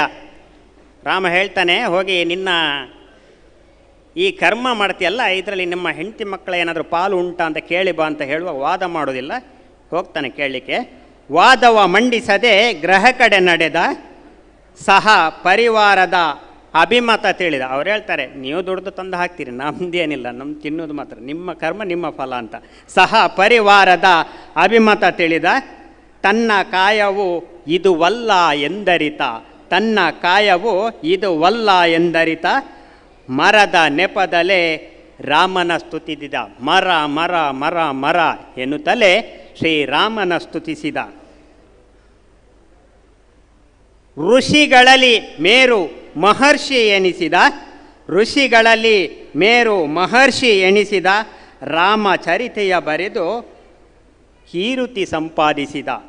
ರಾಮಚರಿತೆಯ ಬರೆದು ಕೀರುತಿ ಸಂಪಾದಿಸ. ಅಂದಿಗೂ ಇಂದಿಗೂ ಎಂದಿಗೂ ಶ್ರೇಷ್ಠ, ಅಂದಿಗೂ ಅಂದಿಗೂ ಇಂದಿಗೂ ಎಂದಿಗೂ ಶ್ರೇಷ್ಠ. ವಾಲ್ಮೀಕಿ ರಾಮಾಯಣ ಬಲು ಉತ್ಕೃಷ್ಟ. ವಾಲ್ಮೀಕಿ ರಾಮಾಯಣ ಬಲು ಉತ್ಕೃಷ್ಟ. ಭಕ್ತಗೆ ನಿಲುಕಿ ಭಜನೆಗೆ ಸಿಲುಕುವ ಶ್ರೀರಾಮ, ಭಕ್ತಿಗೆ ನಿಲುಕಿ ಭಜನೆಗೆ ಸಿಲುಕುವ ಶ್ರೀರಾಮ. ರಾಮನ ಭಜನೆಯಲ್ಲಿ ನಿರತನು ಹನುಮ, ರಾಮನ ಭಜನೆಯಲ್ಲಿ ನಿರತನು ಹನುಮ. ಏಕಾಗ್ರಹತೆಗೆ ಶರಣಾಯಿತು ಎನ್ನಯ ಸ್ವಯಂ, ಏಕಾಗ್ರಹತೆಗೆ ಶರಣಾಯಿತು ಎನ್ನಯ ಸ್ವಯಂ ನಿತ್ಯವೂ ಹಾಡಿ ಕೊಂಡಾಡುವೆ ನಾ ರಾಮ ರಾಮ ರಾಮ. ಅವಕಾಶಕ್ಕೆ ಎಲ್ಲರಿಗೂ ವಂದಿಸುತ್ತಾ ಶಾಂತಕ್ಕನಿಗೂ ತುಂಬ ಹೃದಯದ ಕೃತಜ್ಞತೆಯನ್ನು ಸಲ್ಲಿಸ್ತೇನೆ.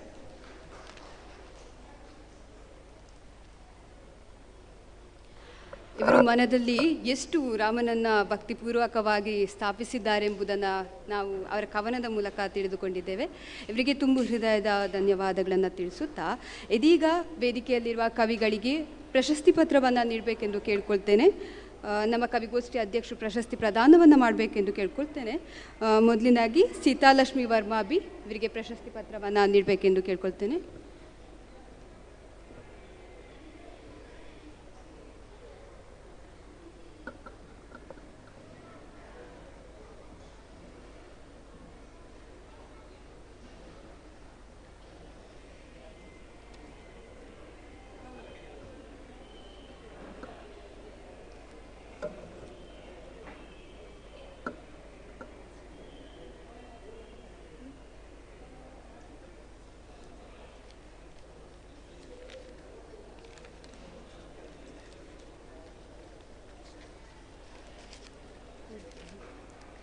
ಇದೀಗ ಸೀತಾರಾಮ್ ಕುಮಾರ್ ಕಟೀಲು ಯಕ್ಷಗಾನ ಹಾಸ್ಯ ಕಲಾವಿದರು, ಕೋದಂಡರಾಮ ಕೃಪಾಪೋಷಿತ ಯಕ್ಷಗಾನ ಮಂಡಳಿ ಇವರಿಂದ ಕವನ ವಾಚನ. ಕಲಿತದ್ದು 7ನೇ ತರಗತಿ ಅಂತಷ್ಟೇ ಹೇಳುವ ಇವರ ಜ್ಞಾನ ಭಂಡಾರವನ್ನು ನೀವೇ ಒಮ್ಮೆ ನೋಡಿ ಕಣ್ತುಂಬಿಕೊಳ್ಳಿ.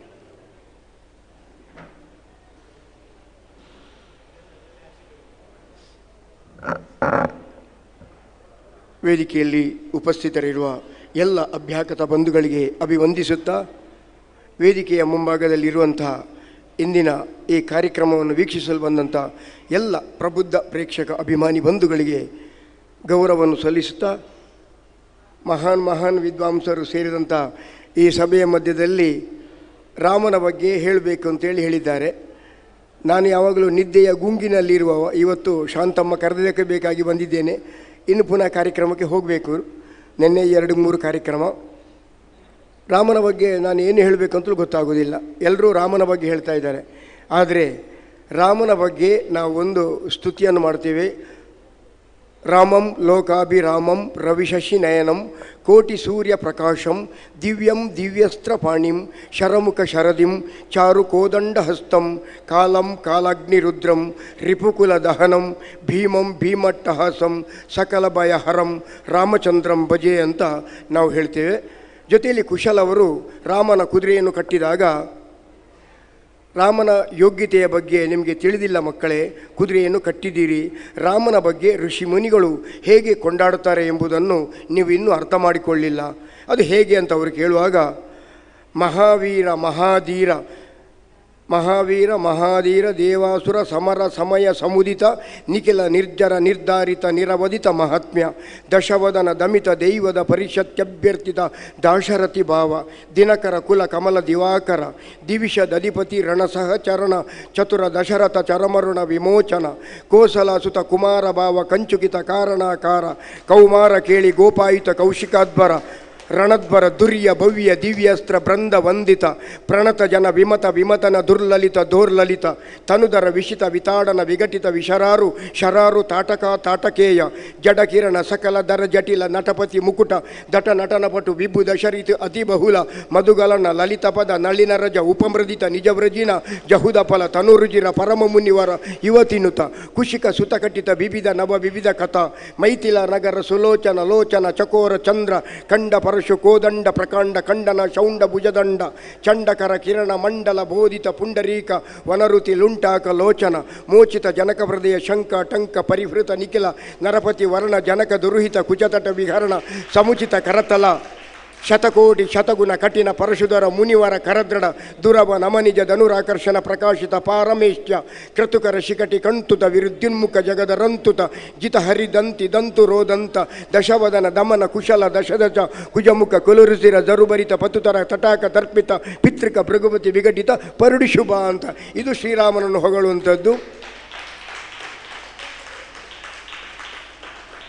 ಇನ್ನು ತುಂಬ ಹೇಳಲಿಕ್ಕಿದೆ, ಆದರೆ ಈಗಾಗಲೇ ತುಂಬ ಜನಗಳು ಬಂದಿದ್ದಾರೆ, ಕಾಯ್ತಾ ಇದ್ದಾರೆ. ನಾನು ಒಬ್ಬನೇ ಮಾತಾಡುವಂಥ ಇದು ಸಮಯ ಅಲ್ಲ. ನಿಮಗೆಲ್ಲರಿಗೂ ನಾನು ಧನ್ಯವಾದಗಳನ್ನು ಅರ್ಪಿಸ್ತಾ ಇದ್ದೇನೆ. ಅವಕಾಶಕ್ಕೆ ಮತ್ತೊಮ್ಮೆ ಧನ್ಯವಾದಗಳು.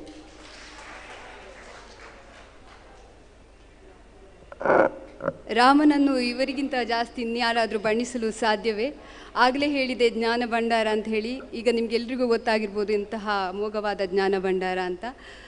ಇಲ್ಲಿ ಬಂದು ಕವನವನ್ನು ಪ್ರಸ್ತುತಪಡಿಸಿದ್ದಕ್ಕೆ ತುಂಬ ಹೃದಯದ ಧನ್ಯವಾದಗಳು ಸರ್ ನಿಮಗೆ. ಇದೀಗ ವನಜ ಜನಾರ್ದನ ಅಯ್ಯಂಗಾರ್ ಇವರು ಸ್ಥಾಪಕ ಅಧ್ಯಕ್ಷರಾದ ಶ್ರೀಮತಿ ಶಾಂತಾ ಕುಂಟಿನಿ ಹಾಗೂ ಕಾರ್ಯದರ್ಶಿಯಾದ ಡಾಕ್ಟರ್ ಸೌರಭ ಜಯರಾಮ್ ಇವರಿಗೆ ಕಿರುಕಾಣಿಕೆ ಕೊಡಲಿಚ್ಛಿಸಿದ್ದಾರೆ. ಇಂದಿನ ಕಾರ್ಯಕ್ರಮವನ್ನು ಬಹುಮೆಚ್ಚುಗೆಯನ್ನು ಅವರಿಗೆ ಬಹುವಾಗಿ ಮೆಚ್ಚಿಕೊಂಡು ಈ ಒಂದು ಕಿರುಕಾಣಿಕೆಯನ್ನು ನೀಡ್ತಾ ಇದ್ದಾರೆ. ಸ್ಥಾಪಕ ಅಧ್ಯಕ್ಷರು ಶ್ರೀಮತಿ ಶಾಂತಾ ಕುಂಟಿನಿ ಹಾಗೂ ಕಾರ್ಯದರ್ಶಿಯಾದ ಡಾಕ್ಟರ್ ಸೌರಭ ಜಯರಾಮ್ ಅವರಿಗೆ ಇದೀಗ ಕಿರುಕಾಣಿಕೆ ವನಜ ಜನಾರ್ದನ್ ಅಯ್ಯಂಗಾರ್ ಇವರಿಂದ ದೂರದೂರಿನಿಂದ ಆಗಮಿಸಿದ್ದು ಈ ಕಾರ್ಯಕ್ರಮಕ್ಕೆ ಬಂದು ಬಹಳ ಹೊತ್ತಿನ ತನಕ ಇಲ್ಲಿ ನಮ್ಮೊಂದಿಗೆ ಇದ್ದು ಕಾರ್ಯಕ್ರಮವನ್ನು ವೀಕ್ಷಿಸಿ ಇಂದಿನ ಕಾರ್ಯಕ್ರಮವನ್ನು ಬಹುವಾಗಿ ಮೆಚ್ಚಿಕೊಂಡು ಈ ಕಿರುಕಾಣಿಕೆಯನ್ನು ನೀಡ್ತಾ ಇದ್ದಾರೆ.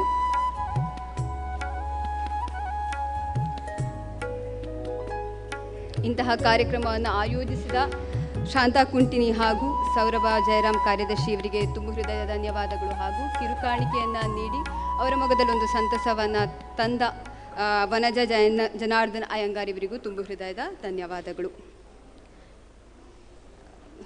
ಇದೀಗ ಕವಿಗೋಷ್ಠಿ ಕವಿಗಳ ಕವನದ ಕುರಿತು ವಿಮರ್ಶಿಸಬೇಕೆಂದು ಅಧ್ಯಕ್ಷರು, ಇವತ್ತಿನ ಕವಿಗೋಷ್ಠಿಯ ಅಧ್ಯಕ್ಷರು ಉಮೇಶ್ ನಾಯಕ್, ಅಧ್ಯಕ್ಷರು ಕಾಸಪ್ಪ ಪುತ್ತೂರು ಇವರಲ್ಲಿ ಕವಿಗೋಷ್ಠಿಯ ಅಧ್ಯಕ್ಷ ಭಾಷಣವನ್ನು ಮಾಡಬೇಕೆಂದು ಕೇಳ್ಕೊಳ್ತೇನೆ.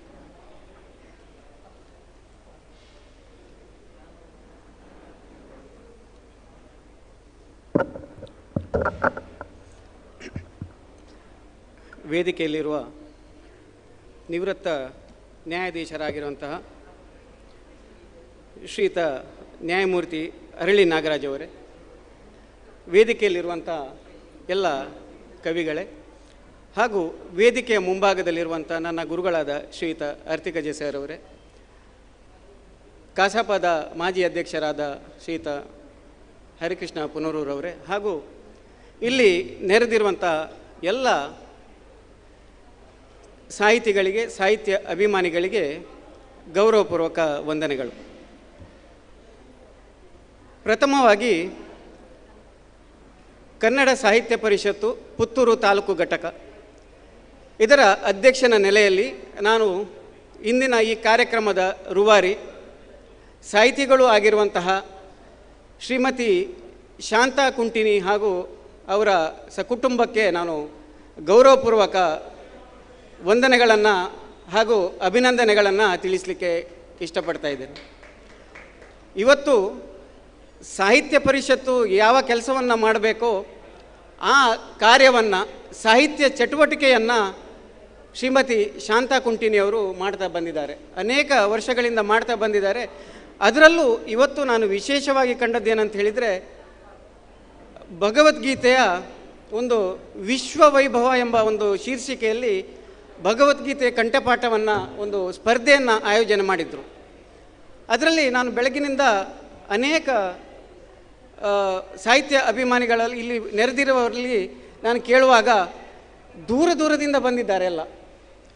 ಬೆಂಗಳೂರು, ಕೊಪ್ಪಳ, ಬೆಳಗಾಂ, ಚಿತ್ರದುರ್ಗ, ಮೈಸೂರು, ಹೀಗೆ ಅಂದರೆ ಕರ್ನಾಟಕದ ವಿವಿಧ ರಾಜ್ಯಗಳ ಊರುಗಳಿಂದ ಈ ಕಾರ್ಯಕ್ರಮದಲ್ಲಿ ಭಾಗಿಯಾಗಿದ್ದಾರೆ ಅಂತ ಹೇಳಿದರೆ, ಇಂದು ಈ ಉಪ್ಪಿನಂಗಡಿಯಂತಹ ಒಂದು ಪುಟ್ಟ ಊರಿನಲ್ಲಿ ಇರುವಂತಹ ಒಂದು ಈ ಪ್ರತಿಷ್ಠಾನ, ಸತ್ಯಶಾಂತ ಪ್ರತಿಷ್ಠಾನ ರಾಜ್ಯವ್ಯಾಪಿ ಆಗಿದೆ, ರಾಜ್ಯ ಮಟ್ಟದಲ್ಲಿ ಹೆಸರನ್ನು ಗಳಿಸಿದೆ ಅಂತ ಹೇಳಲಿಕ್ಕೆ ತುಂಬ ಸಂತೋಷ ಆಗ್ತಾ ಇದೆ.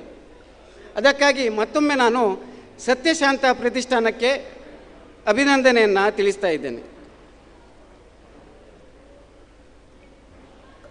ಇವತ್ತಿನ ಕವಿಗೋಷ್ಠಿಯ ವಿಚಾರಕ್ಕೆ ಬರೋದಂತ ಹೇಳಿದರೆ, ಕವಿಗೋಷ್ಠಿಯ ಮೂಲ ವಿಷಯ ವಾಲ್ಮೀಕಿ ರಾಮಾಯಣ. ವಾಲ್ಮೀಕಿ ರಾಮಾಯಣವನ್ನು ನಾವು ಅನೇಕ ದೃಷ್ಟಿಕೋನದಲ್ಲಿ ವಿಮರ್ಶೆ ಮಾಡ್ಬೋದು. ಅದಕ್ಕೆ ಇಂತಿಷ್ಟೇ ಅಂತ ಹೇಳುವಂಥ ಯಾವುದೇ ಒಂದು ಮಾನದಂಡಗಳಿಲ್ಲ. ಬಹಳ ಎಷ್ಟು ನಾವು ಅಧ್ಯಯನ ಮಾಡ್ತೇವೆ ಅಷ್ಟೇ ತೆರೆಯುತ್ತಾ ಹೋಗ್ತದೆ ಅದು. ಈ ವಾಲ್ಮೀಕಿ ಮಹರ್ಷಿಯ ವಿಚಾರವನ್ನು ನಾನಿಲ್ಲಿ ಉಲ್ಲೇಖ ಮಾಡೋದಿದ್ದರೆ, ಒಂದು ವ್ಯಕ್ತಿಯ ಸಹವಾಸ, ಒಂದು ವ್ಯಕ್ತಿಯ ಪ್ರಶ್ನೆ, ಒಂದು ವ್ಯಕ್ತಿಯ ಸಲಹೆ, ಒಂದು ವ್ಯಕ್ತಿಯ ಒಂದು ಶ್ಲೋಕ, ಒಂದು ವ್ಯಕ್ತಿಯ ಒಂದು ಘಟನೆ ಇವತ್ತು 24,000 ಶ್ಲೋಕಗಳುಳ್ಳ ಒಂದು ರಾಮಾಯಣ ಮಹಾಕಾವ್ಯಕ್ಕೆ ರಚನೆ ಆಗಲಿಕ್ಕೊಂದು ಕಾರಣ ಆಗಿದೆ ಅಂತ ಹೇಳಿದರೆ ಬಹಳ ಆಶ್ಚರ್ಯ ಆಗ್ತದೆ. ಮಾನಿಷಾದ ಪ್ರತಿಷ್ಠಾತ್ವಂ ಆಗಮ ಶಾಶ್ವತೀ ಸಮಃ ಯತ್ಕ್ರೌಂಚ ಮಿಥುನಾದೇಕಂ ಅವಧಿ ಕಾಮಮೋಹಿತಂ. ಈ ಒಂದು ಶ್ಲೋಕದ ಅರ್ಥ ತುಂಬ ವಿಸ್ತಾರವಾಗಿ ನಾವು ಅಧ್ಯಯನ ಮಾಡಬಹುದು. ವಾಲ್ಮೀಕಿ ಮಹರ್ಷಿಗಳು ತಮಸಾ ನದಿ ತೀರದಲ್ಲಿ ನಿತ್ಯ ಕಾಯಕಕ್ಕೆ ಹೋಗುವ ಸಂದರ್ಭದಲ್ಲಿ ಅವರು ನೋಡ್ತಾ ಇರುವಂಥ ಒಂದು ಜೋಡಿ ಕ್ರೌಂಚ ಪಕ್ಷಿಗಳನ್ನು ಒಬ್ಬ ಬೇಡ ಬಾಣದ ಮೂಲಕ ಅದನ್ನು ಕೊಲ್ಲುವಾಗ ಅದರ ಜೊತೆಗಾರ್ತಿ ಸಂಗಾತಿಗೆ ಆದ ಒಂದು ವೇದನೆ, ವಿರಹ ವೇದನೆಯಲ್ಲಿ ಅದು ಕೂಡ ಸಾಯ್ತದೆ. ಆ ಒಂದು ಘಟನೆಯಲ್ಲಿ ಈ ಮಹರ್ಷಿ ನೀಡಿದ ಒಂದು ಕೋಪದಲ್ಲಿ ನೀಡಿದಂತಹ ಒಂದು ಅಥವಾ ಆ ಘಟನೆಯಿಂದ ಹೊಮ್ಮಿರುವಂತಹ ಒಂದು ಶ್ಲೋಕ, ಆ ಶ್ಲೋಕವೇ ಮೂಲ ಶ್ಲೋಕವಾಗ್ತದೆ, ಅದು ನಾಂದಿ ಶ್ಲೋಕವಾಗ್ತದೆ. ಈ ಶ್ಲೋಕದಿಂದ ಮುಂದಕ್ಕೆ 24,000 ಶ್ಲೋಕಗಳುಳ್ಳ ಒಂದು ಮಹಾ ಖಂಡಕಾವ್ಯ ರಚನೆ ಆಗಿದೆ ಅಂತ ಹೇಳಿದರೆ ಬಹಳ ಆಶ್ಚರ್ಯ. ಅಂದರೆ ಓರ್ವ ಪ್ರಚೇತಸ ಎಂಬ ಋಷಿಯ ಪುತ್ರ ನಾನಾ ಕಾರಣದಿಂದಾಗಿ ಸಹವಾಸ ದೋಷದಿಂದಾಗಿ ಅವನು ಬೇಡರ ಅಥವಾ ಈ ದರೋಡೆಕೋರರ ಜೊತೆಗೆ ಸೇರಿ ಮಾಡುವ ಕೃತ್ಯದಲ್ಲಿ ಸಿಕ್ಕಿ ಅವನಿಗೆ ನಾರದ ಮಹರ್ಷಿಗಳು ಕೇಳುವ ಪ್ರಶ್ನೆಗೆ ಅವರ ಮನೆಯವರು ಅದಕ್ಕೆ ಅವನು ಮಾಡಿದ ಪಾಪದಲ್ಲಿ ನಾನಿಲ್ಲ ಅಂತ ಹೇಳುವಾಗ ಅವನಿಗೆ ಆಗುವ ಜ್ಞಾನೋದಯದಿಂದಾಗಿ ಬಂದಂತಹ ಒಂದು ಘಟನೆ ಇವತ್ತು ರಾಮಾಯಣಕ್ಕೆ ಕಾರಣವಾಗಿದೆ. ಇಲ್ಲಿ ನಾವು ಗಮನಿಸಬೇಕಾದಂಥ ಮೂಲ ವಿಚಾರ ಏನಂತ ಹೇಳಿದರೆ, ವಾಲ್ಮೀಕಿ ರತ್ನಾಕರನೆಂಬ ವ್ಯಕ್ತಿ ಹೇಗೆ ವಾಲ್ಮೀಕಿ ಆದ ಅಂತ ಹೇಳಿ. ಯಾವುದೇ ಕಾವ್ಯದ ಅಥವಾ ಸಾಹಿತ್ಯದ ಹಿನ್ನೆಲೆ ಇಲ್ಲ. ಒಂದು ಘಟನೆಯಿಂದಾಗಿ ಒಂದು ಮನಪರಿವರ್ತನೆಯಾಗಿ ಅವನು ಇಷ್ಟೊಂದು ದೊಡ್ಡ ಕಾವ್ಯವನ್ನು ರಚಿಸಿದ್ದಾನಂತ ಹೇಳಿದರೆ ನಮ್ಮಲ್ಲೂ ಅನೇಕರು ರತ್ನಾಕರನಿಂದ ವಾಲ್ಮೀಕಿ ಆಗ್ಬೋದು. ಇವತ್ತು ನಾವಿಲ್ಲಿ ಇವರನ್ನು ನೋಡಿದ್ದೇವೆ, ಶ್ರೀತ ಆರ್ಯನ್ 7ನೇ ತರಗತಿ, ಅದು ಸಹ ಫೈಲ್ ಅಂತೇಳಿ ಹೇಳ್ತಾರೆ ಅವರು. ಅಪೂರ್ಣ, ಫೈಲಲ್ಲ ಅಪೂರ್ಣ, 7ನೇ ತರಗತಿ. ಬಡತನದಿಂದಾಗಿ ಅಪೂರ್ಣ ಆಗಿದೆ. ಆದರೆ ಅವರು ಈ ವಾಲ್ಮೀಕಿ ಪರಿಜ್ಞಾನದ ಪರಿವರ್ತನೆ ಎಂಬ ಶೀರ್ಷಿಕೆಯಲ್ಲಿ ವಾಲ್ಮೀಕಿಯ ಒಂದು ಸಮಗ್ರ ಪರಿಚಯವನ್ನು ನೀಡಿದ್ದಾರೆ ಅಂತ ಹೇಳಿದರೆ ಅವರಲ್ಲೂ ವಾಲ್ಮೀಕಿ ಇದೆ ಅಂತ ಹೇಳಿ ಇವತ್ತು ನಾವು ಕಂಡುಕೊಂಡಿದ್ದೇವೆ. ಇದನ್ನು ನಾವು ಸಾಹಿತ್ಯ ಪರಿಷತ್ತು ಇದನ್ನು ಗುರುತಿಸ್ತೇವೆ. ನಿಮ್ಮಂತಹ ಈ ಸಾಹಿತಿಗಳು ನಮ್ಮ ಸಾಹಿತ್ಯ ಪರಿಷತ್ತಿನ ಸಂಪತ್ತು. ಅದೇ ರೀತಿ ಸೀತಾಲಕ್ಷ್ಮಿಯವರು ವಿಟ್ಲ ಊರ್ಮಿಳೆಯ ಬಗ್ಗೆ ಅವರ ಆ ಒಂದು ವಿರಹ ವೇದನೆಯನ್ನು ಅತ್ಯಂತ ಸುಂದರವಾಗಿ ವರ್ಣಿಸಿದ್ದಾರೆ. ಆ ಒಂದು ಲಕ್ಷ್ಮಣನ ಕೊನೆಯ ಸ್ಪರ್ಶ, ಅವನ ಉಡುಗೆಗಳನ್ನು ಒಗೆಯದೆ ತೆಗೆದಿಟ್ಟುಕೊಂಡು ಸಂಭ್ರಮಿಸುವಂತಹ ಒಂದು ವಿಚಾರವನ್ನು ಕೂಡ ಅತ್ಯಂತ ಸುಂದರವಾಗಿ ವರ್ಣಿಸಿದ್ದಾರೆ. ಮೇಡಮ್, ನಿಮಗೂ ಸಾಹಿತ್ಯ ಪರಿಷತ್ತು ಹಾಗೂ ಸತ್ಯಶಾಂತ ಪ್ರತಿಷ್ಠಾನದ ವತಿಯಿಂದ ಅಭಿನಂದಿಸ್ತೇನೆ. ಮತ್ತು ಸಮೀರ್, ದೂರದ 440 ಕಿಲೋಮೀಟರ್ ದೂರದಿಂದ ಬಂದಿರುವಂತಹ ಅವರೊಂದು ಧರ್ಮಗುರುಗಳು. ಸಮೀರ್ ಅನ್ಯ ಧರ್ಮದವರು. ಅವರು ಶ್ರೀರಾಮನಿದ್ದಾನೆ ಎಂಬ ಶೀರ್ಷಿಕೆಯಲ್ಲಿ ಒಂದು ಅತ್ಯಂತ ಸುಂದರವಾಗಿ ಅವರು ಈ ಒಂದು ವಾಲ್ಮೀಕಿ ರಾಮಾಯಣವನ್ನು ಅವರು ಕಂಡುಕೊಂಡಂತೆ ಅಧ್ಯಯನ ಮಾಡಿ ಅವರು ಇಲ್ಲಿ ಇದನ್ನು ವಾಚಿಸಿದ್ದಾರೆ. ಅವರ ಹೃದಯ ವೈಶಾಲ್ಯಕ್ಕೆ ಇದು ಉದಾಹರಣೆ. ಅನ್ಯ ಧರ್ಮದವರಾದರೂ ಸಹ ರಾಮಾಯಣವನ್ನು ಅಧ್ಯಯನ ಮಾಡಿ ಬರೆಯುವುದಂತ ಹೇಳಿದರೆ ಸಣ್ಣ ವಿಷಯ ಅಲ್ಲ. ಯಾಕಂತೇಳಿದರೆ ಈಗ ತಮಗೆಲ್ಲ ಗೊತ್ತಿರುವ ಹಾಗೆ ಭಾರಿ ಕಷ್ಟಕರ ವಿಷಯ ಅದು. ಆದರೂ ಅವರು ಒಂದು ಧೈರ್ಯ ಮಾಡಿ ರಾಮನಿದ್ದಾನೆ, ನಮ್ಮೆಲ್ಲರಲ್ಲೂ ರಾಮನಿದ್ದಾನೆ ಅಂಥೇಳಿ ಅವರು ಸುಂದರವಾಗಿ ವರ್ಣನೆ ಮಾಡಿದ್ದಾರೆ. ಅವರಿಗೂ ನಾನು ಅಭಿನಂದಿಸ್ತಾ ಇದ್ದೇನೆ. ಮಾನಸ ವಿಜಯ ಅವರು ರಾಮನ ಕಥೆಯನ್ನು ಅತ್ಯಂತ ಪ್ರಾಸಬದ್ಧವಾಗಿ ಹೇಳಿದ್ದಾರೆ. ಸಂಪೂರ್ಣ ರಾಮಾಯಣ ದರ್ಶನವನ್ನೇ ಮಾಡಿದ್ದಾರೆ. ಹಾಡಲಿಕ್ಕೂ ಅತ್ಯಂತ ಯೋಗ್ಯವಾಗಿದೆ ಅದು.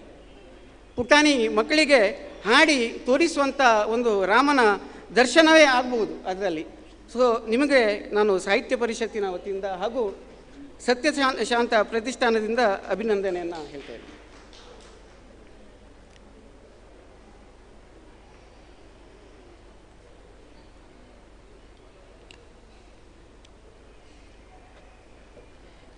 ಕೊನೆಯದಾಗಿ ಸೀತಾರಾಮ್ ಕಟೀಲ್ ಅವರು ಹೆಸರಿಗೆ ಹಾಸ್ಯ ಕಲಾವಿದರಂತೇಳಿ ಹೇಳಿದ್ದಾರೆ.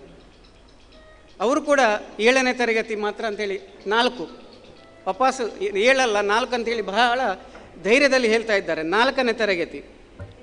ಆದರೆ ಯಾವುದೇ ಪೂರ್ವ ತಯಾರಿ ಇಲ್ಲದೆ ಅವರು ಇಲ್ಲಿ ಬಂದು ಅವರು ಶ್ರೀರಾಮನ ಬಗ್ಗೆ ಕೊಂಡಾಡಿದ ಶ್ಲೋಕವನ್ನು ನೋಡಿದರೆ ನಾವೆಲ್ಲರೂ ಮಂತ್ರಮುಗ್ಧರನ್ನಾಗಿ ಮಾಡಿದ್ದಾರೆ. ಸರ್, ನಿಮ್ಮ ಪಾಂಡಿತ್ಯಕ್ಕೆ ಶರಣು. ಹಾಗೆ ಸಾಹಿತ್ಯ ಪರಿಷತ್ತಿನ ಅಧ್ಯಕ್ಷನ ನೆಲೆಯಲ್ಲಿ ನಾನು ನಿಮ್ಮಲ್ಲಿ ಕಳಕಳಿಯಿಂದ ಕೇಳಿಕೊಳ್ಳುವಂಥದ್ದಿಷ್ಟೇ. ತಾವೆಲ್ಲ ಸಾಹಿತಿಗಳು ಸಾಹಿತ್ಯ ಪರಿಷತ್ತಿನ ಸದಸ್ಯರಾಗಬೇಕು. ಅದೆಷ್ಟೋ ಸಾಹಿತಿಗಳು ಇಲ್ಲಿದ್ದೀರಿ, ಹೆಚ್ಚಿನವರು ಸಾಹಿತ್ಯ ಪರಿಷತ್ತಿನ ಸದಸ್ಯರಾಗಲಿಲ್ಲ. ಇದರಿಂದಾಗಿ ತಾವುಗಳು ಕೂಡ ಮುಂದಿನ ದಿನಗಳಲ್ಲಿ ಸಾಹಿತ್ಯ ಪರಿಷತ್ತಿನ ಅಧ್ಯಕ್ಷರು ಅಥವಾ ಪದಾಧಿಕಾರಿಗಳಾಗಬೇಕಿದ್ರೆ ಸಾಹಿತ್ಯ ಪರಿಷತ್ತಿನ ಸದಸ್ಯತನ ಕಡ್ಡಾಯ. ಈಗ ಪ್ರಸ್ತುತ ಸಾಹಿತ್ಯ ಪರಿಷತ್ತಿನ ಸದಸ್ಯತನಕ್ಕೆ 500 ರೂಪಾಯಿ ಶುಲ್ಕ ಹಾಗೂ ಇನ್ನೂ 500 ರೂಪಾಯಿ ನೀಡಿದರೆ ಕನ್ನಡ ನುಡಿ ಮಾಸಪತ್ರಿಕೆ ಕೂಡ ನಿಮ್ಮ ಕೈ ಸೇರ್ತದೆ. ತಾವು ದಯವಿಟ್ಟು ಕನ್ನಡ ಸಾಹಿತ್ಯ ಪರಿಷತ್ತಿನ ಸದಸ್ಯರಾಗಬೇಕಂತೇಳಿ ನಾನು ಎಲ್ಲರಲ್ಲೂ ಕೇಳಿಕೊಳ್ತೇನೆ. ಹಾಗೂ ನೀವೆಲ್ಲರೂ ನಮ್ಮ ಸಾಹಿತ್ಯ ಪರಿಷತ್ತಿನ ಸಂಪತ್ತು, ನಿಮ್ಮನ್ನೆಲ್ಲ ಉಳಿಸಿ ಬೆಳೆಸುವ ಪುರಸ್ಕಾರ ಮಾಡುವಂಥ ಈ ಒಂದು ಅತ್ಯಂತ ಪುಣ್ಯದ ಕೆಲಸವನ್ನು ಸತ್ಯಶಾಂತ ಪ್ರತಿಷ್ಠಾನದಿಂದ ಕಳೆದ ಹಲವಾರು ವರ್ಷಗಳಿಂದ ಶ್ರೀಮತಿ ಶಾಂತಾ ಕುಂಟಿನಿಯವರು ಮಾಡ್ತಾ ಬಂದಿದ್ದಾರೆ. ಶಾಂತು ಕುಂಟಿನಿಯವರು ಕೂಡ ನಮ್ಮ ಸಾಹಿತ್ಯ ಪರಿಷತ್ತಿನ ದೊಡ್ಡ ಸಂಪತ್ತಂತೇಳಿ ನಾನು ಈ ಸಂದರ್ಭದಲ್ಲಿ ಹೇಳ್ತೇನೆ.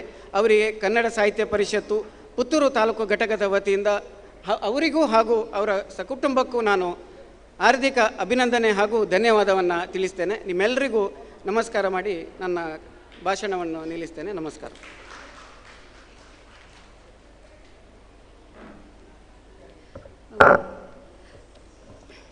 ಪುತ್ತೂರು ಅಧ್ಯಕ್ಷರು ಕಾಸಪ್ಪ ಪುತ್ತೂರು, ಉಮೇಶ್ ನಾಯಕ್ ಇವರು ಅಧ್ಯಕ್ಷತೆಯಲ್ಲಿ ಕವಿಗೋಷ್ಠಿಯನ್ನು ಇಷ್ಟೊತ್ತು ನೀವು ಕೇಳಿದ್ದೀರಿ. ಬಹಳ ಸುಂದರವಾಗಿ ಎಲ್ಲ ಕವಿಗಳ ಕವಿತೆಯ ಕುರಿತು ಬಹಳ ಸುಂದರವಾಗಿ ಅದನ್ನು ವರ್ಣಿಸುತ್ತಾ ವಾಲ್ಮೀಕಿ ರಾಮಾಯಣದ ಕುರಿತು ತಮ್ಮದೇ ಮಾತುಗಳಲ್ಲಿ ತಿಳಿಸಿದ್ದಾರೆ. ಇಂದಿನ ಒಂದು ಕವಿಗೋಷ್ಠಿ ಇಲ್ಲಿಗೆ ಸಂಪನ್ನವಾಯಿತು. ಈಗ ಕವಿಗಳಿಗೆ ಪ್ರಶಸ್ತಿ ಪತ್ರವನ್ನು ನೀಡಬೇಕೆಂದು ಕವಿಗೋಷ್ಠಿ ಅಧ್ಯಕ್ಷರಾದ ಉಮೇಶ್ ನಾಯಕ್ ಇವರಲ್ಲಿ ಕೇಳ್ಕೊಳ್ತೇನೆ. ಸೀತಾಲಕ್ಷ್ಮಿ ವರ್ಮ ಬಿ ಇವರಿಗೆ ಸ್ಮರಣಿಕೆಯನ್ನು ಹಾಗೂ ಪ್ರಶಸ್ತಿ ಪತ್ರವನ್ನು ನೀಡಬೇಕೆಂದು ಕೇಳ್ಕೊಳ್ತೇನೆ.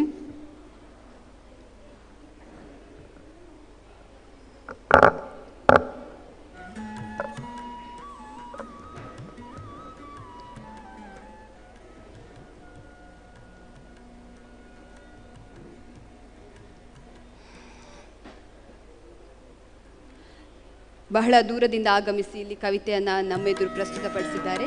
ಇದೀಗ ಅವರಿಗೆ ಪ್ರಶಸ್ತಿ ಪತ್ರ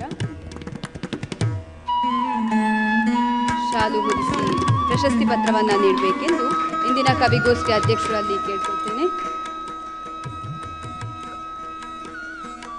ಧನ್ಯವಾದಗಳು ಮೇಡಮ್. ನಿಮಗೆ ಇನ್ನಷ್ಟು ಕವಿತೆಗಳನ್ನು ರಚಿಸುವಂತಾಗಲಿ, ವೇದಿಕೆಯಲ್ಲಿ ಕಾಣುವಂತಾಗಲಿ.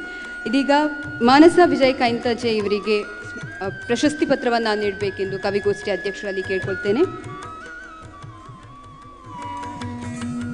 ಮಾಣಿಯಿಂದ ಆಗಮಿಸಿ ಬಹಳ ಹೊತ್ತಿನ ತನಕ ನಮ್ಮೊಂದಿಗೆ ಕಾರ್ಯಕ್ರಮದಲ್ಲಿದ್ದು ಕಾರ್ಯಕ್ರಮದ ಸವಿಯನ್ನು ಉಂಡಿದ್ದಾರೆ. ಅವರಿಗೂ ಶಾಲು ಹೊದಿಸಿ ಸನ್ಮಾನಿಸಬೇಕೆಂದು, ಪ್ರಶಸ್ತಿ ಪತ್ರವನ್ನು ನೀಡಬೇಕೆಂದು ಕವಿಗೋಷ್ಠಿ ಅಧ್ಯಕ್ಷರಲ್ಲಿ ಕೇಳ್ಕೊಳ್ತೇನೆ. ಧನ್ಯವಾದಗಳು ಮೇಡಮ್ ನಿಮಗೂ. ಎಡ್ವರ್ಡ್ ಲೋಬೋ ಇವರಿಗೆ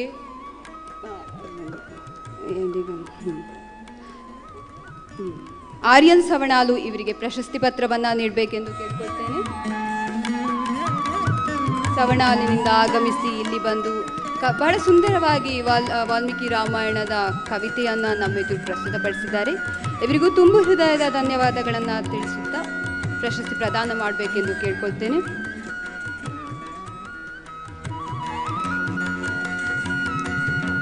ಇದೀಗ ವೇದಿಕೆಯಲ್ಲಿರುವ ಕವಿಗಳು ತಮ್ಮ ಆಸನವನ್ನು ತೆರವುಗೊಳಿಸಬೇಕೆಂದು ಕೇಳಿಕೊಳ್ಳುವೆ.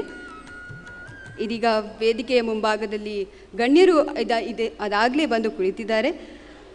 ಕವಿಗೋಷ್ಠಿ ಅಧ್ಯಕ್ಷರು ಉಮೇಶ್ ನಾಯಕ್ ಮತ್ತು ಉಚ್ಚ ನ್ಯಾಯಾಧೀಶರು ಅರಳಿ ನಾಗರಾಜ್ ವೇದಿಕೆಯಲ್ಲೇ ಇರಬೇಕು. ಮತ್ತೆಲ್ಲರೂ ತಮ್ಮ ಆಸನವನ್ನು ತೆರವುಗೊಳಿಸಬೇಕೆಂದು ಕೇಳ್ಕೊಳ್ತೇನೆ.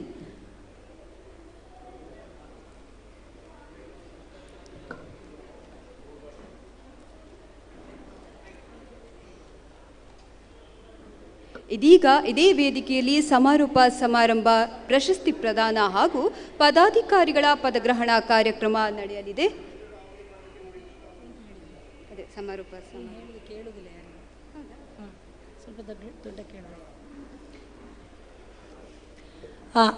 ಇದೀಗ ತಾನೇ ಕರೆ ಬಂದಿದೆ. ಇಲ್ಲಿಂದ ಒಡಿಯೂರಿನಿಂದ ಪರಮಪೂಜ್ಯ ಶ್ರೀ ಶ್ರೀ ಗುರುದೇವಾನಂದ ಸ್ವಾಮೀಜಿ, ಶ್ರೀ ಗುರುದೇವದತ್ತ ಸಂಸ್ಥಾನ ಒಡಿಯೂರು ಅವರು 5 ಗಂಟೆಗೆ ಆಗಮಿಸ್ತಾ ಇದ್ದೇವೆ ಅಂತ ಈಗ ಕರೆ ಬಂದಿದೆ. ಹಾಗಾಗಿ ಕಾರಣ ಆದಷ್ಟು ಒಂದು ಏನು ವೀಕ್ಷಕರು ಬಂದಿದ್ದೀರಿ, ಸ್ವಲ್ಪ ಅವರು ಬರುವ ತನಕ ಆದರೂ ಒಂದು ತಾಳ್ಮೆಯಿಂದ ಎಲ್ಲರೂ ಸ್ವಲ್ಪ ಹೊತ್ತು ಕೂತು ಈ ಕಾರ್ಯಕ್ರಮವನ್ನು ವೀಕ್ಷಿಸಬೇಕು ಅಂತ ನಿಮ್ಮೆಲ್ಲರಲ್ಲಿ ಕೇಳಿಕೊಳ್ತಾ ಇದ್ದೇವೆ. ಹಾಗೆ ಇಂದಿನ ಈ ಸಮಾರೋಪ ಸಮಾರಂಭ, ಪ್ರಶಸ್ತಿ ಪ್ರದಾನ ಹಾಗೂ ಪದಾಧಿಕಾರಿಗಳ ಪದಗ್ರಹಣ ಕಾರ್ಯಕ್ರಮ, ಈ ಒಂದು ಕಾರ್ಯಕ್ರಮಕ್ಕೆ ಇಂದು ಆಗಮಿಸಿದಂತಹ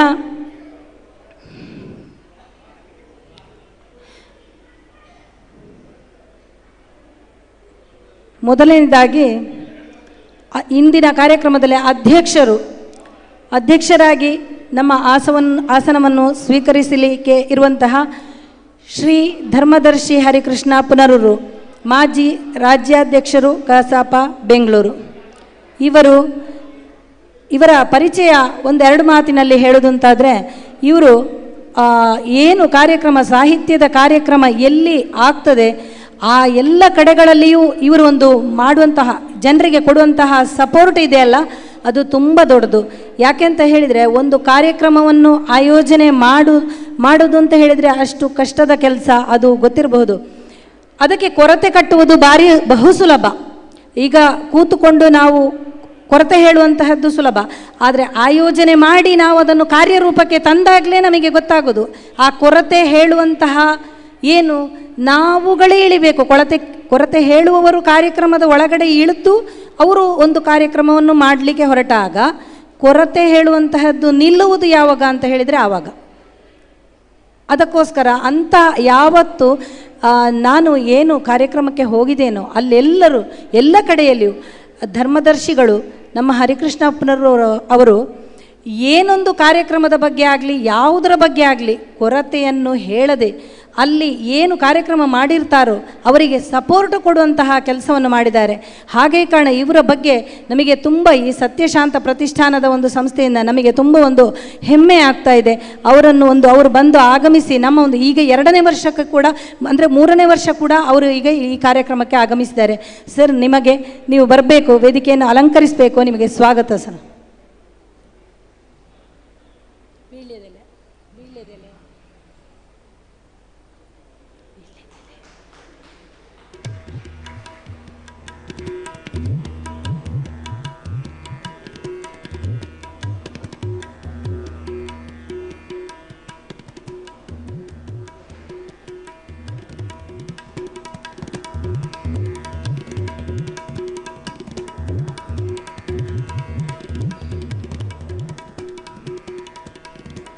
ಹಾಗೆ ಅದೇ ರೀತಿ ಇಂದಿನ ಈ ಕಾರ್ಯಕ್ರಮಕ್ಕೆ ಸತ್ಯಶಾಂತ ಪ್ರತಿಷ್ಠಾನ ಪ್ರಶಸ್ತಿ ಒಂದು ಪಡೀತಾ ಇರುವಂತಹ ಪ್ರೊಫೆಸರ್ ವಿ ಅರ್ತಿಕಜೆ, ಹಿರಿಯ ಸಾಹಿತಿಗಳು ಹಾಗೂ ಪತ್ರಕರ್ತರು.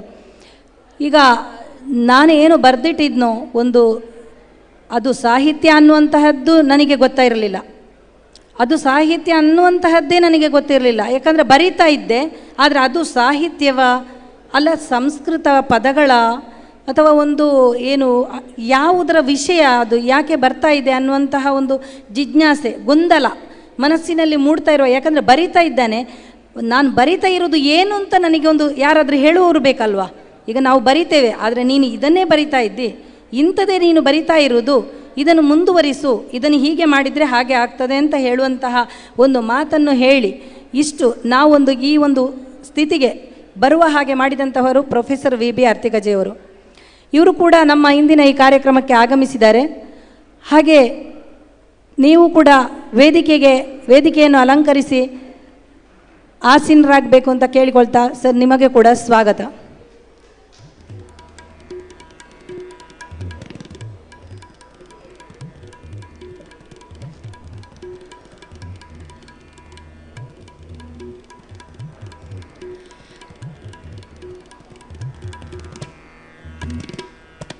ಇವರಿಗೆ ಸೌರಭ ಕುಂಟಿನಿಯವರು, ಸೌರಭ ಜಯರಾಮ್ ಇವರು ಎದುರು ನಿಂತು ಸ್ವಾಗತವನ್ನು ಮಾಡಬೇಕು ಅಂತ ಕೇಳಿಕೊಳ್ತಾ ಇದ್ದರು.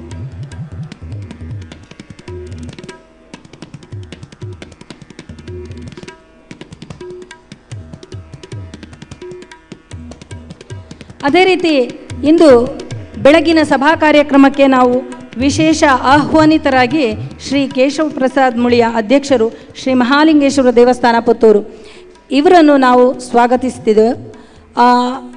ಅಂದರೆ ಏನೋ ಒತ್ತಡ ಗೊತ್ತಾಯಿತು, ನಿಮ್ಮ ಕಾರ್ಯಕ್ರಮದ ಒತ್ತಡ ನಮಗೆ ಅರ್ಥ ಆಗ್ತಾ ಇದೆ.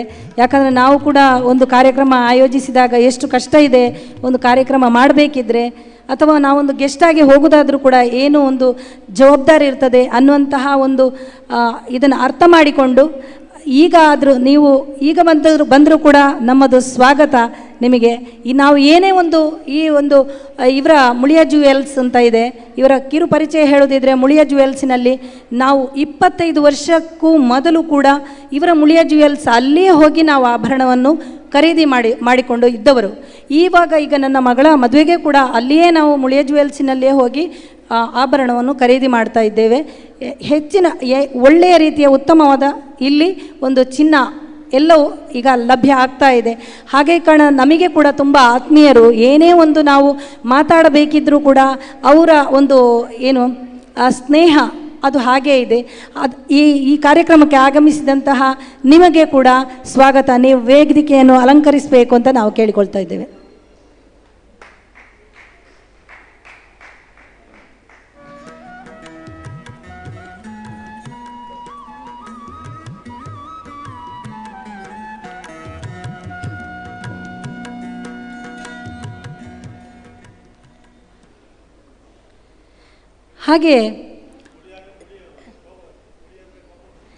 ಹಾಗೆ ಇಂದು ವಿಶೇಷ ಆಹ್ವಾನಿತರಾಗಿ ಶ್ರೀ ಭುವನಾಭಿರಾಮ ಉಡುಪ ಪ್ರಧಾನ ಸಂಪಾದಕರು ಯುಗಪುರುಷ ಕಿನಿಗೋಳೆ ಇವರು ಕೂಡ ಇಂದಿನ ಈ ಕಾರ್ಯಕ್ರಮಕ್ಕೆ ಆಗಮಿಸಿದ್ದಾರೆ.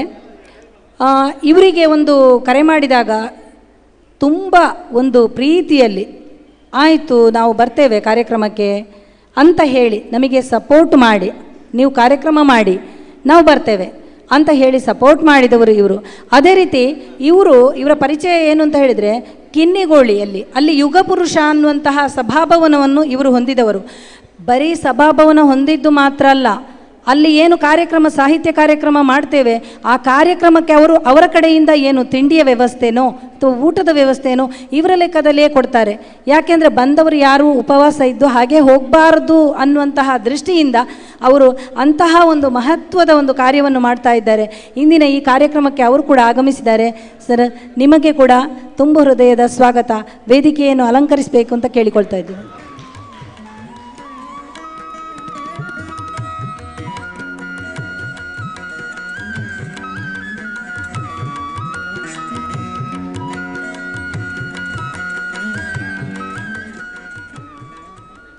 ಹಾಗೆ ಎಲ್ಲರೂ ವೇದಿಕೆಯನ್ನು ಅಲಂಕರಿಸಿದಾಗ ಇವಾಗಲೇ ಅವರು ಕವಿಗೋಷ್ಠಿಯಲ್ಲಿ ಮಾತನಾಡಿದರೂ ಕೂಡ ಅವರು ಈ ಒಂದು ನಮ್ಮ ಕಾರ್ಯಕ್ರಮಕ್ಕೆ ತುಂಬ ಹೃದಯದಿಂದ ದಾನಿಯಾದವರು, ದಾನ ಮಾಡಿದಂತಹವರು, ಹಾಗೆ ತುಂಬ ಸಪೋರ್ಟ್ ಕೊಟ್ಟವಂಥವರು. ನೀವು ಕೆಳಗೆ ಇದ್ದರೆ ನಮಗೆ ನೀವು ಮೇಲೆ ಬಂದು ಆಸೀನರಾಗಬೇಕು ಅಂತ ಕೇಳಿಕೊಳ್ತೇವೆ.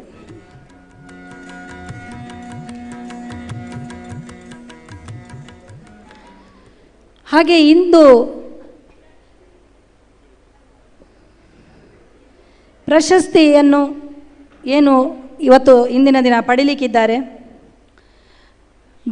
ಶ್ರೀ ಬಿ ಕೆ ಮಾಧವರಾವ್ ಇವರ ಬಗ್ಗೆ ಒಂದೆರಡು ಮಾತು ಹೇಳಬೇಕು ಅಂತಾದರೆ, ಕುಂಚಕಲೆ ಇವರು ಏನೊಂದು ರೀತಿಯಲ್ಲಿ ಯಾವುದನ್ನು ಅಂದರೆ ಶಾಲೆಗೆ ಹೋಗದೆ ಒಂದು ಚಿತ್ರ ಬಿಡಿಸ್ಲಿಕ್ಕೆ ಅಂತ ಹೇಳುವಂತಹ ಒಂದು ಶಾಲೆಗೆ ಹೋಗದೆ ಅವರಷ್ಟಕ್ಕೆ ಅವರ ಪಾಡಿಗೆ ಒಂದು ಚಿತ್ರ ಬಿಡಿಸಿ ಎಲ್ಲ ಕಡೆಗಳಲ್ಲಿಯೂ ರಾಷ್ಟ್ರ ಮಟ್ಟದಲ್ಲಿಯೂ ಕೂಡ ಒಂದು ಬಹುಮಾನವನ್ನು ಪಡೆದು ಎಲ್ಲರ ಮೆಚ್ಚುಗೆಗೆ ಪಾತ್ರರಾದಂಥವರು. ಇವರಿಗೆ ಕೂಡ ಇವರು ಮಾಡಿದಂತಹ ಸಾಧನೆಗಳು ಅನೇಕ. ಹಾಗೆ ಕಾರಣ ಇವರು ಕೂಡ ಇಂದಿನ ಈ ಒಂದು ಕಾರ್ಯಕ್ರಮದಲ್ಲಿ ಪ್ರಶಸ್ತಿಯನ್ನು ಪಡೀಲಿಕ್ಕಿದ್ದಾರೆ. ಒಡಿಯೂರು ಸ್ವಾಮೀಜಿಗಳು ಈಗ 5 ಗಂಟೆಗೆ ಆಗಮಿಸಲಿಕ್ಕಿದ್ದಾರೆ. ಹಾಗೆ ಕಾರಣ ನಿಮಗೆ ಕೂಡ ತುಂಬ ಹೃದಯದ ಸ್ವಾಗತ ಸರ್. ನೀವು ಮೇಲೆ ವೇದಿಕೆಗೆ ಆಸೀನರಾಗಬೇಕು ಅಂತ ಕೇಳ್ಕೊಳ್ತಾ ಇದ್ದೇವೆ.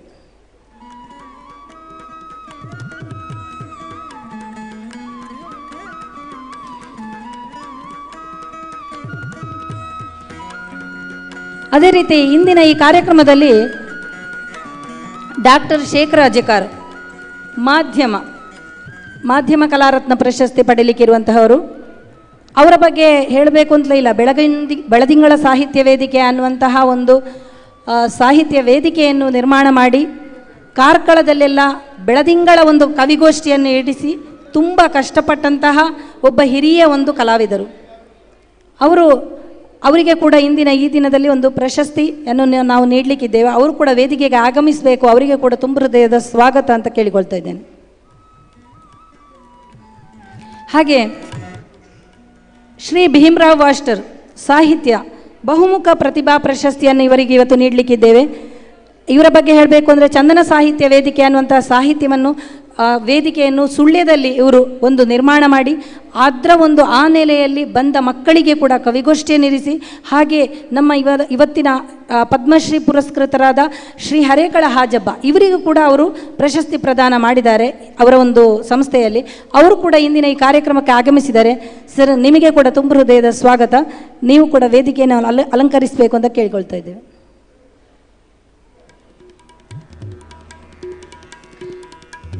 ಅದೇ ರೀತಿ ಇನ್ನೋರ್ವ ಅತ್ಯುತ್ತಮ ಶ್ರೀ ಕಾದಂಬರಿಕಾರರು ಶ್ರೀ ವಿ ಪ್ರದೀಪ್ ಕುಮಾರ್ ಇವರು ಅತ್ಯುತ್ತಮ ಕಾದಂಬರಿಕಾರ ಅನ್ನುವಂತಹ ಪ್ರಶಸ್ತಿಯನ್ನು ನಾವು ನಿಮಗೆ ಇವತ್ತು ನೀಡ್ತಾ ಇದ್ದೇವೆ ಈ ಸತ್ಯಶಾಂತ ಪ್ರತಿಷ್ಠಾನ ಒಂದು ಸಂಸ್ಥೆಯಿಂದ. ಇವರು ಅನೇಕ ಕಾದಂಬರಿಗಳನ್ನು ಈಗ ಸುಮಾರು ಒಂದು 30 ವರ್ಷ ಆದೀತು.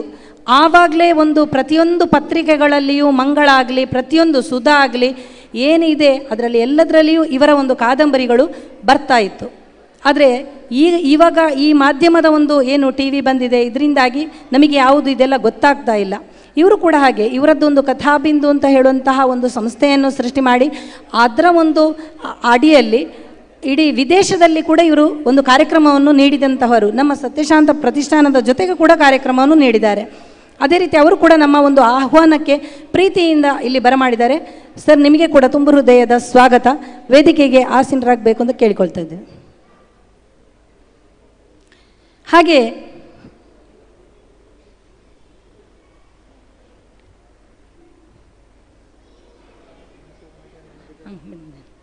ಅದೇ ರೀತಿ ಇನ್ನೋರ್ವ ಸಾಧಕರು ಕಾಯಕ ಯೋಗಿ ಪ್ರಶಸ್ತಿಗೆ ಭಾಜನರಾದವರು ಶ್ರೀ ಸಿ ರಾಜಣ್ಣ ಇವರು. ಸಾಹಿತ್ಯ, ಹಾಗೆ ಸಾಹಿತ್ಯ ಕೃಷಿ ಕೂಡ. ಸಾಹಿತ್ಯವೇ ಕೃಷಿ, ಆದರೆ ಸಾಹಿತ್ಯ ಮತ್ತು ಕೃಷಿ ಅಂದರೆ ಇವರದ್ದು ಬೇರೆ ಅರ್ಥ. ಹೇಗೆಂದರೆ ಭೂಮಿ ಇದೆ, ಭೂಮಿಯನ್ನು ಉತ್ತು ಬಿತ್ತು ಅದರಲ್ಲಿ ಕೃಷಿ ಮಾಡಿ ಅದರ ಜೊತೆಗೇ ಈ ಸಾಹಿತ್ಯವನ್ನು ಕೂಡ ನೀರು ಹುಯ್ಯುವುದರ ಮುಖೇನ ಸಾಹಿತ್ಯವನ್ನು ಕೂಡ ಅದನ್ನು ಬಾಯಿಯಲ್ಲಿ ಬರ್ತಾ ಇದೆ. ಇವರ ಮಾತನಾಡಿದರೆ ಸಾಕು ಮುತ್ತುದುರಿದಾಗೆ ಸಾಹಿತ್ಯ ಬರ್ತದೆ ಹೊರಗೆ ಬರ್ತದೆ. ಅಂತಹ ಇವರು ಕಾಯಕ ಯೋಗಿ ಅಂತಲೇ ಹೇಳ್ಬೋದು. ಇವರು ಬೆಂಗಳೂರಿನಿಂದ ಆಗಮಿಸಿದ್ದಾರೆ, ನಿನ್ನೆ ರಾತ್ರಿಯೇ ಇಲ್ಲಿ ಬಂದು ಉಳ್ಕೊಂಡಿದ್ದಾರೆ. ಅಂತಹ ಒಂದು ಏನು ನಮ್ಮ ಇದಕ್ಕೆ ಈ ಸಂಸ್ಥೆಗೆ ಕೂಡ ಅವರ ಮುಖೇನ ಶಾಲೆಯನ್ನು ಇವರು ಹಸ್ತಾಂತರಿಸ್ತಾರೆ. ಇವರು ಕೂಡ ವೇದಿಕೆಗೆ ಬಂದು ಅಷ್ಟರ ತನಕ ಆದರೂ ಒಂದು ಇರಬೇಕು ಇರೋ ಕಾರ್ಯಕ್ರಮದ ಒಂದು ಸ್ವಾಗತ ಭಾಷಣವನ್ನು ಇಲ್ಲಿಗೆ ಈಗ ಮುಕ್ತಾಯಗೊಳಿಸ್ತಾ ಇದ್ದೇನೆ.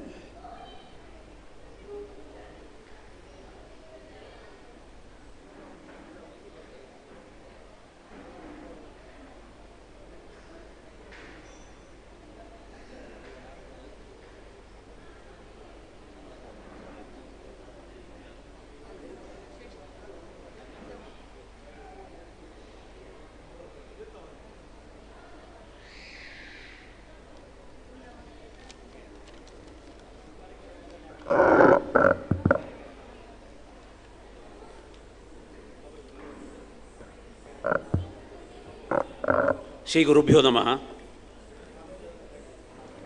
ಒಬ್ಬ ಯಶಸ್ವಿ ಪುರುಷನ ಹಿಂದೆ ಒಬ್ಬ ಯಶಸ್ವಿ ಮಹಿಳೆ ಇರ್ತಾರೆ ಅಂತ ನಾವು ಕೇಳಿದ ಮಾತು. ಇವತ್ತು ಯಶಸ್ವಿ ಮಹಿಳೆಯ ಅನೇಕ ಮನಸ್ಸುಗಳನ್ನು ಒಟ್ಟುಗೂಡಿಸುವಂತಹ ಇವರ ಈ ಒಂದು ಸಾಹಸಕ್ಕೆ ನಾವೆಲ್ಲರೂ ಕೂಡ ಶಿರಬಾಗಲೇಬೇಕು. ಇಲ್ಲಿ ಯೋಗ ಇದೆ, ಭಗವದ್ಗೀತೆ ಇದೆ, ಸಾಹಿತ್ಯ ಇದೆ, ಸಂಸ್ಕೃತಿ ಇದೆ, ಯಕ್ಷಗಾನ ಇದೆ.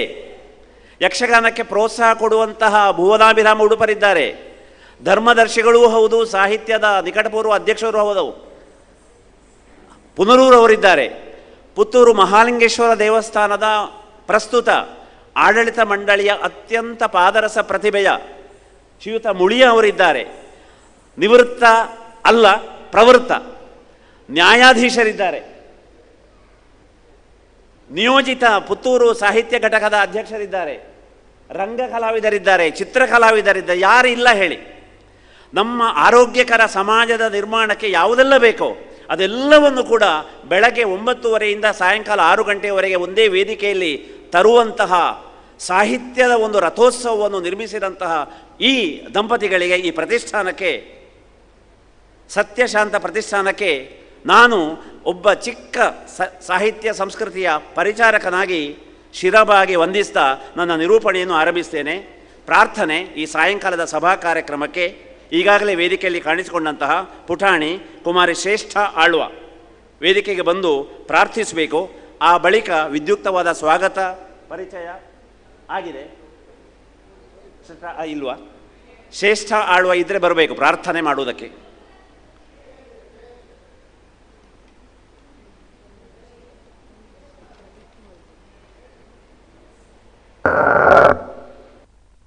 ಅದೇ ರೀತಿ ಇಂದಿನ ಈ ಸಮಾರೋಪ ಸಮಾರಂಭ ಪ್ರಶಸ್ತಿ ಪ್ರದಾನ ಹಾಗೂ ಪದಾಧಿಕಾರಿಗಳ ಪದಗ್ರಹಣ ಕಾರ್ಯಕ್ರಮದ ಈ ಕಾರ್ಯಕ್ರಮಕ್ಕೆ ಆಗಮಿಸಿದಂತಹ ಶ್ರೀ ಪ್ರೇಮರಾಜ್ ಆರ್ಲಪದವು ಮೇಕಪ್ ಕಲಾವಿದರು. ಇವರ ಬಗ್ಗೆ ಈಗ ಆಗಮಿಸಿದ್ದಾರೆ. ಇವರ ಬಗ್ಗೆ ಹೇಳಬೇಕು ಅಂತ ಹೇಳಿದರೆ, ಇವರು ಎಲ್ರಿಗೂ, ಈಗ ನನ್ನ ಮಗ ಕೂಡ ಫಿಲೋಮಿನದಲ್ಲಿ ಒಂದು ಯಕ್ಷಗಾನದ ಒಂದು ದೇವಿ ಪಾತ್ರ, ಆ ಒಂದು ಪಾತ್ರ ಮಾಡಬೇಕಿದ್ರು ಇವರ ಒಂದು ಮೇಕಪ್ ಇಲ್ಲಿ ಪುತ್ತೂರಿನಲ್ಲಿ ಯಾರಲ್ಲಿ ಕೇಳಿದರು ಒಂದು ಮೇಕಪ್ಪಿಗೆ ಯಾರು ಅಂತ ಹೇಳಿದರೆ ಇವರೇ, ಹೆಚ್ಚಾಗಿ ಇವರನ್ನೇ ಎಲ್ಲರೂ ಆಯ್ಕೆ ಮಾಡ್ತಾರೆ. ಅದೇ ರೀತಿ ನಮ್ಮ ಈ ಒಂದು ಪ್ರತಿಷ್ಠಾನದ ಕಾರ್ಯಕ್ರಮಕ್ಕೆ ತುಂಬ ಹೃದಯದಿಂದ ಅವರು ಸಹಕಾರವನ್ನು ನೀಡ್ತಾ ಅದೇ ರೀತಿ ಇಲ್ಲಿಗೆ ಇವತ್ತು ಆಗಮಿಸಿದ್ದಾರೆ. ಇವರಿಗೆ ಕೂಡ ತುಂಬ ಹೃದಯದ ಸ್ವಾಗತ ಸರ್. ನೀವು ವೇದಿಕೆಯ ಮೇಲೆ ಬಂದು ಆಸೀನರಾಗಬೇಕು ಅಂತ ಕೇಳ್ಕೊಳ್ತಾ ಇದ್ದೇವೆ.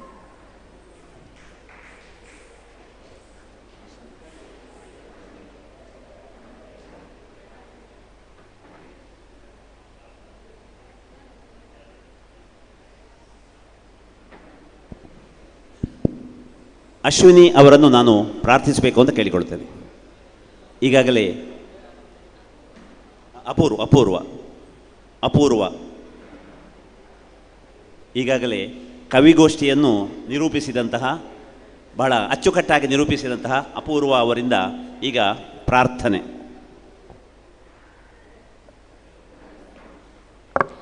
ಮಹಾಗಣಪತೆ ಮಾತಂಗವದನ मूषिकवाहन मङ्गलचरण मूषिकवाहन मङ्गलचरण महागणपते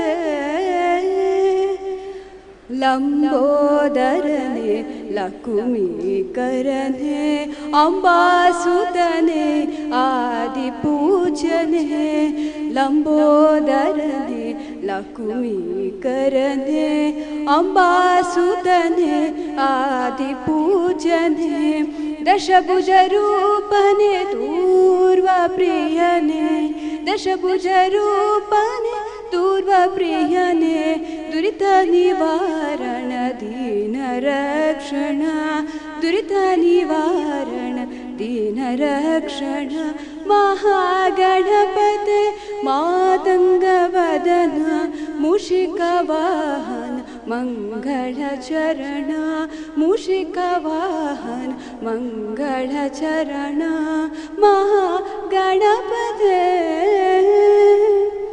विनायकानि विघ्नकोटिहरण वामनरूपवल्लभने दशभुजरूपने दूर्वाप्रियने दशभुजरूपने दूर्वाप्रियने दुरितनिवारण दीनरक्षण दुरितनिवारण दीनरक्षण महागणपते मातंगवदन मूषिकवाहन मंगलचरण महागणपते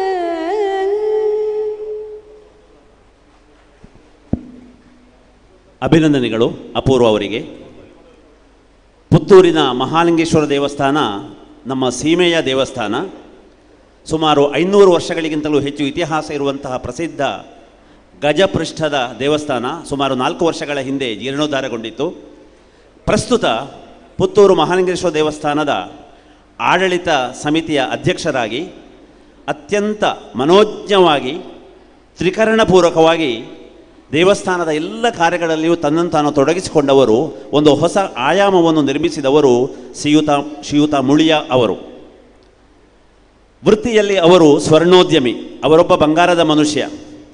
ಆದರೆ ಆ ಬಂಗಾರದ ಮನುಷ್ಯನಲ್ಲಿ ಒಬ್ಬ ಆಧ್ಯಾತ್ಮಿಕ ಪುರುಷ ಇದ್ದಾನೆ, ಒಬ್ಬ ದೈವಭಕ್ತ ಇದ್ದಾನೆ ಎನ್ನುವುದು ಈಗ ಅನಾವರಣಗೊಂಡಿದೆ. ಹಲವು ಪ್ರಗತಿಪರ ಜನಸ್ನೇಹಿ ಕಾರ್ಯಕ್ರಮಗಳನ್ನು ಅವರು ಈಗಾಗಲೇ ಹಮ್ಮಿಕೊಂಡಿದ್ದಾರೆ. ಕಳೆದ ಶಿವರಾತ್ರಿಯ ಉತ್ಸವ ಇರಬಹುದು ಅಥವಾ ಮುಂದೆ ಬರುವಂತಹ ಪುತ್ತೂರು ಜಾತ್ರೆ ಇರಬಹುದು, ಎಲ್ಲದರಲ್ಲಿ ಕೂಡ ಕೇಶವಪ್ರಸಾದ ಮುಳಿಯ ನೂತನ ಅಧ್ಯಕ್ಷರಾಗಿದ್ದಾರೆ ಎನ್ನುವುದು ನಮಗೆ ಪುತ್ತೂರಿನವರಿಗೆ ಗೊತ್ತಾಗ್ತಾ ಇದೆ. ಅಂತಹ ಒಬ್ಬ ಯುವ ಮುಂದಾಳು ಈಗ ನಮ್ಮನ್ನು ಉದ್ದೇಶಿಸಿ ಮಾತನಾಡಬೇಕು ಅಂತ ಬಂಗಾರದ ಮನುಷ್ಯ ಮುಳಿಯ ಅವರನ್ನು ಕೇಳಿಕೊಡ್ತೇನೆ.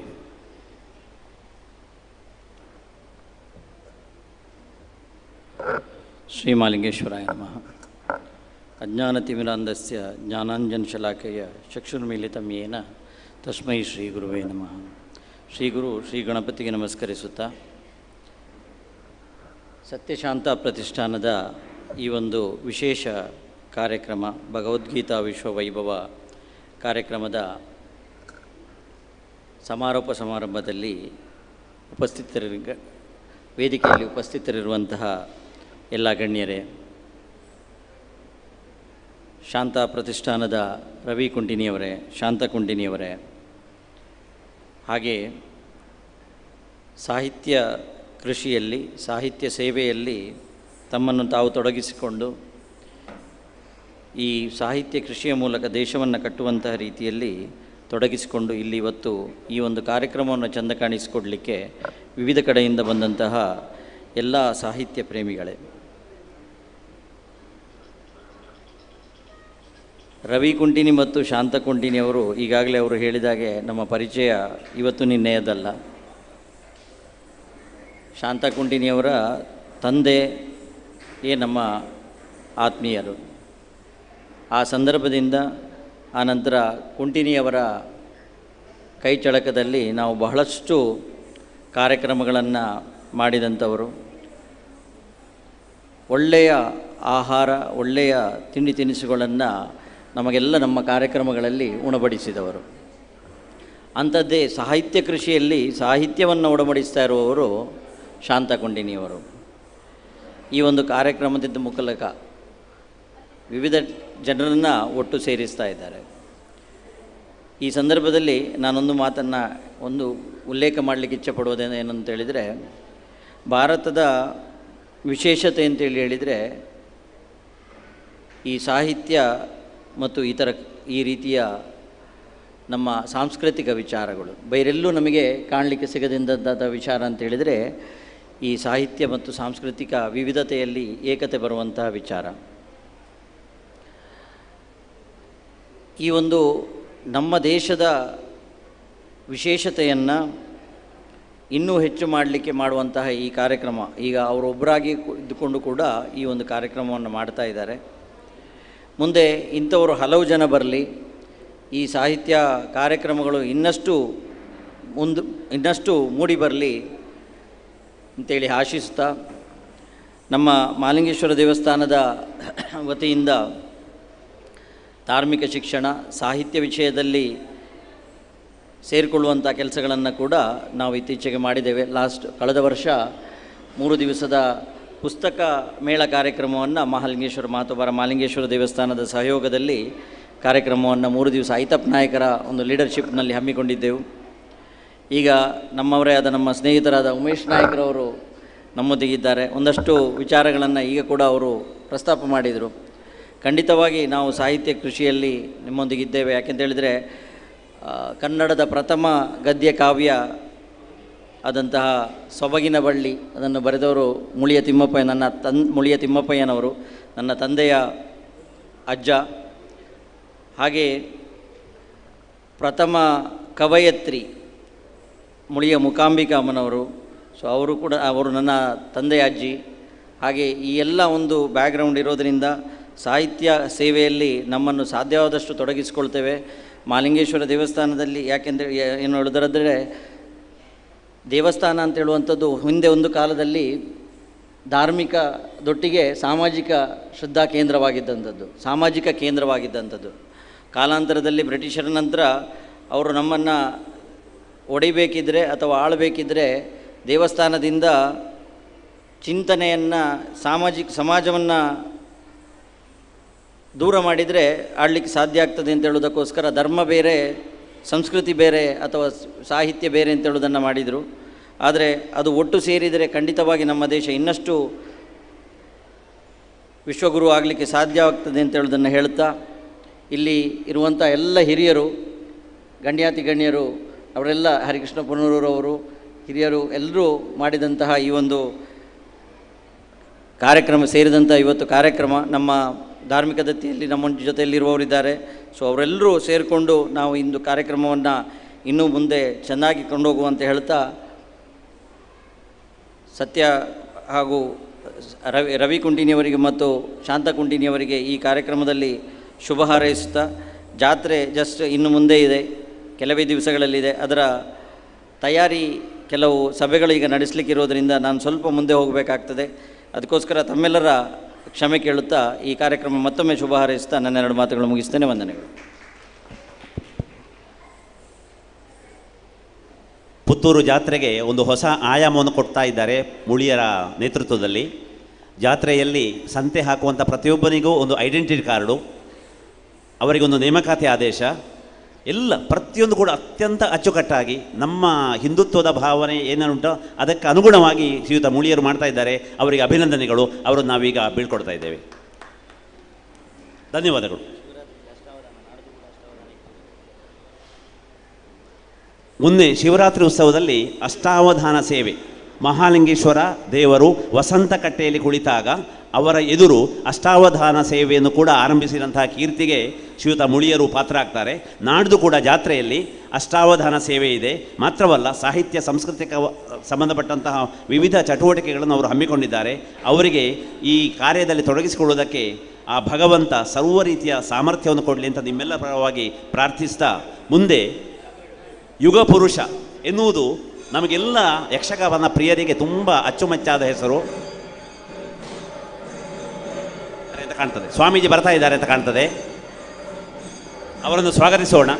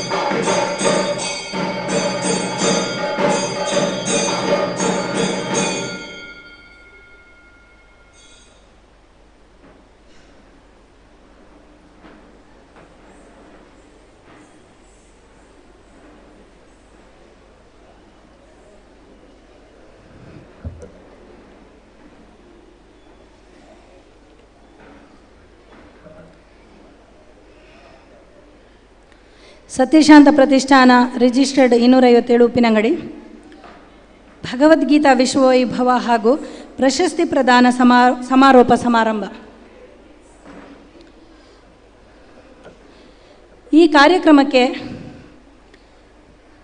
ಇಂದು ಈ ಭಗವದ್ಗೀತಾ ಒಂದು ಪರಿಚಯ, ಭಗವದ್ಗೀತೆ ಅನ್ನುವಂತಹದ್ದು ಈ ಒಂದು ಭಗವದ್ಗೀತೆ ಯಾಕೆ ಬೇಕು ನಮ್ಮ ಜೀವನಕ್ಕೆ, ಭಗವದ್ಗೀತೆ ಕಲಿತದಂತರಿಂದಾಗಿ ಏನು ಆಗ್ತದೆ, ಏನೆಲ್ಲ ಒಂದು ನಮ್ಮಲ್ಲಿ ಒಂದು ಮೂಡುವಂತಹ ಚೈತನ್ಯ ಏನು, ಭಗವದ್ಗೀತೆ ಅನ್ನುವಂತಹದ್ದು ನಮ್ಮ ಜೀವನಕ್ಕೆ ಎಷ್ಟು ಅವಶ್ಯಕ ಅನ್ನುವಂತಹದ್ರ ಬಗ್ಗೆ ಸರ್ ಒಂದೆರಡು ಮಾತನಾಡಬೇಕು ಅಂತ ನಾನು ಇವರಲ್ಲಿ ಕೇಳಿದೆ.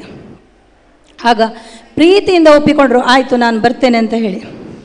ಹಾಗೆ ಇವರು ಮೊದಲನೇ ವರ್ಷ ಈ ಸತ್ಯಶಾಂತ ಪ್ರತಿಷ್ಠಾನದ ಉದ್ಘಾಟನಾ ಕಾರ್ಯಕ್ರಮಕ್ಕೂ ಕೂಡ ಇವರು ಆಗಮಿಸಿದರು. ಅದೇ ರೀತಿ ಇವಾಗ 3ನೇ ವರ್ಷದ ಈ ಕಾರ್ಯಕ್ರಮಕ್ಕೆ ಕೂಡ ಈಗ ಆಗಮಿಸಿದ್ದಾರೆ. ನಮ್ಮ ಒಂದು ಏನು ನಾನು ಅಲ್ಲಿ ಮಂಗಳೂರಿಗೆ ಹೋಗಿದ್ದಾಗ ಏನು ಅವರಿಗೆ ಕೂಡ ಆ ಸಮಯದಲ್ಲಿ ಒತ್ತಡ, ನಮಗೆ ಈ ಕಾರ್ಯಕ್ರಮದ ಒಂದು ಇದು ಆಮಂತ್ರಣ ಪತ್ರಿಕೆಯನ್ನು ಕೊಡುವ ಒತ್ತಡ, ಹಾಗೆ ಅಲ್ಲಿ ಹೇಳಿ ಸ್ವಲ್ಪ ಆಚೀಚೆ ಆಯಿತು. ಅಷ್ಟಾಗುವಾಗ ನನಗೆ ಆಮಂತ್ರಣ ಪತ್ರಿಕೆ ಕೊಡಲಿಕ್ಕಾಗಲಿಲ್ಲ. ನಾನು ಮೊಬೈಲ್ನಲ್ಲಿ ಹೇಳಿದೆ, ಸರ್ ನಿಮಗೆ ಆಮಂತ್ರಣ ಪತ್ರಿಕೆ ಹೇಗೆ, ಪರವಾಗಿಲ್ಲಮ್ಮ ವಾಟ್ಸಪ್ನಲ್ಲಿ ಕಳಿಸು.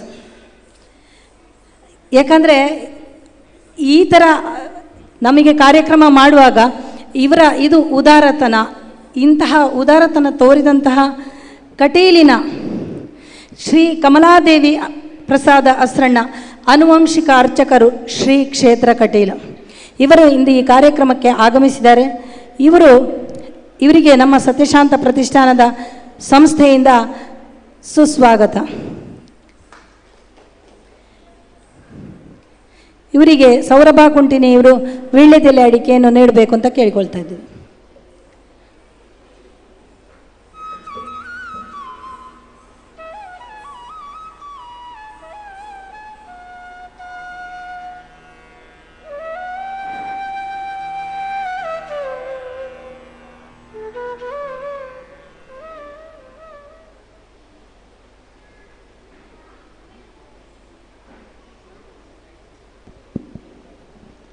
ಬಂಧುಗಳೇ, ಈಗ ಬಹು ನಿರೀಕ್ಷೆಯ ಶ್ರೀ ಕಮಲಾದೇವಿ ಪ್ರಸಾದ ಅಸ್ರಣ್ಣ ಅವರ ಮಾತುಗಳು.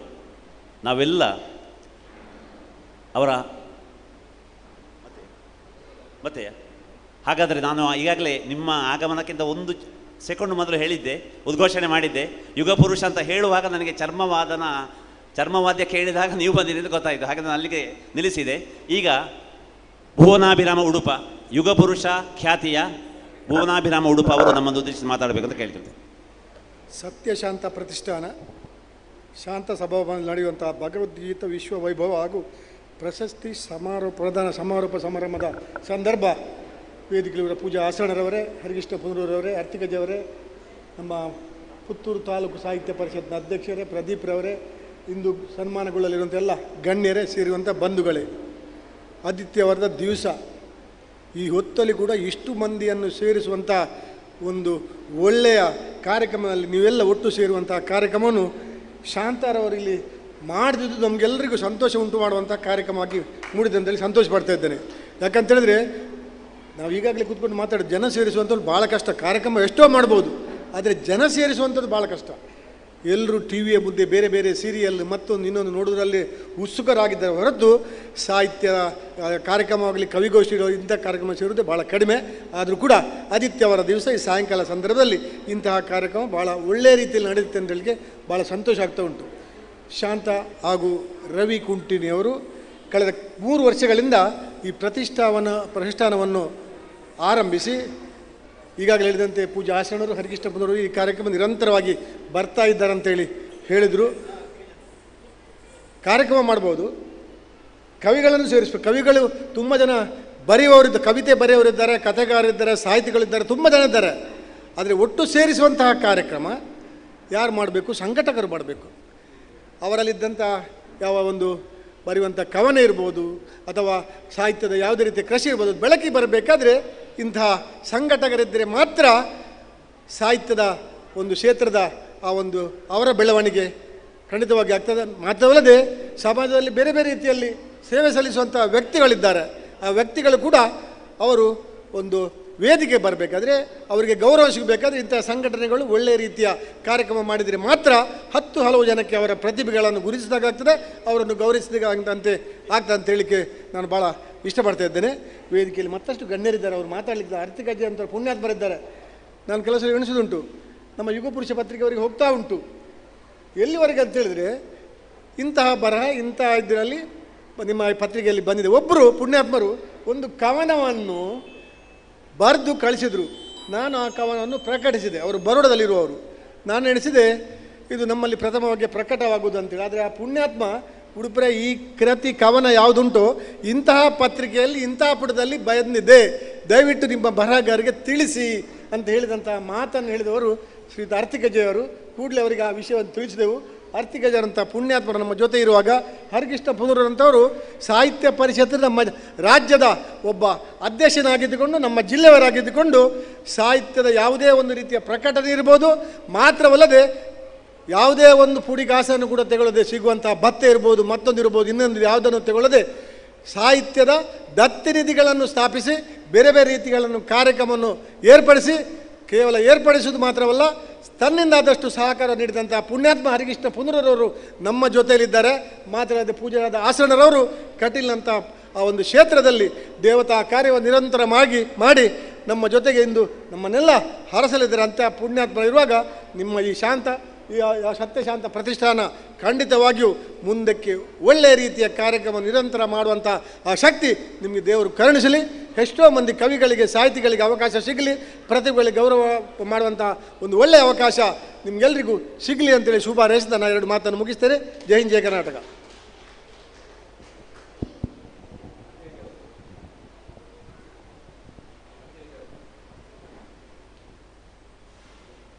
ಯುಗಪುರುಷ ಭುವನಾಭಿರಾಮ ಉಡುಪ ಅವರಿಗೆ ವಂದನೆಗಳು. ಅರ್ತಿಕಜ್ಜೆಯವರು ಸನ್ಮಾನಗೊಳ್ಳುವವರು, ಹಾಗಾಗಿ ಅವರಿಗೆ ಕೊನೆಗೆ ಅವಕಾಶ ಅಂತ ಕಾಣ್ತದೆ.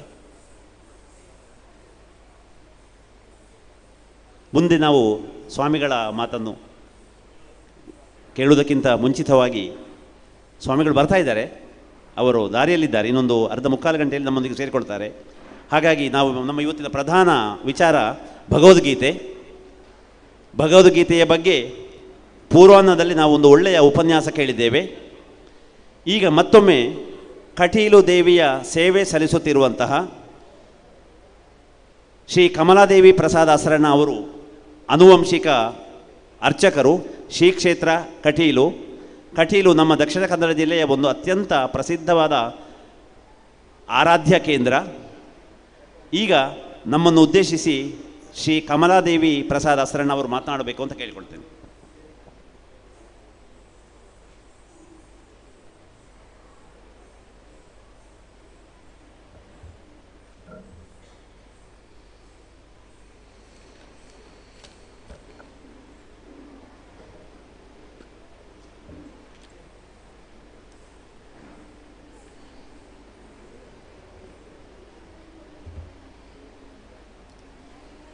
ತರುಣಶಕಲಬಿಂದೋ ಬಿಭ್ರತಿ ಶುಭ್ರಕಾಂತಿ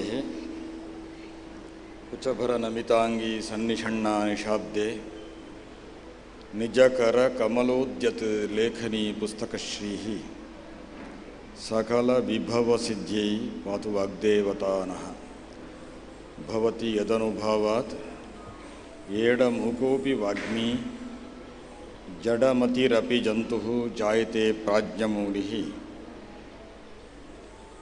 ಸಕಲ ವಚನಚೇತೋ ದೇವತಾ ಭಾರತೀ ಸ ಮಮ ವಚಸಿ ನಿಧತ್ತಾಂ ಸನ್ನಿಧಿಂ ಮನಸೇ ಚ.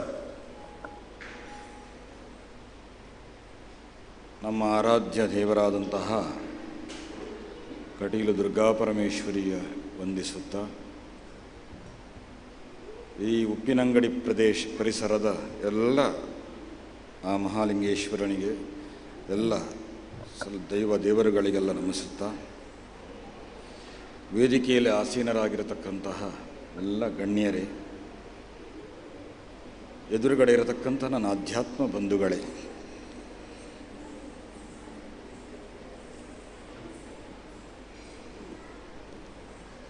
ಉತ್ತಮವಾದಂತಹ ಒಂದು ಅವಕಾಶವನ್ನು ಕೊಟ್ಟಿದ್ದಾರೆ ನನಗೆ.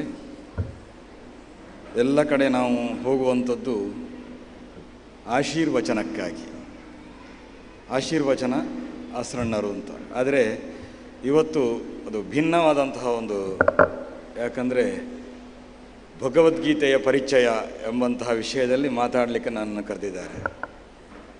ಇದು 3ನೇ ಬಾರಿ ನಾನು ಬರೋದು ಅಂತ ನಾನು ಕಾಣ್ತದೆ. ಈ ಶಾಂತ ಅವರು ಕರೆದಂತಹ ಈ ಪ್ರೋಗ್ರಾಮ್, ಒಂದು ಕಡೆ ನಾವು ಭಾಳ ಕೇರಳದ ಹತ್ತಿರ ಒಮ್ಮೆ ಒಂದು ಕಾರ್ಯಕ್ರಮ, ಒಂದು ಮನೆಯಲ್ಲಿ ಕಾರ್ಯಕ್ರಮಕ್ಕೆ ನಾನು ಬಂದಿದ್ದೆ. ಆಮೇಲೆ ಮತ್ತೊಮ್ಮೆ ಇಲ್ಲಿ ಒಂದು ಸಾಹಿತ್ಯ ಗೋಷ್ಠಿ ಆಯಿತು, ಅದಕ್ಕೆ ಬಂದಿದ್ದೆ. 3ನೇದ್ದು ಇದು ಕಾರ್ಯಕ್ರಮ ಅಂತ ನಾನು ಭಾವಿಸ್ತೇನೆ.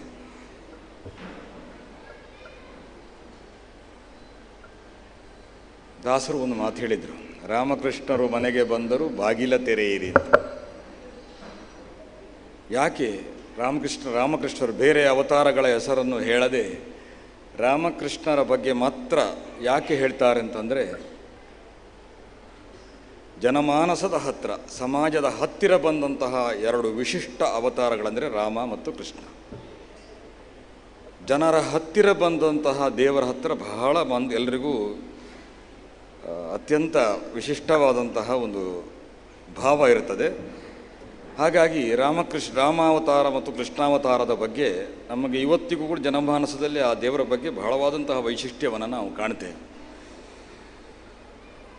ಯಾಕೆ ರಾಮ ಆ ಕಾಲದಲ್ಲಿ ಹುಟ್ಟಬೇಕಾಗಿ ಬಂತು ಅಂತ ನೀವು ಯೋಚಿಸಿದರೆ,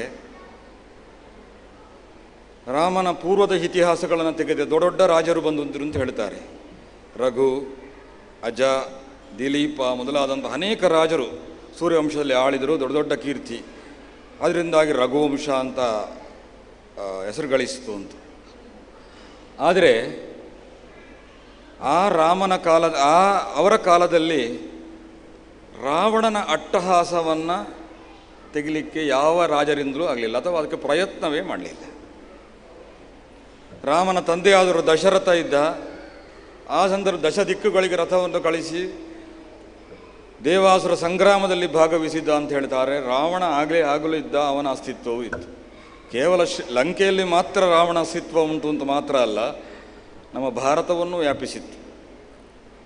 ರಾವಣನ ಅತ್ಯಂತ ಮಿತ್ರನಾದಂಥ ವಾಲಿ ಇದ್ದದ್ದು ನಮ್ಮ ಕರ್ನಾಟಕದಲ್ಲಿ, ಕಿಷ್ಕಿಂಧೆಯಲ್ಲಿ. ಕಿಷ್ಕಿಂಧ ಅಂತಂದರೆ ನಮ್ಮ ಹಂಪೆ ಹತ್ತಿರ ಇರತಕ್ಕಂತಹ ಪ್ರದೇಶ. ಹಾಗಾದರೆ ಆ ಸಮಯದಲ್ಲಿ ಅಂತಹ ರಾಜರೆಲ್ಲ ಯಾಕೆ ಅವನನ್ನು ನಿಗ್ರಹಿಸಲಿಕ್ಕೆ ಹೋಗಲಿಲ್ಲ? ಇದು ದೊಡ್ಡದಾದಂತಹ ಒಂದು ಪ್ರಶ್ನೆ. ಹಾಗಾಗಿ ರಾಮನ ಅಸ್ತಿತ್ವ ಬಂತು. ರಾವಣನನ್ನು ನಿಗ್ರಹಿಸಲಿಕ್ಕೆ, ವಾಲಿಯನ್ನು ನಿಗ್ರಹಿಸಲಿಕ್ಕೆ ರಾಮನ ಅಸ್ತಿತ್ವ ಬಂತು. ಇದು ದುಷ್ಟರ ಅಸ್ತಿತ್ವ. ಆದರೆ ಸಜ್ಜನರ ಅಸ್ತಿತ್ವ ನೋಡಿ, ರಾಮನನ್ನು ನಿರೀಕ್ಷೆ ಮಾಡಿದಂಥ ಅನೇಕ ಹೃದಯಗಳಿತ್ತು. ಒಂದನೇದಾಗಿ ನಾವು ದಶರಥ ಅವ ಮಗನಾಗಿ ಸ್ವೀಕರಿಸಿದರೆ ಅಹಲ್ಯೆ ಕಾಯ್ತಾ ಇದ್ಲು ರಾಮ ಬರ್ತಾನೆ ಅಂತ. ಆಮೇಲೆ ಶಬರಿ ಕಾಯ್ತಾ ಇದ್ಲು, ಜನಕ ಮಹಾರಾಜ ಕಾಯ್ತಾ ಇದ್ದ, ಸೀತೆ ಕಾಯ್ತಾ ಇದ್ಲು. ಆಮೇಲೆ ಅನೇಕ ಕೇವಲ ಮನುಷ್ಯರು ಮಾತ್ರ ಅಲ್ಲದೆ ವಾನರರು ಕಾಯ್ತಾ ಇದ್ದರು. ಹನುಮಂತ ಬರ್ತಾನೆ ಅಂತೇಳಿ ಅಂಜನೆ ಮೊದಲೇ ಹೇಳಿದ್ಲು ಹನುಮಂತನಿಗೆ, ರಾಮ ಬರ್ತಾನೆ ಅಂತ. ಹಾಗಾಗಿ ಭಕ್ತರ ಬಳಿಗೆ ದೇವರು ಬರುವಂಥ ಒಂದು ವಿಶಿಷ್ಟವಾದಂತಹ ಒಂದು ಅವತಾರ ಅಂದರೆ ರಾಮ. ಹನುಮಂತರ ಬಳಿಗೆ ರಾಮ ಬಂದದ್ದೇ ಹೊರತು ರಾಮನ ಬಳಿಗೆ ಹನುಮಂತ ಹೋದದ್ದಲ್ಲ.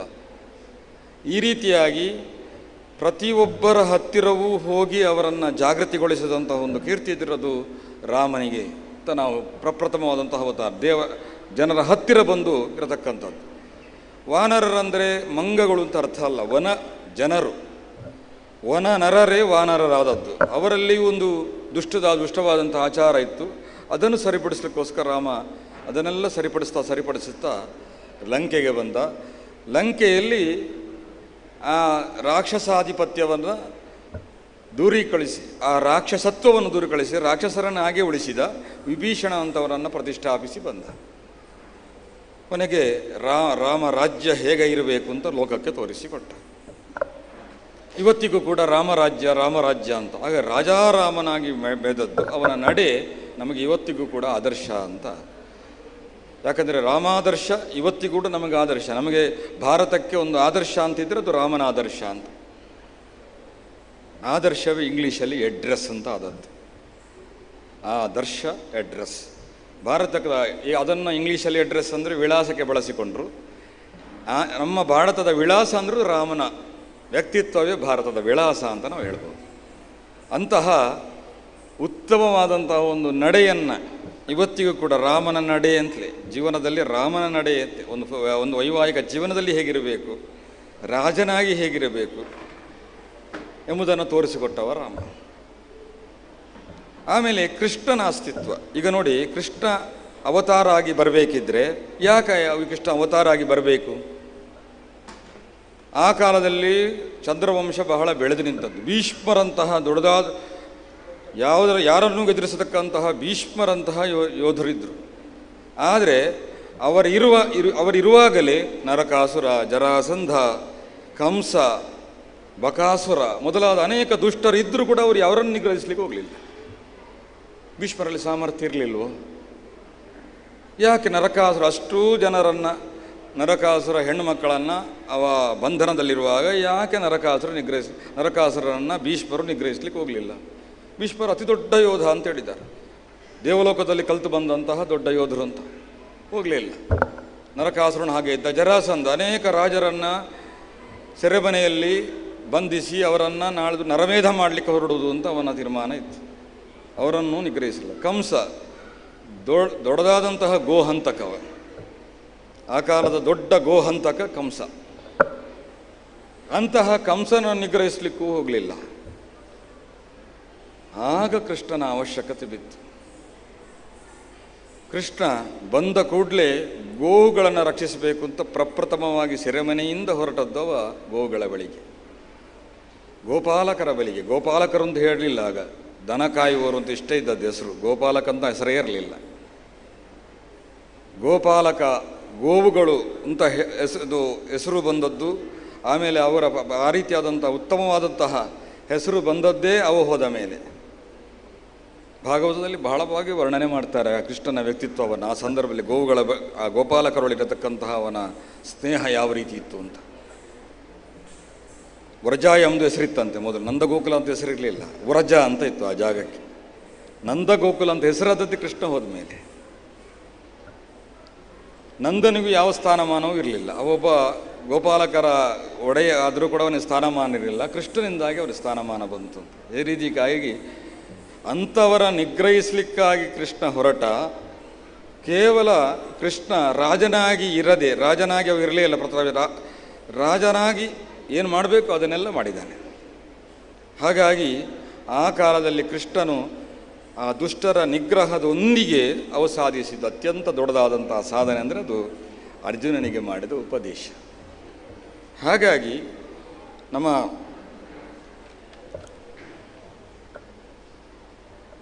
ಮಹಾಭಾರತದಲ್ಲಿ ನೀವು ಮಹಾಭಾರತವನ್ನು ನಿರ್ವಚನ ಮಾಡೋದಾದರೆ ಮಹತ್ವಾತ್ ಭಾರವತ್ವಾಚ ಮಹಾಭಾರತ ಮುಚ್ಚತೆ ಅಂತ ತುಂಬ ಭಾರವುಳ್ಳದ್ದು ಅಂತ ಕೆಲವರು ಅರ್ಥ ಮಾಡ್ತಾರೆ. ಆದರೆ ಅದಕ್ಕೆ ಶ್ರೇಷ್ಠ ವಿದ್ವಾಂಸರೆಲ್ಲ ಹೇಗೆ ಅರ್ಥ ಮಾಡ್ತಾರಂದರೆ, ಭಾರತ ಅಂದರೆ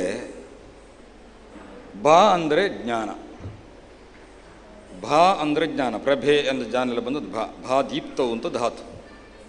ಅದರಲ್ಲೇ ರತರ ಆಗಿರುವಂಥದ್ದು, ಜ್ಞಾನದಲ್ಲೇ ರತರ ಆಗಿರುತ್ತವರು ಭಾರತ. ಹಾಗಾದರೆ ನಾವು ಭಾರತೀಯರು ಹೇಗಿರಬೇಕು? ಜ್ಞಾನದಲ್ಲೇ ರತರಾಗಿದ್ದರೆ ಮಾತ್ರ ಭಾರತೀಯರು, ಇಲ್ಲದ್ರೆ ಭಾರತೀಯ ಆಗುವುದಿಲ್ಲ. ಇಲ್ಲದ್ರೆ ಆಗಾಗ ನಮ್ಮ ಇಂಗ್ಲೀಷರಿಟ್ಟ ಇಂಡಿಯಾ ಹೆಸರೇ ಒಳ್ಳೆಯದು.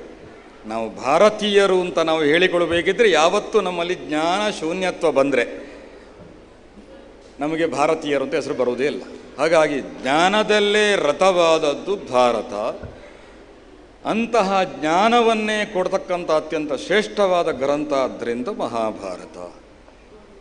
ಹಾಗಾಗಿ ಜ್ಞಾನದ ಭಾರತ ಹೊರತು ಒಂದು ಅಷ್ಟು ಪುಸ್ತಕಗಳುಂಟ ಭಾರ ಉಂಟು ಅಂತ ಅರ್ಥ ಅಲ್ಲ. ಮಹತ್ವಾತು ಭಾರವತ್ವಾತು ಮಹಾಭಾರತ ಮುಚ್ಚತೆ. ಹಾಗಾಗಿ ಯತಿಹಾಸಿ ತದನ್ಯತ್ರ ಯನ್ನೇಹಾಸಿ ನಕುತ್ರಚಿತ್ ಅಂತ ಭಾಳ ಉತ್ತಮವಾದಂತಹ ಅದಕ್ಕೆ ಉದ್ಗಾರ ಮಾಡಿದ್ದಾರೆ. ಮಹಾಭಾರತದಲ್ಲಿ ಇದ್ದದ್ದು ಮಾತ್ರ ಬೇರೆ ಕಡೆ ಇರುವಂಥದ್ದು, ಮಹಾಭಾರತದಲ್ಲಿ ಇಲ್ಲದ್ದು ಬೇರೆ ಯಾವ ಕಡೆಯೂ ಇಲ್ಲ. ಯತಿಹಾಸ್ತಿ ತದನ್ಯತ್ರ, ಒಂದು ವೇಳೆ ಅದರಲ್ಲಿ ಉಂಟೋ ಅದು ಬೇರೆ ಕಡೆ ಉಂಟು ಅಂತ ಅರ್ಥ.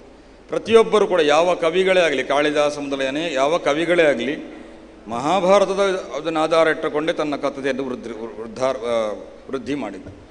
ಹಾಗಾಗಿ ವ್ಯಾಸ ಎಂಬ ಶಬ್ದಕ್ಕೆ ಬಹಳ ವ್ಯಾಸರು ಎಂಬ ಶಬ್ದಕ್ಕೆ ಅತ್ಯಂತ ಬುದ್ಧಿವಂತರು ಎಂಬಂತಹ ಅರ್ಥವನ್ನು ಧ್ವನಿಸುವ ಹಾಗೆ ಮಾಡಿದರು. ಸರಿಯಾಗಿ ವ್ಯಾಸ ಅಂದರೆ ನಿಜವಾಗಿ ಅರ್ಥ ಭೇದಿಸುವಂಥದ್ದು ಅಂತ. ಯಾವುದು ಅಜ್ಞಾನ ಯಾವುದು ಜ್ಞಾನವನ್ನು ಭೇದಿಸಿಕೊಟ್ಟದ್ದು ನಮಗೆ ವ್ಯಾಸ ಅಂತ. ಹಾಗಾಗಿ ಅತ್ಯಂತ ಜ್ಞಾನಿಗಳನ್ನು ವ್ಯಾಸ. ಹಾಗಾಗಿ ನಮ್ಮಲ್ಲಿ ಏನಾಯಿತು, ವ್ಯಾಸಂಗ ಅಂತ ಹೆಸರು ಬಂತು. ನಾವು ಅಧ್ಯಯನ ಮಾಡುವುದಕ್ಕೆ ವ್ಯಾಸಂಗ ಅಂತ ಹೆಸರು ಬಂತು. ವ್ಯಾಸಂಗಮಯತಿ, ವ್ಯಾಸತ್ವವನ್ನು ತೋರಿಸಿಕೊಡ್ತದೆ, ಅದರಿಂದ ವ್ಯಾಸಂಗ. ನಮ್ಮ ಅಧ್ಯಯನಕ್ಕೆ ವ್ಯಾಸಂಗ ಅಂತ ಹೆಸರು ಬಂತು. ಇಂಗ್ಲೀಷಲ್ಲಿ ಏನು ಹೇಳಿದರು, ಅತ್ಯಂತ ಬುದ್ಧಿವಂತನನ್ನು ವೈಸ್ ಅಲ್ವಾ, ವ್ಯಾಸವೇ ವಯಸ್ಸಾದದ್ದು, WISE, ಅತ್ಯಂತ ಬುದ್ಧಿಮತ್ತೆಯನ್ನು ವಯಸ್ಸು ಅಂತ ಹೇಳೋದು. ಅದು ವ್ಯಾಸದ ಅಪಭ್ರಂಶ. ವ್ಯಾಸತ್ವ ಅಂತಂದರೆ ವಯಸ್ಸು, ಅವು ಅತ್ಯಂತ ಬುದ್ಧಿವಂತನನ್ನು ವಯಸ್ಸು. ಈ ರೀತಿಯಾಗಿ ವ್ಯಾಸತ್ವವನ್ನು ಸರಿಯಾಗಿ ನಮ್ಮ ಮಹಾಭಾರತವನ್ನು ನೋಡ್ತಾ ಹೋದರೆ ಬೇರೆ ಯಾವ ಜ್ಞಾನಕ್ಕೂ ನಮಗೆ ಬೇಡ, ಅದನ್ನೇ ನಾವು ವಿಮರ್ಶೆ ಮಾಡ್ತಾ ಹೋದರೆ ದೊಡ್ಡ ಆಗಬಹುದು ಅಂತ.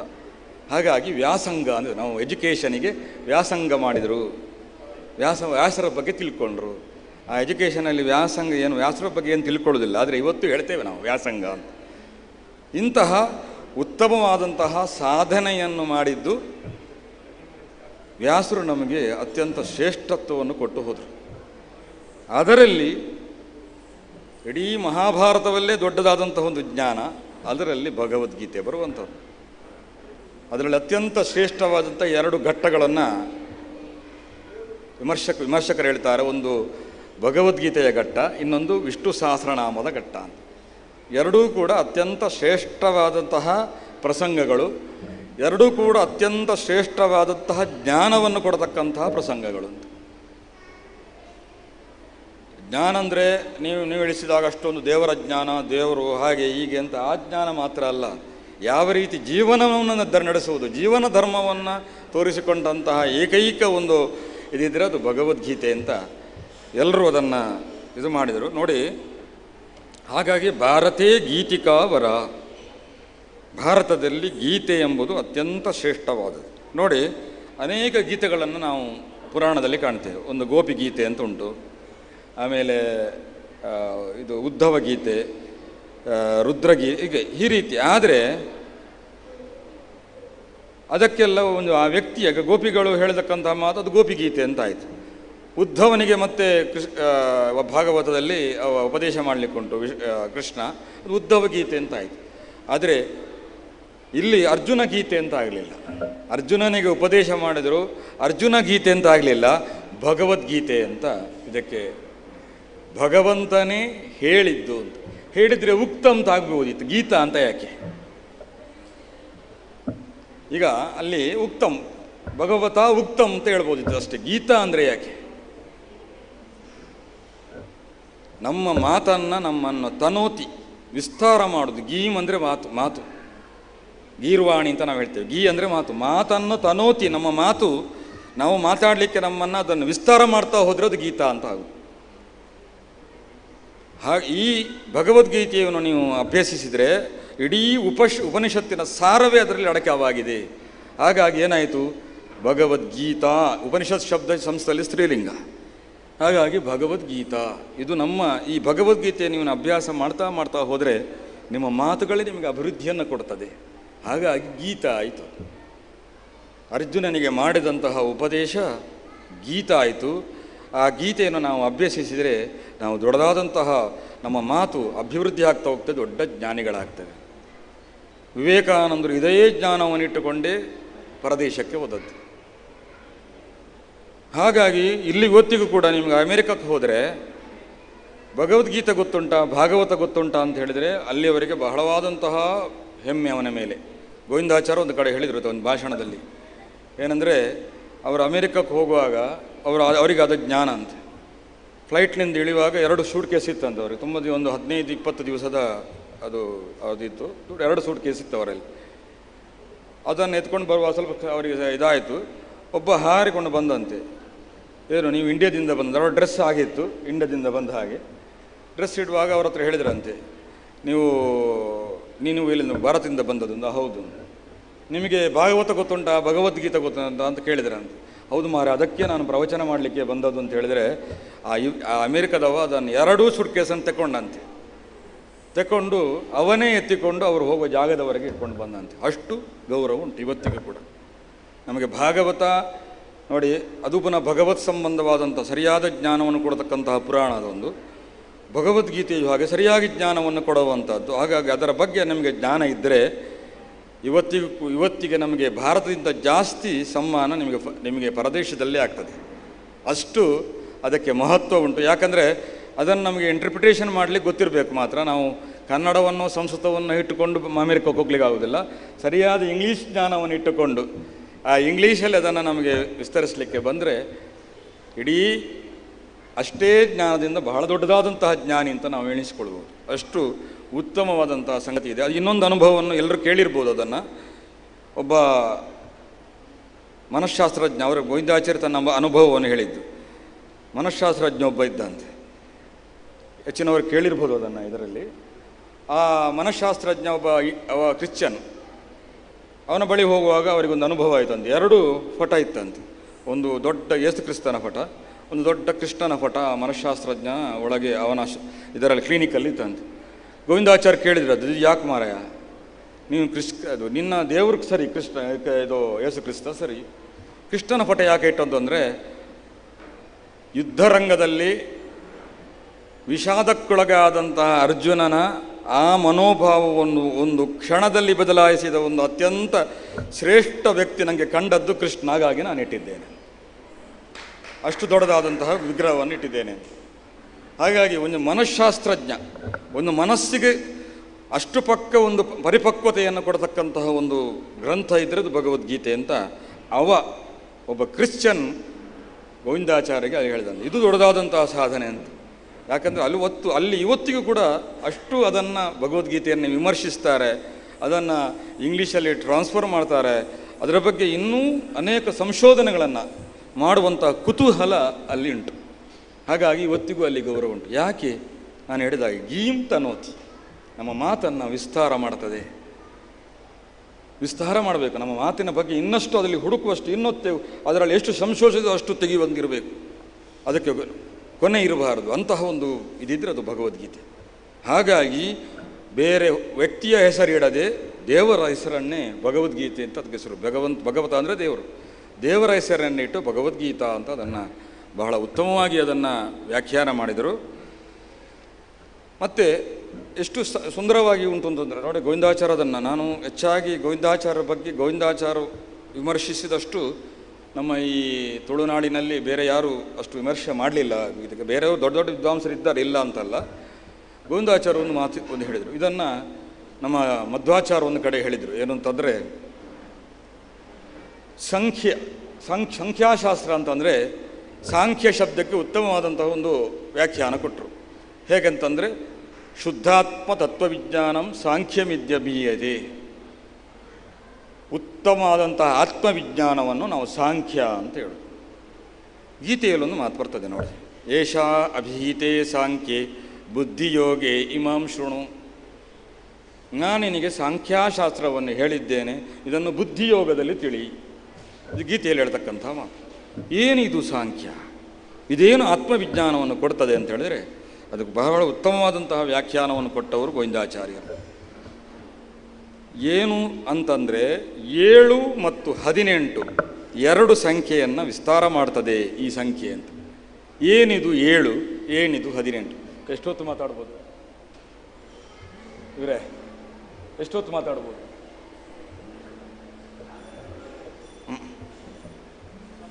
ಮಾತು ಜಾಸ್ತಿ ಆಗ್ತದೆ, ಮಾತಾಡ್ಬೋದಲ್ಲ. ಏಷಾ ಅಭಿಹಿತೆ ಸಾಂಖ್ಯೆ, ಈ ಅಂದರೆ 7 ಮತ್ತು 18ರ ವಿಸ್ತಾರ. ಯಾವುದು 7? ನೋಡಿ, ಪಂಚಪಾಂಡವರು 5 ಆಯಿತು, 6ನೇದು ದ್ರೌಪದಿ, 7ನೇದು ಕೃಷ್ಣ, ಇದು 7. ಪಂಚಪಾಂಡವರು, ದ್ರೌಪದಿ, ಕೃಷ್ಣ, ಇದು 7. ಆಮೇಲೆ ಮೌಲ್ಯಗಳು 18 ಅಂತ. ಈ 7 18 ತೋರಿಸೋದು. ಭಗವದ್ಗೀತೆಯಲ್ಲಿ 18 ಅಧ್ಯಾಯ ಇರೋದು, ಮಹಾಭಾರತದಲ್ಲಿ 18 ಪರ್ವಗಳಿರೋದು. ಈ 18 ಏನು ಅಂತ, 18 ದಿವಸಗಳ ಕಾಲ ಯುದ್ಧ ಆದದ್ದು ಅಂತ. 7 ಮತ್ತು 18 ಅಂತ. ಪಂಚಪಾಂಡವರು, ದ್ರೌಪದಿ, ಕೃಷ್ಣ. ಈ ಪಂಚಪಾಂಡವರು ಹೇಗೆ 18 ಮೌಲ್ಯಗಳನ್ನು ಏನು ಅಂತ ಅದನ್ನು ಗೋವಿಂದಾಚಾರ್ಯ ಭಾಳ ಚೆನ್ನಾಗಿ ಹೇಳಿದ್ದಾರೆ. ಧರ್ಮವನ್ನು ಧರ್ಮರಾಜ ಇದು ಮಾಡ್ತಾರೆ. ಒಂದನೇದಾದ ಧರ್ಮ. ಆಮೇಲೆ ಭೀಮ ಏನನ್ನು ಇದು ರೆಪ್ರೆಸೆಂಟ್ ಮಾಡ್ತಾನಂತಂದರೆ ಭಕ್ತಿ, ಜ್ಞಾನ, ವೈರಾಗ್ಯ, ಪ್ರಜ್ಞಾ, ಮೇಧ, ಧೃತಿ, ಸ್ಥಿತಿ, ಯೋಗ, ಪ್ರಾಣ, ಬಲ. ಇಷ್ಟನ್ನು ಭೀಮ ರೆಪ್ರೆಸೆಂಟ್ ಮಾಡ್ತಾನೆ. ಅರ್ಜುನ ಏನನ್ನು ಮಾಡ್ತಾನಂದರೆ ಶ್ರವಣ, ಮನನ, ನಿಧಿಧ್ಯಾಸನ ಅಂತ. ಅವ ಯಾವತ್ತೂ ಯಾರಲ್ಲಿಯೂ ಕೇಳಬೇಕಾದಂತಹ ಕೇಳುವುದು, ಅದನ್ನು ಮನನ ಮಾಡು, ಅದನ್ನು ಮತ್ತೆ ತನ್ನಲ್ಲಿ ರೂಢಿಸಿಕೊಳ್ಳುವಂಥ ಒಂದು ವಿಶಿಷ್ಟವಾದಂತಹ ಕಾಯಕಕ್ಕೆ ತೊಟ್ಟವ. ನಿಜವಾಗಿ ಅವನಿಗೆ ಗುಡಾಕೇಶ ಅಂತ ಹೇಳಿದ್ದಾರೆ ಇದರಲ್ಲಿ. ಋಷಿಕೇಶ, ಗುಡಾಕೇಶ ಅಂತ. ಗುಡಾಕೇಶ ಅಂದರೆ ಋಷಿಕೇಶ ಅಂದರೆ ಇಂದ್ರಿಯನ್ನು ಗೆದ್ದವ ಅಂತ. ಗುಡಾಕ ಅಂದರೆ ಸಂಸ್ಕೃತದಲ್ಲಿ ನಿದ್ದೆ ಅಂತ, ನಿದ್ದೆಯನ್ನು ಗೆದ್ದವ ಅಂತ. ಅದನ್ನು ಭಗವದ್ಗೀತೆಯಲ್ಲಿ ಯಾನಿಶಾ ಸರ್ವಭೂತಾನಾಂ ತಸ್ಯಾಂ ಜಾಗರ್ತಿ ಸಂಯಮಿ. ಎಲ್ಲರಿಗೂ ನಿದ್ದೆ ಬಂದಾಗ ಯಾವ ಸಂದರ್ಭದಲ್ಲಿ ಯಾವನು ಎಚ್ಚರದಲ್ಲಿರ್ತಾನೋ ಅವ ಸಂಯಮಿ, ಅವ ನಿಜವಾದಂತಹ ಸಂಯಮಿ ಅಂತ ಭಗವದ್ಗೀತೆ ಹೇಳಿದ ಹಾಗೆ ಗುಡಾಕೇಶ ಅಂದರೆ ನಿದ್ದೆಯನ್ನು ಗೆದ್ದವ. ಹಾಗಾಗಿ ಅವನಲ್ಲಿ ಶ್ರವಣ, ಮನನ, ನಿಧಿಧ್ಯಾಸನ ಬಂತು ಅಂತ 3 ರೆಪ್ರೆಸೆಂಟ್ ಮಾಡ್ತದೆ ಅಂತ. ಆಮೇಲೆ ನಕುಲ ಏನು ಮಾಡ್ತಾನಂದರೆ ಶೀಲವನ್ನು ರೆಪ್ರೆಸೆಂಟ್ ಮಾಡ್ತಾನೆ. ಆಮೇಲೆ ಸಹದೇವ ವಿನಯವನ್ನು. ಯಾಕಂದರೆ ನಿಮಗೆ ದೊಡ್ಡದಾದಂಥ ಜ್ಞಾನ ಬರಬೇಕಿದ್ರೆ ಶೀಲ ಸರಿಯಾಗಿರಬೇಕು ನಮ್ಮಲ್ಲಿ. ಶೀಲ ಕೆಟ್ಟರೆ ಶೀಲದ ಬಗ್ಗೆ ನಮಗೆ ಆಲೋಚನೆ ಹೋಗ್ತದೆ, ಜ್ಞಾನ ಬಗ್ಗೆ ಬರೋದಿಲ್ಲ. ಆಮೇಲೆ ವಿನಯ. ವಿದ್ಯೆಯನ್ನು ವರ್ಜಿಸಬೇಕಿದ್ರೆ, ನಮಗೆ ಜ್ಞಾನ ಬರಬೇಕಿದ್ರೆ ವಿನಯ ಬೇಕು. ಆಮೇಲೆ ದ್ರೌಪದಿ ಏನು ಮಾಡಿದ್ರೆ ವೇದ ವಿದ್ಯೆ ಅಂತ. ವೇದ ವಿದ್ಯೆ ಅಂದರೆ ಕರ್ಮಜ್ಞಾನ, ಕರ್ಮವನ್ನೇ ಅನುಸರಿಸಿಕೊಂಡು ಹೋಗಬೇಕು, ಕರ್ಮವನ್ನು ಬಿಟ್ಟು ನಾವಿರಬಾರದು ಎಂಬುದನ್ನು ವೇದ ಹೇಳ್ತದೆ. ವೇದ ಕರ್ಮಾನುಸಾರಿಣಿ ಅಂತ. ಅದನ್ನು ದ್ರೌಪದಿ ಹೇಳಿದೆ. ದ್ರೌಪದಿ ನೋಡಿ, ಈ ಭೀಮ ಮೊದಲಾದವರು ಒಂದು ಸಂದರ್ಭದಲ್ಲಿ ನಮಗೆ ಯುದ್ಧ ಬೇಡ ಅಂತ ಹೇಳಿದಾಗ ಯುದ್ಧವೇ ಬೇಕು ಅಂತ ಎಚ್ಚರಿಸಿದವಳು ದ್ರೌಪದಿ. ಹಾಗಾಗಿ ವೇದ ವಿದ್ಯೆಯನ್ನು ರೆಪ್ರೆಸೆಂಟ್ ಮಾಡುವಳು ದ್ರೌಪದಿ. ಕೊನೆಯದು ಕೃಷ್ಣ ವೇದ ವೇದ್ಯ ಅಂತ. ಆ ವೇದದಿಂದ ಏನನ್ನು ತಿಳಿಯುವುದು ಅಂತ ಕೃಷ್ಣನನ್ನು ತಿಳಿಯುವುದು ಅಂತ. ಈ ರೀತಿ 18 ಮೌಲ್ಯಗಳನ್ನು ಕೂಡ ಧೃತರಾಷ್ಟ್ರನ ಮನಸ್ಥಿತಿಯನ್ನೂ ಭಗವದ್ಗೀತೆಯಲ್ಲಿ ಸೇರಿಸಿದ್ದಾರೆ. ದುರ್ಯೋಧನನ ಕೆಟ್ಟದಾದಂತಹ ಮನಸ್ಥಿತಿಯನ್ನು ಕೂಡ ಭಗವದ್ಗೀತೆಯಲ್ಲಿ ಸೇರಿಸಿದ್ದಾರೆ. ಅರ್ಜುನನ ಪ್ರಶ್ನೆಗಳನ್ನು ಕೂಡ ಭಗವದ್ಗೀತೆಯಲ್ಲಿ ಸೇರಿಸಿದ್ದಾರೆ. ಕೃಷ್ಣನ ಉಪದೇಶಗಳನ್ನು ಕೂಡ ಭಗವದ್ಗೀತೆ ಸೇರಿಸಿದ್ದಾರೆ. ಪ್ರಾರಂಭದಲ್ಲಿ ಬರುವುದು ಧೃತರಾಷ್ಟ್ರನ ಪ್ರಶ್ನೆ. ಧರ್ಮಕ್ಷೇತ್ರೇ ಕುರುಕ್ಷೇತ್ರೇ ಸಮವೇತಾಯುತ್ಸವ ಮಾಮಕಾಹ ಪಾಂಡವಾಶ್ಚೈವ ಕಿಮಕುರ್ವತ ಸಂಜಯ. ಇದು ಭಗವದ್ಗೀತೆಯಲ್ಲಿ ಸೇರ್ತದೆ ನೋಡಿ. ಭಗವದ್ಗೀತೆ ಅಂದರೆ ಭಗವಂತ ಹೇಳಿದ್ದು ಅಂತ ಅರ್ಥ ಬಂದರೆ ಇದು ಹೇಗೆ ಭಗವದ್ಗೀತೆ ಸೇರ್ತದೆ? ಅಲ್ಲಿ ಧೃತರಾಷ್ಟ್ರನ ಪ್ರಶ್ನೆ ಸಂಜಯನಲ್ಲಿ ಇರು. ಧರ್ಮಕ್ಷೇತ್ರೇ ಕುರುಕ್ಷೇತ್ರೇ ಸಮವೇತಾಯುತ್ಸವ. ಹಾಗಾದರೆ ಏನು? ಈ ಜ್ಞಾನದ ಬಗ್ಗೆ ಬರತಕ್ಕಂಥ ಪ್ರಶ್ನೆಗಳನ್ನು ಕೂಡ ಇದರಲ್ಲಿ ಸೇರಿಸ್ತಾರೆ. ಉದಾಹರಣೆ ನಿಮಗೆ ಸಪ್ತಶತಿಯಲ್ಲಿ ತೆರೆದಿರೆ ಸಪ್ತಶತಿಯಿಂದ 700 ಮಂತ್ರಗಳು ಅಂತ ನಾವು ದೇವಿ ಮಾತೆ ಮಂತ್ರಗಳನ್ನು ಹೇಳ್ತೇವೆ, ಸಪ್ತಶತಿ ಅಂತ ಹೇಳ್ತೇವೆ. ಈ ಸಪ್ತಶತಿಯಲ್ಲಿ ಏನು ತಂದರೆ ಶುಂಭ ದೇವಿಗೆ ಬೈಯುವುದನ್ನು ಕೂಡ ಮಂತ್ರವಾಗಿ ತಗೊಂಡಿದ್ದಾರೆ. ಬಲಾವಲಯಪ ದುಷ್ಟೇ ತ್ವಂ ಮಾ ದುರ್ಗೆ ಗರ್ವಮಾವಹ. ನಿನಗೆ ಬಲಾವಲಯ ಇದ್ದರೆ ನೀ ಗರ್ವ ಬಂದದ್ದು ಅಂತ ದೇವಿಗೆ ಶುಂಭ ಬೈಯುವುದು ಕೂಡ ಮಂತ್ರ ಆಗ್ತದೆ. ಯಾಕೆ? ಆ ಮಹಾತ್ಮೆಯನ್ನು ತಿಳಿಸುವುದರಲ್ಲಿ ಅದು ಅಡಕವಾದ್ದರಿಂದ. ಹಾಗಾಗಿ ಧೃತರಾಷ್ಟ್ರ ಮಾತುಗಳು ಕೂಡ ಭಗವದ್ಗೀತೆಯಲ್ಲಿ ಸೇರಿತು. ಅರ್ಜುನನ ಪ್ರಶ್ನೆಗಳು ಕೂಡ ಅರ್ಜುನ ಉವಾಚ ಅದು ಕೂಡ ಭಗವದ್ಗೀತೆಯಲ್ಲಿ ಸೇರಿತು. ಕೃಷ್ಣನ ಉಪದೇಶಗಳು ಕೂಡ ಭಗವದ್ಗೀತೆಯಲ್ಲಿ ಸೇರಿತು. ಹಾಗಾಗಿ 700 ಮಂತ್ರ. ಇದಕ್ಕೂ ಕೂಡ ಭಗವದ್ಗೀತೆ 700 ಶ್ಲೋಕಗಳಲ್ಲಿ ಅಡಕವಾದಂತಹ ಒಂದು ಭಗವದ್ಗೀತೆ. ಇದರಲ್ಲಿ ಅತ್ಯಂತ ಜ್ಞಾನವನ್ನು ಕೊಟ್ಟದ್ರಿಂದ ಇದನ್ನು ಹೇಗೆ ವಿಮರ್ಶೆ ಮಾಡ್ತಾರಂತಂದರೆ ಭಗೀರಥನಿಗಿಂತಲೂ ಅತ್ಯಂತ ದೊಡ್ಡ ಒಬ್ಬ ಅರ್ಜುನ ಅಂತ. ಗಂಗೆಯನ್ನು ತಂದ ಭಗೀರಥಕ್ಕಿಂತಲೂ ಅರ್ಜುನ ದೊಡ್ಡವ. ಯಾಕೆ ದೊಡ್ಡವ? ಭಗೀರಥ ತಂದದ್ದು ಗಂಗೆಯನ್ನು ಮಿದ್ರೆ ಒಬ್ಬ ಪಾವನ ಆಗ್ಬೋದು. ಆದರೆ ಗೀತೆಯಲ್ಲಿ ಮಿಂದು ಎದ್ರೆ ಪ್ರತಿಯೊಬ್ಬರೂ ಪಾವನ ಆಗ್ಬೋದು. ಪ್ರತಿಯೊಬ್ಬರಿಗೂ ಕೂಡ ಜ್ಞಾನ ಬಂದರೆ ಮುಗೀತು. ಜ್ಞಾನ ಸರಿಯಾಗಿ ಬಂದರೆ ಮತ್ತೆ ಜ್ಞೇಯ ನಿತ್ಯ ಸನ್ಯಾಸಿ ಅಂತ ಹೇಳಿದ್ದಾರೆ. ತಿಳಿದವ ದೊಡ್ಡ ಸನ್ಯಾಸಿ ಅಂತ. ಜ್ಞಾನ ಬಂದರೆ ಹೋಯ್ತು. ಜ್ಞಾನದಲ್ಲಿ ನಾವು ಮುಳುಗಿದರೆ ಇಡೀ ಎಲ್ಲರೂ ಪಾವನ ಆಗಲಿಕ್ಕೆ ಆದ್ದರಿಂದ ಭಗೀರಥನಿಗಿಂತಲೂ ದೊಡ್ಡವ ಅರ್ಜುನ. ಅರ್ಜುನನ ವಿಷಾದ ಅರ್ಜುನನ ಪ್ರಶ್ನೆಗಳೇ ದೊಡ್ಡದಾದಂತಹ ಜ್ಞಾನ ಭಂಡಾರ ನಮಗೆ ಹೊರಬಂತು. ಹಾಗಾಗಿ ಜ್ಞಾನಗಂಗೆಯಲ್ಲಿ ಮೀನಿಸಿದಂತಹ ಕೀರ್ತಿ ಇದ್ದಿರುವುದೇ ಅದು ಅರ್ಜುನನಿಗೆ ಅಂತ ಬಹಳ ಉತ್ತಮವಾಗಿ ಇದರಲ್ಲಿ ವ್ಯಾಖ್ಯಾನ ಮಾಡ್ತಾರೆ. ಆಮೇಲೆ ನೋಡಿ, ಮನಃಶಾಸ್ತ್ರದ ಬಗ್ಗೆ ಸುಂದರವಾಗಿ ಹೇಳ್ತದೆ ಅಂತಂದರೆ, ಇದರಲ್ಲಿ 3 ಮನೋರೋಗಿಗಳಿದ್ದರು ಅಂತ ಭಗವದ್ಗೀತೆಯಲ್ಲಿ ನಾವು ಕಾಣುವಾಗ. ಮನೋರೋಗಿಗಳು 3, ಒಬ್ಬನು ಧೃತರಾಷ್ಟ್ರ, ಒಂದು ದುರ್ಯೋಧನ, ಒಂದು ಅರ್ಜುನ. 3 ಮನೋರೋಗಿಗಳಿಗೆ ಔಷಧವನ್ನು ಕೊಟ್ಟವ ಕೃಷ್ಣ. ಗೀತೋಪದೇಶ ಮಾಡಿ ಅದು ಇಬ್ಬರಿಗೆ ಪಕ್ವ ಆಗೇ ಇಲ್ಲ, ಒಬ್ಬನಿಗೆ ಪಕ್ವ ಆಯಿತು. ಒಬ್ಬ ಯೋಗೇಶ್ವರ ಕೃಷ್ಣ ಪಾತ್ರದ ಅಲ್ಲಿಗೆ ಹೋಗಿ ನಿಂತ, ಇಬ್ಬರಿಗೆ ಪಕ್ವ ಆಗಲೇ ಇಲ್ಲ. ಹೇಗೆ ಅಂತ ನೋಡಿ, ಧೃತರಾಷ್ಟ್ರನ ಒಂದು ಮನಸ್ಥಿತಿಯ ನೋಡಿ. ಅವನಿಗೆ ವ್ಯಾಸರು ಬಂದ್ರಂತೆ ಧೃತರಾಷ್ಟ್ರನಿಗೆ ಇದನ್ನೆಷ್ಟು ಹೆಚ್ಚನ್ನು ಸಮಯ ಮೀರಿತಾ ಇಲ್ಲ. ಧೃತರಾಷ್ಟ್ರನ ಮನಸ್ಥಿತಿ ಹೇಗಿತ್ತು ಅಂತಂದರೆ, ವ್ಯಾಸರು ಬಂದರು, ಮಹಾಭಾರತ ಯುದ್ಧ ಪ್ರಾರಂಭ ಆಗಬೇಕಷ್ಟೇ. ವ್ಯಾಸರು ಬಂದರು, ನಿನಗೆ ಕಣ್ಣನ್ನು ಕೊಡ್ತೇನೆ, ಬೇಕಾದರೆ ನೀನು ನೋಡು ಅಂತ. ಮೊದಲು ಹೇಳಿದರು ಈ ಯುದ್ಧವನ್ನು ನಿಲ್ಲಿಸು. ಆಮೇಲೆ ನನಗೆ ಕಣ್ಣು ಬೇಡ, ನನಗೆ ಕೇಳಬೇಕು ಅಂತ. ಕಣ್ಣು ಬೇಡ, ಕೇಳಬೇಕು ಅಂತ ಹೇಳಿದೆ. ಎಷ್ಟು ಕೆಟ್ಟವ ನೋಡಿ. ಅವನಿಗೆ ಸರಿಯಾದ ವ್ಯಾಸರು ಕಣ್ಣು ಕೊಡ್ತೇನೆ ಅಂತ ಹೇಳುವಾಗಲೂ ಕಣ್ಣು ಬೇಡ ಅಂತ ಹೇಳಿದೆ, ನಾನು ಕೇಳ್ತೇನೆ ಅಂತ. ಕೊನೆಗೆ ಸಂಜಯ ದ್ವಾರ ಅವನಿಗೆ ಇದು ಬಂತು. ಅಲ್ಲಿ ಹೇಳಿದರು ಪುನಃ ವ್ಯಾಸರು, ಬೇಡ, ನನ್ನ ಇಡೀ ವಂಶ ನಾಶ ಆಗ್ತದೆ, ಬೇಡ ಅಂತ ಹೇಳಿದರೆ, ಆದದ್ದಾಗಲಿ, ನನ್ನ ಮಕ್ಕಳು ಹೊರಟಿದ್ದಾರೆ ಆಗಲಿ ಅಂತ. ಅವನಿಗೆ ಅಂದರೆ ಒಂದು ಭ್ರಮೆ ಏನಂದರೆ, ನನ್ನ ಇವರಲ್ಲಿ 11 ಅಕ್ಷೋಹಿಣಿ ಸೈನ್ಯ ಇದೆ, ಭೀಷ್ಮ ದ್ರೋಣರು ನನ್ನ ಮಗನ ಹತ್ತಿರ ಇದ್ದಾರೆ, ನಮಗೆ ಜಯ ಆಗ್ತದೆ ಅಂತ ಒಂದು ಭ್ರಮೆ ಇತ್ತು ಧೃತರಾಷ್ಟ್ರನಿಗೆ. ಈ ರೀತಿಯಾದಂತಹ ಒಂದು ಅಲ್ಲಿ ನೋಡಿ ಅವನ ಮನಸ್ಥಿತಿ, ಅವನು ಎಷ್ಟು ಚೆನ್ನಾಗಿ ಭಗವದ್ಗೀತೆ ಹೇಳ್ತದೆ ಅಂದರೆ,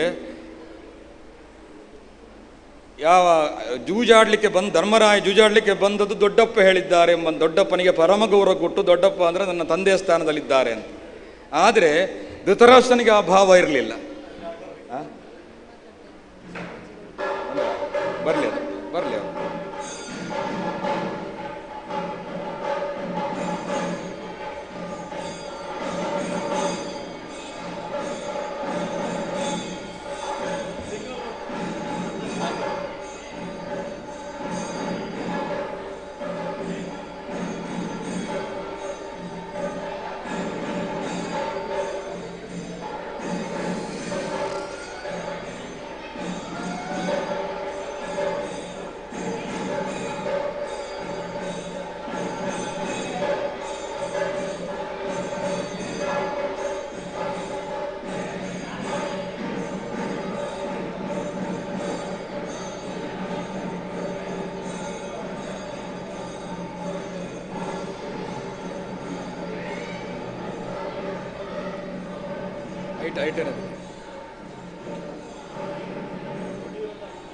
ಅದ ನೀಚೆ.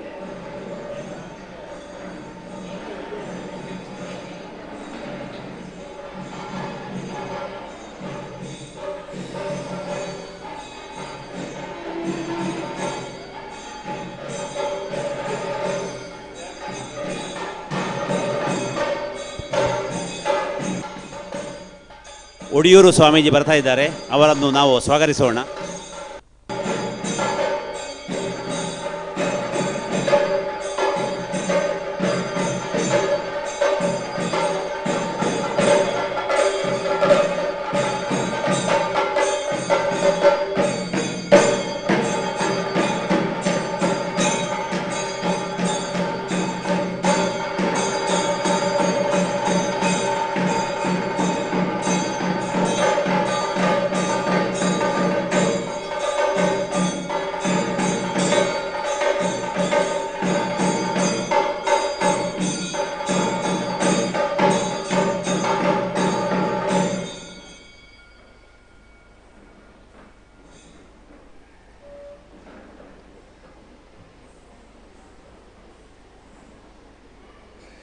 ಒಡಿಯೂರು ದೇವಾನಂದ ಸ್ವಾಮಿಗಳ ಆಗಮಿಸಿದ್ದಾರೆ.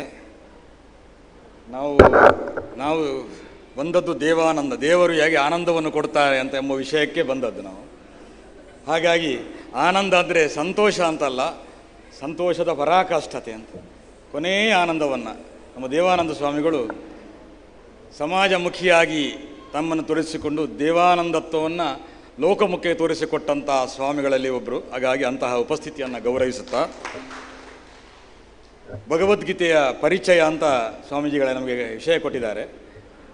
ಉಪನ್ಯಾಸ ಅಂತ ಹೇಳದೆ ಪರಿಚಯ ಅಂತ ಹೇಳಿದ್ದಾರೆ. ಪರಿಚಯ ಅಂತಂದರೆ ಒಂದನೇದಾಗಿ ಅದನ್ನು ಏನು ಅಂತ ಹೇಳಿಕೊಡೋದು. ಭಾರತದಲ್ಲಿ ಭಗವದ್ಗೀತೆ ಏನು ಅಂತ ಹೇಳಿಕೊಡ್ರೆ ಅದು ಅದಕ್ಕಿಂತ ದೊಡ್ಡ ದುಸ್ಥಿತಿ ಬೇರೆ ಇಲ್ಲ. ಭಗವದ್ಗೀತೆ ಏನು ಅಂತ ಹೇಳಿಕೊಡೋದು, ಭಗವದ್ಗೀತೆಯಲ್ಲಿ ಬಗ್ಗೆ ಉಪನ್ಯಾಸ ಮಾಡೋದು ಅಂದರೆ ದೊಡ್ಡದು. ಆದರೆ ಇವತ್ತು ನನಗೆ ಪರಿಚಯ ಅಂತ ಹೇಳಿದರೆ ನಾನೊಂದು ಅರ್ಥ ಮಾಡೋದು ಹೇಗೆಂದರೆ, ಪರಿತಃ ಚಯನಂ ಅಂದರೆ ಹೆಕ್ಕುವುದು ಅಂತ ಅರ್ಥ. ಎಲ್ಲೆಲ್ಲಿ ಭಗವದ್ಗೀತೆಯ ಬಗ್ಗೆ ಎಷ್ಟು ಉಪದೇಶಗಳನ್ನು ಮಾಡಿದ್ದಾರೆ, ಸಂದೇಶಗಳನ್ನು ಕೊಟ್ಟಿದ್ದಾರೆ, ಇದರ ಬಗ್ಗೆ ಹೆಕ್ಕುವ ಕಾರ್ಯಕ್ರಮವನ್ನು ಮಾಡಿಕೊಂಡು ಕಟೀಲಿನಿಂದ ಇಲ್ಲಿವರೆಗೆ ಬಂದಿದ್ದೇನೆ ಅಂತ ಹೇಳ್ತಾ, 3 ಮನೋರೋಗಿಗಳ ಬಗ್ಗೆ ನಮಗೆ ಭಗವದ್ಗೀತೆ ಹೇಳ್ತದೆ. ಒಂದು ಧೃತರಾಷ್ಟ್ರ, ಒಂದು ದುರ್ಯೋಧನ, ಒಂದು ಅರ್ಜುನ. ಧೃತರಾಷ್ಟ್ರನ ಮನೋರೋಗ ಹೇಗಿತ್ತು ಅಂದರೆ, ಧರ್ಮರಾಯ ತನ್ನ ದೊಡ್ಡಪ್ಪ ಎಂಬುದಾಗಿ ಸರ್ವ ಸಮರ್ಪಣೆ ಮಾಡಿದರೂ ಕೂಡ ಧೃತರಾಷ್ಟ್ರನಿಗೆ ಧರ್ಮರಾಯ ತನ್ನವರು ಅಂತ ಭಾವನೆ ಬರಲೇ ಇಲ್ಲ. ಎಷ್ಟು ಚೆನ್ನಾಗಿ ಭಗವದ್ಗೀತೆ ಹೇಳ್ತದೆ ಅಂದರೆ, ಧರ್ಮಕ್ಷೇತ್ರೇ ಕುರುಕ್ಷೇತ್ರೇ ಸಮವೇತಾಹ ಯುತ್ಸವಃ ಮಾಮಕಾಹ ಪಾಂಡವಾಶ್ಚೈವ. ಪಾಂಡವರು ನನ್ನವರು ಬೇರೆ, ಪಾಂಡವರು ಬೇರೆ ಅಂತ ನೋಡಿ ಅವನ ಮನಸ್ಥಿತಿ ನೋಡಿ. ಮಾಮಕಾಹ, ಅಹಂಕಾರ ಹೋದರೂ ಮಮಕಾರ ಹೋಗುವುದಿಲ್ಲ ಅಂತ ಒಂದು ಭಾವನೆ. ಅಹಂಕಾರ ಸ್ವಲ್ಪ ಸ್ವಲ್ಪ ಅವನಿಗೆ ವಿದುರನ ಉಪದೇಶದಿಂದಲೂ ಅವನ ಹೋಗಿದ್ರು ಕೂಡ ಮಮಕಾರ ಹೋಗಲಿಲ್ಲ. ಪಾಂಡವರು ನನ್ನವರು ಅಂತ ಅವನಿಗೆ ಭಾವನೆ ಬರಲೇ ಇಲ್ಲ. ಮಾಮಕಾಹ ಪಾಂಡವಾಶ್ಚೈವ ಕಿಮಕುರ್ವತ ಸಂಜಯ್. ಈ ರೀತಿ ತನ್ನವರು ಪಾಂಡವರು ತನ್ನವರು ಅಂತ ಬರ್ತಿದ್ರೆ ಧೃತರಾಷ್ಟ್ರನಿಗೆ ಜಯ ಆಗ್ತಿತ್ತು. ಬರಲಿಲ್ಲ. ಹಾಗಾಗಿ ಅವನ ಮನಸ್ಥಿತಿ ಹಾಗೆಯೇ ಉಳಿಯಿತು. ಮನೋರೋಗಿಯಾಗಿಯೇ ಅವನ ಅವಸಾನ ಆಯಿತು ಅಂತ. ಎರಡನೇದು ದುರ್ಯೋಧನನ ಅಹಂಕಾರ ನೋಡಿ. ಅವ ಯಾರನ್ನೂ ಕೂಡ ಗುರು ಅಂತ ಗೌರವಿಸಲೇ ಇಲ್ಲ. ಅವನ ರಾಜ್ಯದಲ್ಲಿ ಅವನ ಆಸ್ಥಾನದಲ್ಲಿ ಭೀಷ್ಮರು ದ್ರೋಣರು ಇದ್ದರೂ ಕೂಡ ಅವರನ್ನು ತನ್ನ ಗುರುಗಳು ಅಂತ ಅವನಿಗೆ ಭಾವ ಬರಲೇ ಇಲ್ಲ. ಹೇಗೆ ಮಾತಾಡ್ತಾನಂತಂದರೆ, ಪಶ್ಯೈತಾಂ ಪಾಂಡುಪುತ್ರಾಣಂ ಆಚಾರ್ಯ ಮಹತೀಚಮು. ತನ್ನ ದ್ರೋಣಾಚಾರ್ಯ ಗುರುಗಳಲ್ಲಿ ಬಂದು ಹೇಳುವಂಥ ಮಾತು ಭಗವದ್ಗೀತೆಯಲ್ಲಿ ಬರತಕ್ಕಂಥದ್ದು. ಈ ದೊಡ್ಡ ಸೇನೆಯನ್ನು ಬಂದು ನೋಡಿ ಅಂತ. ಹೇಗೆ ಅವರಿಗೆ ಕೆಣಕು ಹಾಗೆ. ಯಾಕಂದರೆ ದೃಪದನಲ್ಲಿ ಆಗುವುದಿಲ್ಲ ದ್ರೋಣಾಚಾರ್ಯಗೆ. ಅವರು ಹೇಳುವುದಂದರೆ, ವ್ಯೂಢಾಂ ದ್ರುಪದ ಪುತ್ರೇಣ ತವ ಶಿಷ್ಯೇಣ ಧೀಮತಾನ್. ನಿಮ್ಮ ಶಿಷ್ಯರಾದಂಥ ದ್ರುಪದನ ಪುತ್ರ ದುಷ್ಟದ್ರುಮ ಸೇನಾಪತಿಯಾಗಿ ನಡೆಸುವಂಥ ಇದನ್ನು ನೋಡಿ ಕೆಣಕಿಸುವುದು.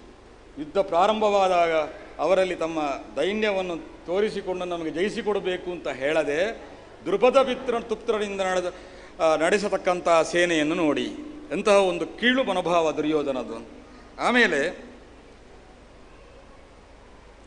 ಅವ ಏನು ಮಾಡ್ತಾನಂದರೆ, ಭೀಷ್ಮರ ಬಂದು ಹೇಳ್ತಾನಂದರೆ ಏನಂದರೆ, ನೀವು ಭೀಷ್ಮರು ಸೇನಾನಿಯಾಗಿದ್ದರು, ದುರ್ಯೋಧನ ಸೇನಾಧಿಪತಿಯಾಗಿ ಭೀಷ್ಮರಿದ್ದರು. ಅವ ಹೇಳುವಂಥ ಮಾತು, ಅಪರ್ಯಾಪ್ತಂ ತದಸ್ಮಾಕಂ ಬಲಂ ಭೀಷ್ಮಾಭಿರಕ್ಷಿತಂ. ಭೀಷ್ಮನಿಂದ ರಕ್ಷಿತವಾದಂತಹ ಈ ಸೇನೆ ಅದು ಅಪರ್ಯಾಪ್ತ, ಸರಿಯಾಗಿಲ್ಲ. ಅದು ಭೀಷ್ಮರನ್ನು ಕೆಣಕುವುದು. ಆಮೇಲೆ ಪರ್ಯಾಪ್ತಂತು ಇದಂ ಯತೇಷಾಂ ಬಲಂ ಭೀಮಾಭಿರಕ್ಷಿತಂ. ಭೀಮನಿಂದ ರಕ್ಷಣೆಗೊಂಡಂತಹ ಇದು ಪರ್ಯಾಪ್ತ ಅಂತ, ಭಾಳ ದೊಡ್ಡದು ಅಂತ. 7 ಅಕ್ಷೋಹಿಣಿ ಸೈನ್ಯದಿಂದ ಹೊಂದಿದಂತಹ ಇದು ನಿಮಗಿಂತ ದೊಡ್ಡದು ಅಂತ. ಅಂದರೆ ಭೀಷ್ಮರನ್ನು ಕೆಣಕುವುದು. ಯಾಕೆಂದರೆ ಭೀಷ್ಮರು ಪಾಂಡವರ ಬಗ್ಗೆ ಅವರಿಗೊಂದು ಸಿಂಪತಿ ಉಂಟು. ಅದನ್ನು ಕೆಣಕಿ ಮಾತನಾಡತಕ್ಕಂಥ ಒಂದು ಮನೋಭಾವ ದುರ್ಯೋಧನದ್ದು. ಅದನ್ನು ಕೂಡ ಭಗವದ್ಗೀತೆ ಸೇರಿಸಿದ್ದಾರೆ. ದುರ್ಯೋಧನನ ಮನೋಭಾವ ಏನುಂಟು ಅದನ್ನು ಕೂಡ ಮನಸ್ಥಿತಿಯನ್ನು ಕೂಡ ಈ ಭಗವದ್ಗೀತೆಯಲ್ಲೇ ಸೇರಿಸಿದೆ. ಆದರೂ ಇಷ್ಟು ಮಾತಾಡಿದರೂ ಕೂಡ ಈ ದ್ರೋಣರಿಗಾಗಲಿ ಈ ಭೀಷ್ಮರಿಗಾಗಲಿ ತಾವು ಈ ಯುದ್ಧದಲ್ಲಿ ಭಾಗವಹಿಸಬಾರದು ಎಂಬಂಥ ಮನೋಭಾವ ಇಲ್ಲ. ಅದು ಅವರ ಮನೋಭಾವದ ದುಸ್ಥಿತಿಯನ್ನು ಕೂಡ ಕೃಷ್ಣ ಈ ಭಗವದ್ಗೀತೆಯಲ್ಲಿ ವ್ಯಾಸರು ಭಾಳ ಸುಂದರವಾಗಿ ಅದನ್ನು ಜೋಡಿಸಿದ್ದಾರೆ. ಹಾಗಾಗಿ 2 ಕೆಟ್ಟದಾದಂತಹ ಮನೋಭಾವವುಳ್ಳಂಥ 2 ಮನೋಭಾವಗಳನ್ನು ಕೂಡ ಭಗವತಿಯಲ್ಲಿ ಸೇರಿಸಿ 3ನೆಯ ಮನೋರೋಗಿ ಅರ್ಜುನ. ಆ ಅರ್ಜುನನನ್ನು ಯಾವ ರೀತಿ ಕೃಷ್ಣ ಕೆಣಕ್ತಾನೆ ನೋಡಿ. ಅಲ್ಲಿ ದುರ್ಯೋಧನ ಅವರನ್ನು ಕೆಣಕಿದ್ದಾರೆ, ಕೃಷ್ಣ ಅರ್ಜುನನನ್ನು ಕೆಣಕುವಂತಹ ಮಾತು ಎಷ್ಟು ಚೆಂದಾಗಿ ಹೇಳಿದಾರಂದರೆ, ಈ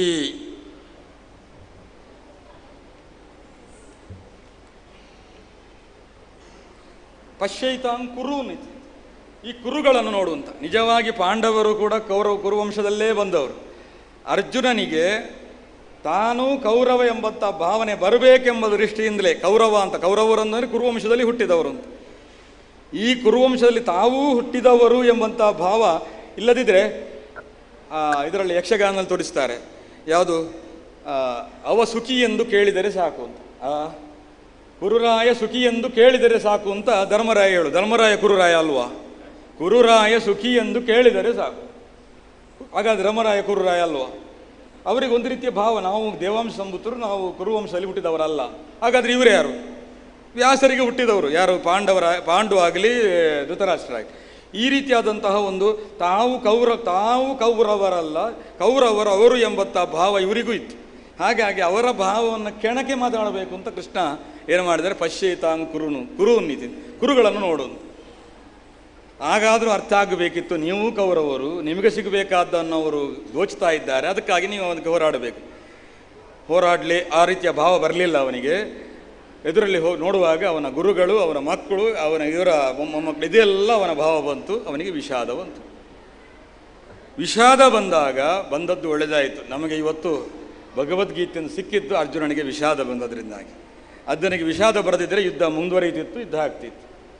ಅವನ ಎಷ್ಟು ವಿಷಾದ ಪ್ರಾರಂಭ ಆದಾಗ ಅಷ್ಟನ್ನೂ ಹೇಳಲಿಕ್ಕೆ ಬಿಟ್ಟ ಕೃಷ್ಣ. ನೋಡಿ, ಒಬ್ಬನಿಗೆ ಕಂಪ್ಲೀಟ್ ಅವನಿಗೆ ಏನು ಹೇಳಬೇಕು ಅದನ್ನು ಹೇಳಿ ಮುಗಿಸು ಆದ ಮೇಲೆ ಅವನಿಗೆ ಔಷಧವನ್ನು ಕೊಡಬೇಕೆಂಬಂತಹ ಮನಃಶಾಸ್ತ್ರದ ಒಂದು ಯಾವ ಇದು ಉಂಟು ಅದನ್ನು ಹೇಳಿ ಅದನ್ನು ಇದು ಮಾಡಿದ ಅಷ್ಟು ವಿಷಾದವನ್ನು ಹೇಳಲಿಕ್ಕೆ ಕೊಟ್ಟ. ಅದೇ ಒಂದು ಅಧ್ಯಾಯ ವಿಷಾದ ಯೋಗ ಅಂತ. ಈ ರೀತಿ ಇಡೀ ತನ್ನ ಇದನ್ನು ಹೇಳಂತೆ. ಆಗ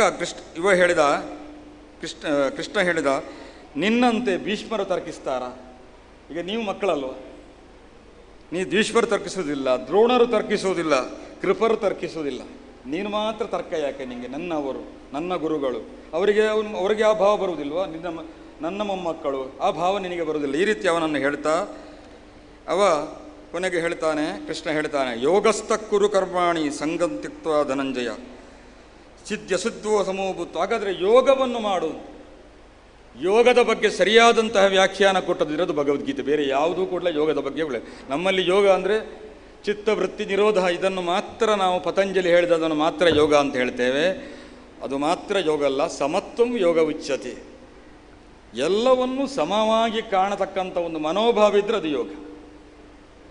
ಸಮತ್ವಂ ಯೋಗ ಉಚ್ಯತೆ, ಯೋಗ ಕರ್ಮಸು ಕೌಶಲಂ ಅಂತ ಅನೇಕ ವ್ಯಾಖ್ಯಾನಗಳನ್ನು ಯೋಗಕ್ಕೆ ಕೊಟ್ಟಂತಹ ಒಂದು ಗ್ರಂಥ ಇದ್ದಿರೋದು ಭಗವದ್ಗೀತೆ. ಹಾಗಾಗಿ ಎಲ್ಲವೂ ಕೂಡ ಯೋಗ ಯೋಗ ಯೋಗ ಆಯಿತು. ಅವ ಯೋಗೇಶ್ವರ ಆದ. ಯೋಗೇಶ್ವರ ಯೋಗದ ಪ್ರತಿಯೊಂದು ಯೋಗಕ್ಕೂ ಸರಿಯಾದಂತಹ ವ್ಯಾಖ್ಯಾನವನ್ನು ಕೊಟ್ಟವ ಕೃಷ್ಣ. ಹಾಗಾಗಿ ಏನು ಸಿದ್ಧಿ ಅಸಿದ್ಧಿ ಸಮೋಭೂತ್ವ. ಈಗ ನಿನಗೆ ಸಿದ್ಧಿ ಆಗಲಿ ಅಸಿದ್ಧಿ ಆಗಲಿ ಅದರಲ್ಲಿ ಒಂದೇ ರೀತಿಯಾದಂತಹ ಮನೋಭಾವನೆ ಇರಬೇಕು. ಲಾಭ ಆಗಲಿ ಜಯ ಆಗಲಿ, ಅಥವಾ ಲಾಭ ಆಗಲಿ ಜಯ ಆಗಲಿ ಅಪಜಯ ಆಗಲಿ, ಅದರಲ್ಲಿ ಒಂದೇ ಭಾವವನ್ನು ಮಾಡುವುದು ಅದು ಯೋಗ ಅಂತ. ಎರಡರಕ್ಕೂ ಒಂದೇ ಭಾವವನ್ನು ತೋರಿಸಿಕೊಡುವುದು ಯೋಗ ಅಂತ ಕೃಷ್ಣ ಬಹಳ ಉತ್ತಮವಾಗಿ ತಸ್ಮಾತ್ ಯೋಗಾಯುಜ್ಯಸ್ವ ಯೋಗ ಕರ್ಮ ಸುಖ. ಹಾಗಾಗಿ ನಾನು ಯೋಗದಲ್ಲಿ ನೀವು ಹೋಗುವಂತ ಹೇಳ್ತಾ ಇದ್ದಾನೆ. ಆಮೇಲೆ ಅರ್ಜುನನಿಗೆ ಮತ್ತೆ ಪ್ರಶ್ನೆ ಬರ್ತದೆ. ಸ್ಥಿತಪ್ರಜ್ಞಾ ಅಂತ ಹೇಳ್ತೇವೆ. ಸ್ಥಿತಪ್ರಜ್ಞಾ ಅಂದರೆ ಸಮಾಧಿ ನಿಂತು ನಾವು ತಪಸ್ಸಲ್ಲಿ ಕಣ್ಣು ಮುಚ್ಚಿ ಇರುವುದು, ಅದೇ ಸ್ಥಿತಪ್ರಜ್ಞತ್ವವ ಬೇರೆ ಉಂಟಾ? ಸ್ಥಿತಪ್ರಜ್ಞಸ್ಯ ಕಾಭಾಷ ಸಮಾಧಿಸ್ತಸ್ಯ ಕೇಶವ. ಸ್ಥಿತಪ್ರಜ್ಞಾನ ಇದು ಏನು ಭಾಷೆ ಯಾವುದು ಅಂತ ಕೇಳಿದ ಕೃಷ್ಣ ಹೇಳುವುದು, ಕಣ್ಣು ಮುಚ್ಚಿಕೊಂಡು ನಾವು ಧ್ಯಾನ ಮಾಡುವುದು ಮಾತ್ರ ಸ್ಥಿತಪ್ರಜ್ಞೆ ಅಲ್ಲ, ಅದು ಸಮಾಧಿ ಅಲ್ಲ. ಪ್ರಜಹಾತಿ ಯದಾ ಕಾಮಾನ್ ಸರ್ವಾನ್ ಪಾರ್ಥ ಮನೋಗತಾನ್ ಆತ್ಮನ್ಯೈವ ಆತ್ಮನಾತುಷ್ಟ. ನಮಗೆ ನಾವೇ ಸಂತೋಷ ಪಡಬೇಕಂತ. ಅವನಿಗೆ ನನ್ನಿಂದಾಗಿ ಅವನಿಗೆ ಸಂತೋಷ ಆಯಿತೋ ಇವನಿಗೆ ಸಂತೋಷ ಆಯಿತೋ ಅಂತ ನಾವು ನಿರೀಕ್ಷೆ ಮಾಡಬಾರದು. ನಾನು ಹೇಳಿದ್ರಲ್ಲಿ ನನಗೆ ಸಂತೋಷ ಆಯಿತು ಅಂತ ನಿಮಗೆ ಭಾವ ಬಂದರೆ ಆತ್ಮನ್ಯೈವ ಸ್ಥಿತದೀಹಿ ಮುನಿರುಚ್ಯತೆ. ನಾವು ಹೇಳಿದಂತಹ ಇದರಲ್ಲಿ ನಮಗೆ ನಾವು ಮಾಡಿದಂತಹ ಕಾರ್ಯದಲ್ಲಿ ನಮಗೆ ಸಂತೋಷ ಆಗಬೇಕು. ಆಗ ಆತ್ಮನ್ಯೈವ ಆತ್ಮನಾತುಷ್ಟ ಸ್ಥಿತದೀಹಿ, ಅವನನ್ನು ಸ್ಥಿತದಿ ಅಂತ ಹೇಳ್ತಾರೆ. ಹಾಗಾಗಿ ಕಾಮನೆಗಳನ್ನು ಬಿಟ್ಟು ಮನಸ್ಸಿನ ಕಾಮನೆಗಳನ್ನೆಲ್ಲವನ್ನು ಬಿಟ್ಟು ಎಲ್ಲವನ್ನು ಒಂದೇ ಲೆಕ್ಕವಾಗಿ ಸ್ವೀಕಾರ ಮಾಡುವವನನ್ನು ನಾವು ಸ್ಥಿತದಿ ಅಂತ ಹೇಳ್ತೇವೆ. ಆಮೇಲೆ ಇನ್ನು ಪುನಃ ಅನೇಕ ಉದಾಹರಣೆಯನ್ನು ಕೊಡ್ತಾ ಹೋಗ್ತಾರೆ. ಆಮೇಲೆ ಎರಡನೇದಾಗಿ ಕರ್ಮಯೋಗದ ಬಗ್ಗೆ. ಕರ್ಮಯೋಗ, ಜ್ಞಾನಯೋಗ ಇದೆಲ್ಲ ಅನೇಕ, ಎಲ್ಲವನ್ನು ನಾನು ಹೇಳುವುದರಲ್ಲಿ ಅದು ವಿಸ್ತಾರ ಆಗ್ತದೆ. ಗ್ರಂಥ ವಿಸ್ತಾರ ಭಯ ಅದು, ನಾನು ಸ್ವಲ್ಪವನ್ನು ಹೇಳಿ ಮುಗಿಸ್ತೇನೆ. ಕರ್ಮಯೋಗ, ಕರ್ಮ ಮಾಡಬೇಕು, ಫಲದಾಸೆ ಬಿಡು ಅಂತ ಎಲ್ಲರೂ ಹೇಳುವಂತಹ ಮಾತನ್ನು ಲೋಕದಲ್ಲಿ ಕರ್ಮ ಮಾರ್ಗದಲ್ಲೇ ನಾವು ಮುಂದುವರಿಯುವುದು ಅತ್ಯಂತ ದೊಡ್ಡದಾದಂತಹ ಸಾಧನೆ ಅಂತ ಕೃಷ್ಣ ಹೇಳುವುದು. ಕೆಲವರು ಹೇಳ್ತಾರೆ ಕರ್ಮವನ್ನು ಬಿಟ್ಟು ಕರ್ಮ ಸನ್ಯಾಸ ಮಾಡಿ ಜ್ಞಾನವನ್ನೇ ಸ್ವೀಕರಿಸಿಕೊಂಡು ಹೋಗುವುದಲ್ಲ, ಕರ್ಮ ಮಾಡಿಕೊಂಡೇ ಜ್ಞಾನದಲ್ಲಿರಬೇಕು ಅಂತ ಕೃಷ್ಣನ ಸಂದೇಶ. ಅದಕ್ಕೊಂದು ಉದಾಹರಣೆ ಕೊಡ್ತಾರೆ, ಜನಕ ಮಹಾರಾಜನ ಉದಾಹರಣೆ. ಕರ್ಮಣೈವ ಹಿ ಸಂಸಿದ್ಧಿ ಆಸ್ಥಿತಾಹ ಜನಕಾದಯ ಅಂತ. ಜನಕ ಮಹಾರಾಜ ಕರ್ಮ ಮಾಡಿಕೊಂಡೇ ನಿವೃತ್ತಿ ತಂದದ್ದು ಅಂತ. ತಾನು ಕರ್ಮ ಮಾಡಿಕೊಂಡೇ ಶ್ರೇಷ್ಠವಾದಂತಹ ಸಾಧನೆ ಮಾಡಿದ್ದಾನೆ. ಇನ್ನು ಕೆಲವರ ಆರೋಪ ಇರ್ತದೆ, ಕೃಷ್ಣ ಹೇಳಿದ್ದು ಭಾರತಕ್ಕೆ ಮಾತ್ರ ಅಂತ. ಕೆಲವರದ್ದು ಆರೋಪ ಉಂಟು, ಕೃಷ್ಣ ಹೇಳಿದ್ದು ಭಾರತಕ್ಕೆ ಮಾತ್ರ. ಚಾತುರ್ವರ್ಣ್ಯಂ ಮಯಾ ಸೃಷ್ಟಂ ಗುಣಕರ್ಮಯುಭಾಗ, ಬ್ರಾಹ್ಮಣ, ಕ್ಷತ್ರಿಯ, ವೈಶ್ಯ, ಶೂದ್ರ ಅಂತಿರೋದು ಭಾರತದಲ್ಲಿ ಮಾತ್ರ, ಬೇರೆ ಯಾವ ದೇಶದಲ್ಲಿ ಇಲ್ಲ. ಹಾಗಾಗಿ ಕೃಷ್ಣ ಹೇಳಿದ್ದು ಭಾರತಕ್ಕೆ ಮಾತ್ರ, ಇಡೀ ಪ್ರಪಂಚವನ್ನು ವಿಶ್ವವನ್ನು ಇಟ್ಟುಕೊಂಡಲ್ಲ. ಹಾಗಾಗಿ ವಿಶ್ವಗುರು ಅವಲ್ಲ ಅಂತ. ಆಗ ಗೋವಿಂದಾಚಾರ್ಯರು ಬಹಳ ಉತ್ತಮವಾಗಿ ಅದನ್ನು ವ್ಯಾಖ್ಯಾನ ಮಾಡ್ತಾರೆ. ಅಲ್ಲಿ ಹೇಳಿದ್ದು ಜಾತಿಯನ್ನಲ್ಲ, ವರ್ಣವನ್ನು. ಈ 4 ವರ್ಣಗಳು ಇಡೀ ನಮ್ಮ ಪ್ರಪಂಚದಲ್ಲಿದೆ. ಯಾರು ದೇವರ ಬಗ್ಗೆ, ದೇವರು ಆಗಲಿ, ಯೇಸುಕ್ರಿಸ್ತನಾಗಲಿ, ಇನ್ನೊಂದೇ ಆಗಲಿ, ಯಾರು ದೇವರ ಬಗ್ಗೆ ಉಪಾಸನೆ ಮಾಡ್ತಾರೋ, ಅವನನ್ನು ಚಿಂತಿಸ್ತಾರೋ ಅವರೆಲ್ಲ ಬ್ರಾಹ್ಮಣರು ಅಂತ. ಇದಿಲ್ವಾ? ಇಡೀ ಪ್ರಪಂಚದಲ್ಲಿ ದೇವರ ಬಗ್ಗೆ ಉಪಾಸನೆ, ದೇವರ ಯೇಸುಕ್ರಿಸ್ತ ಆಗಲಿ ಅಥವಾ ಇನ್ನೊಬ್ಬರಾಗಲಿ, ನೇರೇ ಆಗಲಿ, ಇವರೆಲ್ಲ ಬ್ರಾಹ್ಮಣರು. ಆಮೇಲೆ ಯಾರು ಯುದ್ಧಕ್ಕಾಗಿ ಮಿಲಿಟ್ರಿಯಲ್ಲಿ ಇರ್ತಾರೋ ಅವರೆಲ್ಲ ಕ್ಷತ್ರಿಯರು ಅಂತ. ದೇಶ ರಕ್ಷಣೆಗಾಗಿ ಮಿಲಿಟ್ರಿಯಲ್ಲಿ ಭಾಗವಹಿಸಿ ದೇಶ ರಕ್ಷಣೆಗಾಗಿರ್ತಾರೋ ಅವರೆಲ್ಲ ಕ್ಷತ್ರಿಯರು, ಭುಜಬಲರು ಅಂತ. ಅವರೆಲ್ಲ ಕ್ಷತ್ರಿಯರಿಲ್ವಾ? ಪ್ರಪಂಚದಲ್ಲಿಲ್ವಾ? ಆಮೇಲೆ ಯಾರ್ಯಾರು ವ್ಯಾಪಾರ ಬಿಸಿನೆಸ್ ಮಾಡ್ತಾರೋ ಅವರೆಲ್ಲ ವೈಶ್ಯರು ಅಂತ. ಆಮೇಲೆ ಯಾರು ಕೃಷಿ ಮೊದಲಾದ ಕಾರ್ಯಕ್ರಮಗಳನ್ನು ಮಾಡ್ತಾರೆ, ಕೃಷಿ ಮಾಡಿದ್ರೆ ನಮ್ಗೆ ಹೊಟ್ಟೆ ತಿನ್ನಲಿಕ್ಕೆ ಸಾಧ್ಯ ಇಲ್ಲ, ನಮಗೆ ಆಹಾರ ಬೇಕಾದರೆ ಕೃಷಿ ಬೇಕು. ಹಾಗಾಗಿ ಯಾರ್ಯಾರು ಕೃಷಿಯನ್ನು ಮಾಡ್ತಾರೋ ಅವರೆಲ್ಲ ಶೂದ್ರರು. ಹಾಗಾಗಿ ಈ 4 ವರ್ಣಗಳು ಇಡೀ ಪ್ರಪಂಚವನ್ನು ಇಟ್ಟುಕೊಂಡಿರುವಂಥದ್ದು. ಕೃಷ್ಣ ಹೇಳಿದ್ದು ಇದನ್ನು, ಇದು ಇಡೀ ಪ್ರಪಂಚದಲ್ಲಿದೆ. ಹಾಗಾಗಿ ವಿಶ್ವವ್ಯಾಪಿಯಾಗಿ ಕೃಷ್ಣ ಹೇಳಿದ್ದು, ಕೇವಲ ಒಂದು ಭಾರತಕ್ಕೆ ಮಾತ್ರ ಕೃಷ್ಣ ಸಂದೇಶವನ್ನು ಕೊಟ್ಟದ್ದಲ್ಲ. ಇದನ್ನು ಇಟ್ಟುಕೊಂಡು ವರ್ಣಾಶ್ರಮವನ್ನು ಅದು ಬೆಳೆದು ಬಂತು ಅಂತ ನಾವು ಅರ್ಥ ಮಾಡಿಕೊಳ್ಬೇಕು. ಈ ರೀತಿ ನಾವು ಏನು ಮಾಡಬೇಕು, ಇಷ್ಟನ್ನೆಲ್ಲ ಕೇಳಿಕೊಂಡು ನಾವು ಏನು ಮಾಡಬೇಕಂದ್ರೆ, ಯಾವುದನ್ನು ಮಾಡಬೇಕು ಅದನ್ನು ಮಾಡಲೇಬೇಕು. ನಾವು ಯಾವುದಾಗಲೂ ಶಾಂತಂ ಅಂತ ಹೇಳಿದರೆ, ಈ ಶಾಂತ ಭವನದಲ್ಲಿ ನಾವು ಶಾಂತಂ ಆಗಲ್ಲ. ಶಾಂತಂ ಅಂತ ಹೇಳಿದರೆ ಎಲ್ಲ ಕಡೆಯಲ್ಲಿ ಆಗುವುದಿಲ್ಲ. ಈಗ ಅದನ್ನೊಮ್ಮೆ ಪೇಜಾರ ಸ್ವಾಮಿಗಳು ಹಾಗೆ ಮಾಡಿದ್ರಂತೆ. ಏನಂದರೆ ಎಲ್ಲವೂ ಯಾಕೆ ನಾವು ಜಗಳ ಮಾಡೋದು ಬೇಡ, ಅಷ್ಟು ಜನ ಸಾಯ್ತ, ಅವರಿಗೆ ಉರಿ ಪಿಕ್ಚರನ್ನು ಹೋಗಿ ತೋರಿಸಿದ್ರಂತೆ ಮಕ್ಕಳೆಲ್ಲ ಸೇರಿ. ಉರಿ ಅಂತ ನೀವು ಪಿಕ್ಚರ್ ನೋಡಿರ್ಬೋದು, ಚಲನಚಿತ್ರ. ಉರಿ ಪಿಕ್ಚರಲ್ಲಿ ನೋಡಿದ ಮೇಲೆ ಪೇಜಾರ ಸ್ವಾಮಿಗಳು ಒಳ್ಳೆದಾಯಿತು ಅಂತ, ನರೇಂದ್ರ ಮೋದಿ ಮಾಡಿದ್ದು ಒಳ್ಳೆದಾಯಿತು ಅಂತ, ಸರ್ಜಿಕಲ್ ಸ್ಟ್ರೈಕ್ ಮಾಡಿದ್ದು ಒಳ್ಳೆಯದು ಅಂತ ಹೇಳಿ ಉರಿ ಪಿಕ್ಚರ್ ನೋಡಿ ಬಂದು ಪೇಜಾರ ಸ್ವಾಮಿಗಳಿದ್ರಂತೆ. ಇದು ಕೃಷ್ಣ ಹೇಳಿದ್ದು. ನಾವು ಎಲ್ಲಿ ಮಾಡಬೇಕೋ ಅದನ್ನು ಮಾಡಲೇಬೇಕು. ದುಷ್ಟರು ಆಕ್ರಮಣ ಮಾಡಿ ಶಿಷ್ಟರನ್ನು ಕೊಲ್ಲುವ ಸ್ಥಿತಿ ಬಂದರೆ ನಾವು ಕೂಡ ಯುದ್ಧಕ್ಕೆ ಹೊರಡಲೇಬೇಕು ಎಂಬುದನ್ನು ತೋರಿಸಿಕೊಟ್ಟಂಥ ಇದಿದ್ದರೆ ಅದು ಕೃಷ್ಣ. ಅದನ್ನು ಪೇಜಾರ ಸ್ವಾಮಿಗಳು ಒಪ್ಪಿಕೊಂಡರು. ಇವತ್ತು ಕಾಶ್ಮೀರಿ ಫೈಲ್ಸನ್ನೆಲ್ಲ ಓದಿದರೆ, ಅವರೆಲ್ಲರೂ ನೋಡಿದರೆ ಅವರಿಗೂ ಕೂಡ ಕೃಷ್ಣ ಹೇಳಿದ್ದು ಸರಿ ಅಂತ ಕಾಣ್ತದೆ. ನಾವು ಯಾವತ್ತು ಶಾಂತಂ ಪಾಪಂ ಅಂತ ಹೇಳಿದರೆ ಅರ್ಥ ಆಗೋದಿಲ್ಲ. ಹಾಗಾಗಿ ಕೃಷ್ಣ ಹೇಳಿದ್ದನ್ನು ಯಾವುದು ಒಳ್ಳೆಯದು ಅದನ್ನು ಮಾತ್ರ ಉಳಿಸಿ, ಕೆಟ್ಟದ್ದನ್ನು ನಾವು ಹಾಗೆ ಅಲ್ವಾ, ಕೆಟ್ಟದ್ದನ್ನು ಒಂದಾದರೂ ನಾವು ಈಗ ನಾವು ಪದಾರ್ಥ ಮಾಡುವಾಗಲೂ ಹಾಗೆ, ಒಂದು ತರಕಾರಿ ತಂದರೆ ಅದನ್ನೆಲ್ಲ ಯಾವುದು ಕೆಟ್ಟದ್ದನ್ನು ತೆಗೆದು ಒಳ್ಳೆಯದನ್ನು ಮಾತ್ರ ಸ್ವೀಕಾರ ಮಾಡ್ತೇವೆ. ಅದೇ ರೀತಿ ನಮ್ಮ ಜೀವನವೂ ಕೂಡ ನಾವು ಅದೇ ಧರ್ಮವನ್ನು ತರಬೇಕು. ಕೆಟ್ಟದ್ದನ್ನು ಉಳಿಯಕೊಡಬಾರದು, ಒಳ್ಳೆಯದನ್ನು ಮಾತ್ರ ಉಳಿಯುವಂತೆ ಮಾಡಿದರೆ ಆಗ ಉತ್ತಮವಾದಂತಹ ಧರ್ಮ ಪ್ರತಿಷ್ಠಾಪನೆ ಆಗುತ್ತದೆ ಎಂಬುದನ್ನು ಲೋಕದಲ್ಲಿ ಹೇಳಿಕೊಟ್ಟಂತಹ ಅತ್ಯಂತ ಶ್ರೇಷ್ಠ ಧೀಮಂತ ಕೃಷ್ಣ. ಅದನ್ನು ಕೃಷ್ಣ ಆ ಯುದ್ಧ ಎಂಥ ಪ್ರಸಂಗ ನೋಡಿ, ಯುದ್ಧ ನಡೀತುಂಟು, ಎಲ್ಲರೂ ಶಂಖ ಊದಿಯಾಗಿದೆ, ಎಲ್ಲರೂ ಊದಿಯಾಗಿದೆ, ಯುದ್ಧಕ್ಕೆ ನಿಂತಾಗಿದೆ. ಆ ಸಂದರ್ಭದಲ್ಲಿ ವಿಷಾದ ಬಂದದ್ದು. ಎಷ್ಟು ಜಟಿಲವಾದ ಇದನ್ನು ಎಷ್ಟು ಸುಲಭವಾಗಿ ಅರ್ಜುನನಿಗೆ ಹೇಳಿದ್ದನ್ನು ವ್ಯಾಸರು ಎಷ್ಟು ಸುಂದರವಾಗಿ ನಮಗೆ 18 ಅಧ್ಯಾಯಗಳಲ್ಲಿ 700 ಶ್ಲೋಕಗಳಲ್ಲಿ ನಮಗೆ ಅದನ್ನು ತೀರಿಸಿಕೊಟ್ರು. ಹಾಗಾಗಿ ಅಲ್ಲಿ ನೋಡಿ ಕಾಣುವುದು, ಧೃತರಾಷ್ಟ್ರನಿಗಾಗಲಿ ದುರ್ಯೋಧನನಿಗೆ ಸರಿ ಮಾಡತಕ್ಕಂಥ ಮನೋಶಾಸ್ತ್ರಜ್ಞ ಇರಲಿಲ್ಲ, ಮನೋವೈದ್ಯ ಇರಲಿಲ್ಲ. ಅರ್ಜುನನಿಗೆ ಸರಿ ಮಾಡತಕ್ಕಂಥ ಅರ್ಜುನನ ಶ್ರೇಷ್ಠ ಸಾಧನೆ ಅಂದರೆ ಕೃಷ್ಣನನ್ನೇ ಸಖನಾಗಿ ಸ್ವೀಕರಿಸಿದ್ದು. ಹಾಗಾಗಿ ಕೃಷ್ಣನನ್ನೇ ಸಖನಾಗಿ ಸ್ವೀಕರಿಸಿದ್ರಿಂದ, ಕೃಷ್ಣ ಅವನಲ್ಲಿ ಹತ್ತಿರ ಇದ್ದರಿಂದ, ಮನೋವೈದ್ಯ ಇದ್ದದ್ರಿಂದ ಅರ್ಜುನ ಮತ್ತೆ ಯುದ್ಧಕ್ಕೆ ತೊಡಗುವಂತಾಯಿತು. ನಾವು ಕೂಡ ಅದನ್ನೇ ನಮ್ಮ ಮಧ್ವಾಚಾರ್ಯರು ಹೇಳ್ತಾರೆ, ಏನಂತಂದರೆ ವಿಷ್ಣುರ್ಮೇ ಪರಮಸುಹೃತ್, ನನ್ನ ದೊಡ್ಡ ಸ್ನೇಹಿತ ಯಾರುವುದಂದರೆ ವಿಷ್ಣು. ಕೃಷ್ಣ ನನ್ನ ದೊಡ್ಡ ಸ್ನೇಹಿತ ಅಂತ. ಕೃಷ್ಣನನ್ನು ಎಲ್ಲರೂ ಸ್ನೇಹಿತರಾಗಿ ಸ್ವೀಕರಿಸಿ, ಅವ ಹೇಳಿದ್ದನ್ನು ಸ್ನೇಹಿತರತ್ತ ಸ್ವೀಕರಿಸಿ, ಅವ ಹೇಳಿದ್ದನ್ನು ನಮ್ಮ ರಕ್ತಗತವಾಗಿ ಸ್ವೀಕರಿಸಿ, ಆಗ ನಿಮಗೆ ಮತ್ತೆ ಈ ಭಾರತವನ್ನು ಕಟ್ಟುವ, ಭಾರತ ಅಂದರೆ ನಾನು ಹೇಳಿದ್ದು ಜ್ಞಾನದಲ್ಲೇ ರತರಾಗಿರುವಂಥ ಕಟ್ಟುವಂತಹ ನಿಮಗೆ ಸಾಮರ್ಥ್ಯ ಬರ್ತದೆ ಅಂತ ಹೇಳಿ ಪರಿಚಯ ಮಾತ್ರ ಮಾಡಿದ್ದು. ನಾನು ಎಲ್ಲವನ್ನು ಮುಟ್ಟಲಿಲ್ಲ, ಕೇವಲ ಕರ್ಮಯೋಗ, ವಿಷಾದ ಯೋಗ ಮಾತ್ರ. ವಿಷಾದ ಯೋಗವನ್ನು ಹೆಚ್ಚು ಮುಟ್ಟಿ ಇದನ್ನು ಸ್ವಲ್ಪ ಮುಟ್ಟಿದ್ದೇನೆ. ಹಾಗಾಗಿ ನಿಮಗೆ ವಿಷಾದವಂತ ಗೊತ್ತಿಲ್ಲ ನನ್ನ ಮಾತಿನಲ್ಲಿ. ನನಗೆ ಅವಕಾಶ ಕೊಟ್ಟದ್ದಕ್ಕಾಗಿ ಬಹಳ ಸಮಯ ಬಹಳ ನಮಗೆ ಇದಿತ್ತು. ಯಾಕಂದರೆ ನನಗೆ ಪೂಜಾ ಸರದಿ ಈಗ ಶಾಂತಕ್ಕ ಕೊಟ್ಟದ್ದು. ಆದರೂ ಕೂಡ ಶಾಂತಕ್ಕ ಹೇಳಿದ್ದಕ್ಕೆ ನಾನು, ಯಾಕಂದರೆ ಒಳ್ಳೆಯ ವಿಷಯ ಆದದ್ರಿಂದ, ಕೃಷ್ಣನ ಬಗ್ಗೆ ವಿಷಯ ಆದದ್ರಿಂದ, ಕೃಷ್ಣ ನನ್ನ ಸಖನಾಗಿರಬೇಕು ಅಂತ ಆಶೆ ಇರುವುದರಿಂದ. ಯಾಕಂದರೆ ಸಖ್ಯಂ ಆತ್ಮನಿವೇದನಂ, ಸಖ್ಯ ಮಾಡಿದರೆ ಕೊನೆಯದು ಆತ್ಮನಿವೇದನೆ, ಅದು ಕೊನೆಯ ಭಕ್ತಿ. ಅದು ಸಖ್ಯಂ ಆತ್ಮನಿವೇದನಂ, ಸಖ್ಯ ಮಾಡಿದರೆ ನಮ್ಮ ಆತ್ಮವನ್ನು ಅವನಲ್ಲಿ ನಿವೇದನೆ ಮಾಡಬಹುದು ಅಂತ ದೃಷ್ಟಿಯಿಂದ ನಾನು ಇದನ್ನು ಸ್ವೀಕರಿಸಿಕೊಂಡು, ನನಗೆ ಎಷ್ಟು ಯಥಾಮತಿಯಾಗಿ ನಾನು ಇಲ್ಲಿ ನಿಮಗೆ ಹೇಳಿದ್ದೇನೆ. ಹೇಳಿದರೆ ನಾನು ತಪ್ಪಿದರೆ ಹಂಸಕ್ಷೀರ ನ್ಯಾಯದಿಂದ ಅದನ್ನು ಸ್ವೀಕರಿಸಿಕೊಂಡು, ಸ್ವಾಮಿಗಳು ಕೊನೆಯಕ್ಕಾಗಲಿ ಕೇಳಿದರು ನಮ್ಮದನ್ನು, ಅದರಲ್ಲಿ ಏನಾದರೂ ಲೋಪದೋಷಗಳಿದ್ದರೆ ಅದನ್ನು ಹೇಳಿಕೊಂಡು, ಯಾಕಂದರೆ ಎಲ್ಲರನ್ನೂ ಗುರುವಾಗಿ ಸ್ವೀಕರಿಸಬೇಕು ಅಂತ ಭಾಗವತದ ಸಂದೇಶ. ಭಾಗವತದಲ್ಲಿ ಕೊನೆಗೆ 24 ಗುರುಗಳ ಬಗ್ಗೆ ವರ್ಣನೆ ಬರ್ತದೆ. ಎಲ್ಲರನ್ನೂ ಗುರುವಾಗಿ ಸ್ವೀಕರಿಸಿ. ಒಡೆಯೂರು ಸ್ವಾಮಿಗಳು ಕೆಲವುದರಲ್ಲಿ ನಮಗೆ ಗುರುಗಳಾಗಿ ಆದರ್ಶರು. ಹಾಗಾಗಿ ಯಾಕಂದರೆ ಸಮಾಜವನ್ನು ಕಟ್ಟುವುದರಲ್ಲಿ ನಾನು ಹಾಗೆ ಹೇಳಿದಾಗೆ ಸಮಾಜ ಒಡೆಯುವ ಸಂದರ್ಭದಲ್ಲಿ ಅಲ್ಲಿ ಹಿಂದೂ ಧರ್ಮವನ್ನು ಉಳಿಸಿಕೊಡುವಂತಹ ಕಾಯಕದಲ್ಲಿ ತಮ್ಮನ್ನು ತಾವು ತೊಡಗಿಸಿಕೊಂಡವರು. ಅಂಥವರ ಉಪಸ್ಥಿತಿಯನ್ನು ಗೌರವಿಸುತ್ತಾ ನನಗೆ ಅವಕಾಶ ಕೊಟ್ಟದ್ದಾಗಿ ಮತ್ತೆ ಕೃತಜ್ಞ ಸಲ್ಲಿಸ್ತಾ ನಾನು ಮಾತನ್ನು ಮುಗಿಸ್ತೇನೆ. ಎಲ್ಲ ಶುಭವಾಗಿ.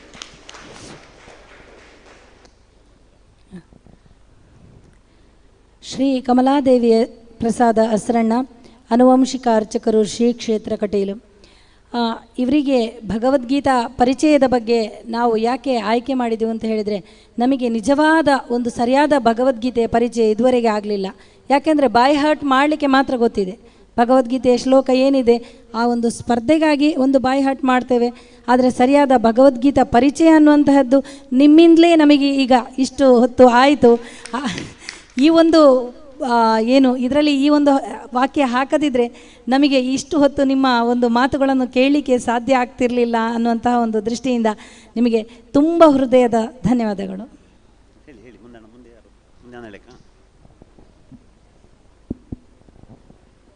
ಅಸರಣರನ್ನು ಕುಂಟಿನಿ ದಂಪತಿಗಳು, ಶಾಂತ ಕುಂಟಿನಿ ದಂಪತಿಗಳು ಗೌರವಿಸಬೇಕು ಅಂತ ಕೇಳಿಕೊಳ್ತೇನೆ. ಮುಂದೆ ನಮ್ಮ ಕಾರ್ಯಕ್ರಮದ ಪಟ್ಟಿ ಬಹಳ ಉದ್ದ ಇದೆ. ಬಹಳ ದೂರದ ಪ್ರತಿಭೆಗಳನ್ನು ನಾವು ಮೊದಲು ಗೌರವಿಸಬೇಕಾಗಿದೆ. ಸಮೃದ್ಧಿ ಎಸ್ ಭಟ್, ಭಗವದ್ಗೀತೆಯಲ್ಲಿ ಮತ್ತು ಇತರ ಸ್ಪರ್ಧೆಗಳಲ್ಲಿ ಬಹುಮಾನ ವಿಜೇತರು. ಇವರ ಪರಿಚಯವನ್ನು ವಿಂದ್ಯಾ ಎಸ್ ರೈ ಅವರು ಮಾಡಬೇಕು. ಆ ಬಳಿಕ ವೈಭವಿ ಮತ್ತು ಸಂಹಿತ ಎಂಬವರನ್ನು ನಾವು ಗೌರವಿಸುವುದಕ್ಕಿದ್ದೇವೆ.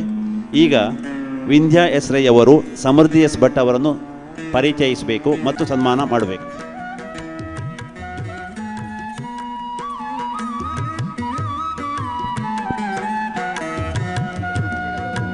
ಶ್ರೀಮತಿ ಹರಿಣಾಕ್ಷಿ ಜಯಶೆಟ್ಟಿ, ಪುತ್ತೂರಿನ ಖ್ಯಾತ ವಕೀಲರು ಮತ್ತು ಯಕ್ಷಗಾನ ಕಲಾವಿದರು, ವೇದಿಕೆಗೆ ಬರಬೇಕು ಅಂತ ಅವರನ್ನು ಕೇಳಿಕೊಳ್ತೇನೆ. ಶ್ರೀಮತಿ ಹರಿಣಾಕ್ಷಿ ಕೆ ಶೆಟ್ಟಿ ವಕೀಲರು ಮಾತ್ರವಲ್ಲ, ಆಂಜನೇಯ ಯಕ್ಷಗಾನ ಸಂಘದ ಸದಸ್ಯರು, ಉತ್ತಮ ಯಕ್ಷಗಾನ ಅರ್ಥಧಾರಿಗಳು, ವೇದಿಕೆಗೆ ಬರಬೇಕು ಅಂತ ಕೇಳಿಕೊಳ್ತೇನೆ. ಈ ಬಂದ್ಯಾರ ಶ್ರೀ ಯಶು ವಿಟ್ಲ ಇದ್ದರೆ, ಸಭೆಯಲ್ಲಿ ಯಶು ವಿಟ್ಲ ಇದ್ದರೆ ದಯವಿಟ್ಟು ವೇದಿಕೆಗೆ ಬರಬೇಕು ಅಂತ ಕೇಳಿಕೊಳ್ತೇನೆ. ವಿಟ್ಲದ ಉದ್ಯಮಿ, ಮಾಧ್ಯಮ ಕ್ಷೇತ್ರದಲ್ಲಿ ದುಡಿದವರು, ನನ್ನ ಆತ್ಮೀಯರೂ ಆಗಿರುವ ಯಶು ವಿಟ್ಲ ಸ್ವಾಮೀಜಿಯವರ ಜೊತೆಗೆ ಬಂದಿದ್ದರೆ ಅವರು ವೇದಿಕೆಗೆ ಬರಬೇಕು. ವಿಂದ್ಯಾ ಎಸ್ ರೈ ಅವರು ಪರಿಚಯ, ಸಮೃದ್ಧಿ ಎಸ್ ಭಟ್ ಅವರ ಪರಿಚಯವನ್ನು ವಿಂದ್ಯಾ ಎಸ್ ರೈ ಅವರು ಮಾಡ್ತಾರೆ. ಆ ಬಳಿಕ ವೈಭವಿ ಮತ್ತು ಸಂಹಿತ. ಎಸ್ ಭಟ್ ಶಿವಮೊಗ್ಗ, ಈಕೆ ಸಿರಿಗನ್ನಡ ಕಂದ ಎಂಬ ಬಿರುದು ಮತ್ತು ಬೆಂಗಳೂರು ಆಕಾಶವಾಣಿಯಿಂದ ಕಲಾಶ್ರೀ ಬಿರುದನ್ನು ಪಡೆದಿರುತ್ತಾಳೆ. ಬಹುಭಾಷಾ ಸಾಹಿತ್ಯ ಸಮ್ಮೇಳನ ಉಡುಪಿಯಲ್ಲಿ ನಡೆದ ಕಾರ್ಯಕ್ರಮದಲ್ಲಿ ಕೃಷ್ಣನ ಬಾಲಲೀಲೆ ಪ್ರದರ್ಶನದಲ್ಲಿ 8 ಪ್ರಥಮ ಬಹುಮಾನ ಹಾಗೂ 2 ಪ್ರೋತ್ಸಾಹಕ ಬಹುಮಾನ, ರಾಷ್ಟ್ರೀಯ ಚಿತ್ರಕಲಾ ಪ್ರದರ್ಶನ ಅಂತರ್ಜಾಲ ಸ್ಪರ್ಧೆಯಲ್ಲಿ ಪ್ರಥಮ ಬಹುಮಾನ ಪಡೆದು ಚಿಂಟು ಟಿವಿಯಲ್ಲಿ ಅಡುಗೆ ಕಾರ್ಯಕ್ರಮವನ್ನು ಕೂಡ ನೀಡಿ ಬಹುಮಾನ ಗೆದ್ದಿರುತ್ತಾಳೆ. ಪ್ರಸ್ತುತ ಶಿವಮೊಗ್ಗದಲ್ಲಿ 1ನೇ ತರಗತಿಯಲ್ಲಿ ಅಭ್ಯಸಿಸುತ್ತಿದ್ದು ತಂದೆ ಕರ್ನಾಟಕ ಬ್ಯಾಂಕ್ ಉದ್ಯೋಗಿ ಶ್ಯಾಮ್ ಭಟ್ ಹಾಗೂ ತಾಯಿ ರಾಜೇಶ್ವರಿ ಶ್ಯಾಮ್ ಭಟ್. ಇವರಿಗೆ ಉಚ್ಚ ನ್ಯಾಯಾಲಯದ ವಿಶ್ರಾಂತ ನ್ಯಾಯಾಧೀಶರಾದ ಅರಳಿ ನಾಗರಾಜ್ ಅವರು ಹಾಗೂ ವೇದಿಕೆಯಲ್ಲಿ ಉಪಸ್ಥಿತರಿರುವ ಎಲ್ಲ ಗಣ್ಯರು ಸೇರಿ ಈ ಬಾಲ ಪ್ರತಿಭೆಗೆ ಸನ್ಮಾನಿಸಬೇಕೆಂದು ಕೇಳಿಕೊಳ್ಳುತ್ತೇನೆ. ವಂದನೆಗಳು.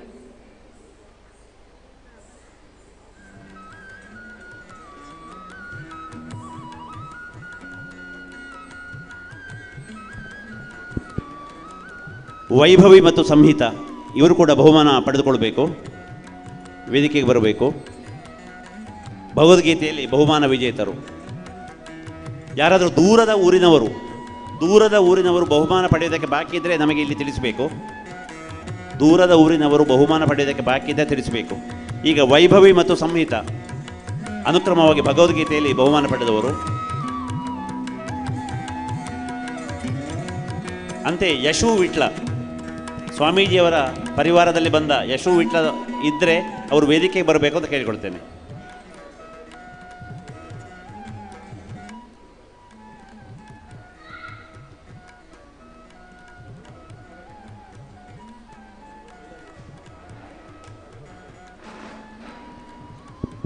ಯಶು ವಿಟ್ಲ ಅವರಿಗೆ ಸ್ವಾಗತ.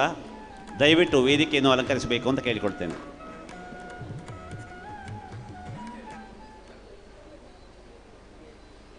ಪತ್ರಿಕೆಯಲ್ಲಿ ಸಮಾಜ ಸೇವಕರಾಗಿ ಶಿಕ್ಷಣ ಕ್ಷೇತ್ರದಲ್ಲಿ ದುಡಿದಂತಹ ಯಶು ವಿಟ್ಲ ಈಗ ಒಡಿಯೂರು ಸ್ವಾಮೀಜಿಯವರ ಒಡನಾಟದಲ್ಲಿ ಅತ್ಯಂತ ನಿಕಟವರ್ತಿಯಾಗಿದ್ದಾರೆ. ಅವರು ನಮ್ಮ ಜೊತೆಗಿದ್ದಾರೆ. ತುಂಬ ಸಂತೋಷದ ವಿಷಯ.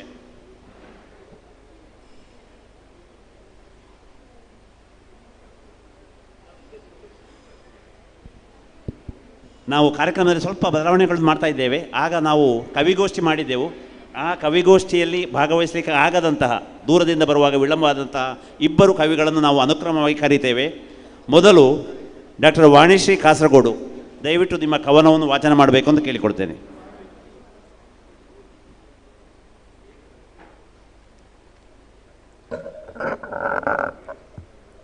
ಎಲ್ಲರಿಗೂ ನಮಸ್ಕಾರಗಳು. ಶೀರ್ಷಿಕೆ ಶ್ರೀರಾಮಚಂದ್ರ. ಕೋಸಲಾಧಿಪತಿ ದಶರಥ ರಾಜನು ಸಂತಾನ ಭಾಗ್ಯವು ಇರದ ಕೊರಗನು. ಪುತ್ರ ಕಾಮೇಷ್ಟಿ ಯಜ್ಞವಗೈಯಲು ವಿಷ್ಣುವೇ ರಾಮನಾಗಿ ಅವತರಿಸಲು ಬಿಲ್ಲು ವಿದ್ಯೆಯ ಕಲಿಯುತ್ತಾ ಬೆಳೆದನು. ದಿವ್ಯಾಸ್ತ್ರಗಳನ್ನು ಜೊತೆಗೆ ಪಡೆದನು. ಶಿವನ ಧನುಸ್ಸನ್ನು ರಾಮ ಎತ್ತಿ ಬಗ್ಗಿಸಿದನು. ಲಾವಣ್ಯವತಿ ಜಾನಕಿಯ ವಿವಾಹವಾದನು. ವಿಷದ ಬೀಜವ ಕೈಕೇಯಿ ಬಿತ್ತಿದಳು. ಭರತನ ಪಟ್ಟಕ್ಕೆ ರಾಮನ ಕಾಡಿಗೆ ಅಟ್ಟಿದಳು. ರಾಮ ಲಕ್ಷ್ಮಣ ಸೀತೆ ವನವಾಸದಲ್ಲಿರಲು ರಾವಣ ಮಾಯದಿ ಸೀತೆಯ ಅಪಹರಿಸಿದನು. ಸೀತೆಯ ಹುಡುಕಲು ಹನುಮನು ಹೊರಟನು. ಅಶೋಕವನದಲ್ಲಿ ಸೀತಾಮಾತೆಯ ಕಂಡನು. ಸುಗ್ರೀವ ಲಕ್ಷ್ಮಣ ಸಹಿತ ವಾನರರೊಡಗೂಡಿ ರಾಮನು ರಾವಣ ಕೂಟವ ಯುದ್ಧದಿ ಕೊಂದು ಸೀತೆಯ ತಂದನು. ಸೀತೆಯ ಪಾತಿವೃತ್ಯದ ಪರೀಕ್ಷೆ ನಡೆಯಿತು. ಚಿತೆಯ ಏರಲು ಪರಿಹಾರ ದೊರೆಯಿತು. ಸೀತೆಯ ಮರಳಿ ಪಡೆದ ರಾಮನು ಸಂತಸದಿ ಮರಳಿ ರಾಜ್ಯಭಾರವ ಮಾಡಿದ ಅಯೋಧ್ಯೆ ನೆಲದಿ. ರಾಮಾಯ ರಾಮಭದ್ರಾಯ ರಾಮಚಂದ್ರಾಯ ನಮಃ. ದಶರಥ ನಂದನ ಜಾನಕಿ ವಲ್ಲಭ ಪುರುಷೋತ್ತಮನೇ ನಮಃ. ಅವಕಾಶಕ್ಕಾಗಿ ವಂದನೆಗಳು. ಬಂಧುಗಳೇ, ಮಧ್ಯಾಹ್ನ 2:30 ಗಂಟೆಯಿಂದ ಪುತ್ತೂರು ಶ್ರೀ ಉಮೇಶ್ ನಾಯಕ್, ನಿಯೋಜಿತ ಕನ್ನಡ ಸಾಹಿತ್ಯ ಪರಿಷತ್ತಿನ ಅಧ್ಯಕ್ಷರು, ಪುತ್ತೂರು ತಾಲೂಕು, ಇವರ ನೇತೃತ್ವದಲ್ಲಿ ಒಂದು ಕವಿಗೋಷ್ಠಿ ನಡೆದಿತ್ತು. ಕವಿಗೋಷ್ಠಿಯ ವಿಷಯ ವಾಲ್ಮೀಕಿ ರಾಮಾಯಣ ಎಂಬುದಾಗಿತ್ತು. ಆ ಕವಿಗೋಷ್ಠಿಯಲ್ಲಿ ವಾಚನ ಮಾಡುವುದಕ್ಕೆ ಬಾಕಿ ಇರುವಂತಹ 2 ಸಾಹಿತಿಗಳಲ್ಲಿ ಒಬ್ಬರ ಕವನವನ್ನು ನಾವೀಗ ಕೇಳಿದ್ದೇವೆ. ಮುಂದೆ ಶ್ರೀಯುತ ಗುರುರಾಜ್ ಎಂ.ಆರ್. ರಾಮಾಯಣ, ಭಗವದ್ಗೀತೆ ಇವತ್ತು 2 ಪ್ರಧಾನ ವಸ್ತುಗಳು. ನಾವೆಲ್ಲ ಸಂತೋಷ ಪಡಬೇಕು. ಎಲ್ಲರಿಗೂ ನಮಸ್ಕಾರಗಳು. ಸೀತಾಪಹರಣ ಅಧ್ಯಾಯ ಸೀತಾಪಹರಣ. ರಾವಣನ ಮಾತಿನಂತೆ ಮಾರೀಚನು ಸ್ವರ್ಣ ಜಿಂಕೆಯಾಗಿ ರೂಪ ತಾಳಿದನು. ರಾವಣನ ಮಾತಿನಂತೆ ಮಾರೀಚನು ಸ್ವರ್ಣ ಜಿಂಕೆಯಾಗಿ ರೂಪ ತಾಳಿದನು. ಮೇಯುತ್ತ ಪರ್ಣಕುಟೀರವ ಸೇರಿದನು, ಸೀತೆಯ ಧ್ಯಾನವ ತನ್ನೆಡೆ ಸೆಳೆದನು. ಮೇಯುತ್ತ ಪರ್ಣಕುಟೀರವ ಸೇರಿದನು, ಸೀತೆಯ ಧ್ಯಾನವ ತನ್ನೆಡೆ ಸೆಳೆದನು. ಕಂಡಳು ಸೀತೆಯು ಸ್ವರ್ಣಮಾಯ ಜಿಂಕೆಯನು, ಸೂರ್ಯ ತೇಜಸ್ಸಿನಂತೆ ಹೊಳೆವ ಹೊಳೆಪನು. ಕಂಡಳು ಸೀತೆಯು ಸ್ವರ್ಣಮಾಯ ಜಿಂಕೆಯನು, ಸೂರ್ಯ ತೇಜಸ್ಸಿನಂತೆ ಹೊಳೆವ ಹೊಳೆಪನು. ಅದ ಪಡೆಯಲು ನಿರ್ಧಾರವನ್ನು ಮಾಡಿದಳು, ಹಠದಿ ಬೇಕೆಂದು ಶ್ರೀರಾಮನ ಮೊರೆ ಹೋದಳು. ಅದ ಪಡೆಯಲು ನಿರ್ಧಾರವನ್ನು ಮಾಡಿದಳು, ಹಠದಿ ಬೇಕೆಂದು ಶ್ರೀರಾಮನ ಮೊರೆ ಹೋದಳು. ಸೀತೆಯ ಮಾತನ್ನು ಮನ್ನಿಸಿ ಹೊರಟನು ರಾಮನು, ಸೀತೆಯ ಮಾತನ್ನು ಮನ್ನಿಸಿ ಹೊರಟನು ರಾಮನು. ಸ್ವರ್ಣ ಜಿಂಕೆ ಹಿಡಿಯಲು ಸೇರಿತು ಕಾಡನು, ಸ್ವರ್ಣ ಜಿಂಕೆ ಹಿಡಿಯಲು ಸೇರಿತು ಕಾಡನು. ಚೆಂಗನೆ ಎಗುರುತ ಮಾಯದಿ ಕೇಳಿತು ಆರ್ತನಾದ, ಚೆಂಗನೆ ಎಗುರುತ ಮಾಯದಿ ಕೇಳಿತು ಆರ್ತನಾದ. ಸೀತೆಯ ಲಕ್ಷ್ಮಣ ರಕ್ಷಿಸಿ ಎಂಬ ರಾಮನ ನಿನಾದ, ಸೀತೆಯ ಲಕ್ಷ್ಮಣ ರಕ್ಷಿಸಿ ಎಂಬ ರಾಮನ ನಿನಾದ. ಸೀತೆಯು ಭೀತಿಯಿಂದ ಲಕ್ಷ್ಮಣನ ಕರೆದಳು, ರಾಮನ ರಕ್ಷಿಸಿ ಸಂಕಷ್ಟವೆಂದು ಅರುಹಿದಳು. ಸೀತೆಯು ಭೀತಿಯಿಂದ ಲಕ್ಷ್ಮಣನ ಕರೆದಳು, ರಾಮನ ರಕ್ಷಿಸಿ ಸಂಕಷ್ಟವೆಂದು ಅರುಹಿದಳು. ಲಕ್ಷ್ಮಣನೆಂದನು ಚಿಂತೆ ಬೇಡ ಅಗ್ರಜನಲ್ಲವೆಂದು, ಲಕ್ಷ್ಮಣನೆಂದನು ಚಿಂತೆ ಬೇಡ ಅಗ್ರಜನಲ್ಲವೆಂದು. ಮೋಸದ ರಾಕ್ಷಸರ ಮಾಯದ ಕೂಗು ಅದು, ಮೋಸದ ರಾಕ್ಷಸರ ಮಾಯದ ಕೂಗು ಅದು. ಸೀತೆಯ ಮಾತಿಗೆ ಮನ್ನಣೆ ಇತ್ತು ಲಕ್ಷ್ಮಣನು, ರಕ್ಷಣೆಗಾಗಿ ಸುತ್ತ ಲಕ್ಷ್ಮಣ ರೇಖೆ ಎಳೆದನು. ಸೀತೆಯ ಮಾತಿಗೆ ಮನ್ನಣೆ ಇತ್ತ ಲಕ್ಷ್ಮಣನು, ರಕ್ಷಣೆಗಾಗಿ ಸುತ್ತ ಲಕ್ಷ್ಮಣ ರೇಖೆ ಎಳೆದನು. ಯಾರೇ ಬಂದರೂ ರೇಖೆ ದಾಟದಿರಿ ಎಂದನು, ಯಾರೇ ಬಂದರೂ ರೇಖೆ ದಾಟದಿರಿ ಎಂದನು. ರಾಮನ ಸಹಾಯಕ್ಕಾಗಿ ಅರಣ್ಯಕ್ಕೆ ಹೊರಟನು, ರಾಮನ ಸಹಾಯಕ್ಕಾಗಿ ಅರಣ್ಯಕ್ಕೆ ಹೊರಟನು. ಅವಿತಿದ್ದ ರಾವಣನು ಬಂದನು ಸಾಧುವಿನ ವೇಷದಿ, ಅವಿತಿದ್ದ ರಾವಣನು ಬಂದನು ಸಾಧುವಿನ ವೇಷದಿ. ಭವತಿ ಭಿಕ್ಷಾಂ ದೇಹಿ ಎಂದೆನುತ ಮೋಸದಿ, ಭವತಿ ಭಿಕ್ಷಾಂ ದೇಹಿ ಎಂದೆನುತ ಮೋಸದಿ. ಭಿಕ್ಷೆಯ ನೀಡಲು ಸೀತೆ ರೇಖೆಯ ದಾಟಲು ಕಾದನು, ಭಿಕ್ಷೆಯ ನೀಡಲು ಸೀತೆ ರೇಖೆಯ ದಾಟಲು ಕಾದನು. ಬಂದವೊಡನೆ ಎತ್ತಿ ಲಂಕೆಗೆ ಅಪಹರಿಸಿದನು, ಬಂದವೊಡನೆ ಎತ್ತಿ ಲಂಕೆಗೆ ಅಪಹರಿಸಿದನು. ಅವಕಾಶಕ್ಕಾಗಿ ಧನ್ಯವಾದಗಳು. ಅಭಿನಂದನೆಗಳು ಇಬ್ಬರು ಕವಿಗಳಿಗೆ. ಈಗ ಮಧ್ಯಾಹ್ನ ಭೋಜನದ ನಂತರ ಸಾಂಸ್ಕೃತಿಕ ಕಾರ್ಯಕ್ರಮವನ್ನು ನಡೆಸಿಕೊಟ್ಟಂತಹ ಪುಟಾಣಿಗಳು ಪ್ರತಿಭಾಚೇತನ ಪ್ರಶಸ್ತಿಯನ್ನು ನೀಡಿ ಅವರನ್ನು ಗೌರವಿಸುವುದಕ್ಕಿದ್ದೇವೆ. ಆ ಹೆಸರುಗಳು ನಾನು ಓದ್ತೇನೆ. ಯಾರು ಇಲ್ಲಿ ಲಭ್ಯರಿದ್ದಾರೋ ಅವರು ವೇದಿಕೆಗೆ ಬಂದು ಪ್ರಶಸ್ತಿಯನ್ನು ಪಡೆಯಬೇಕು. ಶ್ರೇಷ್ಠ ಆಳ್ವ ಶ್ರವಣ್ ಕಡಬ, ಶ್ರೇಯಾ CP ಕಡಬ,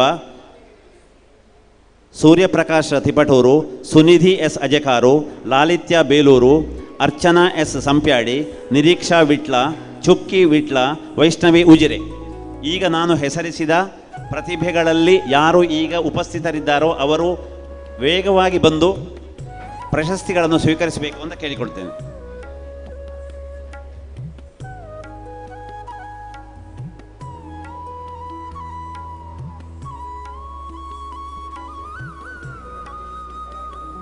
ವೇದಿಕೆಗೆ ಅನುಕ್ರಮವಾಗಿ ಬನ್ನಿ.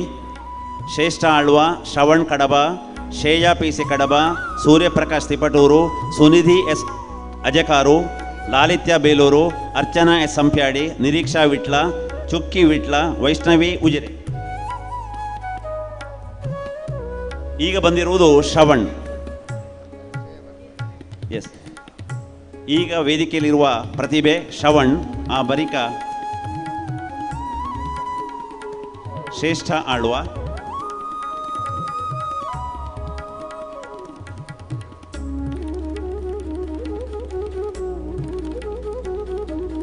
ಪೂಜ್ಯ ಸ್ವಾಮೀಜಿಯವರು ಶಲ್ಯಾಚ್ಛಾದನ ಮಾಡಿ ಸನ್ಮಾನ ಪತ್ರವನ್ನು ನೀಡಿ ಸ್ಮರಣಿಕೆ ನೀಡಿ ಗೌರವಿಸ್ತಾ ಇದ್ದಾರೆ. ಶ್ರವಣ್ ಕಡಬ ಅವರಿಗೆ ಕರತಾಡದ, ನಮ್ಮೆಲ್ಲರ ಕರತಾಡನ ಚೆಂಡೆ ಮದ್ದಳೆ ಜಾಗಟೆ. ಶ್ರೇಯಾ CP ಕಡಬ ಪೂಜ್ಯ ಒಡಿಯೂರು ಸ್ವಾಮೀಜಿಯವರಿಂದ ಶಲ್ಯಾಚ್ಛಾದನದ ಗೌರವ, ಸ್ಮರಣಿಕೆ, ಮಾನಪತ್ರ. ನಿಮ್ಮ ಕರತಾಡನ ಚೆಂಡೆ ಮದ್ದಳೆ ಜಾಗಟೆ.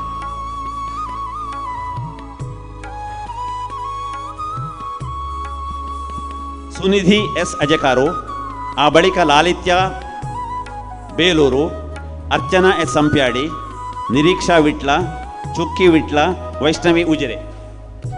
ಬಂಧುಗಳೇ, ಶಾಂತ ಸಭಾಭವನ ಇವತ್ತು ಒಂದು ರೀತಿಯ ಭಾವೈಕ್ಯತೆಗೆ ಸಾಕ್ಷಿಯಾಗಿದೆ.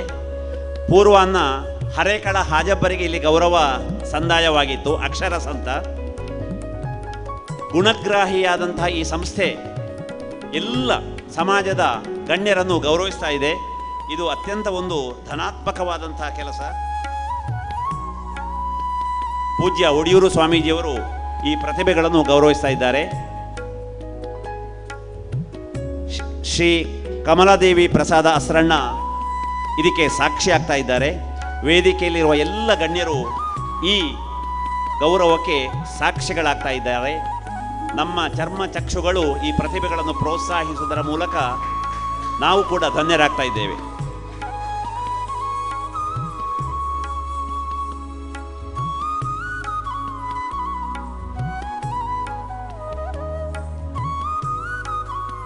ಸುನಿಧಿಯ ಸಜಕಾರು ಲಾಲಿತ್ಯ ಬೇಲೂರು, ಅರ್ಚನಾ ಎಸ್ ಸಂಪ್ಯಾಡಿ, ನಿರೀಕ್ಷಾ ವಿಟ್ಲ, ಚುಕ್ಕಿ ವಿಟ್ಲ, ವೈಷ್ಣವಿ ಉಜಿರೆ. ಈ ಕ್ರಮದಲ್ಲಿ ಈಗ ಸನ್ಮಾನ ಸ್ವೀಕರಿಸಿರುವವರು ಅರ್ಚನಾ. ಬಂಧುಗಳೇ, ಕರ್ನಾಟಕದ ಉದ್ದಗಲಕ್ಕೂ ಎಲ್ಲ ಕಲಾವಿದರು ಬಂದಿದ್ದಾರೆ, ಸಾಹಿತಿಗಳು ಬಂದಿದ್ದಾರೆ, ಕವನ ರಚನೆ ಮಾಡುವವರು ಬಂದಿದ್ದಾರೆ. ಇವತ್ತು ಇಡೀ ಕರ್ನಾಟಕ ಇವತ್ತು ಈ ವೇದಿಕೆಯಲ್ಲಿ ಕಾಣಿಸಿಕೊಂಡಿದೆ. ಅದು ಹೈದರಾಬಾದ್ ಕರ್ನಾಟಕ ಇರ್ಬೋದು, ಬೆಳಗಾವಿ ಇರ್ಬೋದು, ಧಾರವಾಡ ಇರ್ಬೋದು, ಬಿಜಾಪುರ ಇರ್ಬೋದು, ಮೈಸೂರು ಇರ್ಬೋದು, ಹಳೆ ಮೈಸೂರು ಇರ್ಬೋದು, ಬೆಂಗಳೂರು ಗ್ರಾಮಾಂತರ ಇರ್ಬೋದು.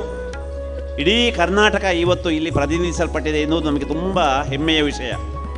ವೇದಿಕೆಯ ಮಧ್ಯದಲ್ಲಿ ಆಸೀನರಾಗಿರುವಂತಹ ನ್ಯಾಯಮೂರ್ತಿಗಳು ಮೂಲತಃ ಉತ್ತರ ಕರ್ನಾಟಕದವರು, ಗದಗದವರು, ಕರ್ನಾಟಕ ಉಚ್ಚ ನ್ಯಾಯಾಲಯದ ನ್ಯಾಯಮೂರ್ತಿಗಳಾಗಿದ್ದವರು.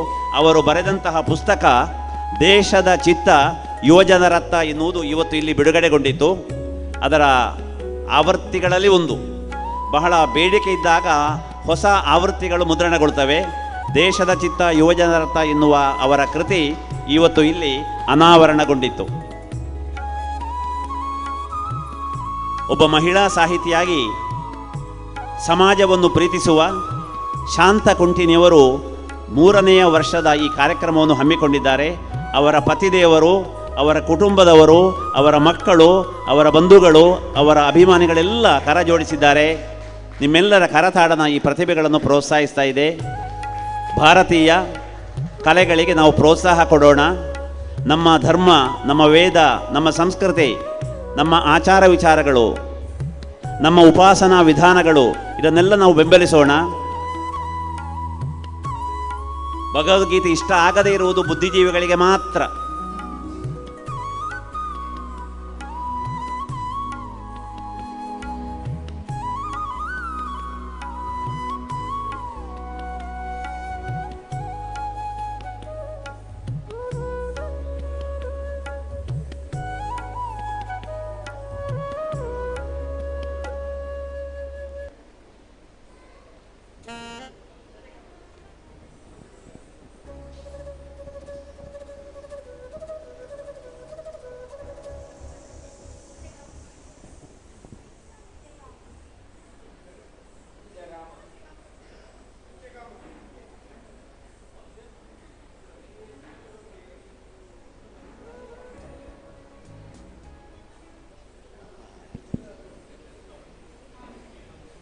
ಸತ್ಯಕಾಮ ಕುಂಟಿನಿ ವೇದಿಕೆ ಬರಬೇಕು.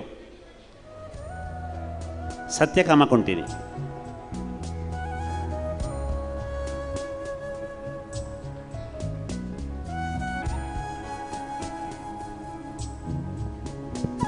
ಸತ್ಯಕಾಮ ಕುಂಟಿನಿ ಕುಂಟಿನಿ ದಂಪತಿಗಳ, ಶಾಂತ ರವಿ ಕುಂಟಿನಿಗಳ ಸುಪುತ್ರ, ಪಾದರಸ ಪ್ರತಿಭೆ.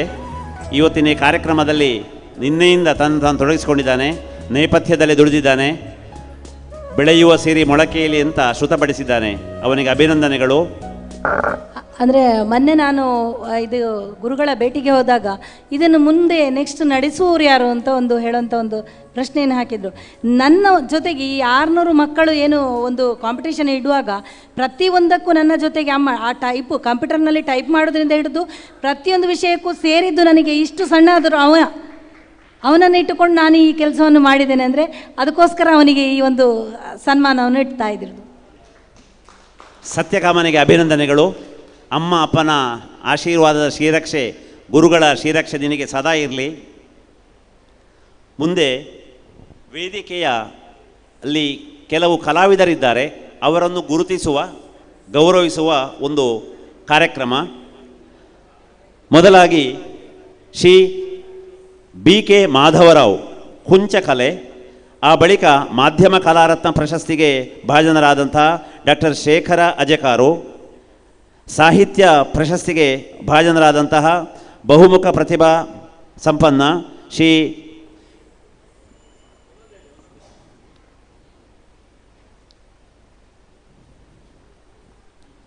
ಭೀಮರಾವ್ ವಾಸ್ಕರ್, ಅತ್ಯುತ್ತಮ ಕಾದಂಬರಿಕಾರ ಪ್ರಶಸ್ತಿಗೆ ಭಾಜನರಾದಂಥ ಶ್ರೀ PV ಪ್ರದೀಪ್ ಕುಮಾರ್, ಕಾಯಕಯೋಗಿ ಪ್ರಶಸ್ತಿಗೆ ಭಾಜನರಾದಂಥ ಶ್ರೀಯುತ MC ರಾಜಣ್ಣ, ಯೋಗ ಸಾಧಕಿ ಪ್ರಶಸ್ತಿಗೆ ಭಾಜನರಾದಂತಹ ಬೇಬಿ ವಿನಂತಿ, ಇವರೆಲ್ಲರನ್ನು ಶಾಂತಕ್ಕನವರ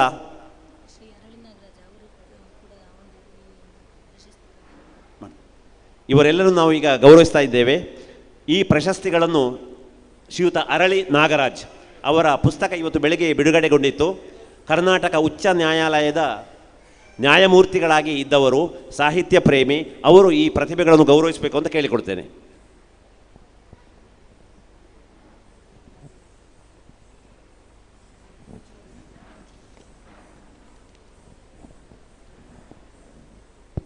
BK ಮಾಧವರಾವ್ ಅವರ ಬಗ್ಗೆ ಅಪೂರ್ವ ಕಾರಂತ್ ಅವರು ಅವರ ಪರಿಚಯವನ್ನು ನಮ್ಮ ಮುಂದೆ ಇಡ್ತಾರೆ. ಅಪರೂಪದ ಚಿತ್ರಕಲಾವಿದ BK ಮಾಧವರಾವ್ ಶ್ರೀ BK ಭವಾನಿ ಶಂಕರ್ ರಾವ್ ಹಾಗೂ BK ರಾಧಾ ದಂಪತಿಗಳ 2ನೇ ಮಗನಾಗಿ ದಿನಾಂಕ 4/10/1954ರಂದು ಮದ್ರಾಸಿನಲ್ಲಿ ಶ್ರೀ ಮಾಧವರಾವ್ ಅವರ ಜನನ. 1980ರಂದು ಸ್ಟೇಟ್ ಬ್ಯಾಂಕ್ ಆಫ್ ಮೈಸೂರನ್ನು ಸೇರಿದ ಇವರು 34 ವರ್ಷಗಳ ಸೇವೆ ಸಲ್ಲಿಸಿ 2014ರಂದು ನಿವೃತ್ತಿ ಹೊಂದಿರುತ್ತಾರೆ. ಚಿತ್ರಕಲೆ ಇವರ ಹವ್ಯಾಸ. ಜಲವರ್ಣ, ಪೆನ್ಸಿಲ್, ಅಕ್ರಿಲಿಕ್, ಮಸಿ, ಇಂಡಿಯನ್ ಇಂಕ್ ಬಳಸಿ ಚಿತ್ರ ಬಿಡಿಸಿ ತನ್ನ ಗೆಳೆಯರಿಗೆ, ಸಂಬಂಧಿಕರಿಗೆ ಕಳುಹಿಸುವುದು ಇವರ ಅತ್ಯಂತ ಪ್ರೀತಿಯ ಹವ್ಯಾಸ. ಈ ಹವ್ಯಾಸ ಕಳೆದ 35 ವರ್ಷಗಳಿಂದ ಅವಿರತ ನಡೆಯುತ್ತಿದ್ದು, ಈವರೆಗೆ ಇವರು 3500ಕ್ಕೂ ಮಿಕ್ಕಿ ಶುಭಾಶಯ ಪತ್ರ ಕಳುಹಿಸಿದ್ದು, ಈ ರೀತಿ ಕಲೆಯಿಂದ ಸ್ನೇಹ ಸಂಬಂಧಗಳ ಕೊಂಡಿಯನ್ನು ಪೋಣಿಸುತ್ತಿದ್ದಾರೆ. ಕೆಲವು ಪತ್ರಿಕೆಗಳು ಇವರನ್ನು ಗ್ರೀಟಿಂಗ್ಸ್ ಕಲಾವಿದ ಎಂದೇ ಪರಿಚಯಿಸಿದೆ. ಜಲವರ್ಣ ಇವರ ಅತ್ಯಂತ ಪ್ರೀತಿಯ ಮಾಧ್ಯಮ ಹಾಗೂ ಅಂಚೆ ಕುಂಚ ಸ್ಪರ್ಧೆಗಳಲ್ಲಿ ಭಾಗವಹಿಸುವಿಕೆ ಇವರಿಗೆ ಅತ್ಯಂತ ಆಸಕ್ತಿಯ ವಿಷಯ. ಇವರ ಬಗ್ಗೆ ಈಗಾಗಲೇ ಅನೇಕ ಪತ್ರಿಕೆಗಳಲ್ಲಿ ಲೇಖನ ಪ್ರಕಟಗೊಂಡಿವೆ. ಇದಲ್ಲದೆ ಅನೇಕ ಪುಸ್ತಕಗಳ ಹೊರಪುಟ ಹಾಗೂ ಒಳಪುಟಗಳಲ್ಲಿ ಇವರ ಕುಂಚದಿಂದ ಮೂಡಿಬಂದ ಚಿತ್ರಗಳು ಪ್ರಕಟಗೊಂಡಿವೆ. ಅಪರೂಪದ ಚಿತ್ರಕಲಾವಿದ BK ಮಾಧವರಾವ್ ಅವರ ವಿಶೇಷತೆ ಏನೆಂದರೆ, ಇವರು ಚಿತ್ರ ಕಲಿಯಲು ಯಾವುದೇ ಕಲಾ ಶಾಲೆಗೆ ಹೋಗಿಲ್ಲ, ಯಾವುದೇ ಕಲಾ ಪರೀಕ್ಷೆಗೆ ಕುಳಿತಿಲ್ಲ. ಇವರು ತಾಲೂಕು ಮಟ್ಟದಿಂದ ಹಿಡಿದು ಅಂತಾರಾಷ್ಟ್ರೀಯ ಮಟ್ಟದವರೆಗೆ ಪ್ರಶಸ್ತಿ ಗಳಿಸಿರುವುದು ನಿಜಕ್ಕೂ ಶ್ಲಾಘನೀಯ. ಶಾಂತಿವನ ಟ್ರಸ್ಟ್ ಧರ್ಮಸ್ಥಳ ನಡೆಸಿದ ರಾಜ್ಯ ಮಟ್ಟದ ಅಂಚೆ ಕುಂಚ ಸ್ಪರ್ಧೆಗಳಲ್ಲಿ 12 ಬಾರಿ ಪ್ರಶಸ್ತಿ ಗಳಿಸಿದ ಇವರು 4 ಬಾರಿ ಶ್ರೀ ವೀರೇಂದ್ರ ಹೆಗ್ಡೆ ಅವರಿಂದ ಪ್ರಶಸ್ತಿ ಸ್ವೀಕರಿಸಿದ್ದಾರೆ. ಕಾಡಿನಲ್ಲಿ ಕಾರಂತ ಸ್ಪರ್ಧೆಯಲ್ಲಿ 5 ಬಾರಿ ಪ್ರಶಸ್ತಿ ಗಳಿಸಿದ್ದಲ್ಲದೆ ಕಲಾಕುಂಚ ದಾವಣಗೆರೆ ನಡೆಸಿದ ರಾಜ್ಯ ಮಟ್ಟದ ಅಂಚೆ ಕುಂಚ ಸ್ಪರ್ಧೆಯಲ್ಲಿ ಸತತ 5 ಬಾರಿ ಪ್ರಥಮ ಸ್ಥಾನ ಗಳಿಸಿರುತ್ತಾರೆ. ಇವರ ತಿಲಕ್, ಗಾಂಧೀಜಿ, ಕೃಷ್ಣ, ಗೋಮಾತೆ, ಕುವೆಂಪು, ದಾರಾ ಬೇಂದ್ರೆ, ಬಸವಣ್ಣ, ಹುಲಿ, ಗಣಪತಿ ಚಿತ್ರಗಳಿಗೆ ರಾಜ್ಯ ಮಟ್ಟದಲ್ಲಿ ಪ್ರಶಸ್ತಿ ಲಭಿಸಿವೆ. ಸಂದ ಪ್ರಶಸ್ತಿ ಪುರಸ್ಕಾರಗಳು: ಸೌರಭ ರತ್ನ ರಾಜ್ಯ ಪ್ರಶಸ್ತಿ, ಲೆನ್ಸ್ ಕರ್ನಾಟಕ ರಾಜ್ಯೋತ್ಸವ ಪ್ರಶಸ್ತಿ, ಚೈತನ್ಯ ಶ್ರೀ ರಾಜ್ಯ ಪ್ರಶಸ್ತಿ, ಕರುನಾಡ ಕಲ್ಪತರು ರಾಜ್ಯ ಪ್ರಶಸ್ತಿ, ಸದ್ಭಾವನಾ ರಾಜ್ಯ ಪ್ರಶಸ್ತಿ, ಕಲಾರತ್ನ ರಾಜ್ಯ ಪ್ರಶಸ್ತಿ, ಕರ್ನಾಟಕ ಸೌರಭ ರಾಜ್ಯ ಪ್ರಶಸ್ತಿ, ಕರ್ನಾಟಕ ವಿಭೂಷಣ ರಾಜ್ಯ ಪ್ರಶಸ್ತಿ, ಕರಾವಳಿ ಕಲಾರತ್ನ ರಾಜ್ಯ ಪ್ರಶಸ್ತಿ, ಚಾಲುಕ್ಯ ವಿಕ್ರಮಾದಿತ್ಯ ರಾಜ್ಯ ಪ್ರಶಸ್ತಿ, ಸಾಧನಾ ರತ್ನ ಪ್ರಶಸ್ತಿ, ಕರ್ನಾಟಕ ಚೇತನ ರಾಜ್ಯ ಪ್ರಶಸ್ತಿ, ಬಸವ ಶಿರೋಮಣಿ ಪ್ರಶಸ್ತಿ, ಕರ್ನಾಟಕ ಸೌರಭ ರತ್ನ ರಾಜ್ಯ ಪ್ರಶಸ್ತಿ, ಚಿತ್ರಕಲಾ ರತ್ನ ಪ್ರಶಸ್ತಿ, ಕ್ರಿಯಾಶೀಲ ಸಾಧಕ ಪ್ರಶಸ್ತಿ, ಶ್ರೀ ಕೃಷ್ಣಾನುಗ್ರಹ ರಾಷ್ಟ್ರ ಪ್ರಶಸ್ತಿ, ಕಾಯಕ ಯೋಗಿ ರಾಜ್ಯ ಪ್ರಶಸ್ತಿ, ಕಲಾ ಕುಸುಮ ಪ್ರಶಸ್ತಿ, ಕಲ್ಲಚ್ಚು ಪ್ರಶಸ್ತಿ, ಚಂದನ ಚಿತ್ರಕಲಾ ರತ್ನ ಬಿರುದು, ಕಲಾನಿಧಿ ಬಿರುದು. ರಾಜ್ಯ ಮಟ್ಟದ ಪ್ರಶಸ್ತಿಗಳು: ಬಸವಶ್ರೀ ರಾಷ್ಟ್ರೀಯ ಪುರಸ್ಕಾರ, ವಿಶ್ವೇಶ್ವರಯ್ಯ ರಾಷ್ಟ್ರೀಯ ಸದ್ಭಾವನಾ ಪ್ರಶಸ್ತಿ, ಭಾರತ ವಿಭೂಷಣ ರಾಷ್ಟ್ರೀಯ ಪ್ರಶಸ್ತಿ, ಕಲಾ ನವರತ್ನ ರಾಷ್ಟ್ರ ಪ್ರಶಸ್ತಿ. ಅಂತಾರಾಷ್ಟ್ರೀಯ ಪ್ರಶಸ್ತಿಗಳು: ಕಟ್ಬಣ್ಣು ನೇಪಾಳದಲ್ಲಿ ನಡೆದ ಕಾರ್ಯಕ್ರಮದಲ್ಲಿ ರೈಸಿಂಗ್ ಆ್ಯಂಡ್ ಟ್ಯಾಲೆಂಟಿಂಗ್ ಪರ್ಸನಾಲಿಟೀಸ್ ಅಂತಾರಾಷ್ಟ್ರೀಯ ಪ್ರಶಸ್ತಿ, ಮಲೇಷ್ಯಾದಲ್ಲಿ ನಡೆದ ಸಮಾರಂಭದಲ್ಲಿ golden life time achievement award, ದುಬೈನಲ್ಲಿ ನಡೆದ ಸಮಾರಂಭದಲ್ಲಿ global international award for excellence ಪ್ರಶಸ್ತಿ, ಆರ್ಯಭಟ ಅಂತಾರಾಷ್ಟ್ರೀಯ ಪ್ರಶಸ್ತಿಗೂ ಆಯ್ಕೆಯಾಗಿರುತ್ತಾರೆ. ಯಾವುದೇ ಕಲಾ ಶಾಲೆಯ ಮೆಟ್ಟಿಲೇರದ ತಮ್ಮ ಕಲಾ ಜೀವನ ಇನ್ನಷ್ಟು ಮಿಂಚಲಿ ಎಂಬುದೇ ನಮ್ಮ ಪ್ರೀತಿಯ ಹಾರೈಕೆ. ಅಭಿನಂದನೆಗಳು. ವಂದನೆಗಳು ಅಪೂರ್ವ ಕಾರಂತ್ ಅವರಿಗೆ. ಈಗ ಶ್ರೀ ಬಿ ಕೆ ಮಾಧವರಾವ್ ಅವರನ್ನು ವಿದ್ಯುಕ್ತವಾಗಿ ನಾವು ಸನ್ಮಾನಿಸ್ತಾ ಇದ್ದೇವೆ.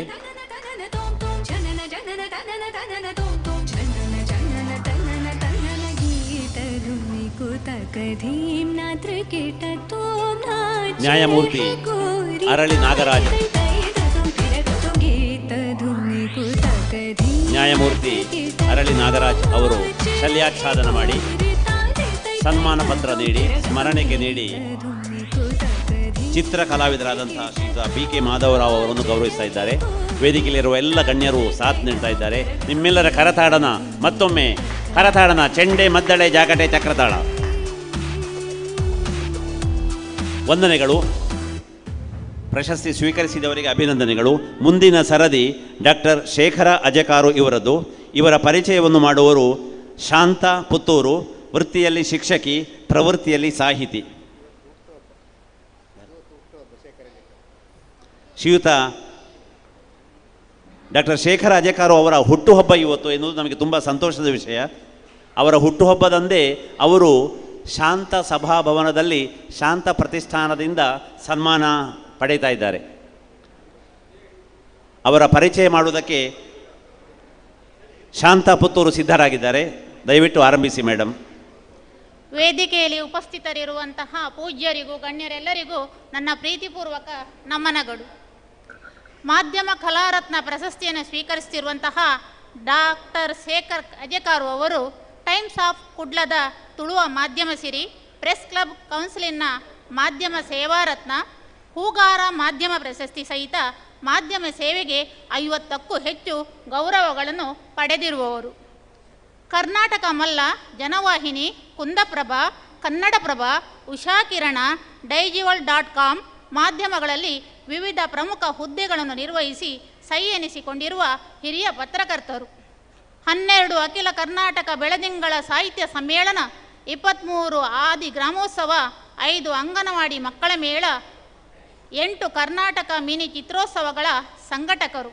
27 ಪುಸ್ತಕಗಳನ್ನು ರಚಿಸಿದ್ದಾರೆ. ಛಾಯಾಗ್ರಾಹಕ, ಸಂಘಟಕ, ಪ್ರಕಾಶಕ, ಪತ್ರಕರ್ತ, ಸಾಹಿತಿ, ಕವಿ, ಸಹೃದಯಿ ನಮ್ಮ ಡಾಕ್ಟರ್ ಶೇಖರ್ ಅಜಕಾರು ಸರ್ ಅವರು. ಸರ್, ನಿಮಗೆ ಅಭಿನಂದನೆಗಳು. ಡಾಕ್ಟರ್ ಶೇಖರ್ ಅಜಕಾರು ಅವರ ಪರಿಚಯವನ್ನು ಮಾಡಿಕೊಟ್ಟಂತಹ ಶಾಂತಾ ಪುತ್ತೂರು ಇವರಿಗೆ ಧನ್ಯವಾದಗಳು. ಈಗ ನಿಮ್ಮೆಲ್ಲರ ಚರ್ಮಚಕ್ಷುಗಳ ಸಾಕ್ಷಿಯಾಗಿ ವೇದಿಕೆಯಲ್ಲಿರುವ ಎಲ್ಲ ಗಣ್ಯರ ಉಪಸ್ಥಿತಿಯಲ್ಲಿ ಡಾಕ್ಟರ್ ಶೇಖರ ಅಜಕಾರು ಅವರನ್ನು ನಾವು ಸನ್ಮಾನಿಸ್ತಾ ಇದ್ದೇವೆ. ನ್ಯಾಯಮೂರ್ತಿಗಳು ಅಗಳಿ ನಾಗರಾಜ್ ಅವರು ತಂದೆ ಮಗನನ್ನು ಶಲ್ಯಾಚ್ಛಾದನ ಮಾಡಿ ಗೌರವಿಸ್ತಾ ಇದ್ದಾರೆ. ಡಾಕ್ಟರ್ ಶೇಖರ ಅಜಕಾರು ಅವರ ಚಿರಂಜೀವಿ ಅವರ ಜೊತೆಗೆ ಇರುವುದು ನಮಗೆ ತುಂಬ ಸಂತೋಷ. ತಂದೆಯ ಹುಟ್ಟುಹಬ್ಬವನ್ನು ಮಗನ ಉಪಸ್ಥಿತಿಯಲ್ಲಿ ಶಾಂತ ಸಭಾಭವನದಲ್ಲಿ ಸತ್ಯಶಾಂತ ಪ್ರತಿಷ್ಠಾನ ರಿಜಿಸ್ಟರ್ಡ್ 257 ಉಪ್ಪಿನಂಗಡಿ, ಶಾಂತ ಸಭಾಭವನ 34 ನೆಕ್ಕೆಲಾಡಿ ಉಪ್ಪಿನಂಗಡಿಯಲ್ಲಿ ನಾವೆಲ್ಲ ಆಚರಿಸ್ತಾ ಇದ್ದೇವೆ. ಹುಟ್ಟುಹಬ್ಬಕ್ಕೆ ಸಂದಂತಹ ವಿಶೇಷವಾದ ಗೌರವ. ಯುಗಾದಿಯ ಈ ಶುಭ ಸಂದರ್ಭದಲ್ಲಿ ನಾವು ಸನ್ಮಾನಿಸ್ತಾ ಇದ್ದೇವೆ. ಮುಂದಿನ ಸರದಿ ಶ್ರೀಯುತ ಭೀಮರಾವ್ ವಾಷ್ಕರ್. ಇವರ ಪರಿಚಯ ಮಾಡುವವರು ರಶ್ಮಿ ಸನಿಲ್. ಶಾಂತಕ್ಕನ ಪರಿಚಯದ ವ್ಯಾಸ ಎಷ್ಟು ದೊಡ್ಡದು, ಪರಿಧಿ ಎಷ್ಟು ದೊಡ್ಡದು, ವ್ಯಾಸ ಅಲ್ಲ ಪರಿಧಿ ಬಹಳ ದೊಡ್ಡದು. ಇಡೀ ಕರ್ನಾಟಕವನ್ನು ಅವರು ವ್ಯಾಪಿಸಿಕೊಂಡಿದ್ದಾರೆ ಶಾಂತಕ್ಕ.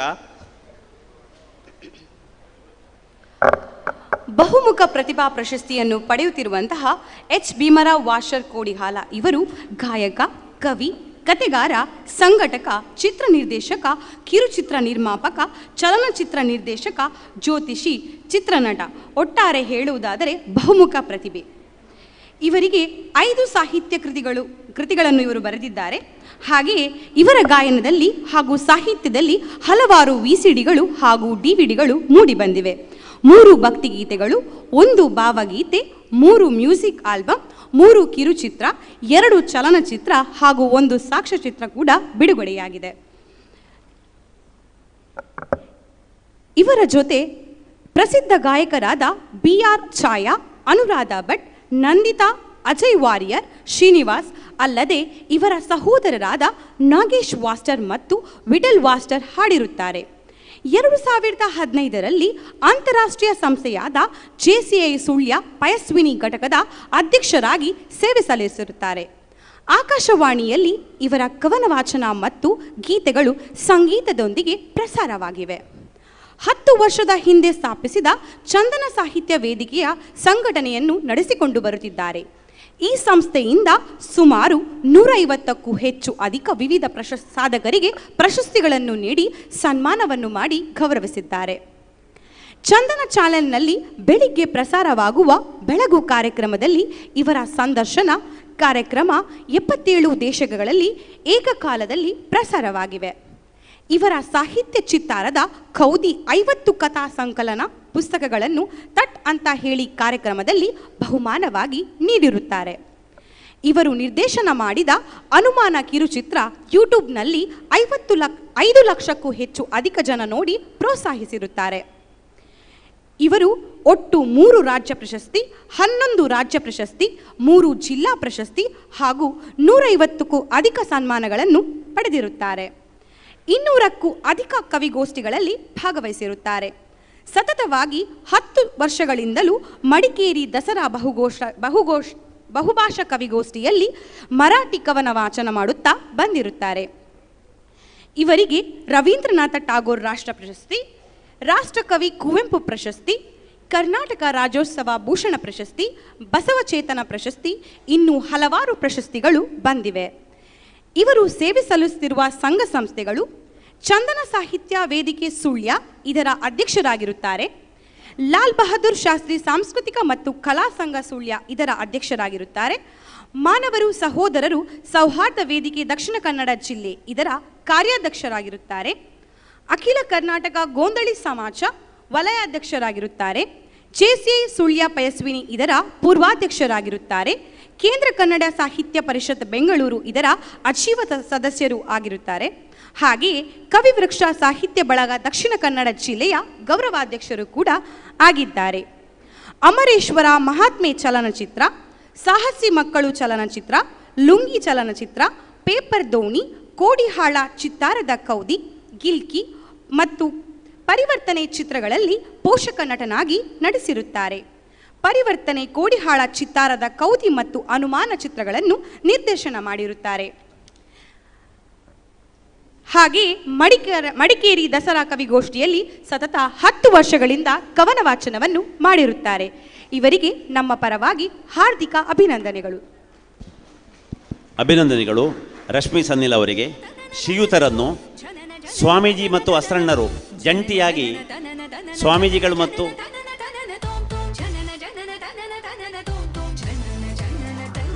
ಶ್ರೀ ಭೀಮರಾವ್ ವಾಷ್ಕರ್ ಅವರನ್ನು ನ್ಯಾಯಮೂರ್ತಿಗಳು ಶಲ್ಯಾಚ್ಛಾದನ ಮಾಡಿ ಗೌರವಿಸ್ತಾ ಇದ್ದಾರೆ.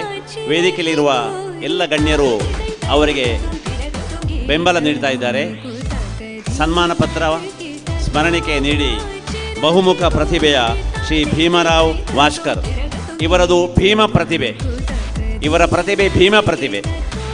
ನಿಮ್ಮ ಕರತಾಡನ, ನಿಮ್ಮೆಲ್ಲರ ಕರತಾಡನ ಇದಕ್ಕೆ ನೇಪಥ್ಯದ ಸದ್ದನ್ನು ನೀಡಲಿ. ಶ್ರೀ ಭೀಮರಾವ್ ವಾಷ್ಕರ್ ಅವರನ್ನು ಗೌರವಿಸುವುದರ ಮೂಲಕ ನಾವು ಕೃತಾರ್ಥರಾಗಿದ್ದೇವೆ.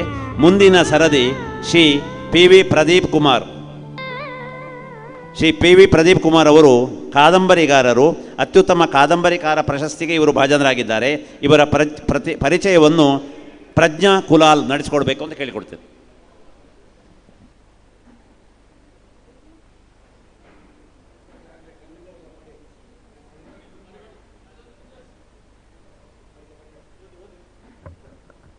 ಶ್ರೀ ಗುರುಭ್ಯೋ ನಮಃ. ಪಿ.ವಿ. ಪ್ರದೀಪ್ ಕುಮಾರ್ ಇವರು ಕಥಾಬಿಂದು ಸಾಹಿತ್ಯ ಸಾಂಸ್ಕೃತಿಕ ವೇದಿಕೆ ಎಂಬ ಸಂಸ್ಥೆಯ ಮೂಲಕ ಅನೇಕ ವರ್ಷಗಳಿಂದ ಸಾಹಿತ್ಯ ಕಾರ್ಯಕ್ರಮಗಳನ್ನು ಮಾಡುತ್ತಿದ್ದು, ಇವರು ಮಲೇಷಿಯಾ, ದುಬೈ, ಮುಂಬೈ ಹಾಗೂ ಮಂಗಳೂರಿನಲ್ಲಿಯೂ ಕಾರ್ಯಕ್ರಮಗಳನ್ನು ಆಯೋಜಿಸಿರ್ತಾರೆ. ಇವರು ಕಾರ್ಯಕ್ರಮಗಳ ಸಂಯೋಜಕರು, ಲೇಖಕರು ಹಾಗೂ ಅನೇಕ ಕಾದಂಬರಿಗಳನ್ನು ಬರೆದು ಜನರ ಮೆಚ್ಚುಗೆಗೆ ಪಾತ್ರರಾಗಿರುತ್ತಾರೆ. ಇವರು ಬರೆದಿರುವ ಬರವಣಿಗೆಯನ್ನು ಗುರುತಿಸಿ ಇವರಿಗೆ ನಾವು ಇಂದು ಅತ್ಯುತ್ತಮ ಕಾದಂಬರಿಕಾರ ಪ್ರಶಸ್ತಿಯನ್ನು ನೀಡಿ ಗೌರವಿಸಿದ್ದೇವೆ. ಇವರ ಭವಿಷ್ಯ ಉಜ್ವಲವಾಗಲೆಂದು ಸತ್ಯಶಾಂತ ಪ್ರತಿಷ್ಠಾನದ ಪರವಾಗಿ ಹಾರೈಸುತ್ತೇವೆ.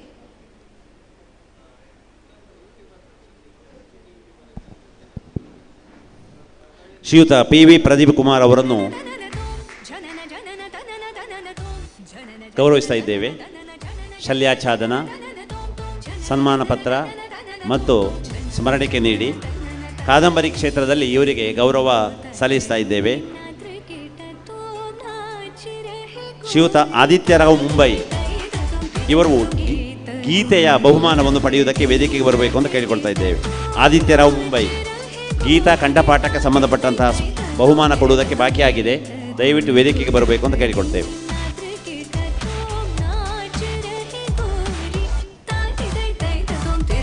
ಆದಿತ್ಯರಾವ್ ಮುಂಬೈ ದಯವಿಟ್ಟು ವೇದಿಕೆಗೆ ಬರಬೇಕು.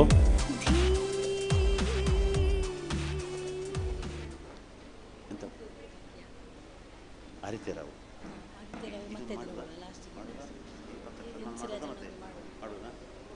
ಒಂದೇ ಒಂದು ಸನ್ಮಾನ ಬಾಕಿ ಇದೆ. ಒಂದೇ ಒಂದು ಸನ್ಮಾನ. ಎಂ.ಸಿ.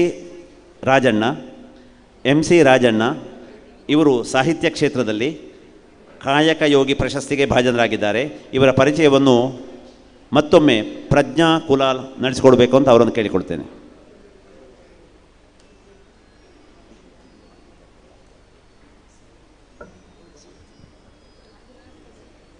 ಎಂ.ಸಿ. ರಾಜಣ್ಣ ಇವರು ದೊಡ್ಡಬಳ್ಳಾಪುರದವರು. 17 ವರ್ಷಗಳಿಂದ ಕೃಷಿಯಲ್ಲಿ ತೊಡಗಿರುವ ಇವರು ಸಾಹಿತ್ಯ ಕೃಷಿ ಹಾಗೂ ಸಾವಯವ ಕೃಷಿ, ಪರಿಸರ ಕೃಷಿ, ಶೂನ್ಯ ಬಂಡವಾಳ ಕೃಷಿಯಲ್ಲಿ ತೊಡಗಿದ್ದಾರೆ. 2.5 ಎಕರೆಯಲ್ಲಿ ಬರ ಪ್ರದೇಶದಲ್ಲಿ ಕೃಷಿ ಸ್ವರ್ಗ ಸೃಷ್ಟಿಸಿದ ರೈತ, ಕವಿ, ಸಾಹಿತಿ, ಪತ್ರಕರ್ತ ಮತ್ತು ಕಲಾವಿದ.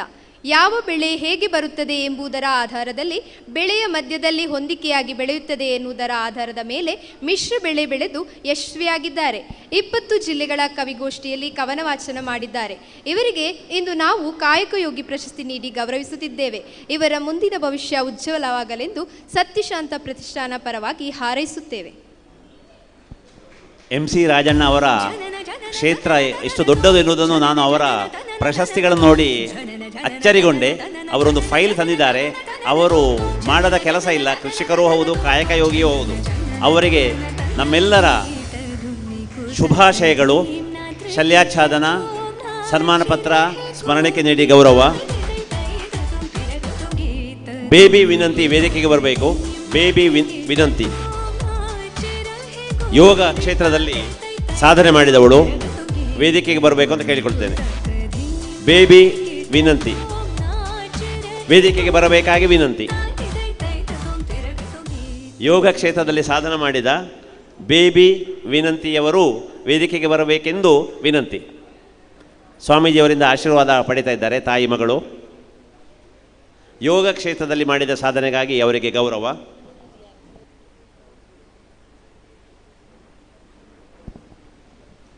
ಬೇಬಿ ವಿನಂತಿಯನ್ನು ಪರಿಚಯಿಸುವವರು ರಶ್ಮಿ ಸನಿಲ್. ದಯವಿಟ್ಟು ಮೇಡಮ್ ವೇದಿಕೆಗೆ ಹೋಗಬೇಕು. ರಶ್ಮಿ ಸನಿಲ್ ಅವರು ಪರಿಚಯ ಮಾಡಿಕೊಡ್ತಾರೆ. ಯೋಗ ಸಾಧಕಿ ಪ್ರಶಸ್ತಿಯನ್ನು ಪಡೆಯುತ್ತಿರುವಂತಹ ಬೇಬಿ ವಿನಂತಿ ಈಶ್ವರ ಹರಿಕಾಂತ ಇವರು 5 ವರ್ಷ 3 ತಿಂಗಳಿನ ಮಗು.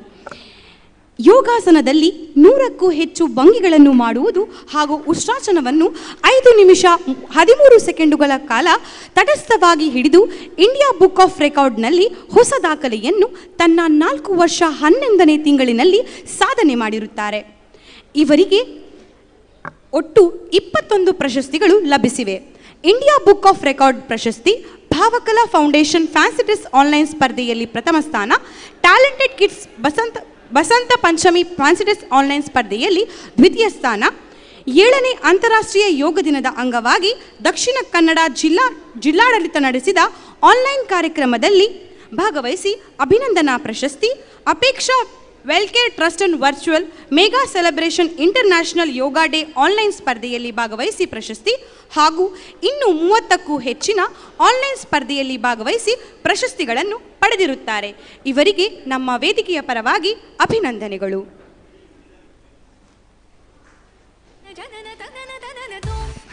ಅಭಿನಂದನೆಗಳು. ಬೇಬಿ ವಿನಂತಿ ಪ್ರಖ್ಯಾತ ಯೋಗಪಟುವಾಗಿ ಹೊರಹೊಮ್ಮಲಿ, ಭಾರತ ದೇಶದ ಕೀರ್ತಿಯನ್ನು ಜಗತ್ತಿನಾದ್ಯಂತ ಬೆಳಗಿಸುವ ಹಾಗೆ ಆಗಲಿ ಅಂತ ನಮ್ಮೆಲ್ಲರ ಹಾರೈಕೆ. ಸ್ವಾಮೀಜಿಯವರ ನಿರ್ಗಮನಕ್ಕಿಂತ ಮೊದಲು, ಅಸ್ತ್ರಣ್ಣರ ನಿರ್ಗಮನಕ್ಕಿಂತ ಮೊದಲು ಈ ಕಾರ್ಯಕ್ರಮದಲ್ಲಿ ನಮಗೆ ನೇಪಥ್ಯದಲ್ಲಿ ಸಹಕರಿಸಿದ ಕೆಲವರು ನಾವು ಗೌರವಿಸಲೇಬೇಕಾಗಿದೆ. ಮಾತ್ರವಲ್ಲ, ಪ್ರಸಿದ್ಧವಾದ ಸತ್ಯಶಾಂತ ಪ್ರತಿಷ್ಠಾನ ನೀಡುವ ಪ್ರಶಸ್ತಿಯನ್ನು ಪ್ರೊಫೆಸರ್ ವಿ ಬಿ ಅರ್ತಿಕಜೆಯವರಿಗೆ ಅಸ್ತ್ರಣ್ಣರ ಮತ್ತು ಸ್ವಾಮಿಗಳ ಉಪಸ್ಥಿತಿಯಲ್ಲೇ ನಾವು ನೀಡಬೇಕು ಅಂತ ಬಯಸ್ತಾ ಇದ್ದೇವೆ. ಹಾಗಾಗಿ ಈ ಬೇಬಿಯ ಸನ್ಮಾನದ ಬಳಿಕ ನಮಗೆ ನೇಪಥ್ಯದಲ್ಲಿ ಸಹಕರಿಸಿದ ಸ್ವಯಂ ಸೇವಕರನ್ನು ಮತ್ತು ವಿ ಬಿ ಅರ್ತಿಕಜೆಯವರನ್ನು ಸನ್ಮಾನಿಸಿದ ಬಳಿಕ ಅಸ್ತ್ರಣ್ಣರು ಮತ್ತು ಸ್ವಾಮೀಜಿಯವರು ನಿರ್ಗಮಿಸಬೇಕು ಅಂತ ಅವರನ್ನು ನಾನು ಕೇಳಿಕೊಳ್ತೇನೆ. ಈಗ ನಮಗೆ ನೇಪಥ್ಯದಲ್ಲಿ ಸಹಕರಿಸಿದವರು ಮತ್ತು ಆ ನಂತರ ಶ್ರೀಯುತ ವಿ ಬಿ ಅರ್ತಿಕಜೆಯವರನ್ನು ನಾವು ಗೌರವಿಸ್ತೇವೆ. ವಿ ಬಿ ಅರ್ತಿಕಜೆಯವರು ಇವತ್ತು ಪ್ರಧಾನ ಕೇಂದ್ರ ಬಿಂದು. ಯಾಕಂದರೆ ಸತ್ಯಶಾಂತಿ ಪ್ರತಿಷ್ಠಾನಕ್ಕೆ ಪ್ರಶಸ್ತಿಗೆ ಭಾಜನರಾದವರು professor V B Arthikaje. Mangaluru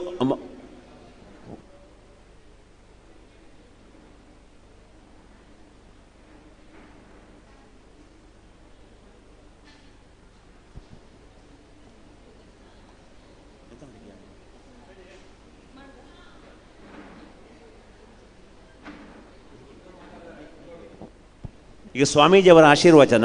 ದಯವಿಟ್ಟು ಧ್ವನಿವರ್ಧಕವನ್ನು ಅವರಿಗೆ ಕುಳಿತಲ್ಲಿಗೆ ಸ್ಟ್ಯಾಂಡ್ ಮೈಕನ್ನು ಒದಗಿಸಬೇಕು ಅಂತ ಕೇಳಿಕೊಡ್ತೇನೆ. ಶ್ರೀ ಒಡಿಯೂರು ಸ್ವಾಮೀಜಿಯವರ ಆಶೀರ್ವಚನ. ಇವತ್ತಿನ ಕಾರ್ಯಕ್ರಮದ ಸನ್ಮಾನಿತರಲ್ಲಿ ಕೇಂದ್ರ ಬಿಂದು ಪ್ರೊಫೆಸರ್ ವಿ ಬಿ ಅರ್ತಿಕಜೆಯವರು.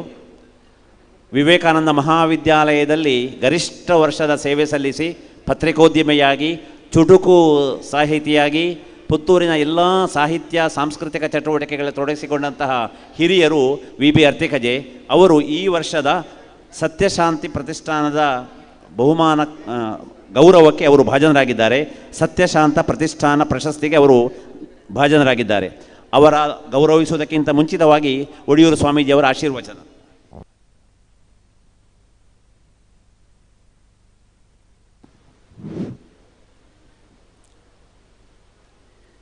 ಕಾಷಾಯವಸ್ತ್ರಂ ಕರದಂಡಧಾರಿಣಂ ಕಮಂಡಲಂ ಪದ್ಮಕರೇಣ ಶಂಕಂ ಚಕ್ರಂ ಗದಾಭೂಷಿತಭೂಷಣಾಢ್ಯಂ ಶ್ರೀಪಾದರಾಜಂ ಶರಣಂ ಪ್ರಪದ್ಯೆ.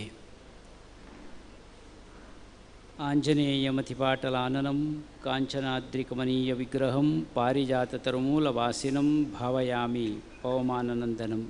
ಜೈ ಹನುಮಾನ್, ಜೈ ಹನುಮಾನ್, ಜೈ ಹನುಮಾನ್. ಆತ್ಮೀಯ ಬಂಧುಗಳೇ, ವಿಶೇಷವಾದ ಒಂದು ಸಂದರ್ಭದಲ್ಲಿ ನಾವಿದ್ದೇವೆ.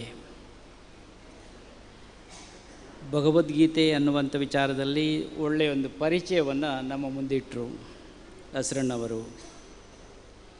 ಭಗವದ್ಗೀತೆ ಎನ್ನುವಾಗ ಏನೋ 5 ಅಶ್ವಗಳು ಮತ್ತು ಜೀವದೇವನ ಸಂಬಂಧದ ಒಂದು ರಥವನ್ನು ನಮಗೆ ಎದುರಿಗೆ ಕಂಡದ್ದು ಮಾತ್ರ. ಅದರ ಒಳಗೆ ಏನಿದೆ ಅನ್ನೋದನ್ನು ಇಣುಕಿ ನೋಡಿ ಸ್ವಲ್ಪ ವಿಚಾರವನ್ನು ನಮಗೆಲ್ಲ ಹಂಚಿದರು. ಇಷ್ಟು ಸ್ವಲ್ಪ ಸಮಯದಲ್ಲಿ ಅದು ಹಂಚಲಿಕ್ಕೆ ಆಗೋದಿಲ್ಲ. ಈ ಭಗವದ್ಗೀತಾ ವಿಶ್ವ ವೈಭವ ಅಂತ ಇದಕ್ಕೊಂದು ಹೆಸರಿಟ್ಟುಕೊಂಡಿದ್ದಾರೆ. ನಾನು ಮೆಚ್ಚಿರುವಂಥ ಸಂಗತಿ ಅಂದರೆ, ಈ ಭಗವದ್ಗೀತೆ ಅನ್ನುವಂಥದ್ದು ವಿಶ್ವಕ್ಕೆ ಸಂದೇಶ ಕೊಟ್ಟಿರುವಂಥ ವಿಚಾರವನ್ನು ಹೇಳಲಿಕ್ಕೆ ಇಚ್ಛೆಪಡ್ತೇನೆ. ವಿಶ್ವಕ್ಕೆ ಒಂದು ಸಂದೇಶ ಕೊಟ್ಟಿದ್ದಿದ್ದರೆ ಅದು ಭಗವದ್ಗೀತಾ ಅಂತ. ನಾವು ಬರ್ತಿರುವಾಗ ಅದರ ಬಗ್ಗೆ ವಿಶ್ಲೇಷಣೆ ಮಾಡ್ತಾಯಿದ್ರು. ಭಗವದ್ಗೀತೆ ಅಂದರೆ ಏನು ಅಂತೇಳಿಕೊಂಡು ಅದು ಎಲ್ಲ ಪೂರ್ಣ ವಿಚಾರಗಳು ಸೇರಿಸಿಕೊಂಡು ಅವರು ಅದನ್ನು ಪಾತಿರೋಳಿ ಅಂತ ಕೇಳಿದರು. ಮತ್ತೆ ಮುಂದೆ ಮಾತಾಡ್ಬೋದು ಅಂತ ಕೇಳಿದರು. ಮತ್ತೆ ಮುಂದುವರಿಸಿದರು. ನಾವು ಒಂದು ವಿಚಾರದಲ್ಲಿ ಸ್ವಲ್ಪ ನಾವು ಬರುವಾಗ ತಡಾಗಿದೆ ನಿಮ್ಮೊಂದಿಗೆ, ಮೊದಲೇ ಸೇರಬೇಕಿತ್ತು. ಸ್ವಲ್ಪ ನಾನು ಹೇಳಿದ್ದೇನೆ 5:15 ಗಂಟೆಗೆ ನಾನು ಬಂದು ತಲುಪ್ತೇನೆ, ಹೇಗಾದರೂ ಬಂದು ತಲುಪ್ತೇನೆ. 1-2 ಕಾರ್ಯಕ್ರಮ ಮುಗಿಸಿ ಬರಬೇಕಾಯ್ತು. ಇಲ್ಲಿಂದ ಇನ್ನೊಂದು ಕಾರ್ಯಕ್ರಮದಲ್ಲಿ ಭಾಗವಹಿಸಬೇಕು.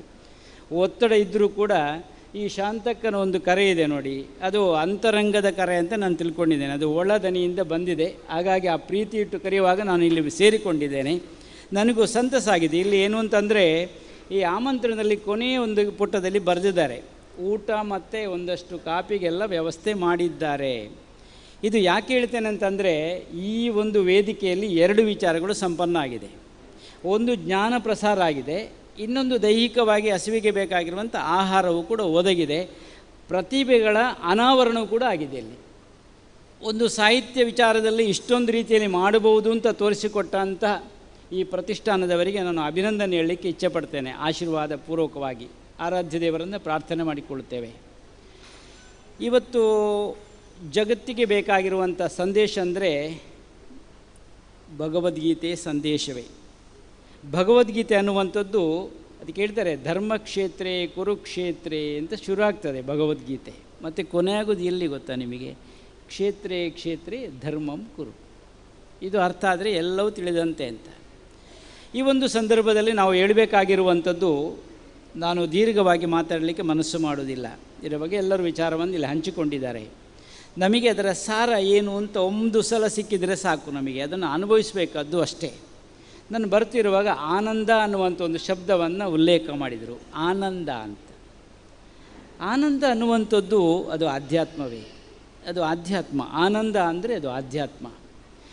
ಬಾಕಿ ಎಲ್ಲವನ್ನು ನಾವು ಅದಕ್ಕೆ ಹೇಳ್ತಾರೆ, ಉಪನಿಷತ್ತಿನೆಲ್ಲ ಒಂದು ಮಾತು ಬರ್ತದೆ, ಅದು ಚಾಂದೋಗ್ಯ ಉಪನಿಷತ್ತಲ್ಲಿ ಇರಬೇಕು ಬಹುಶಃ, 2ನೇ ಅಧ್ಯಾಯದಲ್ಲಿ 5ನೇ ಉಪವಿಭಾಗದಲ್ಲಿ ಇರಬೇಕು ಬಹುಶಃ. ಮಧುವಿದ್ಯಾ ಅಂತ ಒಂದು ಕಾಂಡ ಇದೆ ಅದರಲ್ಲಿ, ಮಧುವಿದ್ಯಾ ಅಂತ. ಮಧು ಅಂದರೆ ಏನು? ಮಧು ಅಂದರೆ ಎಲ್ಲರಿಗೂ ಪರಿಚಯ ಇದೆ, ಅಂಗಡಿಯಲ್ಲಿ ಪ್ಯಾಕೆಟಲ್ಲಿ ತೂಗಾಕ್ತಾರೆ, ಮಾರುತಿ ಮಧು ಅಂತೇಳಿ. ಇದು ನಾವು ಹೇಳುವುದಲ್ಲ. ಮಧು ಅಂದರೆ ಜೇನು ಅನ್ನುವಂಥದ್ದು. ಆ ಜೇನು ಅಂದರೆ ಯಾಗಿರ್ಬೋದು ಅಂತ ನೋಡಿ, ದಾಸರು ಹೇಳಿದ್ರಲ್ವ, ಮಧುಕರ ವೃತ್ತಿ ಎನ್ನದು ಬಲು ಚೆನ್ನದು ಅಂತ ಹಾಡಿದ್ರಲ್ವ. ಆ ಮಧುಕರ ಅಂದರೆ ಆ ಜೇನು ನೊಣ ಏನು ಮಾಡ್ತದೆ ಅಂತಂದರೆ, ಕಾಗದದ ಹೂಗಳಲ್ಲಿ ಕೂತ್ಕೊಳ್ಳೋದಿಲ್ಲ, ಬಣ್ಣ ಬಣ್ಣಕ್ಕೆ ಹುಚ್ಚು ಕಟ್ಟುವುದಿಲ್ಲ, ಅದು ನೋಡುವಂಥದ್ದು ಪರಿಮಳವನ್ನು ಕೂಡ ನೋಡುವುದಿಲ್ಲ. ಅದು ಬರುವುದು ಮಕರಂದ ಎಲ್ಲಿದೆ ಅಂತ ನೋಡಿ ಹುಡುಕಿ ಯಾವುದೇ ಒಂದು ಪುಷ್ಪವನ್ನು ಆಳುಗೆಡಹದೆ ಮಕರಂದವನ್ನು ಸಂಗ್ರಹ ಮಾಡ್ತದೆ. ನಮ್ಮ ಬದುಕು ಕೂಡ ಆಗಿರಬೇಕೆಂದು ಭಗವದ್ಗೀತೆ ಸೂಚಿಸ್ತದೆ. ಈಗಾಗಲೇ ಒಂದರಲ್ಲಿ ಸ್ವಲ್ಪ ಕೇಳಿರ್ಬೋದು ನೀವು, ಭಗವದ್ಗೀತೆ ಅನ್ನುವಂಥ ಸಾರ ನಮ್ಮ ಶಿಕ್ಷಣದಲ್ಲಿ ಪಠ್ಯಗಳಲ್ಲಿ ಸೇರಿಕೊಳ್ಳಬೇಕೋ ಬೇಡವೋ, ಅದಕ್ಕೆ ವಿರೋಧ ಬಂದಿದೆ. ಅದ್ರ ಅಗತ್ಯ ಬೇಕು ಅಂತ ಹೇಳುವವರು ನಾವು. ಅಗತ್ಯ ಅದು ಬೇಕು ನಮಗೆ, ಯಾಕಂದರೆ ಅದು ದ್ವೇಷ ಭಾವವನ್ನು ಹೇಳುವುದಿಲ್ಲ, ಪ್ರೀತಿ ಭಾವವನ್ನು ಹೇಳಿಕೊಡ್ತದೆ, ಪ್ರೀತಿ ಭಾವವನ್ನು ತೆರೆದಿಡ್ತದೆ. ಆ ಪಠ್ಯದಲ್ಲಿ ಒಂದಷ್ಟು ಇಂಥ ಪುಟಗಳು ಸೇರಿಕೊಂಡಾಗ ಒಂದಷ್ಟು ಪರಿಣಾಮಕಾರಿ ಆಗಬಹುದು ಅಂತ ನಮ್ಮ ಒಂದು ಅಭಿಪ್ರಾಯ ಅಷ್ಟೇ. ಈ ಒಂದು ಸಂದರ್ಭದಲ್ಲಿ ನಾವು ಹೇಳುವಂಥದ್ದು ನಾವು ಕೂಡ ಅಷ್ಟೇ, ಸುಖ ಸುಖ ಅಂತ ಹೇಳ್ತೇವೆ.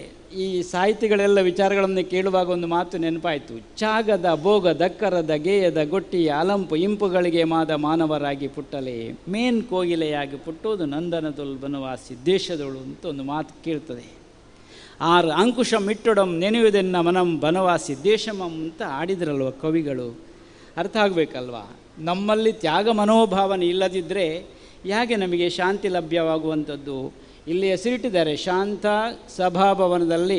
ಇವತ್ತು ಶಾಂತಿ ಸಿಕ್ಕಿದೆ ಅಂತ ಹೇಳ್ಬೋದು. ಇಷ್ಟೆಲ್ಲ ವಿಚಾರ ನಡೆದಿದಲ್ವಾ, ಇದೊಂದು ಶಾಂತಿಯನ್ನು ಹಂಚಿದಂಥ ವಿಚಾರ. ಇಷ್ಟೆಲ್ಲ ನಾವು ಅರಿತರೆ ಶಾಂತಿ ನಮಗೆ ಲಭ್ಯ ಆಗಬಹುದು ಅಂತ ಒಂದು ವಿಚಾರ ನಿಮ್ಮ ಮುಂದಿಡ್ತೇನೆ. ಒಂದು ಸಲ ಒಬ್ಬ ರಾಜ ಒಂದು ಘೋಷಣೆ ಮಾಡಿಬಿಟ್ಟ. ಏನು ಅಂತಂದರೆ, ಭಗವದ್ಗೀತೆಯನ್ನು ನನಗೆ ಅರ್ಥೈಸಬೇಕು, ಅರ್ಥೈಸಿಕೊಟ್ಟಂಥ ವಿದ್ವಾಂಸರಿಗೆ ಅರ್ಧ ರಾಜ್ಯವನ್ನು ಕೊಡಲಾಗುವುದು. ಅರ್ಧ ರಾಜ್ಯ ಕೊಡ್ತೇವೆ. ಯಾರು ಭಗವದ್ಗೀತೆಯನ್ನು ಅರ್ಥೈಸಿಕೊಡುತ್ತಾರೋ ಅವರಿಗೆ ಅರ್ಧ ರಾಜ್ಯ ಕೊಡ್ತೇವೆ. ಎಲ್ಲ ವಿದ್ವಾಂಸರು ಬಂದುಬಿಟ್ರು, ಎಲ್ಲ ನಾವು ಹೇಳ್ತೇವೆ. ಏನು ಸಮಾಧಾನ ಆಗಲಿಲ್ಲ. ಕೊನೆಗೆ ಒಬ್ಬರು ಬಂದರು, ನಾನು ಹೇಳ್ತೇನೆಯ್ಯ ನಿನಗೆಲ್ಲ ಅಕ್ಷರ ಸಹಿತವಾಗಿ ಎಲ್ಲ ಬಿಡಿಸಿಕೊಡ್ತೇನೆ ಅಂತ ಹೇಳ್ಕೊಂಡು ಎಲ್ಲ ಪಾಠ ಮಾಡಿದರು. ಅರ್ಥ ಆಯ್ತಾ ಅಂತ ಕೇಳಿದರು. ಆಯಿತು ಅಂತಂದರು. ಕೊಡಯ್ಯ ರಾಜ್ಯ ಅರ್ಧ ಕೊಡ ಅಂತೇಳಿ. ಆವಾಗ ಅವು ಕೊಡಲೇ ಇಲ್ಲ. ನನಗೆ ಅಷ್ಟು ಅರ್ಥ ಆಗಲಿಲ್ಲ ಅಂತೇಳಿ ಜಾರಿಕೊಂಡ. ಆದರೆ ಈ ವಿದ್ವಾಂಸರು ಹಾಗೆ ಬಿಡಲಿಲ್ಲ. ಹಿಮಾಚಲದಲ್ಲಿ ಒಬ್ಬರು ಮುನಿಗಳಿದ್ದರು ತಪೋವನದಲ್ಲಿ. ಅವರೆಲ್ಲಿಗೆ ಹೋಗಿ ಕೇಳ್ತಾರೆ, ನಮಗೆ ಅನ್ಯಾಯ ಆಗಿದೆ, ಭಗವದ್ಗೀತೆಯನ್ನು ಅರ್ಥೈಸಿಕೊಟ್ಟವರಿಗೆ ಅರ್ಧ ರಾಜ್ಯ ಕೊಡಲಾಗುವುದು ಅಂತ ರಾಜ ಘೋಷಣೆ ಮಾಡಿದ್ದಾನೆ, ಆದರೆ ನನಗೆ ಕೊಡಲೇ ಇಲ್ಲ. ಅವರನ್ನು ಕರೆಸಿ ಕೇಳಿದರು, ಹೌದಾ ನೀನು ಕೊಡಲಿಲ್ಲವ, ರಾಜ್ಯ ಕೊಡಲಿಲ್ಲವಾ, ನಿನಗೆ ಅರ್ಥ ಆಗಿದ? ಹ್ಞೂ ಅಂತ ಹೇಳಿದೆ ಅಷ್ಟೇ, ಏನು ಪೂರ್ಣ ಹೇಳಿಲ್ಲ. ಅರ್ಥ ಆಗಿದೆ ಅಂತ ಹೇಳಿದರು. ಹ್ಞೂ ಆಗಿದೆ ಅಂತ. ಯಾಕೆ ಕೊಡಲಿಲ್ಲ? ಆದರೆ ನೀವು ಅರ್ಥವತ್ತಾಗಿ ಅವರಿಗೆ ಹೇಳಿದ್ದೀರಾ ಅಂತ ಕೇಳಿದರು. ನಾನು ಪೂರ್ಣವಾಗಿ ಪಾಠ ಮಾಡಿದ್ದೇನೆ ಅಂತಂದರು. ಆದರೆ ನೀವು ಅರಿತುಕೊಂಡು ಪಾಠವನ್ನು ಮಾಡಿದ್ದೀರಾ? ನೀವು ಭಗವದ್ಗೀತೆಯನ್ನು ನಿಮ್ಮಲ್ಲಿ ಅರಿತುಕೊಂಡು ನೀವು ಪಾಠವನ್ನು ಮಾಡಿದ್ದೀರಾ? ಅದು ಇಲ್ಲ ಅಂತಂದರು. ಇಲ್ಲ ನಾನು ಅರಿತು ಹೇಳಿದ್ದೇನೆ ಅಂತ ಮತ್ತೆ ಒಪ್ಪಿಸಲಿಕ್ಕೆ ಮಾತಾಡಿದರು. ಆದರೆ ಮುನಿಗಳು ಹೇಳ್ತಾರೆ, ನೋಡಯ್ಯ, ನಿನಗೆ ಏನು ಬೇಕಾದ್ದು? ರಾಜ್ಯಾರ್ಧ ಬೇಕು ಅಂತ ಕೇಳ್ತಾ ಇದ್ದೀಯಾ, ಅವಾಗ ಕೊಡಲಿಲ್ಲ ಅಂತ ಹೇಳ್ತಾ ಇದ್ದೀನಿ. ನೀವು ನಾನು ಹೇಳ್ತೇನೆ, ನೀನು ಭಗವದ್ಗೀತೆಯನ್ನು ಸರಿಯಾಗಿ ಅನುಭವಿಸಲಿಲ್ಲ, ಆದ್ದರಿಂದ ನಿನಗೆ ಲೋಭ ಇನ್ನೂ ನಿನ್ನಿಂದ ಹೋಗಲಿಲ್ಲ. ರಾಜ್ಯ ಬೇಕು ಅಂತ ಕೇಳ್ತಾ ಇದ್ದೀಯಲ್ವ, ನೀನು ಭಗವದ್ಗೀತೆ ನೋಡಲೇ ಇಲ್ಲ ಅಂತಾಯಿತು. ಎಲ್ಲಾದರೂ ಅರ್ಥೈಸಿ ಹೇಳ್ತಿದ್ರೆ ರಾಜ ಕೊಡಲಿಲ್ಲ, ಅವನಿಗೆ ಅರ್ಥವೇ ಆಗಲಿಲ್ಲ. ಅದರಿಂದ ಎರಡೂ ಸರಿಯಲ್ಲ ಅಂತ ಹೇಳಿದ್ರಲ್ವ. ಆದರೆ ಭಗವದ್ಗೀತೆ ಅನ್ನುವಂಥದ್ದು ಸ್ವಲ್ಪ ಕಷ್ಟವಾಗಿರುವಂಥದ್ದು. ಅದು ಅರ್ಜುನನಿಗೆ ಹೇಗಾಗಿದೆ ಅಂತ ಮತ್ತಿನ ವಿಚಾರ. ಜೀವಾತ್ಮ ದೇವಾತ್ಮನ ವಿಚಾರ ಅಲ್ಲಿರುವಂಥದ್ದು. ಜೀವದೇವರ ಸಂಬಂಧದ ಬೆಸುಗೆ ಅದು ಭಾವದಲ್ಲಿ ಅಡಗಿದೆ ಅಂತ ಹೇಳ್ತಾರೆ. ಎಷ್ಟು ಚೆನ್ನಾಗಿದೆ ಅಂತಂದರೆ, ನಾವು ಒಮ್ಮೆ ನೋಡಬೇಕು. ಆತ್ಮಾವತ್ ಸರ್ವಭೂತಾನಿ ಅಂತ ಒಂದು ಶಬ್ದ ಬರ್ತದೆ. ಎಲ್ಲರಲ್ಲೂ ನನ್ನಂತೆ ಎಲ್ಲರೂ ಅಂತ ಕಂಡುಕೊಳ್ಳುವ ವಿಚಾರ ಬಂದ ಕೂಡಲೇ ಈ ದ್ವೇಷಕ್ಕೆ ಜಾಗ ಇಲ್ಲ ಅಲ್ವಾ? ಎಲ್ಲವೂ ಪ್ರೀತಿ ಭಾವದಿಂದ ಹುಟ್ಟಿಕೊಳ್ತದಲ್ವ? ಒಂದಷ್ಟು ನಾವು ಅವಲೋಕಿಸಬೇಕಾದಂಥ ಸಂದರ್ಭ ಇದಾಗಿದೆ ಅಂತ ಹೇಳುತ್ತಾ, ಈ ಒಂದು ವಿದ್ವಾಂಸರಿರುವಂಥ ಸಭೆಯನ್ನು ನಾವು ನೋಡ್ತಾ ಇದ್ದೇವೆ. ಹಿರಿಯವರೊಬ್ಬರು ನಮಗೊಂದು ಪುಸ್ತಕವನ್ನು ಕೊಟ್ಟರು. ಅವರು ಅದರಲ್ಲಿ ಬರೆದಿರುವಂಥ ವಿಚಾರ ನೋಡಿ, ದೇಶದ ಚಿತ್ತ ಯುವಜನ ರಥ ಅಂತ ಬರೆದಿದ್ದಾರೆ. ಇದು ಸಾರ್ವಕಾಲಿಕವಾಗಿರುವಂಥ ಒಂದು ಶಿರೋನಾಮೆ ಅಂತ ನಾನು ಇಚ್ಛೆ ಪಡ್ತೇನೆ. ಇದು ಯುವಕರಲ್ಲಿ ಜಾಗೃತಿ ಆಗಬೇಕು. ಈ ದೇಶ ಪ್ರೇಮ ಹುಟ್ಟಬೇಕಲ್ವಾ? ಅಲ್ಲಿ ಭಗವದ್ಗೀತೆ ಹೇಳಿದ್ದೇನು? ರಾಷ್ಟ್ರ ಪ್ರೇಮವನ್ನು ಅಲ್ಲಿ ಬೋಧಿಸಿದೆ. ರಾಮಾಯಣ ಏನನ್ನು ಹೇಳಿದೆ? ಅದು ಕೇಳಿದರೆ ಭಾರತೀಯ ಪರಂಪರೆ ಎರಡು ಸಂಸ್ಕೃತಿಯ ಕಣ್ಣುಗಳು ಅಂತಂದರೆ ರಾಮಾಯಣ ಮತ್ತು ಮಹಾಭಾರತ ಅಂತ ಎರಡು ವಿಚಾರ ಉಂಟಲ್ವ. ಆದರೆ ಮಹಾಭಾರತದ ಒಳಗೆ ಮಂಥನ ಮಾಡಿ ಸಿಕ್ಕಿರುವಂಥ ವಿಚಾರವೇ ಭಗವದ್ಗೀತೆ ಅಂತ. ವಿಶ್ವ ಮಾನವ ಧರ್ಮದ ಪರಿಕಲ್ಪನೆ ಅದರ ಒಳಗಿದೆ. ಎತ್ತ ಹೋದರೂ ಅದನ್ನು ಬಿಡುವಾಗಿಲ್ಲ, ನಮ್ಮನ್ನೋದು ಅಪ್ಪಿಕೊಳ್ಳುತ್ತದೆ. ಒಳ್ಳೆಯ ಸಂದರ್ಭದಲ್ಲಿ ಈ ಕಾರ್ಯಕ್ರಮ ಸಂಪನ್ನ ಆಗಿದೆ. ನಮಗೂ ನಾವು ಹೇಳಿದ ಪ್ರಕಾರದಲ್ಲಿ ಸ್ವಲ್ಪ ತಡಾಗಿ ಸೇರಿಕೊಂಡಿದ್ದೇವೆ, ಮೊದಲೇ ಸೂಚಿಸಿದ್ದೇವೆ. ಆದ್ದರಿಂದ ಈ ಕಾರ್ಯಕ್ರಮದ ನಮಗೊಂದು ಆನಂದವನ್ನು ಅನುಭವಿಸಲಿಕ್ಕೆ ಈಗೂ ಉಂಟೆ ಅಂತ ಹೇಳ್ಬೋದವರೆಗೆ ಇದು ನಡೆದಿದೆ ಈ ಕಾರ್ಯಕ್ರಮ. ಇವರು ಶಾಂತಕನಿಗೆ ಇಂತೆಲ್ಲ ಮನಸ್ಸು ಯಾಕೆ ಆಗ್ತದೆ? ರವಿಯಣ್ಣ ಇದ್ದಾರಲ್ವ, ಒಂದಷ್ಟು ಆ ಒಂದು ಬೆಂಬಲ ಇರುವುದರಿಂದಲಾಗಿ ಅವರು ಎದ್ದು ನಿಲ್ಲಲಿಕ್ಕೆ ಒಂದಷ್ಟು ಸಾಧ್ಯ ಆಗಿದೆ ಅಂತ ನಾನು ತಿಳ್ಕೊಳ್ತೇನೆ. ಒಂದು ಮಹಿಳೆ ಈ ಮಟ್ಟಕ್ಕೂ ಕಾರ್ಯಕ್ರಮ ಮಾಡಬಹುದು ಅಂತ ನಡೆಸಿಕೊಟ್ಟಿದ್ದಾರಲ್ವ, ಮೆಚ್ಚಬೇಕಲ್ವ. ಸಾಧ್ಯ ಆದರೆ ನಾವೆಲ್ಲ ಅಂಥ ಕಾರ್ಯಗಳಿಗೆ ನಾವೆಲ್ಲ ಪ್ರೋತ್ಸಾಹ ಕೊಡಬೇಕು. ಬೇರೆ ಬೇರೆ ಕವಿಗಳನ್ನು ಕರೆಸುವಂಥದ್ದು, ಹಿರಿಯರನ್ನು ಸನ್ಮಾನಿಸುವಂಥದ್ದು, ಎಲ್ಲದಕ್ಕೂ ಮೊದಲಾಗಿ ಆ ಪುಟಾಣಿಗಳನ್ನು ಕರೆಸುವವರಿಗೆ ಬೇಕಾಗಿರುವಂಥ ಮಾರ್ಗದರ್ಶನ ಮಾಡುವಂಥದ್ದು. ಒಂದೊಂದು ಮೆಲ್ಲ ಕಿವಿಯಲ್ಲಿ ಬಂದು ಒಂದೊಂದು ವಿಷಯವನ್ನು ಹೇಳ್ತಾ ಇರ್ತಾರೆ. ಅದು ಎಲ್ಲ ಅಷ್ಟು ಅರ್ಥಪೂರ್ಣವಾಗಿರುವಂಥದ್ದು, ತಪ್ಪಿಸಿಕೊಳ್ಳುವಂಥದ್ದಲ್ಲ, ಒಪ್ಪಿಸುವಂಥದ್ದು. ಎಲ್ಲರೂ ಬೇಕು ಅಂತ ಹೇಳಿದ್ರಲ್ಲ. ಚಾತುರ್ವರ್ಣ್ಯಮಯ ಶಿಷ್ಟ ಗುಣಕರ್ಮ ವಿಭಾಗಶ ಅಂತ ಹೇಳಿದ್ರಲ್ವ. ತಲೆ ಪುರುಷ ಸೂಕ್ತ ಹೇಳ್ತದಲ್ವ, ಮುಖೋ ಮಾಸಿ ಬ್ರಾಹ್ಮಣ ಅಂತ. ತಲೆಯೂ ಬೇಕು, ಕೈಯೂ ಬೇಕು ಅನಿವಾರ್ಯವಾದರೆ. ನಾವೇ ಕ್ಷತ್ರಿಯರಾಗಬೇಕು, ನಾವೇ ಜ್ಞಾನವಂತರಾಗಬೇಕು, ನಾವೇ ವೈಶ್ಯರಾಗಿ ಕೋಶವನ್ನು ತುಂಬಿಕೊಳ್ಳಬೇಕು. ಜೊತೆಗೆ ಕಾಲಿಲ್ಲದಿದ್ದರೆ ಏನಾಗ್ತದೆ? ಇದಕ್ಕೆ ಯಾವುದಕ್ಕೂ ಬೆಲೆ ಇಲ್ಲಲ್ವಾ? ಅದರಿಂದ ಎಲ್ಲವೂ ಒಂದೇ ಕಡೆ ನೋಡಬೇಕಾದ್ರೆ ಒಬ್ಬ ಮನುಷ್ಯನ ಶರೀರವನ್ನು ನೋಡಿ ಅಂತ ಹೇಳ್ಬೋದು. ಅಲ್ಲಿ ಎಲ್ಲವೂ ಬಂತು. ಆದ್ದರಿಂದ ಒಂದು ಉತ್ತಮ ಕಾರ್ಯದಲ್ಲಿ ನಾವೆಲ್ಲ ಸೇರಿಕೊಂಡಿದ್ದೇವೆ. ಬಾಹ್ಯದ ಸುಖಕ್ಕಿಂತ ಅಂತರಂಗದ ಸುಖ ಅನ್ನುವಂಥದ್ದು ಶಾಶ್ವತವಾಗಿರುವಂಥದ್ದು. ನಾವೆಲ್ಲ ಆಧ್ಯಾತ್ಮಿಗಳಾಗೋಣ. ಆಗ ಒಂದು ರೀತಿಯ ಶಾಂತಿಯೋ ನೆಮ್ಮದಿಯೋ ನಮಗೆ ಲಭ್ಯ ಆಗಲಿಕ್ಕೆ ಸಾಧ್ಯತೆ ಇದೆ ಅಂತ ಹೇಳ್ತಾರಲ್ವ. ಐ ವಾಂಟ್ ಪೀಸ್ ಅಂತ ಹೇಳ್ತಾರೆ ಒಬ್ಬರು. ಅನ್ಯ ದೇಶದವ್ರು ಬಂದವರು ಐ ವಾಂಟ್ ಪೀಸ್ ಅಂತ ಹೇಳ್ತಾರೆ. ನಮಗೇನು ಹೇಳ್ತಾರೆ ಅಂತ ಗೊತ್ತೇ ಆಗಲಿಲ್ಲ. ಅವರು ಕೇಳೋದು ಶಾಂತಿ ಬೇಕು ಅಂತ ಕೇಳ್ತಾರೆ. ನಾನು ಅವ್ರಿಗೆ ಹೇಳಿದೆ, ಇಂಗ್ಲೀಷಿನ ಆಲ್ಫಾಬೆಟ್ಸಲ್ಲಿ ಐ ಅನ್ನುವಂಥದ್ದು ನೇರವಾಗಿ ಇರ್ತದೆ, ಅದು ಬಗಲಿಕ್ಕೆ ತಯಾರಾಗೋದಿಲ್ಲ. ಆದ್ದರಿಂದ ಐ ಅಂದರೆ ನಾನು ಅಂತ ಅರ್ಥ. ನಾನು ಅನ್ನೋದನ್ನು ಎಲ್ಲಿ ಬಿಡಲಿಕ್ಕೆ ಆಗ್ತದೆ, ಅಲ್ಲಿ ಶಾಂತಿ ಇದೆ ಅಂತ ಹೇಳಿದೆ. ವಾಂಟ್ಸ್ ಇದೆ ಅಲ್ವ, ಬೇಕುಗಳು, ಎಲ್ಲರೂ ಬೇಕುಗಳು ಉಂಟು ಹೇಳುವ. ಆದರೆ ಬೇಕುಗಳನ್ನು ಬಿಟ್ಟಾಗ ಶಾಂತಿ ಲಭ್ಯ ಆಗ್ತದೆ. ಅದನ್ನು ಎರಡನ್ನೂ ನಿನಗೆ ಬಿಡಲಿಕ್ಕೆ ಆಗದಿದ್ದಲ್ಲಿ ನಿನ್ನ ಬದುಕೇ ಪೀಸ್ ಆಗ್ತದೆ ಅಂತ ಹೇಳಿದೆ. ಪೀಸ್ ಸಿಕ್ಕುವುದಿಲ್ಲ, ಪೀಸ್ ಆಗ್ತದೆ. ಅದು ಆಗಬಾರ್ದಲ್ವ? ಅದು ಸೇರಿಕೊಂಡಿರಬೇಕಲ್ಲ. ಶಾಂತಿ ಒಂದೋ ನಮ್ಮಲ್ಲಿ ಅಂತರಂಗದಲ್ಲಿ ಅಂಥ ವಿಚಾರ ಇಲ್ಲದಿದ್ದರೆ ಅದೊಂದು ಶಾಂತಿಯನ್ನು ಅನುಭವಿಸಲಿಕ್ಕಾಗಿ ಸಾಧ್ಯ ಆಗುವುದಿಲ್ಲ. ಬಾಹ್ಯದ ಮೋಹಕ್ಕೆ ಮನಸ್ಸು ಮಾಡುವುದಕ್ಕಿಂತಲೂ ಅಂತರ್ಯದೆಡೆಗೆ ನೋಡುವುದು ಒಳ್ಳೆಯದು ಅಂತ ಅದನ್ನು ಈ ಭಗವದ್ಗೀತೆ ಕಲಿಸಿಕೊಡ್ತದೆ. ಇದು ಒಳ್ಳೆಯ ಸಂದರ್ಭದಲ್ಲಿ ಅವರು ಉಚ್ಚ ನ್ಯಾಯಾಲಯದಲ್ಲಿ ನಿವೃತ್ತರಾದರೂ ಅಧ್ಯಾತ್ಮದಲ್ಲಿ ಪ್ರವೃತ್ತರಾಗಿದ್ದಾರೆ ಅನ್ನೋದನ್ನು ಅವರ ಮಾತುಗಳಲ್ಲಿ ನಾವು ನೋಡಿಕೊಳ್ಳಲಿಕ್ಕೆ ಅನುಕೂಲ ಆಗ್ತದೆ ಅಂತ ನಾನು ತಿಳ್ಕೊಂಡವ. ಅವರೊಂದು ಸನ್ಮಾನ ಮಾಡುವಾಗ ಏನು ಮಾಡಿದ್ರು ನೋಡಿ, ಎಷ್ಟು ಚೆನ್ನಾಗಿ ಅದರ ಕರ್ತವ್ಯವನ್ನು ಅವರು ಮೆರೆಯುವಂಥದ್ದು. ಅದು ನಿಜವಾಗಲೂ ಒಂದು ಆದರ್ಶವಾಗಿರುವಂಥದ್ದು ನಾನು ತಿಳ್ಕೊಳ್ತೇನೆ. ಇಲ್ಲೆಲ್ಲ ನಮ್ಮವರಿದ್ದಾರೆ, ನಾನು ಹೆಚ್ಚು ಹೇಳಕ್ಕೆ ಹೋಗೋದಿಲ್ಲ.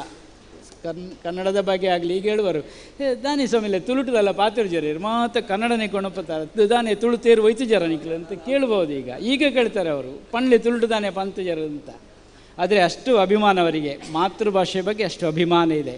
ಅವರನ್ನು ಗೌರವಿಸಬೇಕು, ಇವರನ್ನು ಗೌರವಿಸಬೇಕು, ಇವರನ್ನು ಹೇಳಬೇಕು. ನಾವೆಲ್ಲ ನೋಡಿದವರು, ಎಲ್ಲರೂ ಒಂದೊಂದು ರೀತಿಯಲ್ಲಿ ನಮಗೆ ಕಾಣ್ತಾ ಇರ್ತಾರೆ. ಆ ಕಡೆಯಿಂದ ಕೂಡ ಹೇಳ್ಬೋದು, ಎಲ್ಲರನ್ನು ಹೇಳ್ಬೋದು. ಆದರೆ ಅರ್ತಿಗಜವರನ್ನು ನಾನು ಅವರಿಗೆ ಪಿರ್ತಿಗಜ ಅಂತ ಹೇಳೋದು ನಾನು ತುಳುವಲ್ಲಿ. ಅವರ ಭಾಷೆಯಲ್ಲಿ ಮಾತಾಡಬೇಕು, ಎಂಗಳ ಭಾಷೆಯಲ್ಲಿ ಮಾತಾಡಿದ್ರೆ ಒಳ್ಳೆಯದು. ಪರಜ ಚಂದ ಆವತ್ತು ಅಲ್ಲದಣ್ಣ. ಹಿರಿಯರವರು ಅವರ ಒಂದೊಂದು ಈಗೊಂದು ಇಷ್ಟೊಂದು ಪುಸ್ತಕ ಕೊಟ್ಟಿದ್ದಾರೆ ಈಗ ನನಗೆ, ಇದನ್ನು ಸ್ವಲ್ಪ ನೀವು ಕಣ್ಣಾಡಿಸಿ ನೋಡಿ ಏನಿದೆ ಅಂತ ಮತ್ತೆ ಪ್ರಕಟ ಮಾಡುವ ಅಂತ. ಭಾಳ ಒಳ್ಳೆಯ ವಿಚಾರವನ್ನು ನಮಗೆ ಹಂಚಿಕೊಡ್ತಾರೆ. ಹನುಮನ್ ಚಾಲೀಸನ್ನು ಕೂಡ ತುಳುವಲ್ಲಿ ಬರೆದು ಕೊಟ್ಟರು, ತುಳುವಲ್ಲಿ ಬರೆದು ಕೊಟ್ಟಿದ್ದಾರೆ. ಅವರ ಭಾಷೆ ಹವ್ಯಕ ಭಾಷೆ, ಬರೆದೋದು ತುಳುವಲ್ಲಿ. ಒಂದು ರೀತಿಯಲ್ಲಿ ಸಾಹಿತ್ಯವನ್ನು ಬೆಳೆಸುವಲ್ಲಿ ಅವರ ತುಂಬ ಸಹಕಾರ ಇದೆ ಅಂತ ಹೇಳುತ್ತಾ, ಹಿರಿಯ ಸಾಹಿತಿಗಳು ನಮ್ಮ ಜೊತೆಗಿದ್ದರೆ ನಮಗೊಂದು ಸಂತಸವೇ. ಅವ್ರ ಜೊತೆಗಿರಬೇಕು ಅಂತ ನಾವು ಹೇಳೋದು. ತುಂಬ ವಿಚಾರ ನಮಗೆ ಸಿಗ್ತದೆ. ಅದು ನಮಗೆ ಅಷ್ಟೊಂದು ಅವಕಾಶಗಳು ದೊರೀಬೇಕು, ಅದನ್ನು ಸದುಪಯೋಗ ಮಾಡಬೇಕು ಅಂತ.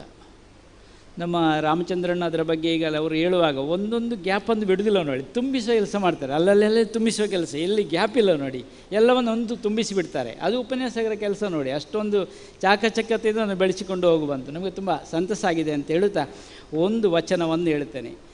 ನಿಖಿಲ್ದನ ತುಳುಟು ಪಾತೆರ್ಜರಂದು ಪನೋಡಿ ಒಂಜಿ ತುಳುಟು ಒಂಜಿ ವಚನೆ ಅನ್ ಪಣ್ಪೆ ವಚನ ಎಂಚ ಅಂದ್ಕೇನು ಅದು ಉಪನಿಷತ್ತದ ಸಾರಣೆ ಪಣ್ಪಣೆ ಬೇತದಾಲ ಪಣ್ಣಿರೆಗೆ ಇಜ್ಜೆ ಧರ್ಮನಂದಾದೀಪ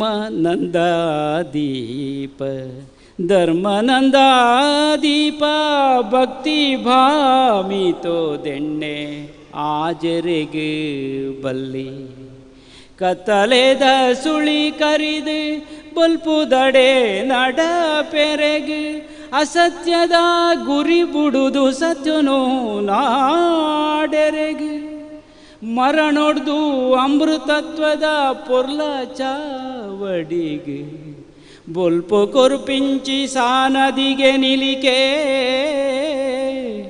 ಭಕ್ತಿ ಭಾವಾರ್ಥೋದೋ ಎಣ್ಣೆ ದಿಂಜ ಉಡು ಧರ್ಮಾನಂದಾದೀಪ ಭಕ್ತಿ ಭಾಮಿತೋ ದೆಣ್ಣೆ ಆಜರೆಗೆ ಬಲ್ಲಿ ಉಪನಿಷತ್ತದ ಸಾರನೆತ್ತ ಉಳಾಯ್ಡುಂಡು ಸಾಧ್ಯಾಣ ಬದುಕಿಡು ಉಪಯೋಗ ಮಲ್ಪುಗ ಅಂದ್ಪಂಡು ಒಂದು ಊಡಲ್ದ ತುಡರ್ ಅರಳಾಡು ಆಧ್ಯಾತ್ಮ ಬದುಕು ನಮ್ಮ ಮಲ್ಪುಗ ಅಂದ್ಪಂಡು ಎನ್ನ ಪಾತ್ರಯೋಗ ಬಿಂದು ದೀಪೆ ಅವಧೂತ್ ಚಿಂತನ್ ಗುರುದೇವದತ್ತ.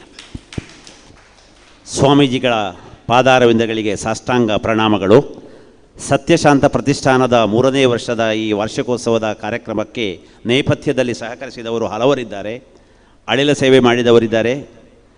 ಅವರೆಲ್ಲರನ್ನು ಕೂಡ ನಾವು ಈಗ ವೇದಿಕೆಯಲ್ಲಿ ಒಟ್ಟಿಗೆ ಗೌರವಿಸಬೇಕು ಅಂತ ಇದ್ದೇವೆ. ಅಪೂರ್ವ ಕಾರಂತ್, ಪ್ರಜ್ಞಾ ಕುಲಾಲ್, ನಾರಾಯಣ ಕುಂಬ್ರ, ರಶ್ಮಿ ಸನಿಲ್ ಎಲ್ಲರೂ ವೇದಿಕೆಗೆ ಬರಬೇಕು, ಒಟ್ಟಾಗಿ ನಿಮ್ಮನ್ನು ಗೌರವಿಸ್ತೇವೆ.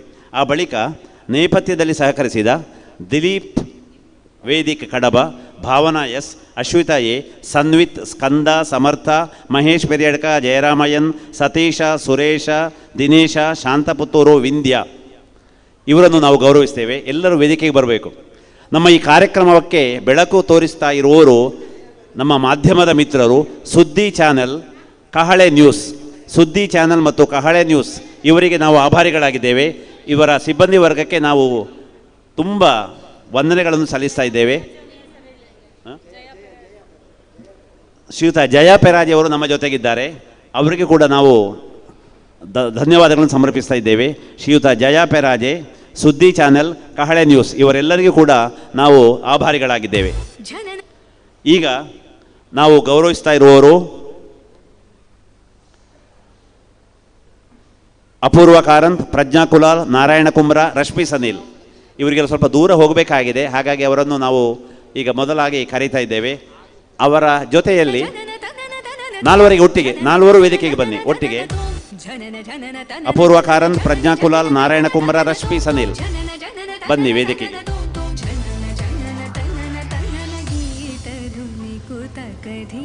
ಶಾಂತಾ ಪುತ್ತೂರು, ಅಪೂರ್ವ, ಪ್ರಜ್ಞಾ, ನಾರಾಯಣ, ರಶ್ಮಿ, ಶಾಂತ. ಅಂತೆಯೇ ನಮಗೆ ನೇಪಥ್ಯದಲ್ಲಿ ಸಹಕರಿಸಿದವರು, ದಯವಿಟ್ಟು ಅವರು ಎಲ್ಲಿದ್ದರೂ ಕೂಡ ವೇದಿಕೆಗೆ ಬರಬೇಕು. ನೇಪಥ್ಯದಲ್ಲಿ ಸಹಕರಿಸಿದ Dileep Vedik Kadaba, Bhavana S, Ashwitha A, Sanvith, Skanda, Samartha, Mahesh Periyadka, Jayarama V, Satisha, Sukesha V, Dinesha, Shanta Puttur, Vindhya.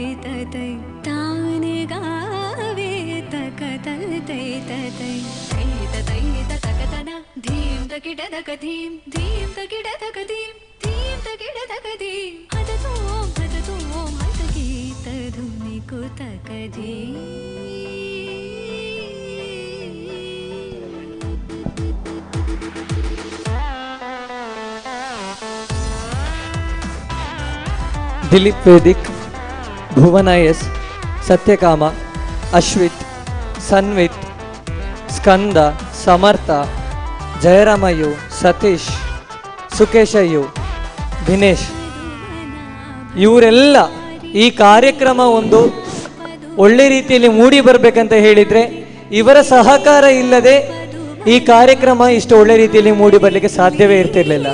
ನೀವು ಎಲ್ಲರೂ ಒಂದು ದೊಡ್ಡ ಚಪ್ಪಾಳೆಯನ್ನು ಅವರಿಗೆ ನೀಡಬೇಕಂತ ಕೇಳ್ಕೊಳ್ತಿದ್ದೇನೆ. ದಿಲೀಪ್ ವೇದಿಕ್, ಭುವನ ಎಸ್, ಸತ್ಯಕಾಮ, ಅಶ್ವಿತ್ ಎ, ಸಾನ್ವಿತ್, ಸ್ಕಂದ, ಸಮರ್ಥ, ಮಹೇಶ್ ಪೆರಿಯಡ್ಕ, ಜಯರಾಮಯ್ಯು, ಸತೀಶ್, ಸುಕೇಶು, ಇವರೆಲ್ಲರ ಒಂದು ಕಿರಣ ಕುಂಟಿನಿ, ಶಿವರಾಜ್ ಕುಂಟಿನಿ, ಅದೇ ರೀತಿಯಾಗಿ ಪ್ರತ್ಯಕ್ಷ ಹಾಗೂ ಪರೋಕ್ಷವಾಗಿ ನಮಗೆ ಇವರ ಸಹಕಾರ ಇತ್ತು. ಆದ್ರಿಂದ ಈ ಕಾರ್ಯಕ್ರಮ ಇಷ್ಟು ಒಳ್ಳೆ ರೀತಿಯಲ್ಲಿ ಮೂಡಿ ಬಂತು. ಅದೇ ರೀತಿಯಾಗಿ ನಿನ್ನೆ ನಾವು ಸೌಂಡ್ಸಿನ ಅಭಾವ ಇತ್ತು. ಆ ಸಂದರ್ಭದಲ್ಲಿ ನಮಗೆ ತಕ್ಷಣವೇ ಸೌಂಡ್ಸಿನ ಒಂದು ವ್ಯವಸ್ಥೆ ಮಾಡಿಕೊಟ್ಟಂತಹ ಪ್ರೇಮ್ ಸೌಂಡ್ಸ್, ಇವರಿಗೆ ನಾವು ಕೃತಜ್ಞರಾಗಿದ್ದೇವೆ. ನಮಗೆ ಆ ಕ್ಷಣವೇ ನಿಮಗೆ ನಾವು ಸೌಂಡ್ ವ್ಯವಸ್ಥೆ ಮಾಡಿಕೊಡ್ತೇವೆ, ಶಾಂತಕ್ಕನಿಗಲ್ಲ ಅಂತ ಹೇಳಿ ಒಂದು ವ್ಯವಸ್ಥೆ ಮಾಡಿಕೊಟ್ಟಿದ್ದಾರೆ. ಅವರಿಗೂ ಸಹ ನಾವು ಕೃತಜ್ಞರಾಗಿದ್ದೇವೆ. ಈಗ ಏನು ಗುರುಗಳ ಹತ್ತಿರದಿಂದ ಸನ್ಮಾನ ತಗೊಂಡಿದ್ದಾರೆ, ಅವರ ಹೆಸರು ಸತೀಶ್ ಅಂತ. ಇಲ್ಲಿ ಏನೇ ಒಂದು ಕೆಲಸ ಆಗಬೇಕಿದ್ರು ಅವರಲ್ಲಿ ನಾನು ಹೇಳ್ತಿದ್ದೆ, ಸತೀಶ ಅಂಚಾಂಡ್, ಸತೀಶ ಇಂಚಾಂಡ್, ಸತೀಶ ಅವು ನೀರು ಪೋಂಡು, ಸತೀಶ ಅವಳು ಟಾಯ್ಲೆಟ್ದ ಇಂದಾಂಡ್.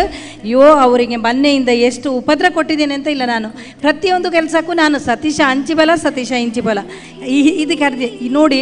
ಯಾಕಂದರೆ ಇವರೇ ನಮಗೆ ಬೆನ್ನೆಲುಬು. ಏನೇ ಒಂದು ಕೆಲಸ ಮಾಡಬೇಕಿದ್ರು ನಾವು ಯಾರನ್ನು ಕರಿತೇವೆ, ನಮ್ಮ ಜೊತೆ ಯಾರು ಇರ್ತಾರೆ ಅವರೇ ನಮಗೆ ಬೆನ್ನೆಲುಬು. ಹಾಗೆ ಅದೇ ರೀತಿ ಇವತ್ತು ಪ್ರೀತಿಯಿಂದ ಕಂಗ್ವೆ ವಿಶ್ವನಾಥ ಶೆಟ್ಟಿ ಇವರು ಕೂಡ ಹಾಗೆ ಎಲ್ಲಿ ಏನೇ ಕಾರ್ಯಕ್ರಮ ಇರಲಿ ಅವರು ಒಂದು ಬಂದು ಅದನ್ನು ವೀಕ್ಷಣೆ ಮಾಡೋದಿಲ್ಲ. ಹಾಗೆ ಜಗದೀಶ್ ಶೆಟ್ಟಿ ಇವರು ಕೂಡ ಹಾಗೆ. ಅದೇ ರೀತಿ ಜಿ ಕೆ ಜೋಯಿಸರು, ಗೋಪಾಲಕೃಷ್ಣ ಜೋಯಿಸರು ಇವರು ಕೂಡ ಈ ಒಂದು ಕಾರ್ಯಕ್ರಮವನ್ನು ಎಷ್ಟು ಚಂದ ವೀಕ್ಷಣೆ ಮಾಡಿದ್ದಾರೆ ಅಂತ ಹೇಳಿದರೆ ವೀಕ್ಷಕರು ಕೂಡ ನಮಗೆ ಒಂದು ದೇವರಿದ್ದ ಹಾಗೆ. ಅದೇ ರೀತಿ ಇವತ್ತು ನಿರೂಪಕರಾಗಿಯೂ ಕೂಡ ಬೆಳಿಗ್ಗೆ ವಿಶೇಷ ಆಹ್ವಾನಿತರಾಗಿಯೂ ಕೂಡ ರಾಮಚಂದ್ರ ಭಟ್ ಇವರು ಕೂಡ ಬಂದಿದ್ದಾರೆ. ಇವರಿಗೆ ಕೂಡ ಇವರ ಒಂದು ಏನು ಉಪಕಾರವನ್ನು ಮರೆಯುವಂತಿಲ್ಲ. ಇವರಿಗೂ ಕೂಡ ತುಂಬ ಧನ್ಯವಾದ. ಶ್ರೀಯುತ ಜಯಾನಂದ ಪೆರಾಜೆಯವರು ನಮ್ಮ ಜೊತೆಗಿದ್ದಾರೆ. ಇವರು ಮಾಧ್ಯಮ ಕ್ಷೇತ್ರದಲ್ಲಿಯೂ ಮತ್ತು ಇಲ್ಲಿ ನಮಗೆ ನೇಪಥ್ಯದಲ್ಲಿ ಕೂಡ ಬಹಳಷ್ಟು ಸಹಕರಿಸಿದ್ದಾರೆ. ಅವರು ನಾವು ಈಗಾಗಲೇ ಸ್ವಾಮೀಜಿಯವರ ಮೂಲಕ ಗೌರವಿಸಿದ್ದೇವೆ. ಅವರ ಬಗ್ಗೆ ವಿಶೇಷವಾಗಿ ಉಲ್ಲೇಖಿಸಬೇಕಾದದ್ದು ಅವರ ಸನ್ಮಿತ್ರನಾಗಿ ನನ್ನ ಕರ್ತವ್ಯ.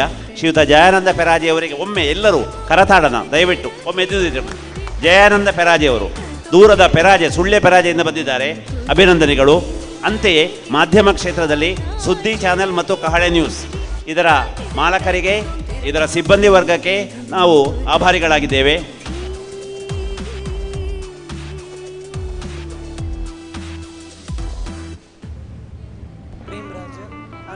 ಶ್ರೀಯುತ ಪ್ರೇಮರಾಜ್ ಆರ್ಲಪದವು ವೇದಿಕೆಯಲ್ಲಿದ್ದಾರೆ. ಅವರನ್ನು ನಾವು ಸ್ಮರಣೆಗೆ ನೀಡಿ ಗೌರವಿಸ್ತೇವೆ. ಶ್ರೀಯುತ ಪ್ರೇಮರಾಜ್ ಆರ್ಲಪದವು ಕಲಾವಿದರು ಪ್ರಸಾಧನ ಕಲಾವಿದರೂ ಹೌದು.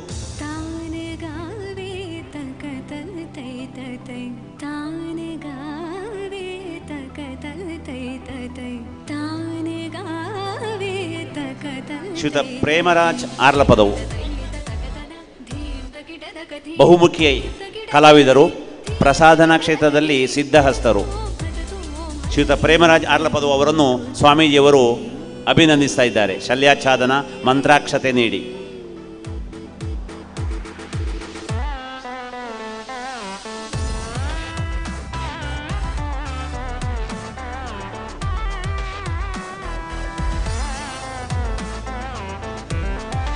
ಈಗ ನಮ್ಮ ಬಹಳ ಪ್ರಮುಖವಾದ ಕಾರ್ಯಕ್ರಮ ಸತ್ಯಶಾಂತ ಪ್ರತಿಷ್ಠಾನ ಕೊಡಮಾಡುವ ಈ ವರ್ಷದ ಪ್ರಶಸ್ತಿಯನ್ನು ಶ್ರೀಯುತ ವಿ.ಬಿ. ಅರ್ತಿಕಜೆ ಅವರಿಗೆ ನಾವು ಪ್ರದಾನ ಮಾಡ್ತಾ ಇದ್ದೇವೆ.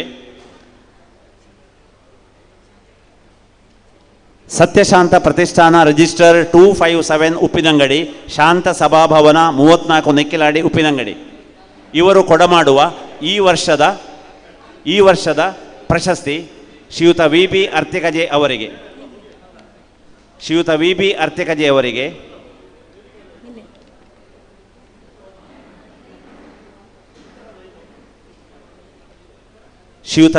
ಅರ್ತಿಕಜೆ ಅವರಿಗೆ ಈ ಪ್ರಶಸ್ತಿಯನ್ನು ಸ್ವಾಮೀಜಿಯವರ ಮುಖೇನ ನಾವು ಪ್ರದಾನ ಮಾಡ್ತಾ ಇದ್ದೇವೆ. ಈ ಬಗ್ಗೆ ಶಾಂತ ಕುಂಟಿನಿಯವರು ಮಾತಾಡ್ತಾರೆ. ಇವರ ಹೆಸರು ವೆಂಕಟರಮಣ ಭಟ್ ಅರ್ತಿಕಜೆ.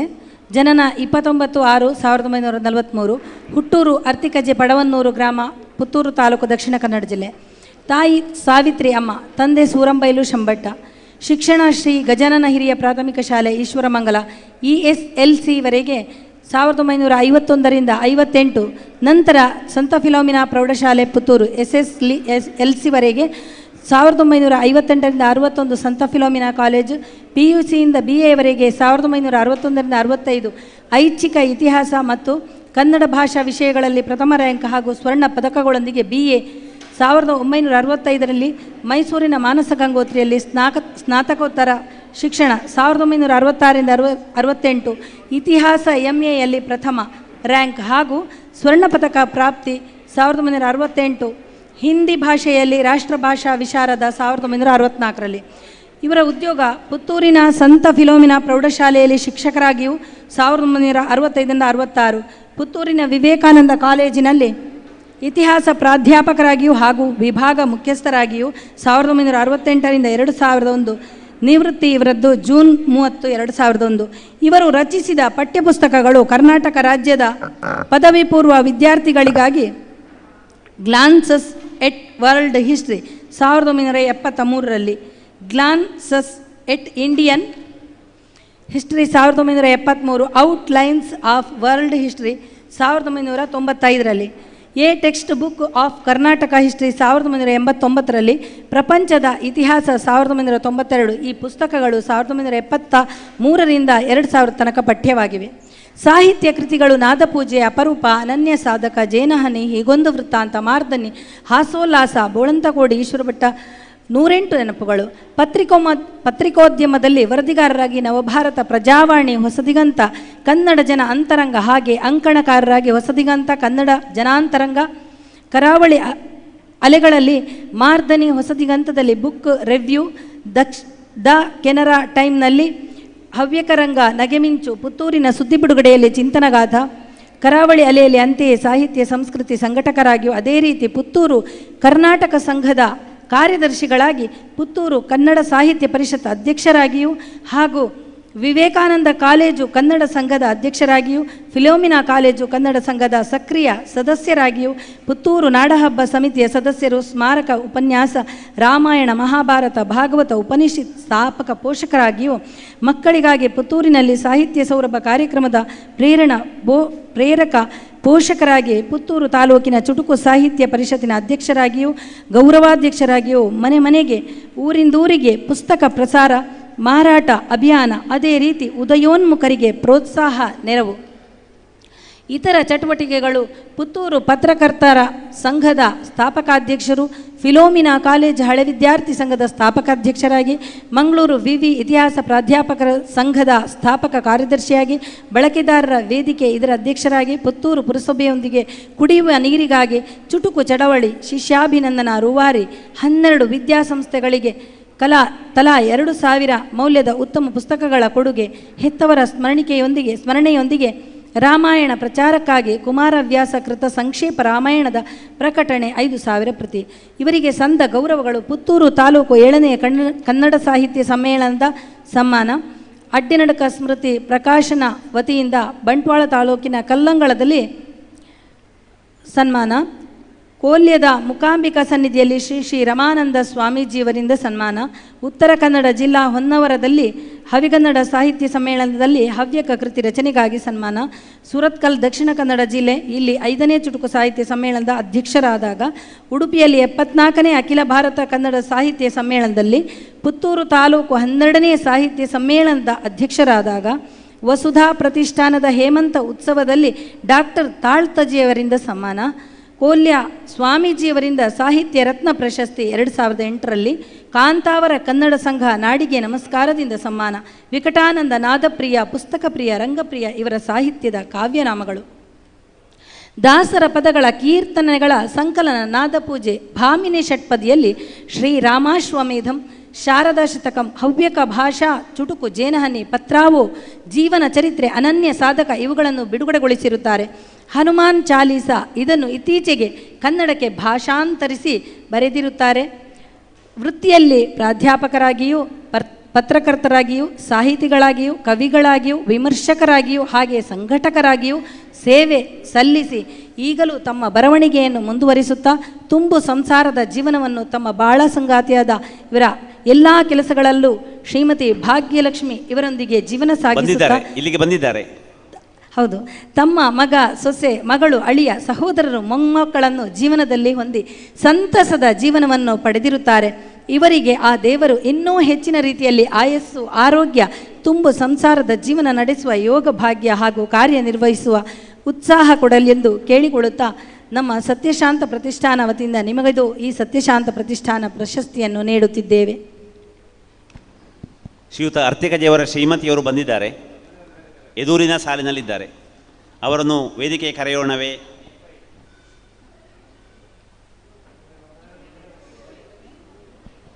ನಮ್ಮ ಈ ಕಾರ್ಯಕ್ರಮಕ್ಕೆ ಬೆಳಗಿನಿಂದ ಇದುವರೆಗೆ ಅತ್ಯಂತ ಉತ್ತಮವಾದ ಧ್ವನಿವರ್ಧಕ ವ್ಯವಸ್ಥೆ ಮಾಡಿದವರು ಪ್ರೇಮ್ ಸೌಂಡ್ಸ್ ಪುತ್ತೂರು. ಇದರ ಮಾಲಕರಿಗೆ, ಎಲ್ಲ ಸಿಬ್ಬಂದಿ ವರ್ಗಕ್ಕೆ ನಾವು ಆಭಾರಿಗಳಾಗಿದ್ದೇವೆ. ಪ್ರೇಮ್ ಸೌಂಡ್ಸ್ ಪುತ್ತೂರು ಅತ್ಯುತ್ತಮವಾದ ಧ್ವನಿವರ್ಧಕ ವ್ಯವಸ್ಥೆ. ಕಾರ್ಯಕ್ರಮ ಒಳ್ಳೆಯದಾಗಬೇಕಾದರೆ ಧ್ವನಿವರ್ಧಕ ಚೆನ್ನಾಗಿರಬೇಕು. ಅಂತೆಯೇ ಸುದ್ದಿ ಚಾನಲ್, ಕಹಳೆ ನ್ಯೂಸ್ ಮತ್ತು ಶ್ರೀಯುತ ಜಯಾನಂದ ಪೆರಾಜೆ ಇವರಿಗೆ ನಾವು ಮಾಧ್ಯಮದ ಕ್ಷೇತ್ರದ ಸಹಕಾರಕ್ಕೋಸ್ಕರ ಅಭಿನಂದನೆಗಳನ್ನು ಸಲ್ಲಿಸ್ತಾ ಇದ್ದೇವೆ. ವಿ.ಬಿ. ಅರ್ತಿಕಜೆ ದಂಪತಿಗಳನ್ನು ಈ ವರ್ಷದ ಸತ್ಯಶಾಂತ ಪ್ರತಿಷ್ಠಾನದ ಪ್ರಶಸ್ತಿ ನೀಡಿ ನಾವು ಗೌರವಿಸ್ತಾ ಇದ್ದೇವೆ. ದಂಪತಿಗಳನ್ನು ಸಾಹಿತ್ಯ, ಸಂಗೀತ, ಇತಿಹಾಸ ಎಲ್ಲ ಕ್ಷೇತ್ರದಲ್ಲಿ ಜನಾನುರಾಗಿಯಾದವರು ಶ್ರೀಯುತ ವಿ.ಬಿ. ಅರ್ತಿಕಜೆ. ವಿವೇಕಾನಂದ ಕಾಲೇಜಿನಲ್ಲಿ ಸುದೀರ್ಘವಾದಂತಹ ಸೇವೆ. ಪ್ರವಾಚಕನಾದರೂ ಕೂಡ ಪಂಚೆಯುಟ್ಟು ಕಾಲೇಜಿಗೆ ಹೋದ ನೆಗಳತೆಗೆ ಪಾತ್ರ ಆದವರು. ಪ್ರಥಮ ದರ್ಜೆ ಕಾಲೇಜಿನಲ್ಲಿ ಪ್ರವಾಚಕನಾದರೂ ಪಂಚೆ ಉಟ್ಟಿ ತರಗತಿಗೆ ಹೋದಂತಹ ಒಂದು ಭಾರತೀಯ ಹೃದಯದ ವಿ.ಬಿ. ಅರ್ತಿಕಜೆಯನ್ನು ಇವತ್ತು ನಾವು ಸನ್ಮಾನಿಸ್ತಾ ಇದ್ದೇವೆ. ವಿ.ಬಿ. ಅರ್ತಿಕಜೆ ದಂಪತಿಗಳನ್ನು ನಾವು ಸನ್ಮಾನಿಸ್ತಾ ಇದ್ದೇವೆ. ನಿಮ್ಮೆಲ್ಲರ ಕರತಾಡನ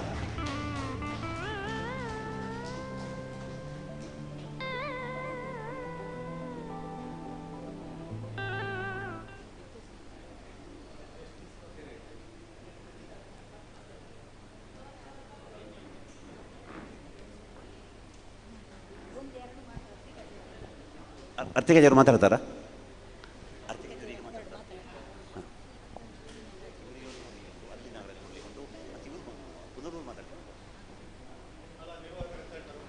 ಮುಂದೆ ಸನ್ಮಾನಿತರಿಂದ ಉತ್ತರ. ಶ್ರೀಯುತ VB ಅರ್ತಿಕಜೆ ನಮ್ಮನ್ನು ಉದ್ದೇಶಿಸಿ ಮಾತಾಡಬೇಕು ಅಂತ ಅವರನ್ನು ಕೇಳಿಕೊಳ್ತೇನೆ.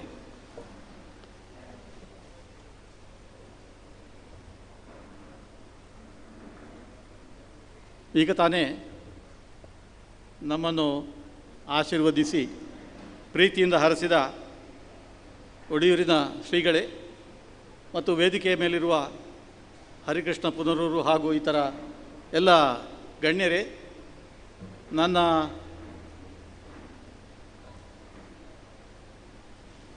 ಈ ಸಂದರ್ಭದ ಒಂದು ಕಾರ್ಯಕ್ರಮದಲ್ಲಿ ನಾನು ಭಾಗವಹಿಸಲೇಬೇಕಾಯಿತು. ನಾನು ಶಾಂತನಿಗೆ ಹೇಳಿದೆ ಈ ಕಾರ್ಯಕ್ರಮ ಬೇಡ ಅಂತ ಹೇಳಿದೆ. ನಾನು ಕಳೆದ ವರ್ಷ ಹೇಗೂ ತಪ್ಪಿಸಿದೆ, ಅಂತೂ ಐತಪ್ಪ ಮಾಸ್ಟರಿಗೆ ಮಾಡಿ ಅಂತ ಹೇಳಿದೆ. ಈ ವರ್ಷ ನನಗೆ ತಪ್ಪಿಸಲಿಕ್ಕೆ ಸಾಧ್ಯ ಆಗಲಿಲ್ಲ. ಅವರು ಹಾಕಿದ ಗಾಳಕ್ಕೆ ನಾನು ಸಿಲುಕಿ ಹಾಕಿಕೊಂಡೆ. ಆದರೆ ಒಂದು ಸಮಾಧಾನ ಎಂದರೆ ನಮ್ಮ ಒಡಿಯೂರು ಶ್ರೀಗಳು ನಗು ನಗುತ್ತಾ ನಮ್ಮ ತಲೆ ಮೇಲೆ ಕೈಯಿಟ್ಟು ಆಶೀರ್ವದಿಸಿದ್ದಾರೆ. ಇದು ತುಂಬ ಸಂತೋಷದ ವಿಷಯ. ಇಲ್ಲಿ ನಾನು ಮಾಡಿದ ಸಾಧನೆ ಬಹಳ ದೊಡ್ಡದೇನಲ್ಲ, ಬೋಧನೆ ಅಂತೂ ಮಾಡಿದ್ದೇನೆ. ಯಾಕೆಂತೇಳಿದರೆ ಕಾಲೇಜಿನಲ್ಲಿ 33 ವರ್ಷ ಮಣ್ಣು ಹೊರುವುದು ಅಂತ ಹೇಳ್ತಾರೆ ಗುರುಗಳೇ, ಕಾಲೇಜಿಗೆ ಮಣ್ಣು ತುಂಬುರೆ ಅಂತ. ಹಾಗೆ ನಾನು ಹೋಗಲೇಬೇಕಾಯಿತು. ಮತ್ತು ಹೋದ ಮೇಲೆ ಮತ್ತೆ ಏನು ಮಾಡಬೇಕಲ್ಲ, ಬೋಧನೆ ಮಾಡಬೇಕು. ಹಾಗಾಗಿ ಸಾಧನೆ ಕಡಿಮೆ, ಬೋಧನೆ ಜಾಸ್ತಿ. ಮತ್ತು ಅದರೊಟ್ಟಿಗೆ ವೇದನೆಯನ್ನು ನಾನು ಸಹಿಸಿಕೊಳ್ಳಲೇಬೇಕಾಯಿತು. ಯಾಕೆಂತೇಳಿದರೆ ನಮ್ಮ ವಿದ್ಯಾರ್ಥಿಗಳು ಅವರ ಗುಣ ನಡತೆ ಇದೆಲ್ಲ ಸರಿಯಾಗದೇ ಇದ್ದಾಗ ನಮಗೆ ವೇದನೆ ಆಗುವುದು ಖಂಡಿತ. ಅದು ಆಗಿದೆ. ಆದರೆ ಆ ವೇದನೆಯನ್ನು ಸಹಿಸಿಕೊಂಡು ಇದುವರೆಗೆ ನಾನಿದ್ದೇನೆ. ಮತ್ತು ಈ ಪತ್ರಿಕೋದ್ಯಮ ಎನ್ನುವಂಥದ್ದು ಅಥವಾ ಬರೆಯುವುದು ನಾನು ಹೇಳಿದೆ, ಅದು ನನ್ನ ಕೆಲಸ ಏನಂತ ಹೇಳಿದರೆ ಒರೆಯುವುದು ಮತ್ತು ಬರೆಯುವುದು ಮತ್ತು ನಿಮ್ಮಂಥವರು ಸಿಕ್ಕಿದರೆ ಕೊರೆಯುವುದು ಅಂಥೇಳಿ ಅದೊಂದು ಸೇರಿಸಿದೆ. ನಿಮ್ಮಂಥವರು ಸಿಕ್ಕಿದರೆ ಕೊರೆಯುವುದು ಅಂತ. ಹಾಗೆ ಇಂತಹ ಚಟುವಟಿಕೆಗಳನ್ನು ನಡೆಸ್ತಾ ಬಂದಿದ್ದೇನೆ ಇದುವರೆಗೆ. ಈಗ 79ರ ಒಂದು ಹಂತದಲ್ಲಿ ಬಂದಿದ್ದೇನೆ ಗುರುಗಳೇ. ಬರುವ ವರ್ಷ 80ಕ್ಕೆ ಏನಾಗ್ತದೆ ಅಂತ ಗೊತ್ತಿಲ್ಲ. ಅಂತೂ ಎಲ್ಲರ ಆಶೀರ್ವಾದ ಇದೆ ಅಂತ ಹೇಳಿ. ಈಗ ನಮ್ಮ ಶಾಂತ ಕಂಟಿನ್ಯೂ ಅಷ್ಟೇ. ಅವ್ರಿಗೆ ಏನಾಯಿತು ಅಂತ ಹೇಳಿದರೆ ಅವರಿಗೇನಂದರೆ ಒಂದು ಬರೆಯುವ ಚಟ ಒಂದು ಇತ್ತು. ಅದನ್ನು ಅವರು ಹಗಲು ಬರೀಲಿಕ್ಕೆ ಆಗೋದಿಲ್ಲ. ಕಾರಣ ಏನು ಅಂತ ಹೇಳಿದರೆ ಇಲ್ಲಿ ರವಿ ಇರಬೇಕು, ಇಲ್ಲೆಲ್ಲಿ ಕೂತ್ಕೊಂಡು ಇಲ್ಲಿ ಅದು ರವಿ ಹೇಳಿದಾಗ ಕೇಳಬೇಕಲ್ಲ, ಗಂಡ ಹೇಳಿದಾಗ ಹೆಂಡತಿ ಕೇಳಬೇಕು, ಮತ್ತು ಮನೆ ಪರಿಸ್ಥಿತಿ ನೋಡಿಕೊಳ್ಬೇಕು. ಹಾಗೆ ಇವರಿಗೆ ಪಾಪ ಬೆಳಿಗ್ಗೆ 4 ಗಂಟೆಗೆ 5 ಗಂಟೆಗೆ ಎದ್ದರೆ ರಾತ್ರಿ 10 ಗಂಟೆ ಆಗ್ತದೆ ಗಂಡ ಮಲಗುವಾಗ ಮತ್ತು ಮಕ್ಕಳು ಮಲ್ಕೊಳ್ಳುವಾಗ. ಆಮೇಲೆ ಇವರು ಏನು ಮಾಡ್ತಾರೆ ಅಂದರೆ ಕಾಗದ ಪೆನ್ ಹಿಡ್ಕೊಂಡು ಬರೆಯುತ್ತಾ ಹೋಗೋದು. ಯಾಕೆಂದರೆ ಕೊರೆಯಲಿಕ್ಕೆ ನಮ್ಮ ಹಾಗೆ ಅವಕಾಶ ಇಲ್ಲ ಅವರಿಗೆ. ನಮಗೇನೆಂದರೆ ಗುರುಗಳೇ, ನಿಮಗೂ ಅವಕಾಶ ಬೇಕಷ್ಟು ಸಿಗ್ತದೆ ಮಾತಾಡಲಿಕ್ಕೆ, ಆದರೆ ನೀವು ಕೊರೆಯಲಿಕ್ಕೆ ಹೋಗೋದಿಲ್ಲ. ನೀವು ಒರೆಯುವುದು ಮತ್ತು ನೀವು ಆಶೀರ್ವದಿಸುವುದು, ಅದಕ್ಕೆ ಹೆಸರೇ ಬೇರೆ. ಆದರೆ ನಮಗಂತೂ ಒಂದು ಅವಕಾಶ ಕೊಡ್ತಾರೆ. ಈಗಲೂ ಕೆಲವರು ಹೇಳಿದರು, ನೀವು ಸ್ವಲ್ಪ ಮಾತಾಡಿ ಮಾರಾರೆ ಅಂತೇಳಿ, ಖುಷಿ ಆಗ್ತದೆ ಕೇಳಲಿಕ್ಕೆ ಅಂತ. ಅದಕ್ಕೆ ಕಾರಣ ಏನು ಅಂತೇಳಿ ಇತ್ತೀಚೆಗೆ ನಾನು ಸ್ವಲ್ಪ ಹಾಸ್ಯದ ಒಂದು ಪಕ್ಷ. ಗುರುಗಳು ಸಹ ಅದನ್ನು ತಮ್ಮ ಜೀವನದಲ್ಲಿ ಅನುಷ್ಠಾನ ಮಾಡಿಕೊಂಡಿದ್ದಾರೆ. ಯಾಕಂತ ಹೇಳಿದರೆ ಈ ನಿಮ್ಮ ಬರೇ ಭಗವದ್ಗೀತೆ ಅಂತ ಹೇಳ್ಕೊಂಡು ಅದನ್ನೇ ಹೇಳ್ತಾ ಕೂತ್ರೆ ಜನ ಕೇಳುವುದಿಲ್ಲ. ಮತ್ತು ಈಗಲೂ ನಿಮಗೆ ಗೊತ್ತಿರ್ಬೋದು, ಆ ಹಿಂದಿನ ನಾವೊಂದು ಪಾಠ ಮಾಡಿದ್ದೆ 8ನೇ ಕ್ಲಾಸಿನಲ್ಲಿ ಪಾಠ ಮಾಡುವಾಗ, ಹಿಂದಿನ ಸಾಲಿನ ಹುಡುಗರು ನಾವು ನಮಗೆಂದೆಂದೂ ಜಯವಿಲ್ಲ ಅಂಥೇಳಿ ಒಂದು ಪದ್ಯ. ಆ ಪದ್ಯ ಒಂದು KS ನರಸಿಂಹಸ್ವಾಮಿಯವರು ಬರೆದದ್ದು. ಅದನ್ನು ನಾನು ಪಾಠ ಮಾಡಬೇಕು. ಆ ಪಾಠ ಮಾಡಿದೆ. ಅವಾಗ ಏನು ಅಂತ ಮಾಡೋದು, ಅದು ಒಂದು ಕಷ್ಟದ ಕೆಲಸ. ಹಾಗಾಗಿ ಹಿಂದಿನ ಸಾಲಿನ ಹುಡುಗರು ಅಥವಾ ಹುಡುಗಿಯರೇ ಜಾಸ್ತಿ ಇದ್ದರು, ಹೆಂಗಸರು, ಹುಡುಗಿಯರು ಅಂತ ಹೇಳಲಿಕ್ಕೂ ಬರೋದಿಲ್ಲ, ವಿವಾಹಿತರು, ಅವರೆಲ್ಲ ಈಗ ಹೊರಟೋಗಿ ಆಗಿದೆ. ಚಪ್ಪಾಳೆ ತಟ್ಟಲಿಕ್ಕೂ ಜನ ಇಲ್ಲ ಅಂಥ ಒಂದು ಪರಿಸ್ಥಿತಿಯಲ್ಲಿ ನಾನಿದ್ದೇನೆ. ಏನೇ ಇರಲಿ, ನಮ್ಮ ನಮ್ಮ ಸಾಧನೆಗಳನ್ನು ಸಾಧನೆಗಳೇನು, ವೇದನೆ ಕಡೆಗೆ ಯಾರು ಸಹ ಗಮನ ಕೊಡೋದಿಲ್ಲ. ವೇದನೆ ಇದೆ ಅಂತ ಹೇಳಿದರೆ ಆ ವೇದನೆಗಳನ್ನು ಹೇಳಿಕೊಳ್ಳಿಕ್ಕೂ ಆಗಲ್ಲ ಗುರುಗಳೇ. ಅದೇ ತುಂಬ ಕಷ್ಟದ ಕೆಲಸ. ಹೆಂಡತಿ ಹತ್ತಿರ ಇದರ ಕಷ್ಟವನ್ನು ಹೇಳಿದರೆ ಸಾಯಂಕಾಲದ ಹೊತ್ತು ಪಾಪ ಬೆಳಗ್ಗಿಂದ ಸಾಯಂಕಾಲದವರೆಗೆ ದುಡಿದು ಹಾಗಾಗಿ 10 ಗಂಟೆಗೆ ಮಲಗಲಿಕ್ಕೆ ಆಗುವಾಗ ನಮ್ಮ ವೇದನೆಯನ್ನು ಹೇಳಲಿಕ್ಕೆ ಹೋದರೆ ಅದು ಕಷ್ಟ. ಅಥವಾ ನಮ್ಮ ಶೋಧನೆಗಳನ್ನು ಹೇಳುವಾನ, ಅದನ್ನು ಹೇಳಲಿಕ್ಕೆ ಬರೋದಿಲ್ಲ. ಕಾರಣ ಏನಂತಾರೆ, ಇವನ ಶೋಧನೆ ಇವನಿಗೆ ಆಯಿತು, ನಮಗೆ ಯಾಕೆ ಅಂತೇಳಿ ಹೇಳ್ತಾರೆ. ಹಾಗಾಗಿ ನಾವು ಕೊಡುವುದನ್ನು ತಗೊಳ್ಳಿಕ್ಕೆ ಜನ ಬೇಕಲ್ಲಿ. ಕೊಡಲಿಕ್ಕೆ ನೀವು ಧಾರಾಳವಾಗಿ ಕೊಡ್ಬೋದು. ಈಗ ನಾನು ಕೊಟ್ಟವನೇ. ಇದು ನನಗೆ ಕೆಲವೊಮ್ಮೆ ಹಾಗೆ ಆಗಿದೆ. ಏನಂತ ಹೇಳಿದರೆ, ಕೊಟ್ಟದ್ದು ತನಗೆ ಬಚ್ಚಿಟ್ಟದ್ದು ಪರರಿಗೆ ಅಂತೇಳಿ ಆ ಗಾದೆ ನನಗೆ, ಗಾದೆಗಳನ್ನು ಬರೀತಾ ಹೋದೆ, ಅದನ್ನು ವಿಸ್ತರಿಸ್ತಾ ಹೋದೆ, ಅದರ ಅರ್ಥವನ್ನು ಕೊಡಲಿಕ್ಕೆ ಹೋದೆ. ಆದರೆ ಈ ಕೊಟ್ಟದ್ದು ತನಗೆ ಬಚ್ಚಿಟ್ಟದ್ದು ಪರರಿಗೆ ಅಂತ ಹೇಳುವಾಗ ಇದರ ಅರ್ಥ ಆಗಿರಲಿಲ್ಲ. ಈಗ ಆಗ್ತಾ ಉಂಟು ಕೆಲವು ವರ್ಷದಿಂದ. ಅದು ಏನಂದರೆ ಕೊಟ್ಟದ್ದು ತನಗೆ ಅಂದರೆ ನಾನು ಅನೇಕರಿಗೆ ಪ್ರಶಸ್ತಿಗಳನ್ನು ಕೊಡಿಸಿದ್ದೇನೆ, ಬಹುಮಾನಗಳನ್ನು ಕೊಡಿಸಿದ್ದೇನೆ. ಆಮೇಲೆ ಸಣ್ಣ ಪುಟ್ಟ ಮಕ್ಕಳು, ಇವತ್ತು ಒಂದು ಮಗು ಬಂತಲ್ಲಿ 5 ವರ್ಷದ ಮಗು, ಅಂಥ ಮಕ್ಕಳಿಗೆ ಸಹ ನಾವು ಬಹುಮಾನವನ್ನು ಕೊಡಿಸಿದ್ದು ಉಂಟು, ತಾವು ಸ್ವತಃ ಕೊಟ್ಟದ್ದು ಉಂಟು. ಹಾಗೆ ನಾನು ಕೊಟ್ಟದ್ದು ತನಗೆ ಅಂದರೆ ಏನು, ಅದು ಮತ್ತೆ ಹಿಂದಕ್ಕೆ ಬರ್ತದೆ ಅಂತ. ಪರಮೇಶ್ವರ ಒಟ್ಟು ಬಾಳಿಲ್ಲ ಅಂತ ಇದ್ದರು ಅವರು. ನಮ್ಮ ಹವ್ಯಕ ಭಾಷೆಯಲ್ಲಿ ಒಂದು ಮಹಾಕಾವ್ಯವನ್ನು ಬರೆದು, ಮಹಾಭಾರತವನ್ನು ಬರೆದು ಬಂದು ಅದನ್ನು ಹೀಗೆ ಕಂಕುಳೆಡೆಯಲ್ಲಿ ತಗೊಂಡು ಮನೆ ಮನೆ ತಿರುಗುತ್ತಾ ಇದ್ದರು. ಆಗ ನಾನು ಕೇಳಿದೆ, ಪರಮೇಶ್ವರ ಭಟ್ರೆ ನೀವು ಇದನ್ನು ಪ್ರಿಂಟ್ ಮಾಡಬೇಕು ಅಂತೇಳಿ ಹೇಳಿದೆ. ಆಯಿತು ಅಂತ ಹೇಳಿದರು. ಹಾಗೆ ತಿರುಗಿರು 1 ವರ್ಷ ಕಳೆದ ನಂತರ ಪರಮೇಶ್ವರ ಭಟ್ರೆ ನಿಮ್ಮ ಮಹಾಭಾರತ, ಹವ್ಯಕ ಮಹಾಭಾರತ ಎಲ್ಲಿಗೆ ಬಂತು ಅಂತೇಳಿ. ಆಗ ಅವರು ಹೀಗೆ ತೋರಿಸಿದ್ರು, ಇಲ್ಲಿಗೆ ಬಂದಿದೆ ಅಂತ ಹೇಳಿ. ಇಲ್ಲಿಗೆ ಬಂದರೆ ಏನು, ಕಂಕುಳಾಡಿಗೆ ಬಂದಿದೆ ಅಂತ ಅರ್ಥ. ಆಗ ನಾನು ಹೇಳಿದೆ, ಕಂಕುಳಾಡಿಗೆ ಬರುವುದಲ್ಲ, ಅದು ಎಲ್ಲರ ಪುಸ್ತಕಕ್ಕೆ, ಎಲ್ಲರ ಕೈಗೆ ಹೋಗಬೇಕು. ಕೈಗೆ ಹೋಗ್ಬೇಕಾದ್ರೆ ಅನ್ಬೇಕು, ಒಂದು ಕಡೆ ಒಂದು ನಾವು ಜಂಬರ ಅಂತ ಹೇಳ್ತೀವಿ. ಜಂಬರ ಅಂತ ಹೇಳಿದರೆ ಒಂದು ಫಂಕ್ಷನ್, ಅಲ್ಲಿ ಒಂದು ಪೂಜೆಗೆ ಹೋಗಿದ್ದೆ. ಅಲ್ಲಿ ನನ್ನ ಹತ್ತಿರ ಅವರ ಮಗ ಕೂತಿದ್ರು. ಆಗ ನಾನು ಹೇಳಿದೆ, ಹೀಗೆಲ್ಲ ನೀವು ಕಂಕುಳಲ್ಲಿ ಇಟ್ಟುಕೊಂಡು ತಿರುಗಾಡುವಂಥದ್ದಲ್ಲ, ಅದು ವಸ್ತು ಬಹಳ ಅಮೂಲ್ಯವಾದದ್ದು. ಅದು ನಮ್ಮ ಹವ್ಯಕ ಭಾಷೆಯಲ್ಲಿ ಒಂದು ಮಹಾಭಾರತ ಬಂತು ಅಂತ ಹೇಳಿದರೆ ಅದಕ್ಕೆ ನಾವೆಲ್ಲ ಹಿಗ್ಗಬೇಕು, ನಾವು ಅದನ್ನು ಹೊರತರಬೇಕು. ಅದಕ್ಕಾಗಿ ಏನು ಅಂತ ಹೇಳಿದರೆ ಪ್ರಾಕ್ಟಿಕಲ್ ನೋಡುವಂಥ ವ್ಯವಹಾರ ಏನು ಅಂತ ಹೇಳಿದರೆ ಅವರಿಗೆ ಹೇಳಿದೆ. ಒಳಗೆ ಆ ಮನೆ ಯಜಮಾನಿಗೆ ಹೇಳಿದೆ, ಒಂದು ಕಾಗದ ಕೊಡಿ ಮಾರಾಯರೆ, ಖಾಲಿ ಕಾಗದ ಅಂತ, ಮತ್ತು ಒಂದು ಪೆನ್ನು ಕೊಡಿ ಅಂತ, ಬಾಲ್ ಪೆನ್ ತಂದು ಕೊಟ್ಟರು. ಅಲ್ಲಿ ಬರೆದೆ ಏನು ಅಂತ ಹೇಳಿದರೆ, ಮಹಾಭಾರತ ಇವರ ಪುಸ್ತಕ ಧರ್ಮ ವಿಜಯ ಅಂತೇಳಿ ಹೆಸರಿಟ್ಟಿದ್ದಾರೆ ಮಹಾಭಾರತಕ್ಕೆ. ಧರ್ಮ ವಿಜಯ ಪುಸ್ತಕದ ಪ್ರಕಟಣೆಗಾಗಿ ಸಹಾಯ ಇತ್ತವರು ಅಂತ ಮೇಲೆ ಬರೆದು ನಂಬರ್ 1 ಅಂತ ಹಾಕಿ VB ಅರ್ತಿಕಜೆ ರೂಪಾಯಿ 5,000 ಅಂತ ಬರೆದೆ. ನನ್ನ ಗುರಿ ಏನು ಅಂತ ಹೇಳಿದ್ರೆ, ನಾನು 5,000 ಕೊಟ್ಟದ್ದು ದೊಡ್ಡದಲ್ಲ, ಆದರೆ ಇವೊಬ್ಬ ಪಡಪೋಸಿ, ಇವ ಮಾಸ್ತರ, ಹೈಸ್ಕೂಲಲ್ಲ ಕಾಲೇಜು ಮಾಸ್ತರ, ಏನು ಹರಿಕೃಷ್ಣದೇ. ಈಗ ಹೇಳೋದಾಗೆ ಅವ ಕಾಲೇಜಲ್ಲಿ ನಮ್ಮ ಭಾಷೆಯಲ್ಲಿ ಒಂದು ಹೇಳು, ಅವ ಕಾಲೇಜಲ್ಲಿ ಮಾಸ್ತರಾಡ ಅಂತ. ಹಾಗೆ ಮಾಸ್ತರ ಒಬ್ಬ 5,000 ಕೊಡಬೇಕಾದ್ರೆ ಇದು ಪುಸ್ತಕ ಘನವಾಗಿರಬೇಕು. ನಾವು 5,000 ಕೊಟ್ಟರೆ ಸಾಲುವುದಿಲ್ಲ ಅಂಥೇಳಿ ಕೆಲವರು 6,000 ಕೊಟ್ಟರು, ಕೆಲವರು 10,000 ಕೊಟ್ಟರು, ಕೆಲವರು 20 ಕೊಟ್ಟರು. ಕೊಟ್ಟು ಏನಾಯಿತು ಅಂತ ಹೇಳಿದರೆ ಲಕ್ಷಗಟ್ಟಲೆಯಲ್ಲಿ ಬೆಳೀತದೆ. ಅದನ್ನು ಪುಸ್ತಕ ಮಾಡಿದರು. ಪುಸ್ತಕ ಮಾಡಿ ಸಹ ಮತ್ತೆ ಪುನಃ ಉಳಿಯಿತು ಹಣ. ಆಗ ಪರಮೇಶ್ವರ ಭಟ್ಟರು ಸ್ವಾಭಿಮಾನಿ, ಅವರು ಹೇಳಿದರು, ಇದು ನಮ್ಮ ಪುಸ್ತಕಕ್ಕೆ ಕೊಟ್ಟಂಥ ಹಣ, ಇದನ್ನು ನಮ್ಮ ಸ್ವಂತಕ್ಕೆ ಉಪಯೋಗಿಸಬಾರ್ದು ಅಂತ ಹೇಳಿ ಅವರು ಏನು ಮಾಡಿದರು ಅಂತ ಹೇಳಿದರೆ, ಆ ಉಳಿದ ಹಣವನ್ನು ಒಂದು ಪುದುವಟ್ಟು, ಒಂದು ಫಿಕ್ಸಡ್ ಡೆಪಾಸಿಟ್ ಆಗಿ ಇಟ್ಟರು. ಫಿಕ್ಸಡ್ ಡೆಪಾಸಿಟ್ ಆಗಿ ಹೇಳಿದರು, ಇದು ಏನು ಬಾಳಿಲ ಪರಮೇಶ್ವರ ಭಟ್ ಪ್ರಶಸ್ತಿ ಅಂತ ಹೇಳಿ, ಇದು ನೀವು ಪ್ರತಿ ವರ್ಷ ಹವ್ಯಕ ಭಾಷೆಯಲ್ಲಿ ಬರೆದಂತಹ ಕೃತಿಕಾರರಿಗೆ ಕೊಡಬೇಕಂತ ಹೇಳಿದರು. ಹಾಗೆ ಕೊಡಲಿಕ್ಕೆ ಪ್ರಾರಂಭ ಮಾಡಿದರು. ಅಲ್ಲಿ ಆ ಬಡ್ಡಿ 5,000 ರೂಪಾಯಿ ಬರ್ತಿತ್ತು. ಆವಾಗೆ ಬೇರೆಯವರಿಗೆ ಕೊಟ್ಟರು. BB ಕುಳಮರುವ ಅವರಿಗೆ ಕೊಟ್ಟರು, ಆಮೇಲೆ ಹೊಸಮನೆಯವರಿಗೆ ಕೊಟ್ಟರು, ಮತ್ತು 1 ವರ್ಷ ನನಗೂ ಹೇಳಿದರು, ನಿಮಗೆ ಈ ಸಲ ಕೊಡ್ತೇವೆ ಅಂತೇಳಿ.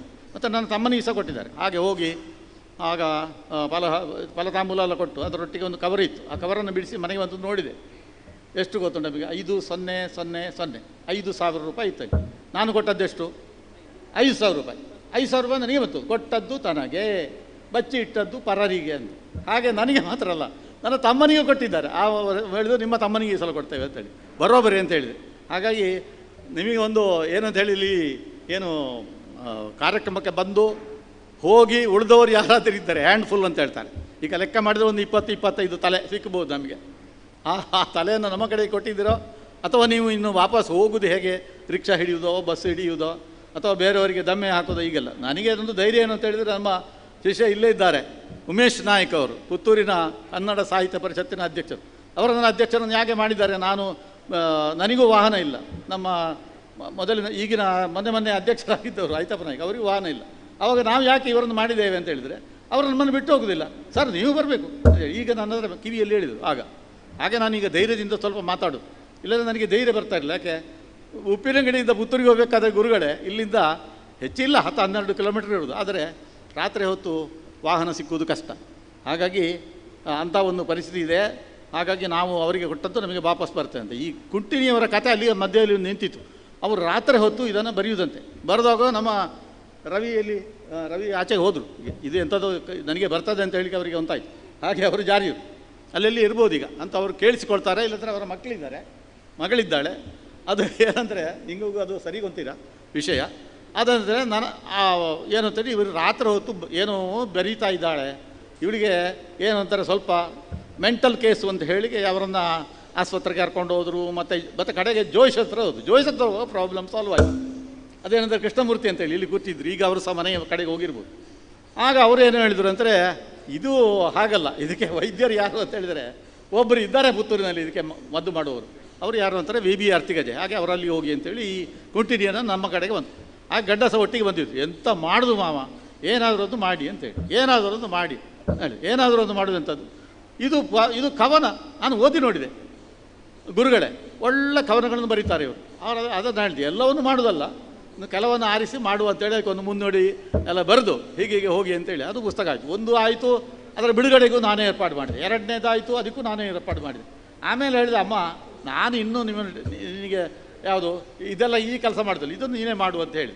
ಹಾಗೆ ಅವರು ಪುಂಖಾನುಪುಂಖ ಪುಸ್ತಕಗಳನ್ನು ಮಾಡಿದರು. ಆಮೇಲೆ ಅವರಿಗೆ ಒಂದು ಜೋಶ್ ಬಂತು, ಒಂದು ಉತ್ಸಾಹ ಬಂತು. ಅದರಿಂದ ಅವರು ಅಖಿಲ ಕರ್ನಾಟಕ ವ್ಯಾಪ್ತಿ, ಇದು ಕರ್ನಾಟಕದ ಹೊರಗೆ ಹೋಗಿದ್ದಾರೆ. ಅವರು ಅರಬ್ ಕಂಟ್ರೀಸಿಗೆ ಹೋಗಿದ್ದಾರೆ, ಆಮೇಲೆ ಬೇರೆ ಊರಿಗೆ ಸಹ ಹೋಗಿದ್ದಾರೆ. ಅಲ್ಲಿ ಸಹ ತಮ್ಮ ಕವನಗಳನ್ನು ಓದಿದ್ದಾರೆ, ಬೇರೆಯವರಿಗೆ ಅವಕಾಶವನ್ನು ಕೊಟ್ಟಿದ್ದಾರೆ. ಅಂತಹ ಶಾಂತಾ ಕುಂಟಿನಿ ಅವರಿಗೆ ಏನಂತ ಹೇಳಿದರೆ, ಅದು ಕೊಟ್ಟದ್ದು ತನಗೆ ಬಚ್ಚಿಟ್ಟದಾಗೆ.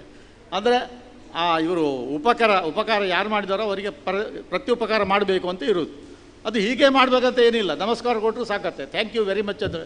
ಅಲ್ಲ ಗುರು ಇವರಿದ್ದಾರೆ, ಜಡ್ಜಡಿದ್ದಾರೆ ಅಲ್ವಾ, ಥ್ಯಾಂಕ್ ಯು ಅಂತ ಹೇಳಿದ್ರೆ ಸಾಕಾಗೋದಿಲ್ಲ. ನಮ್ಮಂಥವರು ಕೆಲವರು ಹೇಳ್ತಾರೆ ಪಿತೃ ಶ್ರಾದ್ದ ಅಂತ ಹೇಳುವಾಗ, ಶ್ರಾದ್ದ ಮಾಡೋದಿದ್ರು ಗೊತ್ತಿಲ್ಲ ಗುರುಗಳೇ. ನಮ್ಮ ತಂದೆ ಹೇಳಿದ್ದು ನನಗೆ, ಪಿತೃ ಶ್ರಾದ್ದ ಮಾಡಲಿಕ್ಕೆ ಆಗದವ, ಅವನ ಕೈಯಲ್ಲಿ ಏನೂ ಇಲ್ಲ, ಅವನ ಕಡೆಯವರು ಯಾರೂ ಹೊತ್ತಲ್ಲಿ ಹೇಳ್ಬಾರ್ದಿಲ್ಲ, ಶ್ರಾದ್ದ ಮಾಡಬೇಕು. ಇವನ ಮತ್ತು ಒಂದು ಗುಡ್ಡ ತುದಿಗೆ ಹೋಗ್ದಂದು ಅಲ್ಲಿ ಅಳುವುದು ಅಂತ ಅಳುವುದು. ಏನು, ನನ್ನ ತಂದೆಗೆ ಶ್ರಾದ್ದ ಮಾಡಬೇಕಿತ್ತು, ಅಕ್ಕಿ ಇಲ್ಲ, ಬೇಳೆ ಇಲ್ಲ, ದವಸ ಇಲ್ಲ, ಧಾನ್ಯ ಇಲ್ಲ, ಏನು ಮಾಡುವುದು ಅಂತೇಳಿ ಗೊತ್ತಾಗೋದಿಲ್ಲ ಅಂತ ಅಳುವುದಂತೆ. ಅದಕ್ಕೆ ರೋದನ ಶ್ರಾದ್ದ ಅಂತೇಳಿ ಹೆಸರು. ಗುರುಗಳಿಗೆಲ್ಲ ಗೊತ್ತಿಲ್ಲದ ವಿಷಯ ಅಲ್ಲ.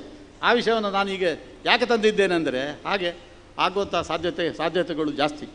ಹೀಗಾಗಿ ನಮ್ಮ ಕುಂಟಿನಿ ಅವರು, ಶಾಂತಾ ಕುಂಟಿನಿಯವರು ನಮಗೆ ಮೊದಲೇ ಸಂಬಂಧ, ಅವರ ತಂದೆ ಎಲ್ಲ ನನಗೆ ಅಣ್ಣ ಆಗಬೇಕು. ಅವರು ಏನೇ ಇರಲಿ, ಅವರು ಇಂಥ ಒಂದು ಔನ್ನತ್ಯಕ್ಕೆ ಬಂದಿದ್ದಾರೆ. ಮತ್ತು ಅವರು ಮಾತ್ರ ಅದನ್ನು ಪ್ರಯೋಜನ ಪಡೆಯುವುದಲ್ಲ, ನೂರಾರು ಜನಕ್ಕೆ, ಸಾವಿರಾರು ಜನ ಅವರನ್ನು ಕರೆದು ಅವರನ್ನು ವೇದಿಕೆ ಮೇಲೆ ನನಗೆ ತುಂಬ ಆನಂದವಾಯಿತು. ಏನಂತ ಹೇಳಿದರೆ, ಬೇರೆ ಬೇರೆ ಪ್ರಾಯದವರು, ಅದರಲ್ಲಿ ಸಹ ಹುಡುಗಿಯರು, ಮಹಿಳೆಯರು, ಅವರಿಗೆ ಮನೆಯಲ್ಲಿ ಏನೆಂದರೆ ಅವಕಾಶಗಳಿರುವುದಿಲ್ಲ. ಇಂಥ ಒಂದು ಅವಕಾಶವನ್ನು ಕೊಟ್ಟು ಅವರದೆಲ್ಲ ವೇದಿಕೆ ಮೇಲೆ ತಂದು, ಮಾತ್ರ ಅಲ್ಲ ಅವರಿಗೆ ಬಹುಮಾನವನ್ನು ಕೊಟ್ಟು ಅವರನ್ನು ಸತ್ಕರಿಸಿದ್ದಾರೆ. ನನಗೀಗ ಸತ್ಕಾರ ಮಾಡೋದಿದ್ರೂ ಆಗ್ತಿತ್ತು, ಏನು ತೊಂದರೆ ಇಲ್ಲ, ನಾನು ಅದರ ಬಗ್ಗೆ ಚಿಂತೆ ಮಾಡುವವನಲ್ಲ. ಯಾಕೆಂತ ಹೇಳಿದರೆ, ನಾವು ಮಾಡೋದು ನಮ್ಮ ಕರ್ತವ್ಯವನ್ನು ಮಾಡೋದು. ಅದು ಒಳ್ಳೆ ಮಾತು ಬೇರೆಯವರು ಹೇಳಿದರೆ, ಈಗ ಗುರುಗಳು ಹೇಳಿದ್ರು, ನಾನೊಂದು ತಮಿಳಿನ ಒಂದು ಕಾವ್ಯವನ್ನು ಏನೊಂದು ಹುಚ್ಚು ಸಾಹಸಕ್ಕೆ ಕೈ ಹಾಕಿ ಅದನ್ನು ಕನ್ನಡಕ್ಕೆ ತಂದಿದ್ದೇನೆ. ಅದನ್ನು ಮೆಲ್ಲಗೆ ಗುರುಗಳ ಹತ್ರ ಹಸ್ತಾಂತರ ಮಾಡಿದೆ. ಅವ್ರದ್ದು ಅಮೃತ ಹಸ್ತ ಅಂತೇಳಿ, ಅವರು ಮುಟ್ಟಿದ್ದೆಲ್ಲ ಶಾಶ್ವತ ಆಗ್ತದೆ, ಅದು ಪ್ರಸಿದ್ಧ ಆಗ್ತದೆ. ನನ್ನ ಕೆಲವು ಕೃತಿಗಳನ್ನು, ಇಲ್ಲದ್ರೆ ನಾನು ತುಳುವಿನಲ್ಲಿ ಹನುಮಾನ ಚಾಲಿಸಿ ಬರೀದು, ಕನ್ನಡದಲ್ಲಿ ಬರಿತೇನೆ, ಕನ್ನಡದಲ್ಲಿ ಸಲೀಸಾಗಿ ಬರಿತೇನೆ. ಆದರೆ ತುಳು ನನ್ನದು ಅಷ್ಟಾಗಿ ಸಾಲದು. ಆದರೂ ಕೂಡ ಅವರು ನೀನು ಬರೆಯಬಲ್ಲೆ ಅಂತೇಳಿ ಒಂದು ಸಭೆಯಲ್ಲಿ ಹೇಳಿದ್ರು, 6 ತುಳುಟ್ಟು ಬರ ಇಟ್ಟ ಎಂಕ್ಲೈನು ಪಬ್ಲಿಷ್ ಮಾಡ್ಕೊ ಅಂತ ಹೇಳಿದ್ರು. ಹಾಗೆ ನನಗೊಂದು ಚಾಲೆಂಜ್ ಬಂದಾಗಾಯ್ತು. ಹಾಗೆ ನಾನು ತುಳುವಿನಲ್ಲಿ ಬರೆದೇನೆ, ಅವರಿಗೋಸ್ಕರ ಬರೆದದ್ದು. ಅದೇನು ತೊಂದರೆ ಪಡ್ಪೋಸಿ ಅಂತ ಆಗಲಿಲ್ಲ, ಅಂತೂ ಪರವಾಗಿಲ್ಲ ಅಂತ ಹಾಗಾಗಿ ಒಂದು ಗುರುಗಳ ಆಶೀರ್ವಾದ ಮತ್ತು ಶಿಷ್ಯರ ಒಂದು ಪ್ರೋತ್ಸಾಹ ಇದೆಲ್ಲ. ಆಮೇಲೆ ನಮ್ಮ ಹಿಂದಿನ ಸಾಹಿತ್ಯ ಪರಿಷತ್ತಿನ ಅಧ್ಯಕ್ಷರು, ಅವರು ಈಗ ಇತ್ತೀಚೆಗೆ ಏನಂತ ಗೊತ್ತಿಲ್ಲ, ನಮ್ಮದು ಅಲ್ಲ ಅನೇಕ ವೇದಿಕೆಗಳಾಯಿತು ನಾವು ಒಟ್ಟೊಟ್ಟಿಗೆ ಭಾಗವಹಿಸುವಂಥದ್ದು. ಅವರು ಕೂಡ ನನ್ನ ಮೇಲೆ ತುಂಬ ಅಭಿಮಾನ ಮತ್ತು ವಾತ್ಸಲ್ಯವನ್ನು ಇಟ್ಟಂಥವ್ರು ಹಿರಿಯರು.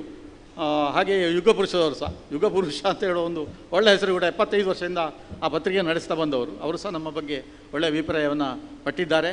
ಹಾಗಾಗಿ ಇವತ್ತು ಇಷ್ಟು ತಡವಾದರೂ ಕೂಡ ನೀವು ಇಷ್ಟು ಸಂಖ್ಯೆಯಲ್ಲಿ ಆದರೂ ಈ ಸಭಾಂಗಣದಲ್ಲಿ ಇದ್ದು ಪ್ರೋತ್ಸಾಹ ಕೊಟ್ಟದ್ದು ನನಗೆ ತುಂಬ ಸಂತೋಷವನ್ನು ತಂದಿದೆ. ಶಾಂತಾ ಕುಂಟಿನಿ ಅವರಿಗೆ, ಅವರ ಪತಿಗೆ ಮತ್ತು ಅವರ ಮಗಳು ಇಲ್ಲೇ ಕೂತಿದ್ದಾಳೆ, ಇನ್ನಿಬ್ಬರು ಮಕ್ಕಳಿದ್ದಾರೆ. ಅವರು ಕೂಡ ಉತ್ಸಾಹದಿಂದ ಓಡಾಡೋದು ನೋಡಿದರೆ, ಬರೇ ನೀವು ಇದರಲ್ಲಿ ಓಡಾಡಿದರೆ ಸಾಲದು, ಪುಸ್ತಕ ಪ್ರಿಂಟ್ ಮಾಡಿದರೆ ಸಾಲದು, ಪುಸ್ತಕದಲ್ಲಿದ್ದು ಹಸ್ತಕ್ಕೆ ಬರಬೇಕು, ಹಸ್ತದಲ್ಲಿದ್ದನ್ನು ಮಸ್ತಕಕ್ಕೆ ಹೋಗಬೇಕು, ಇದೆಲ್ಲ ಕಷ್ಟ ಉಂಟು, ಇದೇನು ಸುಲಭದ ಕೆಲಸ ಅಲ್ಲ. ಆಮೇಲೆ ಇನ್ನು ಮುಂದಕ್ಕೆ ಈ ಪುಸ್ತಕ ಅಂತ ಹೇಳೋದು ಬಹುಶಃ ಗುರುಗಳೇ, ಇನ್ನು ನಮ್ಮ ಉತ್ತರಾಧಿಕಾರಿಗಳ ಕಾಲಕ್ಕಾಗೋ ಈ ಪುಸ್ತಕ ಅಂತ ಹೇಳಿದರೆ ಅಳಿದು ಹೋಗ್ತದೆ. ಎಲ್ಲ ಇದರಲ್ಲಿ ಯಾವುದಲ್ಲಿ ಮೊಬೈಲ್, ಅದು ನಮಗಂತೂ ಆಗೋದಿರೋದು, ಅದೇನು ಕಠೋರವಾಗಿ ನಮಗೆ ಕೇಳ್ತದೆ. ಏನೇ ಇರಲಿ, ಅಂಥ ಸಂದರ್ಭ ಬಂದಾಗ ಅದನ್ನು ಅನುಭವಿಸುವಂಥವರು ನಮ್ಮ ಮಕ್ಕಳು ಮತ್ತು ಮುಂದೆ ಬರುವಂಥವರು. ಆದರೆ ಇವತ್ತು ಇಲ್ಲಿ ಇಷ್ಟು ಮಂದಿ ಈ ಏನು ಅಂತ ಕವನಗಳನ್ನು ಓದಿದ್ದು ಮತ್ತು ತಮ್ಮ ಅಭಿಪ್ರಾಯಗಳನ್ನು ಮಂಡಿಸಿದ್ದು, ಮತ್ತು ಇದೊಂದು ಹೊಸ ಬೆಳವಣಿಗೆ ಗುರುಗಳೇ. ನನಗೂ ಸಹ ಕೆಲವೊಮ್ಮೆ ಅದು ತುಂಬ ಕಷ್ಟ ಅನಿಸ್ತದೆ. ಏನಂದರೆ ಕಾಲು ಮುಟ್ಟಿ ನಮಸ್ಕಾರ ಮಾಡಲಿಕ್ಕೆ ಬರುತ್ತೆ. ಬಹುಶಃ ನಿಮ್ಮ ಪ್ರಭಾವ ಇರ್ಬೋದು. ನಾವು ನಿಜವಾಗಿ ಆದರೆ ನಾವು ಸನ್ಯಾಸಿಗಳಲ್ಲ, ನಾವು ಸಂಸಾರಸ್ಥರು, ಮತ್ತು ನಾವು ಬೇರೆಯವರಿಗೆ ಆಶೀರ್ವಾದ ಮಾಡುವಷ್ಟು ನಮ್ಮ ಕೈಗುಣ ಅಂತ ಹೇಳ್ತಾರೆ, ಅದು ಕೈಗುಣವೂ ಇಲ್ಲ ಕಾಲ್ಗುಣವೂ ಇಲ್ಲ, ಆದರೂ ಕೂಡ ನಮ್ಮ ಕಾಲಿಗೆ ಅಡ್ಡ ಬೀಳ್ತಾರೆ. ಇದೊಂದು ಈಗ ಹೊಸ ಒಂದು ಟ್ರೆಂಡ್ ಅಂತ ಹೇಳ್ಬೋದು. ಹಾಗೆ ಏನೇ ಇರಲಿ, ಅಂತಹ ಒಂದು ಪರಿವರ್ತನೆ ಆಗಲಿಕ್ಕೆ ನಮ್ಮ ಸಮಾಜ ಇವತ್ತು ಕಾಲಿಟ್ಟಿದೆ. ನಾನು ಹೆಚ್ಚು ಮಾತಾಡೋದಲ್ಲ, ಗುರುಗಳಿಗೆ ಇನ್ನೂ ಬೇರೆ ಹೋಗ್ಲಿಕ್ಕುಂಟು. ಹಾಗಾಗಿ ನಾನು ಈ ನನ್ನ ಮಾತುಗಳನ್ನು ಇಲ್ಲಿಗೆ ಕೊನೆಗಳಿಸ್ತೇನೆ. ಮತ್ತು ಇಂಥ ಒಂದು ಸಂದರ್ಭದಲ್ಲಿ ನನ್ನನ್ನು ವೇದಿಕೆ ಮೇಲೆ ಕರೆದು ಕೂರಿಸಿ ಶಾದು ಹಾಕಿ ಫಲತಾಂಬಲ ಇಟ್ಟು ಹಣ್ಣು ಹಂಪಲುಗಳನ್ನು ಕೊಟ್ಟು ಗುರುಗಳ ಆಶೀರ್ವಾದ ನಮಗೆ ಸಿಕ್ಕುವ ಹಾಗೆ ಮಾಡಿದ ಶಾಂತ ಅವರಿಗೆ ಮತ್ತು ಅವರ ಪತಿಗೆ ಮತ್ತು ಮಕ್ಕಳಿಗೆ ಮತ್ತು ಬಂಧುಗಳಿಗೆ, ಬಳಗದವರಿಗೆ ಮತ್ತು ಎಲ್ಲರಿಗೂ ಸಹ ನನ್ನ ಶುಭಾಶಯಗಳನ್ನು, ನಮ್ಮ ಶುಭ ಕಾಮನೆಗಳನ್ನು ಸಲ್ಲಿಸಿ ನನ್ನ ಮಾತುಗಳನ್ನು ಮುಗಿಸ್ತೇನೆ. ನಮಸ್ತೆ. ವಂದನೆಗಳು ಶ್ರೀಯುತ ವಿ.ಬಿ. ಅರ್ತಿಗಜೆ ಅವರಿಗೆ. ಮುಂದೆ ಶ್ರೀಯುತ ಅರಳಿ ನಾಗರಾಜ್ ಅವರು ತಮ್ಮ ಅನಿಸಿಕೆಗಳನ್ನು ಹೇಳಬೇಕು. ಆ ಬಳಿಕ ನಿಮ್ಮನ್ನು ಗೌರವಿಸುವವರಿದ್ದೇವೆ. ನಿಮ್ಮ ಮಾತುಗಳ ಬಳಿಕ ನಿಮ್ಮನ್ನು ಗೌರವಿಸ್ತೇವೆ. ಆ ಬಳಿಕ ಶ್ರೀಯುತ ಹರಿಕೃಷ್ಣ ಪುನರೂರು ಅವರ ಅಧ್ಯಕ್ಷೀಯ ಭಾಷಣ. ಆ ಬಳಿಕ ಧನ್ಯವಾದ. ಈ ತನ್ಮಧ್ಯೆ ಇಬ್ಬರು ಕವಿಗಳಿಗೆ ನಾವು ಸ್ಮರಣಿಕೆ ಕೊಡಲಿಕ್ಕೆ ಬಾಕಿ ಉಂಟು. ಕಾಸರಗೋಡಿಂದ ಬಂದ ಇಬ್ಬರು ಕವಿಗಳಿಗೆ ಸ್ಮರಣಿಕೆ ಕೊಡಲಿಕ್ಕೆ ಬಾಕಿ ಉಂಟು.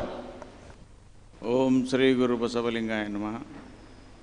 ಪೂಜ್ಯರ ಪಾದಗಳಿಗೆ ಭಕ್ತಿಪೂರ್ವಕ ಪ್ರಣಾಮಗಳನ್ನು ಸಮರ್ಪಿಸುತ್ತಾ, ವೇದಿಕೆ ಮೇಲೆ ಮತ್ತು ವೇದಿಕೆ ಮುಂಭಾಗದಲ್ಲಿ ಉಳಿದಿರುವ ಎಲ್ಲರಿಗೂ ನನ್ನ ಪ್ರೀತಿಪೂರ್ವಕ ಶರಣಾರ್ಥಿಗಳು. 8ನೇ ತರಗತಿ ಓದ್ತಾ ಇದ್ದೆ. ಆವಾಗ ನಮ್ಮ ಕ್ಲಾಸ್ ಟೀಚರು ಪ್ರತಿಯೊಬ್ಬರೂ ಮಾತಾಡಬೇಕು, ಭಾಷಣ ಮಾಡಬೇಕಂತ ತಿಂಗಳಿಗೆ ಒಂದು ವಿಷಯ ಕೊಡ್ತಿದ್ರು. ನನಗೆ ನಡುಕ ಬರ್ತಿರಲಿಲ್ಲ. ಸರ್ ನನಗೇನು ಮಾತಾಡೋಕ್ಕೆ ಬರೋದಿಲ್ಲ ಅಂತ ಹೇಳಿದ್ರೆ, ಇಲ್ಲಿ ಬಾ ನೀನು ನಿಂದಲು, ನನಗೇನು ಮಾತಾಡೋಕ್ಕೆ ಬರೋದಿಲ್ಲ ಅಂತ ಅಷ್ಟೇ ಹೇಳಿ ಹೋಗಿಬಿಡು ಅಂತ ಹೇಳಿದ್ರು. ಇದು ನೆನಪಾಗ್ತದೆ ನನಗೆ. ಇದು ಬರೋದಿಲ್ಲ ಅಂತ ಹೇಳೋದಲ್ಲ, ಅವಶ್ಯಕತೆ ಇಲ್ಲ ಅಂತ ಹೇಳೋದಕ್ಕಾಗ್ತದೆ. ನಾವು ಹೈಕೋರ್ಟ್ನಲ್ಲಿ ಕೂತ್ಕೊಂಡಾಗ, ನ್ಯಾಯಪೀಠದಲ್ಲಿ ಕೂತ್ಕೊಂಡಾಗ ವಿಭಾಗೀಯ ಪೀಠ ಅಂತ ಇರ್ತದೆ. ಒಬ್ಬರಿಗಿಂತ ಹೆಚ್ಚು ಜನ ಜಡ್ಜಸ್, ಇಬ್ಬರು 3 ಜನ 5 ಜನ ಇರ್ತೇವೆ. ಆಗ ಎಲ್ಲ ವಾದ ವಿವಾದಗಳನ್ನು ಕೇಳುತ್ತೇವೆ. ಜಡ್ಜ್ಮೆಂಟ್ ಒಬ್ಬರಿಗೆ ಬರೆಯೋಕ್ಕೆ ಹೇಳ್ತಾರೆ. ಅವರು ಯಾರು ಸೀನಿಯರ್ ಅವ್ರು ಯಾರು ಬರೀತಿರ್ತಾರೆ, ಅಥವಾ ನಮ್ಮ ಜೂನಿಯರ್ಗೆ ಯಾರಿಗಾದರೂ ಹೇಳ್ತಿರ್ತಾರೆ. ಬರೆದ ಮೇಲೆ ಎಲ್ಲ ಚೇಂಬರ್ಗಳಿಗೆ ಹೋಗ್ತದದು. ಎಲ್ಲ ಸರಿಯಾಗಿತ್ತಂದರೆ ಐ ಅಗ್ರಿ ಅಂತ ಬರೀತಾರೆ, ನನಗೆ ಸಮ್ಮತಿ ಇದೆ ಅಂತ ಬರೆದುಬಿಟ್ಟು ಸೈನ್ ಮಾಡ್ತಾರೆ. ಅಷ್ಟಾಗಿಬಿಟ್ರೆ ಮುಗೀತು. ಆದ್ದರಿಂದ ನಾನೀಗ ಎಲ್ಲ ನ್ಯಾಯಾಧೀಶರೇ ಹೇಳಿಬಿಟ್ಟಾರ, ತಮ್ಮ ಜಡ್ಜ್ಮೆಂಟ್ ಬರೆದು ಬಿಟ್ಟಾರ ಅಂತ ಹೇಳಿದ ಮೇಲೆ ಶಾಂತ ಕುಂಟಿನಿಯವರ ಕುಟುಂಬಕ್ಕೆ ಸಂಬಂಧಪಟ್ಟ ಹಾಗೆ, ಈ ಕಾರ್ಯಕ್ರಮಗಳಿಗೆ ಸಂಬಂಧಪಟ್ಟ ಹಾಗೆ, ಯೋಗ್ಯರಾದಂಥ ಸಾಧಕರನ್ನು ಗುರುತಿಸಿದ ಬಗ್ಗೆ, ವೈವಿಧ್ಯಮಯ ಕಾರ್ಯಕ್ರಮವನ್ನು ಆಯೋಜನೆ ಮಾಡಿದ ಬಗ್ಗೆ, ಬೆಳಗಿನಿಂದ ಇಲ್ಲಿಯವರೆಗೆ ಪೂಜ್ಯರನ್ನು ಒಳಗೊಂಡಂತೆ ಯಾರೆಲ್ಲ ಏನು ಮಾತಾಡಿದ್ದಾರೆ ಅದೆಲ್ಲದಕ್ಕೂ ನನ್ನ ಸಮ್ಮತಿ ಇದೆ, ಐ ಅಗ್ರಿ ಅಂತ ಹೇಳಿದೆ. ಮಾತಾಡಲೇಬೇಕಾದಾಗ ಮಾತನಾಡದೆ ಸುಮ್ಮನೆ ಇರಬಲ್ಲೆಯ, ಮಾತನಾಡಲೇಬೇಕಾದಾಗ ಮಾತನಾಡದೆ ಸುಮ್ಮನೆ ಇರಬಲ್ಲೆಯ, ಮಾತನಾಡಲು ಏನೂ ಇಲ್ಲದಾಗ ನಿರರ್ಗಳವಾಗಿ ಮಾತನಾಡಬಲ್ಲೆಯ, ಹೌದು ಎಂದಾದರೆ ಹೋಗು ನೀ ರಾಜಕಾರಣಿ ಆಗು ಅಂತ ಹೇಳಿದ್ರಂತೆ. ಅದಕ್ಕೆ ಏನೂ ಮಾತಾಡಲಾರ್ದೇ ಇರಲಾರ್ದೇ ಸರ್ವಜ್ಞ ಒಂದು ಕಡೆ ಹೇಳಿದ್ದಾನೆ, ಸೊಡರೆಣ್ಣೆ ತೀರಿದರೆ ಕೊಡನೆತ್ತಿ ಒಯ್ಯುವರೆ, ಕೊಡಬೇಡ ಕೊಡದೆ ಇರಬೇಡ, ಧರ್ಮವ ಬಿಡಬೇಡವೆಂದ ಸರ್ವಜ್ಞ ಅಂತೆ. ಆ ಸರ್ವಜ್ಞನ ವಚನ ಪಾಲಿಸೋದಕ್ಕಾಗಿ ನಾನು ಆದಷ್ಟು ಮುಗಿಸೇ ಬಿಡ್ತಾ ಇದ್ದೇನೆ. ನಮ್ಮಲ್ಲಿ ತತ್ವಗಳಿಗೆ ಕೊರತೆ ಇಲ್ಲ, ಸಿದ್ಧಾಂತಗಳಿಗೆ ಕೊರತೆ ಇಲ್ಲ, ಧರ್ಮಗಳಿಗೆ ಕೊರತೆ ಇಲ್ಲ. ಕೊರತೆ ಇರೋದು ಯಾವುದರಲ್ಲಿ ಇದೆ ಅಂತೇಳಿದರೆ, ಕೇಳಿದ್ದನ್ನು ನಾವು ಆಚರಣೆಗೆ ತರೋದಿಲ್ಲ. ನಿನ್ನ ಕರ್ಮವನ್ನು ನೀನು ಮಾಡು, ಫಲಿತಾಂಶದ ಬಗ್ಗೆ ಚಿಂತಿಸಬೇಡ ಅಂತ ಗೀತೆಯಲ್ಲಿ ಹೇಳಿದೆ ಅಂತೇಳಿದರೆ, ಈಗೇನು ನಡೆದಿದೆ ನಮ್ಮಲ್ಲಿ ಅಂದರೆ, ಮೊದಲು ಫಲಿತಾಂಶ ನಿರ್ಣಯ ಮಾಡ್ತಾರೆ, ಆ ಫಲಿತಾಂಶ ತಗೊಳ್ಳೇಬೇಕು ಅನ್ನೋದಕ್ಕೆ ಅಧರ್ಮದ ದಾರಿ ಹಿಡಿತಾರೆ. ಹಾಗಾಗಿ ಇದು ಅದಲಿ ಬದಲಿ ಆಗಬೇಕಾಗಿದೆ. ಎಲ್ಲಿ ಹೊಂದಾಣಿಕೆ ಆಗಬೇಕಾಗಿದೆ ಅಲ್ಲಿ ಹೋರಾಟ ಮಾಡ್ತಾಯಿದ್ದೀವಿ, ಎಲ್ಲಿ ಹೋರಾಟ ಮಾಡಬೇಕಾಗಿದೆ ಅಲ್ಲಿ ಹೊಂದಾಣಿಕೆ ಮಾಡಿಕೊಳ್ತಾ ಇದ್ದೀವಿ. ಕೌಟುಂಬಿಕವಾಗಿ ಬಂಧು ಬಳಗದವರಲ್ಲಿ, ಸ್ನೇಹಿತರಲ್ಲಿ, ಧರ್ಮಗಳಲ್ಲಿ ಹೊಂದಾಣಿಕೆ ಮಾಡಿಕೊಳ್ಬೇಕಾಗಿದೆ. ಇಲ್ಲಿ ಹೋರಾಡ್ತೀವಿ, ನಾವು ಹೊಂದಾಣಿಕೆ ಮಾಡ್ಕೊಳ್ಳೋದಿಲ್ಲ. ಭ್ರಷ್ಟಾಚಾರದ ವಿರುದ್ಧ, ಜಾತೀಯತೆ ವಿರುದ್ಧ, ಅಪರಾಧೀಕರಣದ ವಿರುದ್ಧ, ಅನೈತಿಕತೆಯ ವಿರುದ್ಧ ಹೋರಾಡಬೇಕಾಗಿದೆ. ಆದರೆ ಅಲ್ಲಿ ಹೊಂದಾಣಿಕೆ ಮಾಡ್ಕೊಳ್ತೀವಿ ನಾವು. ಎಲ್ಲಿ ಹೊಂದಾಣಿಕೆ ಮಾಡ್ಕೊಳ್ಬಾರ್ದು ಅಲ್ಲಿ ಮಾಡ್ಕೊಳ್ತೀವಿ, ಎಲ್ಲಿ ಹೋರಾಟ ಮಾಡಬೇಕು ಅಲ್ಲಿ ಮಾಡೋದಿಲ್ಲ. ಆದ್ದರಿಂದ ಈ ಮನೋಭಾವನೆಯನ್ನು ಬದಲಿ ಮಾಡೋದಕ್ಕಾಗಿ ಎಲ್ಲ ಹಿರಿಯರು ಪ್ರಯತ್ನ ಮಾಡಬೇಕಾಗಿದೆ. 30ಕ್ಕಿಂತ ಕಮ್ಮಿ ವಯಸ್ಸಿನ ಯುವ ಜನರಿಗಾಗಿ ನಾವು ಅನೇಕ ಕಾರ್ಯಕ್ರಮಗಳನ್ನು ಹಮ್ಮಿಕೊಳ್ಳಬೇಕು. ನನ್ನ ಒಂದು ಪರಿಕಲ್ಪನೆ ಹೇಳ್ತೇನೆ ನಾನು ಈ ಸಂಸ್ಥೆಯವರಿಗೆ, ಪ್ರತಿಷ್ಠಾನದವರೆಗೆ, ಶಾಲೆಗಳೆಡೆಗೆ ಮೌಲ್ಯಗಳ ನಡಿಗೆ ಅಂತ ಒಂದು ಪರಿಕಲ್ಪನೆ ಇಟ್ಕೊಳ್ರಿ ಅಂತ ಹೇಳ್ತೀನಿ ನಾನು. ಯಾವುದೇ ಅಲ್ಲ, ಎಲ್ಲ ಮೌಲ್ಯಗಳನ್ನು ತಿಳಿಸುವಂಥ ಕೆಲಸ ಈ ಪ್ರತಿಷ್ಠಾನಕ್ಕಾಗಬೇಕು. ಶಾಲಾ ಕಾಲೇಜುಗಳಿಗೆ ಹೋಗಬೇಕು. ಆ ಮೌಲ್ಯಗಳ ಪುನರುತ್ಥಾನ ಅಲ್ಲಿ ಆಗಬೇಕು. ಅಪಮೌಲ್ಯಗಳೇ ಮೌಲ್ಯಗಳಾಗಿಬಿಟ್ಟಿದ್ದಾವೆ. ಭ್ರಷ್ಟಾಚಾರ ಮಾಡಿ ಜೈಲಿಗೆ ಹೋಗಿ ತಿಂಗಳಾನುಗಟ್ಟಲೆ ಜೈಲಿನೊಳಗಿದ್ದು ಅಲ್ಲಿಂದ ಜಾಮೀನು ಮೇಲೆ ಹೊರಗೆ ಬಂದರೆ ಅವರನ್ನು ನಾವು ಮೆರವಣಿಗೆ ಮಾಡ್ತಿದ್ದೀವಿ. ಇದು ಅಪಮೌಲ್ಯ ಅಲ್ಲವಾ? ನಮಗೆ ಪರೀಕ್ಷೆನೇ ಬೇಡ, ಪಾಸ್ ಮಾಡಿರಿ ಅಂತ LLB ಓದೋ ಹುಡುಗರು ಹೈಕೋರ್ಟಿಗೆ ರಿಟ್ ಹಾಕಿದ್ರು. ಕೊರೋನಾ ಬಂತು, ನಮಗೆ ಪಾಠ ನಡೆದಿಲ್ಲ, ಅದಕ್ಕೆ ಪರೀಕ್ಷೆ ಇಲ್ಲದೆ ಪಾಸ್ ಮಾಡಿಬಿಡ್ರಿ. ಇದು ಅಪಮೌಲ್ಯದ ವೈಭವೀಕರಣ ಆಗ್ತದೆ. ಇದು ಹೈಕೋರ್ಟ್ ಒಪ್ಪಲಿಲ್ಲ. ಹಾಗಾಗಿ 1 ವರ್ಷ ಕಳ್ಕೊಂಡು ಮತ್ತೆ ಪರೀಕ್ಷೆ ಬರೀಬೇಕಾಗಿದ್ದಾವೆ ವಿದ್ಯಾರ್ಥಿಗಳು. ಹೀಗೆ ಅಪಮೌಲ್ಯಗಳೇ ವಿಜೃಂಭಿಸ್ತಾ ಇದ್ದಾವೆ. ಅವುಗಳನ್ನು ಸರಿಸಿ ನಾವು ಮೌಲ್ಯಗಳ ಬೀಜವನ್ನು ಯುವಜನರಲ್ಲಿ ಬಿತ್ತಬೇಕಾಗಿದೆ. ಆ ಕಾರಣಕ್ಕಾಗಿಯೇ ಇವತ್ತು ನಾನು ದೇಶದ ಚಿತ್ತ ಯುವಜನರತ್ತ ಅಂತ ಪುಸ್ತಕ ಬರ್ಕೊಂಡು ನಾನು ಹೋಗ್ತಾಯಿದ್ದೀನಿ. ಅದರ ಇವತ್ತು ಬಿಡುಗಡೆ ಆಗಿದೆ. ನಾನು ಕುಂಟಿನಿಯವರ ಕುಟುಂಬಕ್ಕೆ ಒಂದು 25 ಪುಸ್ತಕ ಕೊಟ್ಟು ಹೋಗ್ತೀನಿ. ಅದನ್ನು ಅರ್ಧ ಬೆಲೆಗೆ ಕೊಡ್ತಾಯಿದ್ವಿ. ಒಂದು 100 ರೂಪಾಯಿ ಬೆಲೆ ಇದ್ದರೆ ಅದಕ್ಕೆ 50 ರೂಪಾಯಿ ಕೊಡ್ತಾಯಿದ್ದೀನಿ. ಯಾರು ಬೇಕೋ ಅವ್ರು ತಾವು ತೊಗೊಂಡು ಅವ್ರ ಕೈಯಾಗ ದುಡ್ಡು ಕೊಟ್ಬಿಟ್ರೆ ಅಷ್ಟು ಮುಗಿದ ಕೆಲಸ. ಆದ್ದರಿಂದ ಈ ಒಂದು ಭಾಳ ಅಭಿಮಾನದಿಂದ, ಪ್ರೀತಿಯಿಂದ 4 ವರ್ಷದಿಂದ ಪರಿಚಯ ಅವರು ನನಗಷ್ಟೇ. ಆಕೆ ನನಗೆ ಪುತ್ರಿ ಸಮಾನಳಾಗಿಬಿಟ್ಟಾಳೆ. ಪ್ರತಿ ಸರ್ತಿ ಫೋನ್ ಮಾಡಿದಾಗ ನೀವು ಹೇಗಿದ್ದೀರಿ ಅಂತೆಲ್ಲ ಮಾತಾಡ್ತಾರೆ. ನಾನೊಂದು ಕಾರ್ಯಕ್ರಮ ಮಾಡ್ತೀನಿ, ನೀವು ಯಾವುದೇ ಇಟ್ಕೋಬಾರ್ದು, ಎಲ್ಲಿದ್ದರೂ ಬಂದೇ ತೀರ್ಬೇಕಂತ ಹೇಳಿದರು. ನಾನು ನಿನ್ನೆನೇ ಬಂದೆ. ನಿನ್ನೆ ಸಾಯಂಕಾಲನೇ ಬಂದೆ. ಆದರೆ ಕಮ್ಯುನಿಕೇಷನ್ ಗ್ಯಾಪ್ ಅಂತೀವಿ ನೋಡ್ರಿ, ಆ ಸಂಪರ್ಕದ ಕೊರತೆಯಿಂದಾಗಿ ನಾನು ಅಲ್ಲೇ ಉಳಿದೆ IBಯಲ್ಲಿ. ಬೆಳಗ್ಗೆ ಉದ್ಘಾಟನೆ ಸಮಾರಂಭಕ್ಕೆ ನನಗೆ ಬರೋಕ್ಕಾಗಲಿಲ್ಲ. ಏನಿಲ್ಲ, ಭಾಳ ಲೇಟ್ ಆಯಿತು.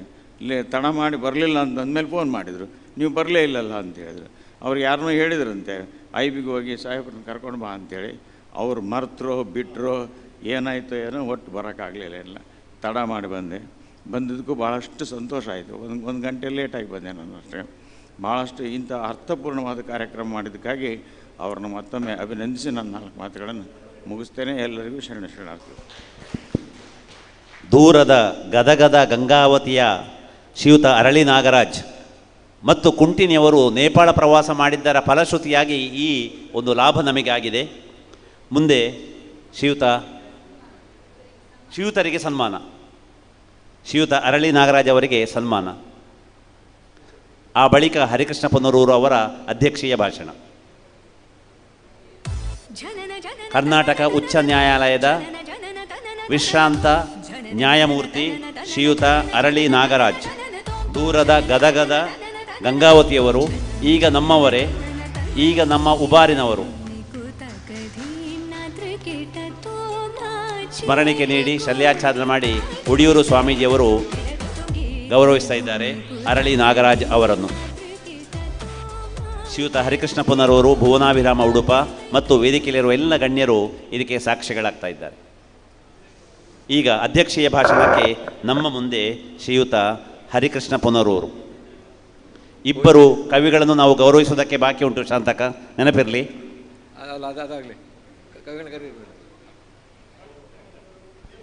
ಶಾಂತಕ ಇಬ್ಬರು ಕವಿಗಳಿದ್ದಾರೆ, ಕವನ ವಾಚನ ಮಾಡಿದವರು. ಅಧ್ಯಕ್ಷೀಯ ಭಾಷಣ ಆದ ಮೇಲೆ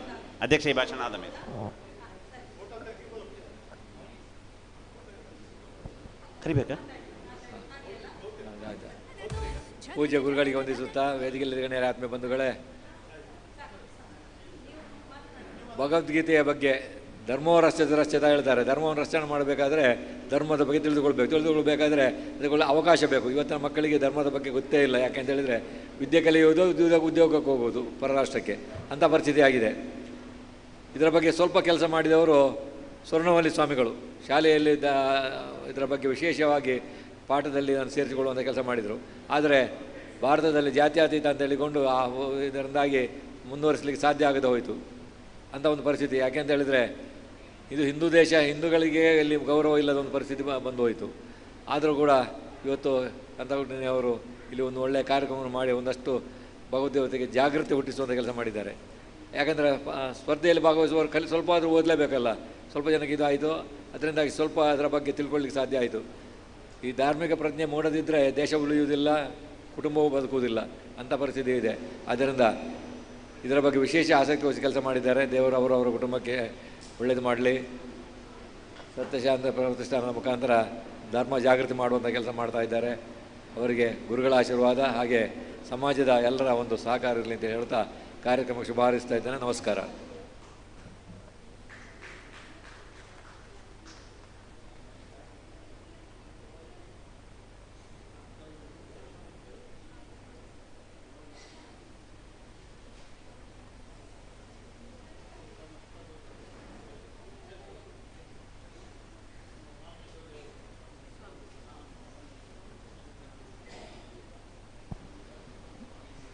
ಕುಂಟಿನಿ ದಂಪತಿಗಳನ್ನು ಒಡಿಯೂರು ಸ್ವಾಮೀಜಿಯವರು ಗೌರವಿಸಿದ್ದಾರೆ.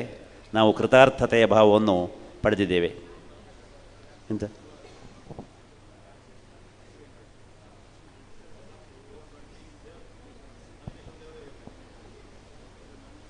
ಒಡಿಯೂರು ಶ್ರೀಗಳನ್ನು ಕುಂಟಿನಿ ದಂಪತಿಗಳು ಸನ್ಮಾನಿಸ್ತಾ ಇದ್ದಾರೆ. ಕೃತಾರ್ಥತೆಯ ಭಾವ.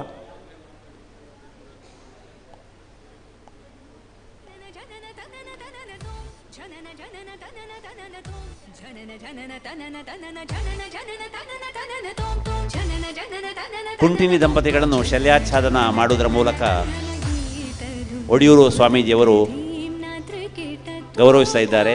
ಮಂತ್ರಾಕ್ಷತೆ ನೀಡುವುದರ ಮೂಲಕ ಹರಸ್ತಾ ಇದ್ದಾರೆ. ಕವಿಗೋಷ್ಠಿಯಲ್ಲಿ ಕವನ ವಾಚನ ಮಾಡುವುದಕ್ಕೆ ದೂರದ ಕಾಸರಗೋಡಿನಿಂದ ಬಂದ ಡಾಕ್ಟರ್ ವಾಣಿಶ್ರೀ ಕಾಸರಗೋಡು, ಗುರುರಾಜ್ MR ಇವರು ವೇದಿಕೆಗೆ ಬರಬೇಕು, ಸ್ಮರಣಿಕೆಯನ್ನು ಸ್ವೀಕರಿಸಬೇಕು.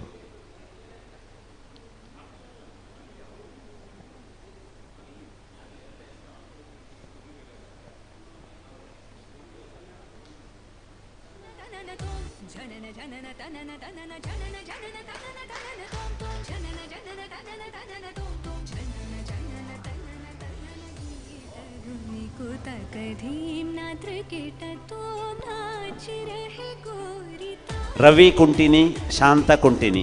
ಒಬ್ಬರು ಪಾಕತಜ್ಞರು, ಮತ್ತೊಬ್ಬರು ಮಹಿಳಾ ಸಾಹಿತಿ. ಅತ್ಯಂತ ಸಮರಸದ ಜೀವನ.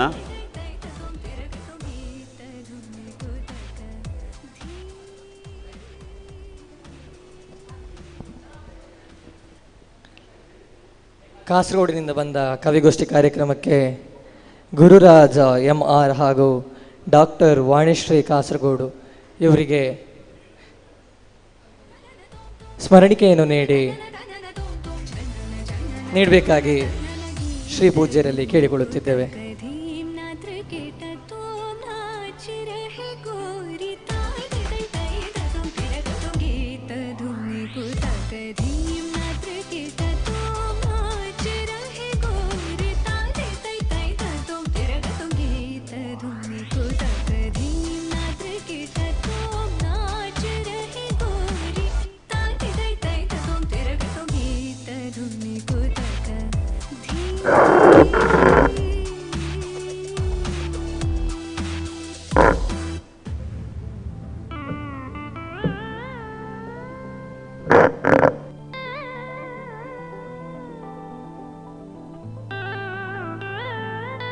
ನಾವಿದೀಗ ಕಾರ್ಯಕ್ರಮದ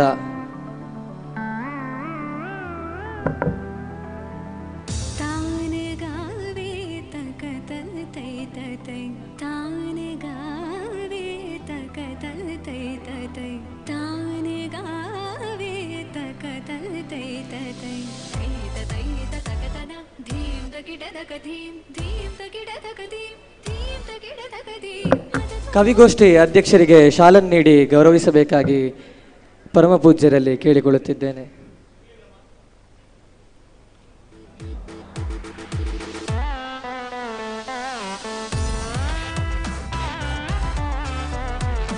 ಸತ್ಯಶಾಂತ ಪ್ರತಿಷ್ಠಾನ 34 ರಿಜಿಸ್ಟರ್ಡ್ 257 ಉಪ್ಪಿನಂಗಡಿ ಭಗವದ್ಗೀತಾ ವಿಶ್ವವೈಭವ ಪ್ರಶಸ್ತಿ ಪ್ರದಾನ ಸಮಾರೋಪ ಸಮಾರಂಭ ಇದೇನು ಅದರ ಕೊನೆಯ ಹಂತವನ್ನು, ಇಂದಿನ ಕಾರ್ಯಕ್ರಮದ ಕೊನೆಯ ಹಂತವನ್ನು ತಲುಪಿದ್ದು.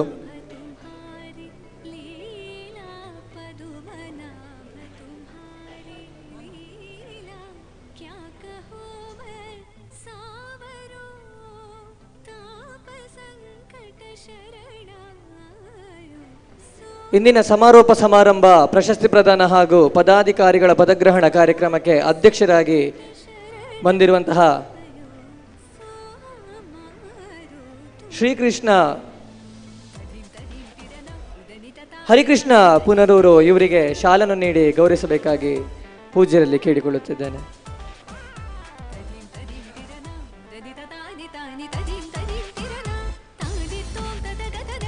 ಹರಿಣಾಕ್ಷಿ ಶೆಟ್ಟಿ ವಕೀಲರು ಇವರಿಗೆ ಶಾಲನ್ನು ನೀಡಿ ಗೌರವಿಸಬೇಕಾಗಿ ಪೂಜ್ಯರಲ್ಲಿ ಕೇಳಿಕೊಳ್ಳುತ್ತೇನೆ.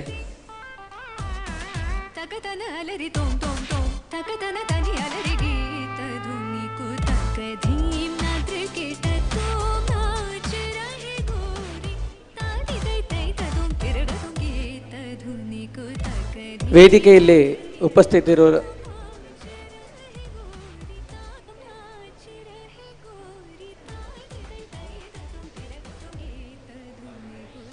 ಕಾರ್ಯಕ್ರಮದ ಕೊನೆಗೆ ವರುಣನ ಒಂದು ಆಶೀರ್ವಾದ ಅಂತಲೇ ಹೇಳಬಹುದು.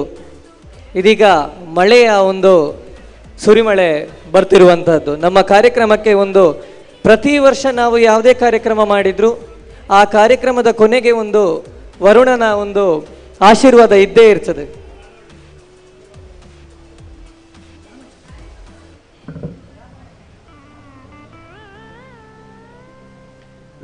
ಕಾರ್ಯಕ್ರಮಕ್ಕೆ ಬಂದಿರುವಂತಹ ಪರಮ ಪೂಜ್ಯ ಶ್ರೀ ಶ್ರೀ ದೇವಾನಂದ ಸಚ್ಚಿದಾನಂದ ಶ್ರೀ ಗುರುದೇವದತ್ತ ಸಂಸ್ಥಾನ ಮೂಡಿಯೂರು ಸ್ವಾಮಿಗಳಿಗೆ ಧನ್ಯವಾದಗಳು. ಅದೇ ರೀತಿ ಇಂದಿನ ಈ ಸಭೆಯಲ್ಲಿ ಇದ್ದು ನಮ್ಮ ಕಾರ್ಯಕ್ರಮವನ್ನು ಚೆಂದ ಕಾಣಿಸಿಕೊಟ್ಟಂತಹ ಎಲ್ಲ ಗಣ್ಯಾತಿ ಗಣ್ಯರಿಗೆ ಹಾಗೂ ಅತಿಥಿಗಳಿಗೆ ಧನ್ಯವಾದಗಳನ್ನು ಕೇಳಿಕೊಳ್ಳುತ್ತಿದ್ದೇನೆ. ಅದೇ ರೀತಿ ಮಾಧ್ಯಮ ಮಿತ್ರರಾದಂತಹ ಸುದ್ದಿ ಹಾಗೂ ಕಹಳೆ ನ್ಯೂಸ್ ಇವರಿಗೆ ಧನ್ಯವಾದಗಳನ್ನು ಕೇಳುತ್ತಿದ್ದೇನೆ. ಅದೇ ರೀತಿ ಸೌಂಡ್ಸ್ ವ್ಯವಸ್ಥೆ ಮಾಡಿಸಿದಂತಹ ಪ್ರೇಮ್ ಸೌಂಡ್ಸ್ ಪುತ್ತೂರು ಇವರಿಗೂ ಹೃತ್ಪೂರ್ವಕ ಧನ್ಯವಾದಗಳು. ಅದೇ ರೀತಿ ಬ್ಯಾಕ್ ಸ್ಟೇಜಲ್ಲಿ ಸಹಕರಿಸಿದಂತಹ ಎಲ್ಲರಿಗೂ ಸಹ ಈ ಕಾರ್ಯಕ್ರಮದ ಒಂದು ಬೆನ್ನೆಲುಬಾಗಿ ನಮಗೆ ಸಹಕರಿಸಿದಂತಹ ಎಲ್ಲರಿಗೂ ಧನ್ಯವಾದಗಳು. ಅದೇ ರೀತಿ ಉಪಹಾರ ವ್ಯವಸ್ಥೆ ಮಾಡಿದಂತಹ ರವಿಕುಂಟಿನಿ ಹಾಗೂ ಅವರ ತಂಡಕ್ಕೆ ಧನ್ಯವಾದಗಳು. ಪ್ರತ್ಯಕ್ಷ ಹಾಗೂ ಪರೋಕ್ಷವಾಗಿ ಸಹಕಾರ ಮಾಡಿದಂತಹ ಎಲ್ಲರಿಗೂ ಧನ್ಯವಾದಗಳು. ಕಾರ್ಯಕ್ರಮವನ್ನು ಒಳ್ಳೆ ರೀತಿಯಲ್ಲಿ ಮುಗಿಸುವಂತಹ ಒಂದು ಅನುಗ್ರಹ ಹಾಗೂ ನಮ್ಮ ದೇವರ ಕೃಪೆ ನಮ್ಮ ಮೇಲೆ ಇತ್ತು. ಕಾರ್ಯಕ್ರಮಕ್ಕೆ ಕೊನೆಯನ್ನು ಹಾಡ್ತಿದ್ದೇವೆ. ಧನ್ಯವಾದಗಳು.